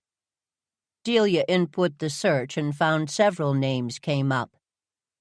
There were 6 original entries, and then one in blue, and one in purple, and one in red. That may help you figure them out, Lily said. I think these are Bradford records, not public. And Sasha sent them to you? She's in trouble, Lily said. She may have sent them out so that I can help her. Or perhaps so that you can make it right, Roddy said. It could be that her family's business practices have given her pause. You may have awoken some guilt in her. Perhaps, Lily said. Do you see over there, the Garrett Blue entry? That was done in 2014. See the note on the side? It says DCM. I wonder what that means. Delia scrolled for a few minutes and then looked back at Lily. I don't know. But the blue entries I've seen have the same 3 letters in the notes section. More mysteries, Roddy said. But lots of ways to try and solve them, Delia said, tapping away at her computer. Roddy sidled his chair closer and they began to talk. Lily smiled and poured everyone a cup of tea. It was going to be a long afternoon. Do you need me to walk you through it one more time? Delia asked Bash later that evening. Lily had called him, inviting him to dinner and telling him they wanted to talk to him, unofficially. He'd arrived at the same time as a food delivery and had helped Lily bring the Greek food to the back porch. They'd set up a separate table for eating their very late lunch and let Delia and Roddy use the dining table for their computers. Because of the monitor, Lily could sit on the couch and pay attention while using the fresh pita to capture the feta cheese. No thanks, Bash said, smiling at Delia. 3 times through, and I think it's finally sunk in. This must be what Darlene was crowing about earlier. Sasha spent hours with her. Though she doesn't have all of your records, Delia, so she probably doesn't have the full picture you've put together. To be fair, talking it through helped me understand it better, Delia said. I would have liked to go over it more by myself, but Lily insisted we call you. Once you and Roddy started to understand Sasha's spreadsheet, it seemed to me that this was evidence that Darlene would find useful. But she wouldn't share the information, so calling Bash made sense. I appreciate that, Lily, Bash said. She'd probably find it really interesting. Will find it interesting. But first I have to figure out how it helps me solve Whitney's murder. You think that one has something to do with another? Roddy asked. If I've learned one thing over the past year or so, it's this. Assume that everything has something to do with everything until you prove something different. Too many coincidences. Do you think Buzz's death has anything to do with Whitney's? Buzz's death is still inconclusive, but I can't see how they're related. Whitney and Buzz barely knew each other. Bash looked around the room. Right? Lily took a long sip of tea. So, Stan still hadn't told Bash about Whitney's blackmailing his father. What should she do? On the one hand, it gave Stan a motive, but on the other hand, it showed another side to Whitney. Surely Buzz wasn't the only person Whitney was blackmailing, and that could be important. She took another sip of tea. Buzz drank a lot, Delia said quietly. Sometimes I'd drive him home to help Stan out. One night we walked by Whitney and Dewey in the parking lot. Buzz started screaming at her, called her a filthy cow who was bleeding him dry. Dewey helped me get him in the car. I asked Buzz what that was about, and he said that she was a blackmailing bitch. Then he passed out. Did you hear this story? Bash asked Lily. I didn't tell Lily, Delia said. It made Stan seem guilty, Bash said, because if he knew Whitney was shaking down his father, had you heard that Whitney was a blackmailer from anyone else? Roddy asked, looking over at Lily and furrowing his brow for a moment before recovering. The forensic accountant said that her expenses far outweighed her income, even if you included credit cards and mortgages, by thousands of dollars. Blackmail makes sense. Damn it, I wish I had her computer. Doesn't murder outweigh bad business practices? Lily asked.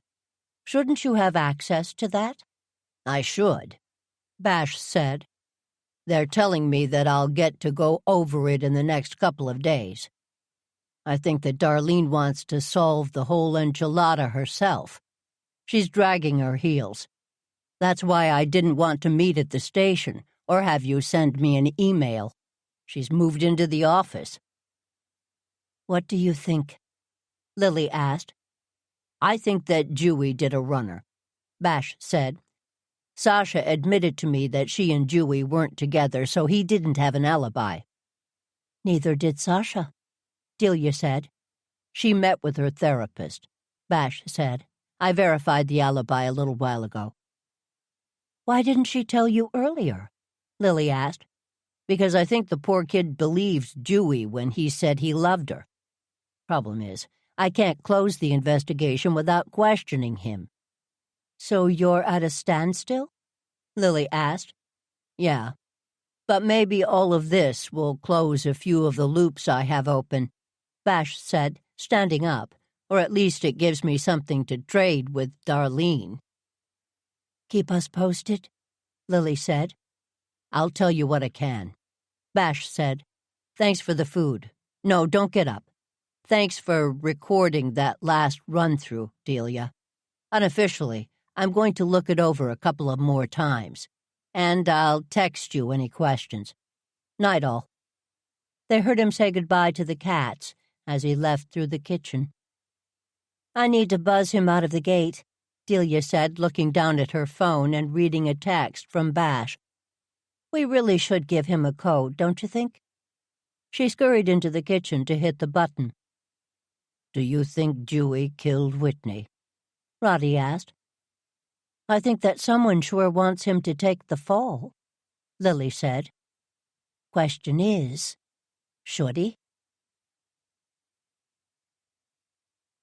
Chapter 34. "Honestly, would it kill them to call me rather than send a text?" Lily asked, hitting the gas a little heavier than needed, and a little advance notice would have been nice. "I'm glad that someone let me know that the mausoleum was basically open. The only thing that's been keeping people out is crime scene tape, according to the picture. Hardly a deterrent." "Arnie's sending someone right over," Roddy said, looking at his phone. "Though getting a locksmith in who can change the key is specialty work. He mentioned welding." "I don't really care that it's pretty or not," Lily said. "I want the family to rest in peace and not be bothered by interlopers. Bash had me believing that it was secure." "Maybe we should call him," Roddy said. "Roddy, jump out and see if you can open the gate from out here." "Yes, ma'am," he said, opening the door to the car and trying the front gate. "Sorry, I don't mean to be bossy," Lily said, leaning out of his side of the car. "No worries," he said, coming back in the car. "I can't get the gate open from out here. Should we wait until morning?" "I don't want to wait. Maybe you can open it from inside," Lily said. "Good thing I have another way to get in. Hopefully you can open the gate for the locksmith." "We're not going to climb over the fence again, are we?" "We most certainly are. We've still got an hour or so of daylight," Lily said, taking a right and pulling over to the side of the road. "Though I really need to talk to someone about this fencing. Anyone can get in this way." Roddy laughed and waited for Lily by the fence. He held her bag as she climbed over, holding her elbow to keep her steady. They'd had a full day of gardening and both were feeling aches and pains. Roddy swung one leg over and then the other. "How do you do that?" Lily asked. "I used to ride horses," Roddy said. "That's sort of the same principle." Now it was Lily's turn to laugh. "Of course it is. Okay, cowboy. I guess we should head over to the gate." She looked over to her left, toward the large gray block in the distance. "Tell you what, why don't you head over to the Jane crypt and use your key to lock the door? I'll go to the front gate and try to open it. That way, if for any reason the locksmith finds another way in, the work can get started." "All right," Lily said, smiling. She walked over to her left along the side road. When she arrived, she was breathless. She realized she'd been running, or as close to running as Lily got these days. When she got there, she went to the door and opened it. It swung easily, and she cursed. "Sorry, everyone, didn't mean to swear," she said, looking around. There were bits and pieces of crime scene tape still stuck to the door. She put her bag on the ground and fished through it until she found a trash bag. She started carefully pulling the tape off the door, cursing softly while she did it.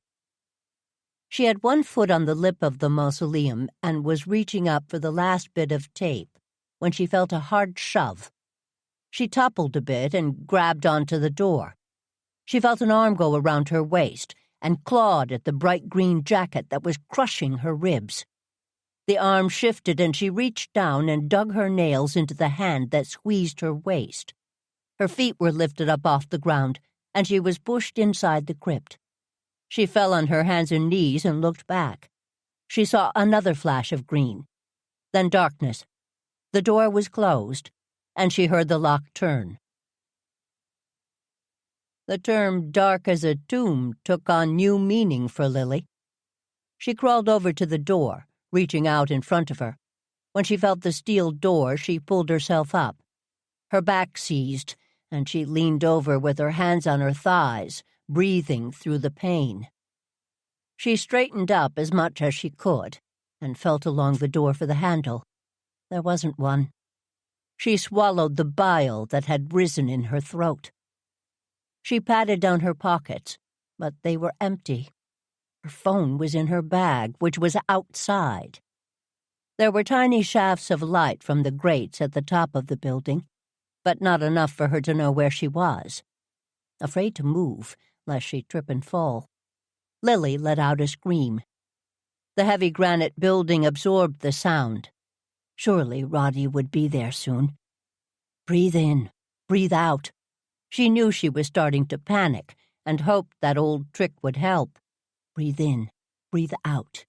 Problem was, the air was still and musty. She heard a sound behind her and turned. She stepped backward, but lost her footing, falling again. Pain seared up her side, and she passed out. Lily, wake up, Lily. Lily looked up and saw Roddy's face.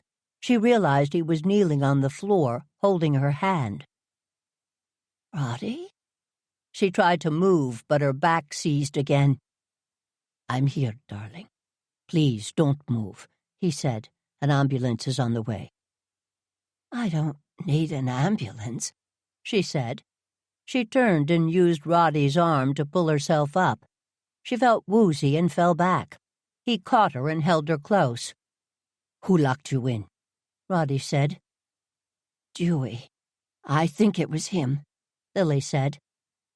Lily, hang on. The ambulance is coming.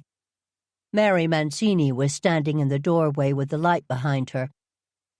Did you know there's no handle on the inside of that door? Lily asked, squinting.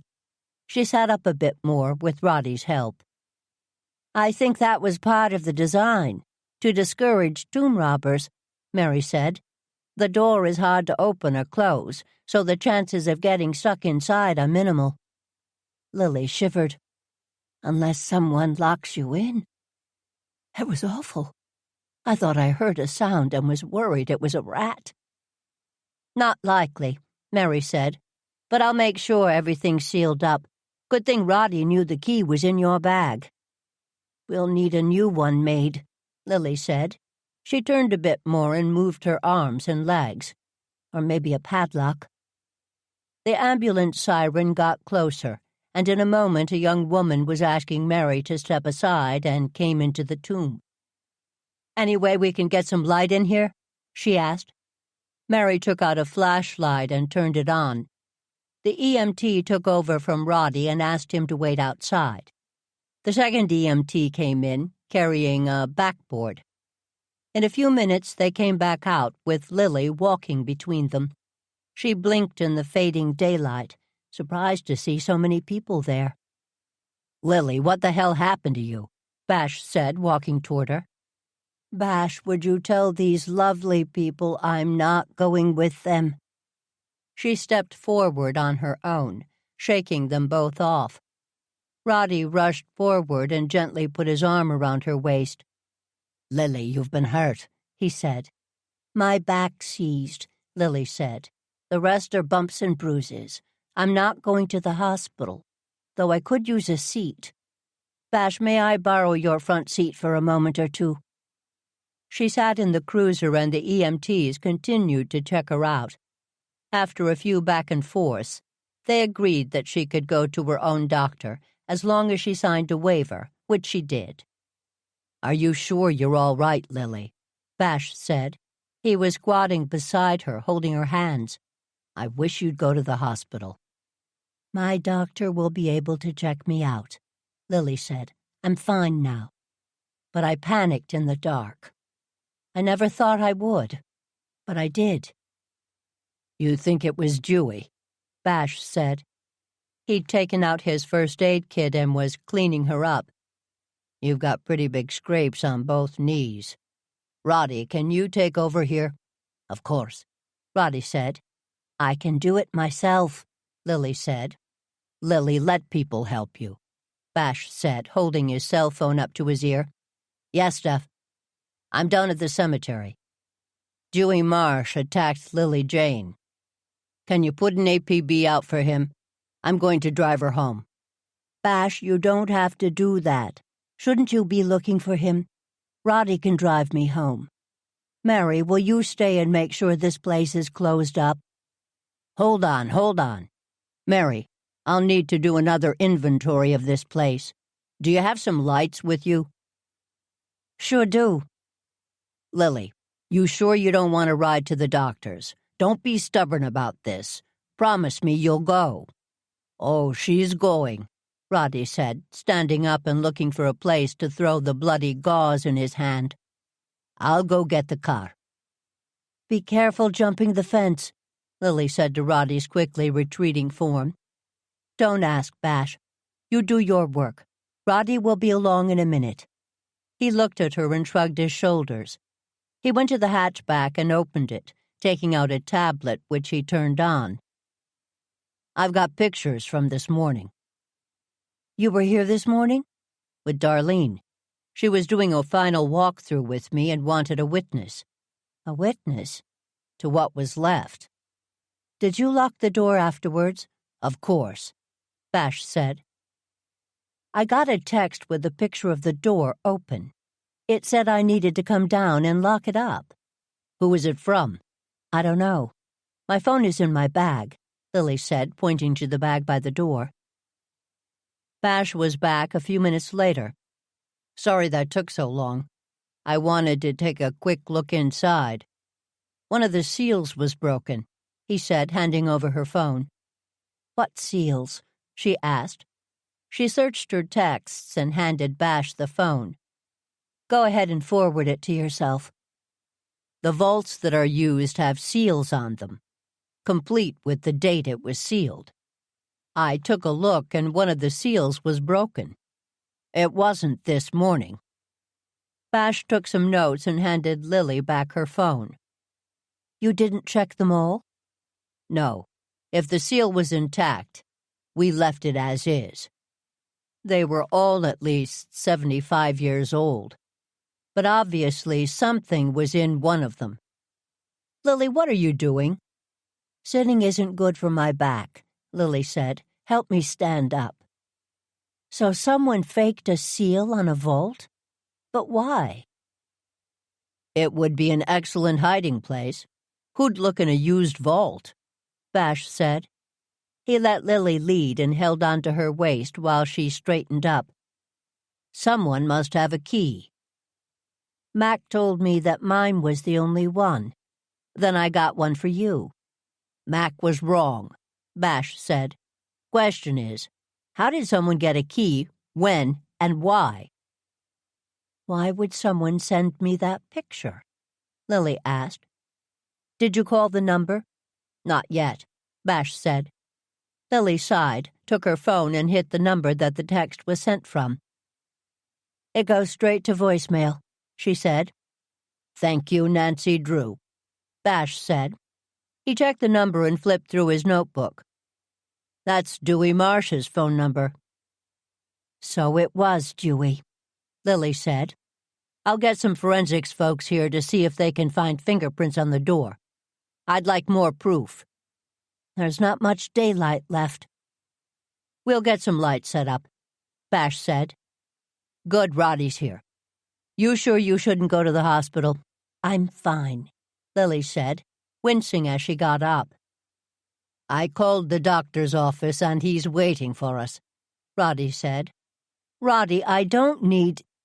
Lily went to take a step and then held onto the car door for support. Let people take care of you, Lily, Bash said again. I'll talk to you later. What do you think was in the vault? Lily asked as Roddy drove out of the cemetery and took a left. She shifted in her seat to get more comfortable, but realized that was impossible, so she stopped. I have no idea, Roddy said. Someone was in there this afternoon. Lily stopped and reached into her pocket for her phone. She opened the texts and held her phone out so she could read it. I wonder if Dewey really sent that text. You said he pushed you in? I saw a green jacket, Lily said. I don't know if it was Dewey, but it was someone pretty strong. He picked me up and tossed me in. But why would Dewey text me, then push me in? "He might not have expected me to come with you," Roddy said. "It would have gotten you out of the way for a while." "That's terrible," Lily said. "Why would he want to lock me in the family tomb?" "I have no idea," Roddy said. "Maybe to confuse things." Lily's phone rang and she turned it on. "Hey, Lily." "Hello, Warwick," Lily said. "Can I call you back? I'm with Roddy." "Sure. I wanted to tell you what I just texted Bash. I was out on the walkway looking at the nests, and I saw a rowboat go out to the whaler." "This late? Was it Mac?" "Thought it might be. I had some binoculars, but it was hard to see. I saw a green Bradford funeral home jacket, the kind Dewey wears." "Was it him?" "Hard to tell. Might have been. That's not the only odd thing, though. He drifted up to the whaler, but he didn't get on. He did drop 3 boxes over the side of the boat, though." "Are you sure?" "Yup. I tried to take a picture with my phone, but it's pretty grainy. Like I said, I texted Bash. Tried to call him, but he wasn't picking up. I thought you should know." "Could you text the picture to Roddy and me? Is Dewey still out there?" "No, he rode back in. Ty went down to the docks to see if he could see him, but he wasn't there." "Keep an eye out," Lily said. "You bet. Where are you headed?" "To the doctor's." "The doctor's? Are you all right?" "Roddy's with me and I'll be fine. I'll check in with you later." Chapter 35. There were 2 ways to handle her aches and pains the next morning. Lily could either pretend they weren't there, or she could give in and use the cane the doctor had given her. She'd intended to do the former, but gave up after she had to hold on to furniture in order to get dressed. When Alan had gotten sick, they'd installed a staircase lift to help him up and down stairs. Lily had it removed, but now she thought about how useful it would be as she got older. Or maybe she should let Ernie look into installing an elevator. The trip downstairs took a long time, and by the time she got to the kitchen door, she was exhausted again. "Lily, why didn't you call me to help?" Delia said, running to the door. "I'm not sure what you could have done," Lily said. "Maybe make sure you didn't fall downstairs?" "Well, I didn't. So the effort would have been wasted," she said. "Though I will confess, I won't be going upstairs again until bedtime. Maybe we should set Alan's library up so you could stay in there." Alan's library and the family archives were one and the same. Toward the end, they'd set up a hospital bed in the room so that Alan could be surrounded by his books, and also be on the first floor. Lily had barely been in the room since. "No, I'll be fine. Though I'm warming to the idea of an elevator." "Why don't you go out to the porch?" Delia said. "Ernie went to his storage unit with Warwick, and they brought you over a recliner." "I don't need—" "Lily, it was a lot of work," Delia said. "At least try it." "We haven't had a recliner in this house ever," Lily said, walking slowly. "I hardly think this is the moment." "Wait, is that a recliner?" Delia smiled and led her friend over to the shaker-style chair. "Did you think Ernie would own an ugly piece of furniture? He had 2, so they brought them both over. Here, sit down. I'll get you a cup of coffee and some breakfast." "How do I recline?" Lily asked. "It's electronic," Delia said. "Here's the remote." She waited until Delia had left to try it out. Elevating her feet took the pressure off her sore hip. After a few minutes of trying different poses, she found the perfect one and closed her eyes. Ernie was never getting this chair back. "Comfy?" Ernie said, coming into the porch, carrying a tray, which he put down on the table. Delia followed and set up a television tray next to her. "Very. But both of you stop fussing," Lily said. She leaned over to get her coffee and winced. "Lily, "You're going to have to let us take care of you for a few days," Delia said. "From the look of those bruises, you're really lucky it isn't worse," Ernie said. "It's amazing that nothing got broken. I'm glad you didn't hit your head." "It's a good thing I landed on my rear end, since there's plenty of padding there." She tried to laugh, but the effort hurt. "I guess it is amazing, but I feel like I've aged 100 years. Oh, that coffee smells wonderful. And what wonders are in that basket?" "Fresh cinnamon rolls," Ernie said. "I made them last night. There's extra frosting in that bowl." "You're spoiling me." "Good. That's the plan for the day." "Don't you have to go into work?" "I'm taking the day off," Ernie said. "And before you say anything, just stop. Bash is on his way here, and if you think I'm going to miss this conversation, you're mistaken." "He's on his way?" Lily tried to sit up and winced. "Where are you going?" Ernie said. "Use the remote. The chair can even help you stand up if you want. We'll meet out here. Roddy's on his way over." "Show me how to use this, and help me sit up a bit," Lily said, handing him the remote. Once she was satisfied, she accepted the cinnamon roll and took a bite. "Perfection." "Oh, you," Ernie said. "I'm glad you like it." "What's this?" He checked his phone. "A text from Bash. He's here. And there's Roddy coming through the gardens. Perfect timing. Lily, here are your pills." "I don't want to hear it, Missy. The doctor said you should keep taking the pain meds for a few days. Delia, would you make another pot of coffee and buzz Bash in?" "On it," she said. "I'll also make some tea." The two of them scurried out, just as Roddy came up the back stairs and let himself in. He carried a huge bouquet of flowers and offered them to Lily. "I know that bringing you flowers is redundant, but I thought they might brighten up the room." He leaned down and gave Lily a kiss on her forehead. "How are you this morning, my dear friend?" "Sore." "The flowers do help." "Let me go and find a vase. I assume you'd like to arrange them." "Actually, that's one of Ernie's special skills," Lily said. The thought of moving her arms around made her exhausted. Ernie came in carrying a vase and some scissors, followed by Bash. "Roddy, I saw you coming, so I got supplies. Those are gorgeous. Now be a doll and help Bash move the table closer to Lily. We'll move it back later." "You're hanging in there, Lily," Bash said, lifting one side of the table while Roddy lifted the other. The heavy oak was cumbersome, but they made it look easy. "I'm very cranky, but my flowers and cinnamon rolls are making me feel better. I am looking forward to updates," Lily said. "That's one of the things I like about you, Lily. All business. Where should I start?" "Have you found Dewey?" "Not sure we're going to," Bash said. "What does that mean?" Lily asked. "Let me rewind a little first," Bash said.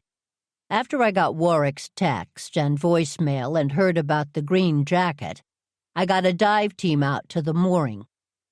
We found a lot more than we expected." "Last night? You have been busy. What do you mean?" "There were a dozen waterproof chests down there. Most of them were chained to the mooring, which kept them in place in case of tides. It's hard to tell what was dropped when, but some of them had been there for a while." "That's probably why they had that mooring, so that it was as far from shore as possible." "What was in them?"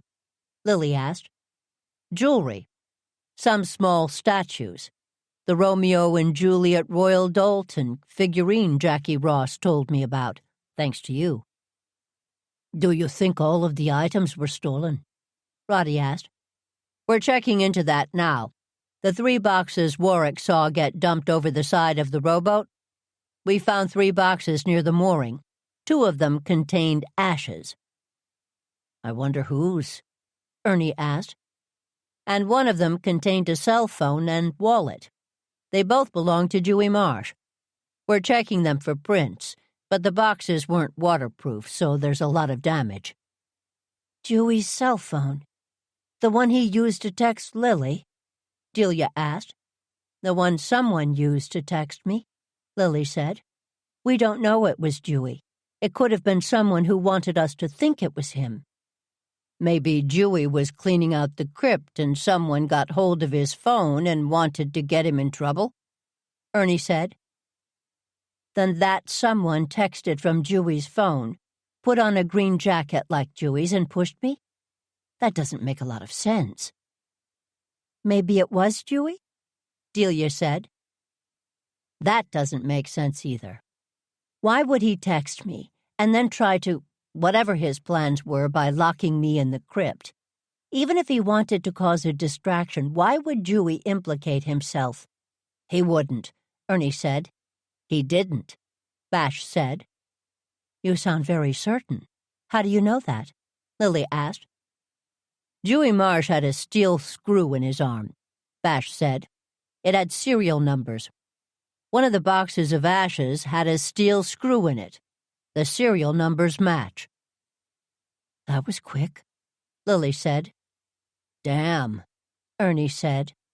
They had a John Doe a couple of days ago, and the ME pulled Dewey's medical records to check. She was ready. Why dump the boxes so close to the mooring? Whoever did it was in a rush.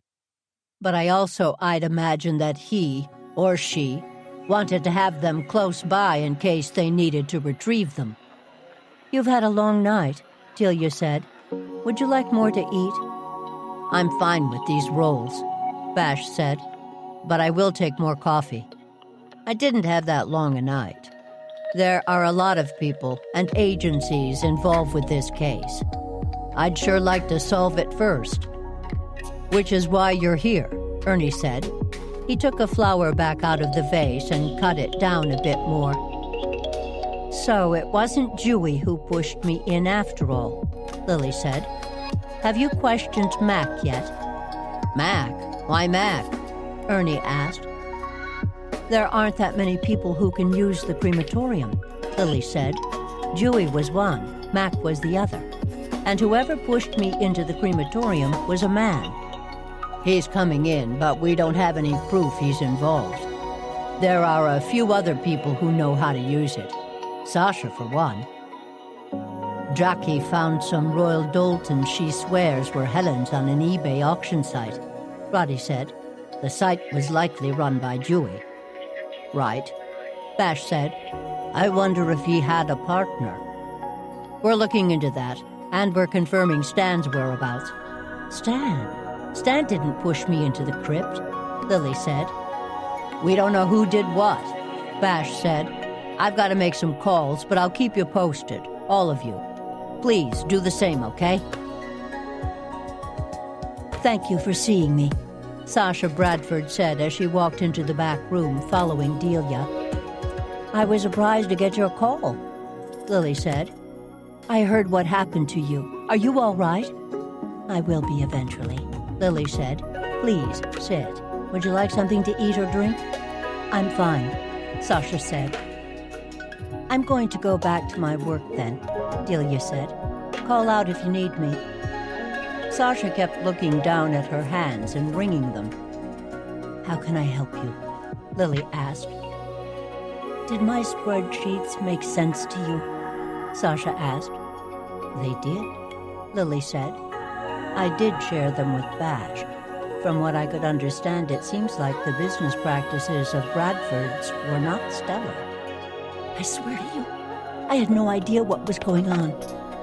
You may not have, but there's a case to be made for it all making you look guiltier, Lily said.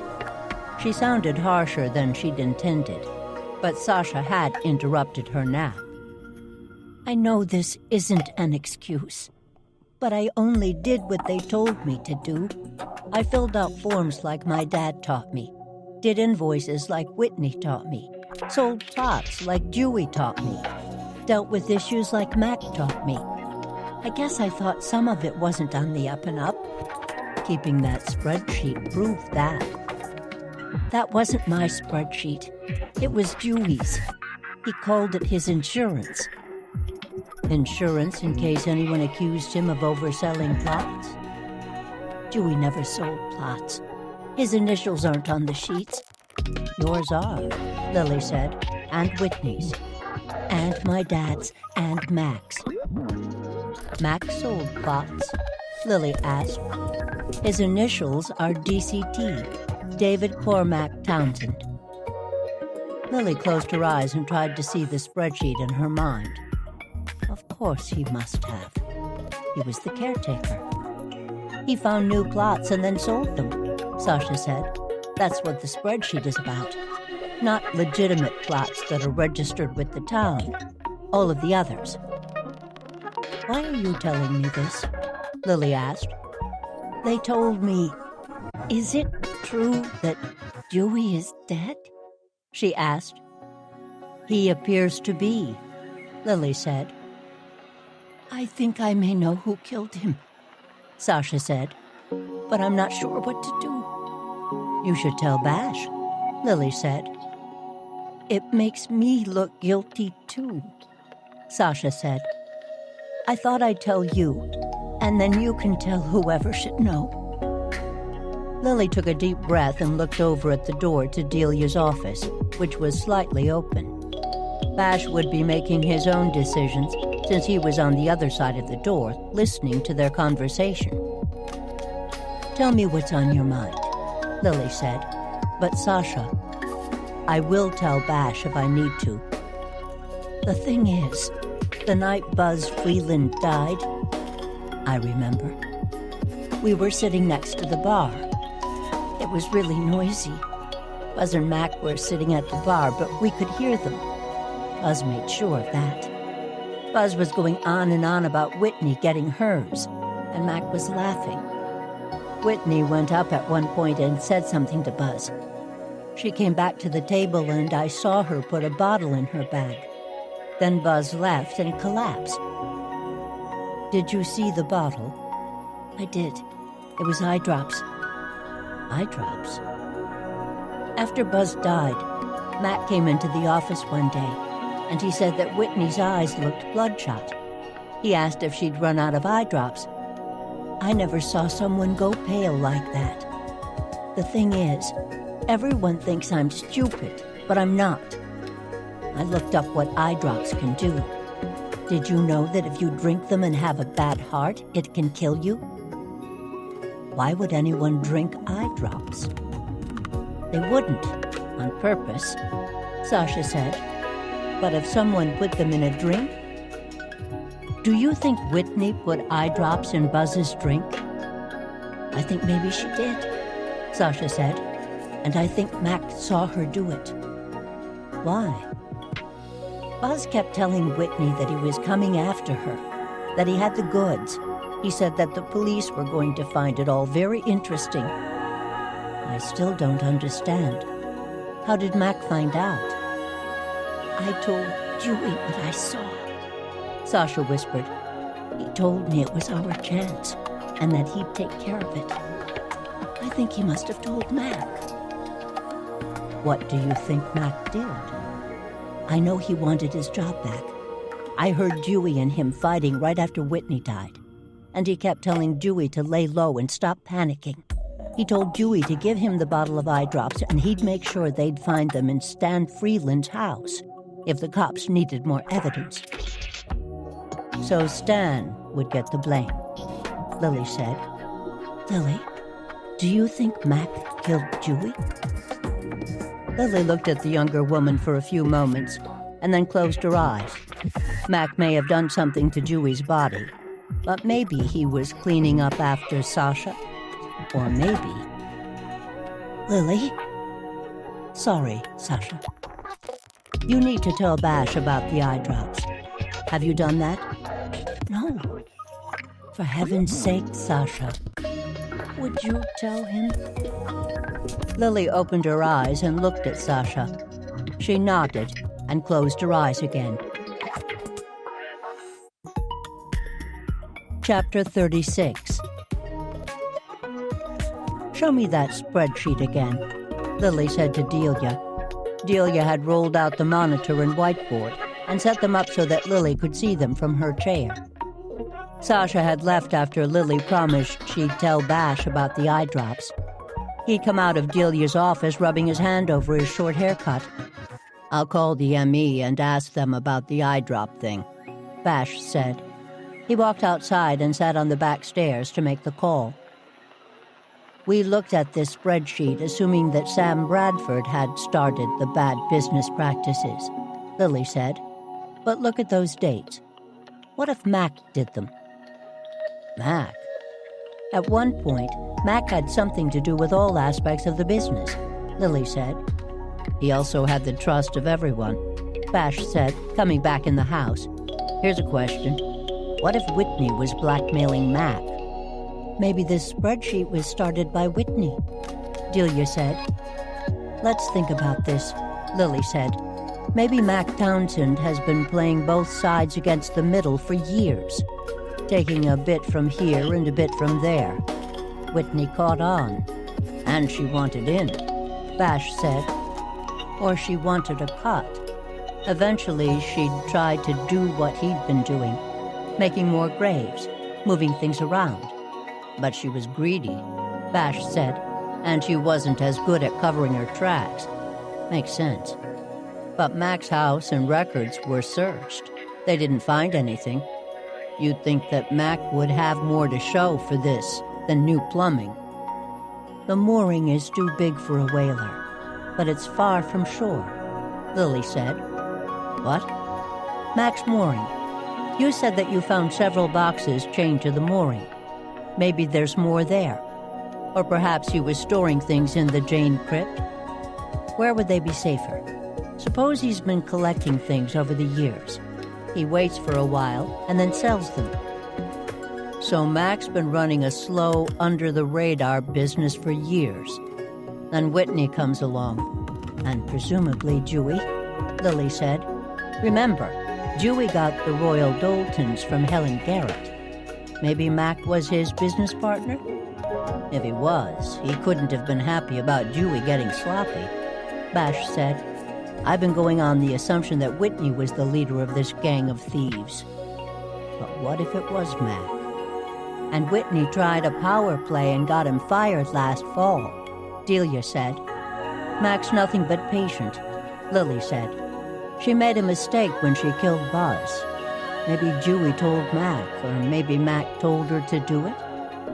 "We need evidence," Bash said. "Until we get some evidence, it's all hearsay. I've had people going through the mausoleum looking for evidence, but so far all they found was a chunk of granite, like the one from the headstone that was near Whitney's body. But that could have been found anywhere, and from anything." "What was the name on that headstone?" Lily asked. "Roy. Madison Roy. He died in 1927, Bash said. "Delia, look at that spreadsheet. Can you find the name Roy?" "Wait a minute. I found it on the spreadsheet, but let me check." "Yes, in the official records, the location is A115. Now can you look at that area? Is there anything amiss?" Delia looked at different programs and checked the spreadsheet Sasha sent, along with other records. "Nothing's amiss. In fact, this area hasn't changed at all." "Bash, have you had a police presence in the cemetery since the murder?" "Yes, guarding the crime scene, off and on. They're back now, going over the crypt." "Do me a favor and pull them out tonight," Lily said. "If it is Mac, he must be getting anxious. Let's see if we can force his hand.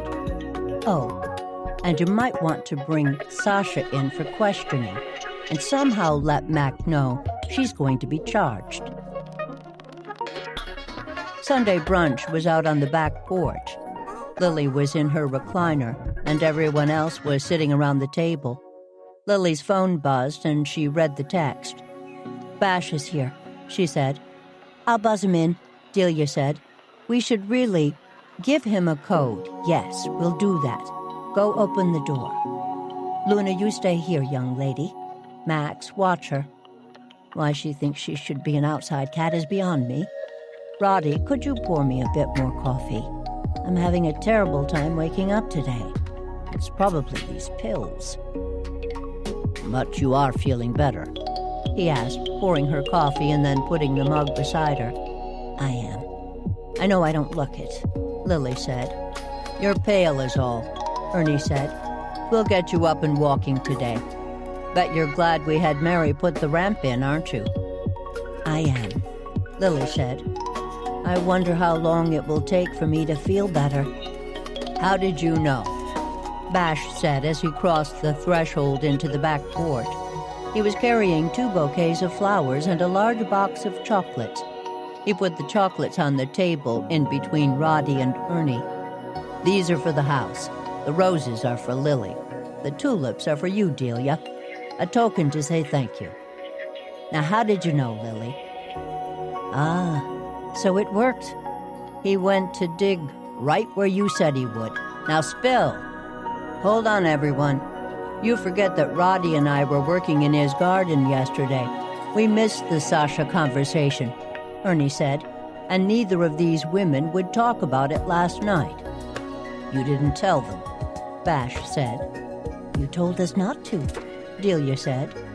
That doesn't usually work with you, he said to Lily. Of course it does, when catching a criminal is at stake, Lily said. Mind you, I went to bed right after you left and slept through the night. If I'd been downstairs, I might have spilled. But Delia gave you her word, and she's a much better person than I am.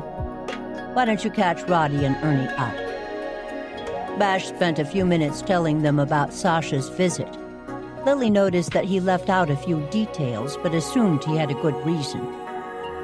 So last night, per Lily's suggestion, which I hope that you are taking full credit for, Lily said. People think I'm a genius this morning, Bash said, smiling. Last night, we made Mac think that Sasha had been arrested. I also closed up the Jane crypt and pulled the detail from the cemetery. Sure enough, around 3 o'clock in the morning, Mac shows up, starts digging, and a half hour later we turn on the floodlights, and he's in a grave that's full of money, gold, jewelry, and the like. Did he confess? You first. How did you know that's where he stashed his stuff? I guessed, based on a few different things. Bash, you mentioned that they'd found another piece of the Roy tombstone in the crypt. I remembered how troubled Mac was about the bench being moved, and going back there and noticing that some pieces of sod had been picked up, but not rolled completely. The edges were dry. She took a sip of coffee and looked around. Lily, come on, don't keep us in suspense, Ernie said. I asked Delia to check that area, and unlike almost everywhere else, no graves had been moved or added around there. I thought about the rat that Whitney had Sasha put on my door. Childish and dramatic. It certainly seemed that those sorts of efforts were very much like Whitney. Then I thought about the Roy headstone. That always bothered me. Why was it there and broken? What if Whitney had moved the headstone and put it on the bench? Perhaps as a demonstration that she'd figured something out. A demonstration for Mac? To show him that she'd figured out where he'd been hiding his loot. You've all said it. His house got fixed a bit, but not much. If he'd been skimming for almost 40 years, surely he'd have more than a second bathroom to show for it. When I met him, he still had a key to the cemetery, so he could let himself in and out easily. He could have jumped the fence, Roddy said, like we did. Yes, but the key to the gate also opened the back gate, and he could drive in and out of there. And had for years, Bash said. They're still looking at the site, but it looks like there are 3 or 4 graves worth of treasure. He probably used the Jane crypt to keep things in storage, Delia said. I can't imagine digging back there was a frequent occurrence. Probably not. But somehow Whitney figured it out, Bash said. And it got her killed, Roddy said. He claims it was self-defense, Bash said. She'd brought the gun with her and they wrestled with it. That's also how the headstone got broken. She wanted him to show her. But she had the headstone, Roddy said. He'd moved the grave years ago, Bash said. But you must have known that, Lily.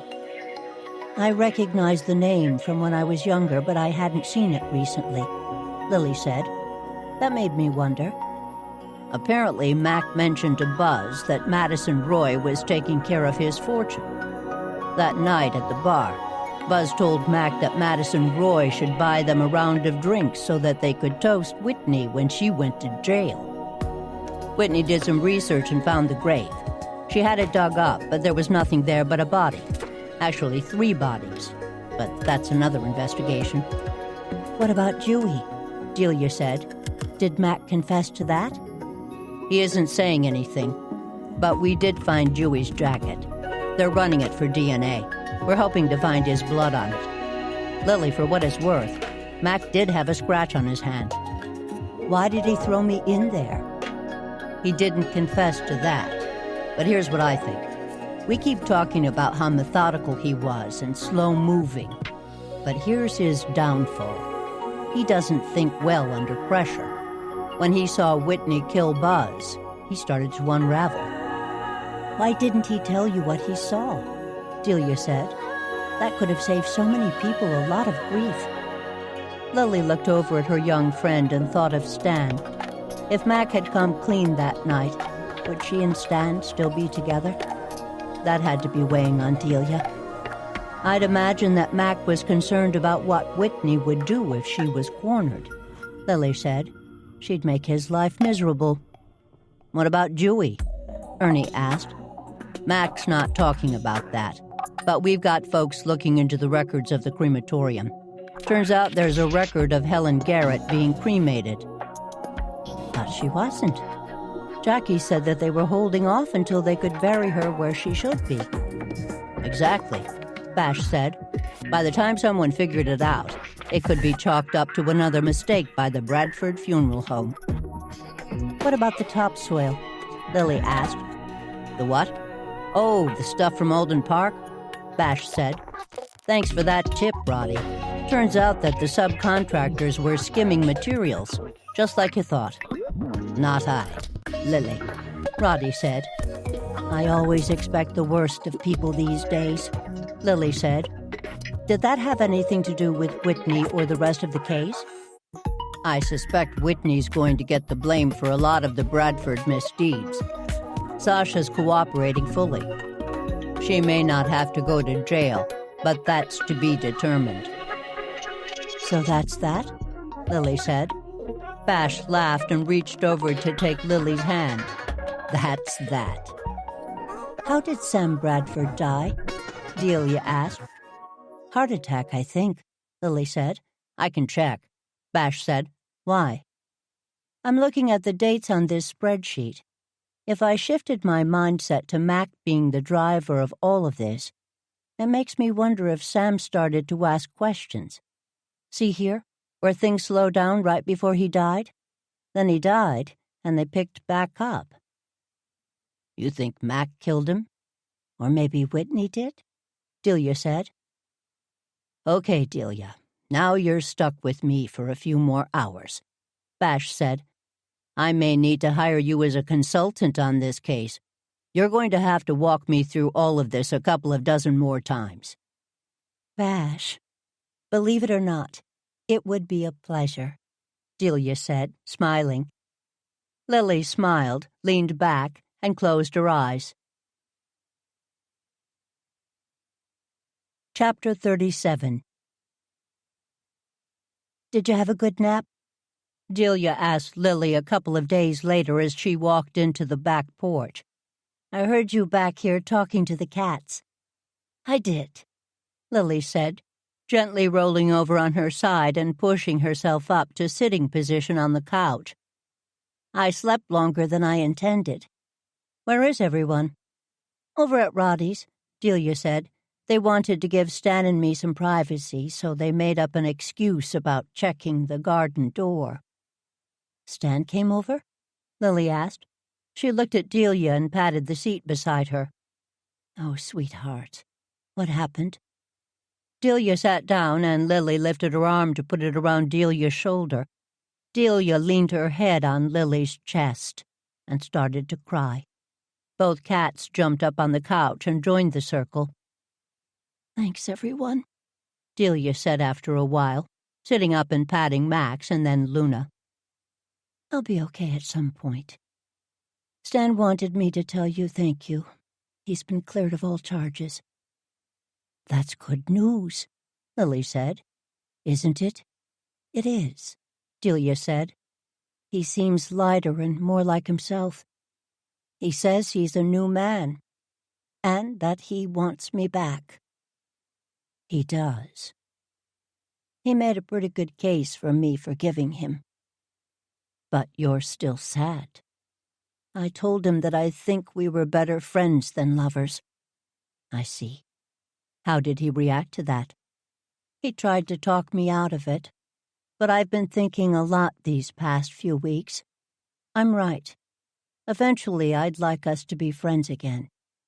But it's going to take me a while. Are you sure? Lily asked. I'm sure. It's something that Roddy said to me one night when we were doing dishes. He said that I deserve to be loved deeply and to be happy. I do deserve that. Of course you do, Lily said. I keep thinking about the way Alan used to look at you, like you were the best thing that had ever happened to him, and that he was lucky to have you in his life. Stan never looked at me like that. I want someone who looks at me like that. Delia put her head on Lily's shoulder, and Lily rested her head on top. Delia, you'll have someone who looks at you like that in your life, Lily said. You know, Lily, I've seen two people look at you like that, Delia said. Roddy looks at you like you hung the moon. Lily took a deep breath and smiled. I mean it, Delia said, sitting up. It's okay if you feel the same way. I've seen you looking at him.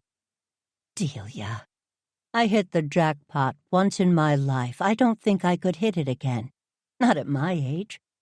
Lily, it's okay to fall back in love with life. You're not being unfaithful to Alan. You know that, right? Delia looked at Lily so seriously that Lily's breath caught, and she started to cry. The feeling scares me to death, Lily said, dabbing her eyes. Now it was Delia's turn to hug Lily. If you don't mind me offering an opinion, Roddy's worth getting past the fear. He's a really good man. Give life a chance, Lily. You're never going to guess what, Ernie said, walking into the kitchen several days later, carrying 2 pizzas. What? Lily said, smiling. Please tell me that's an eggplant pizza. Of course, I know that's your favorite, he said. I wanted to celebrate. I went over to Jackie's today to clean up the yard. We would have helped you, Lily said. You're still resting, and Roddy was there. Anyway, we got the debris in the truck, and then she invited us in. She wanted to show Roddy pictures of the fence, which, of course, he loved, since it showed him his backyard. Of course he did. Anyway, she started to talk about how overwhelming she found the work that needed to be done on the house. She's moved back to the carriage house. She said she felt more comfortable there. Roddy asked her if she'd considered separating the properties, keeping the cottage for herself and selling the house to meet the family obligations. That's really smart. Do you think it would be allowed? The lot is big, and there are separate driveways. We've all been saying that the houses would be torn down if they were sold. Anyway, Jackie was thrilled with the idea, but she was worried about who would move into the house and take good care of it. That's when Roddy mentioned that I'd been looking for a house. Lily smiled. And? And we're going to talk again tomorrow. But the numbers we discussed felt good to both of us. I may have a new house. You know I don't want you to move, but if you have to, why not next door? Ernie said. On the way home, Roddy said we could work on the garden gate door so I could come by any time. I love that idea, Lily said. Plus, you'll need to give me lots of gardening help. Lily gave Ernie a big hug. Oh, the adventures we'll have. Where did Bosh and Delia go? Roddy said, walking out to the porch with 2 glasses of wine. handing Lily one of them. He sat down next to her on the couch. They're in her office. She's helping him make his case against Mac Townsend, Lily said, clinking glasses with him. If anyone can do it, Delia can, Roddy said. I think she intimidates Bash, but this is a good way for him to get to know her better.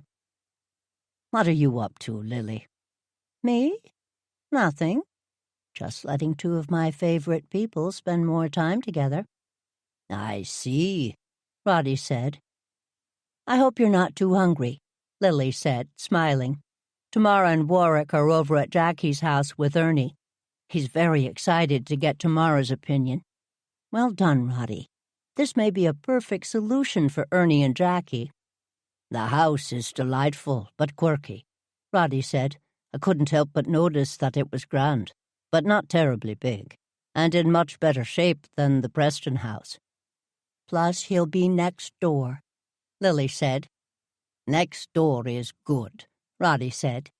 He took Lily's hand and held it gently. How are you feeling? Better, thanks, she said, giving his hand a squeeze. I am feeling every one of my years, though. I don't bounce back like I used to. Lily, when was the last time you got pushed into a crypt and then locked in? You have a point there. I'm lucky that you were there to save me. I can think of no one who needs saving less than you, Roddy said, but I'm glad I was there to help. I'm always glad I'm here. Lily looked over at his handsome face, with the cleft chin, sparkling eyes, and gentle wrinkles that showed a life well lived. Her heart skipped a beat, and she lost herself in his gaze for a moment. Roddy, Lily, do you know what today is? What? The anniversary of our meeting, he said. Is it really? How can you remember the exact date? One seldom forgets the day that changed their life, he said gently. I'd like to take you out to celebrate. We have pizza for dinner tonight, she said. I'd like to take you out for a proper dinner. It doesn't have to be tonight, Roddy said. He picked up her hand and kissed it. What do you say, Lily Jane? Would you go out on a date with me? Lily smiled at Roddy, feeling happier than she thought possible a year ago. She leaned over and gave him a kiss as an answer. Gardening tips. Thank you, Edith Maxwell, Kay Garrett, Barbara Harrison, Lauren Hay, Carolyn Lentz, and Angela Deichter for the gardening tips. Spring cleaning is necessary for your gardens. Prune and move plants. Use compost and moisture to get your beds ready. Remember the mulch.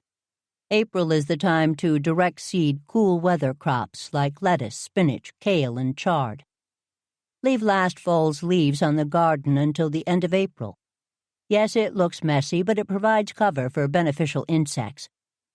Grow more veggies in the same amount of space by using the Japanese ring system.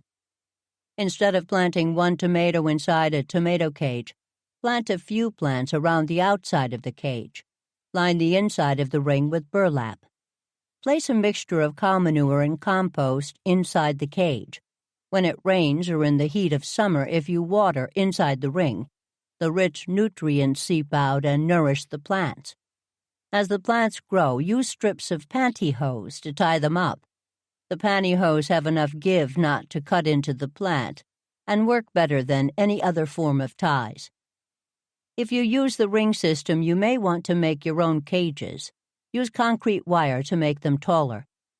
A diameter of 2 to 3 feet will give you enough space for 5 to 6 tomatoes around the ring.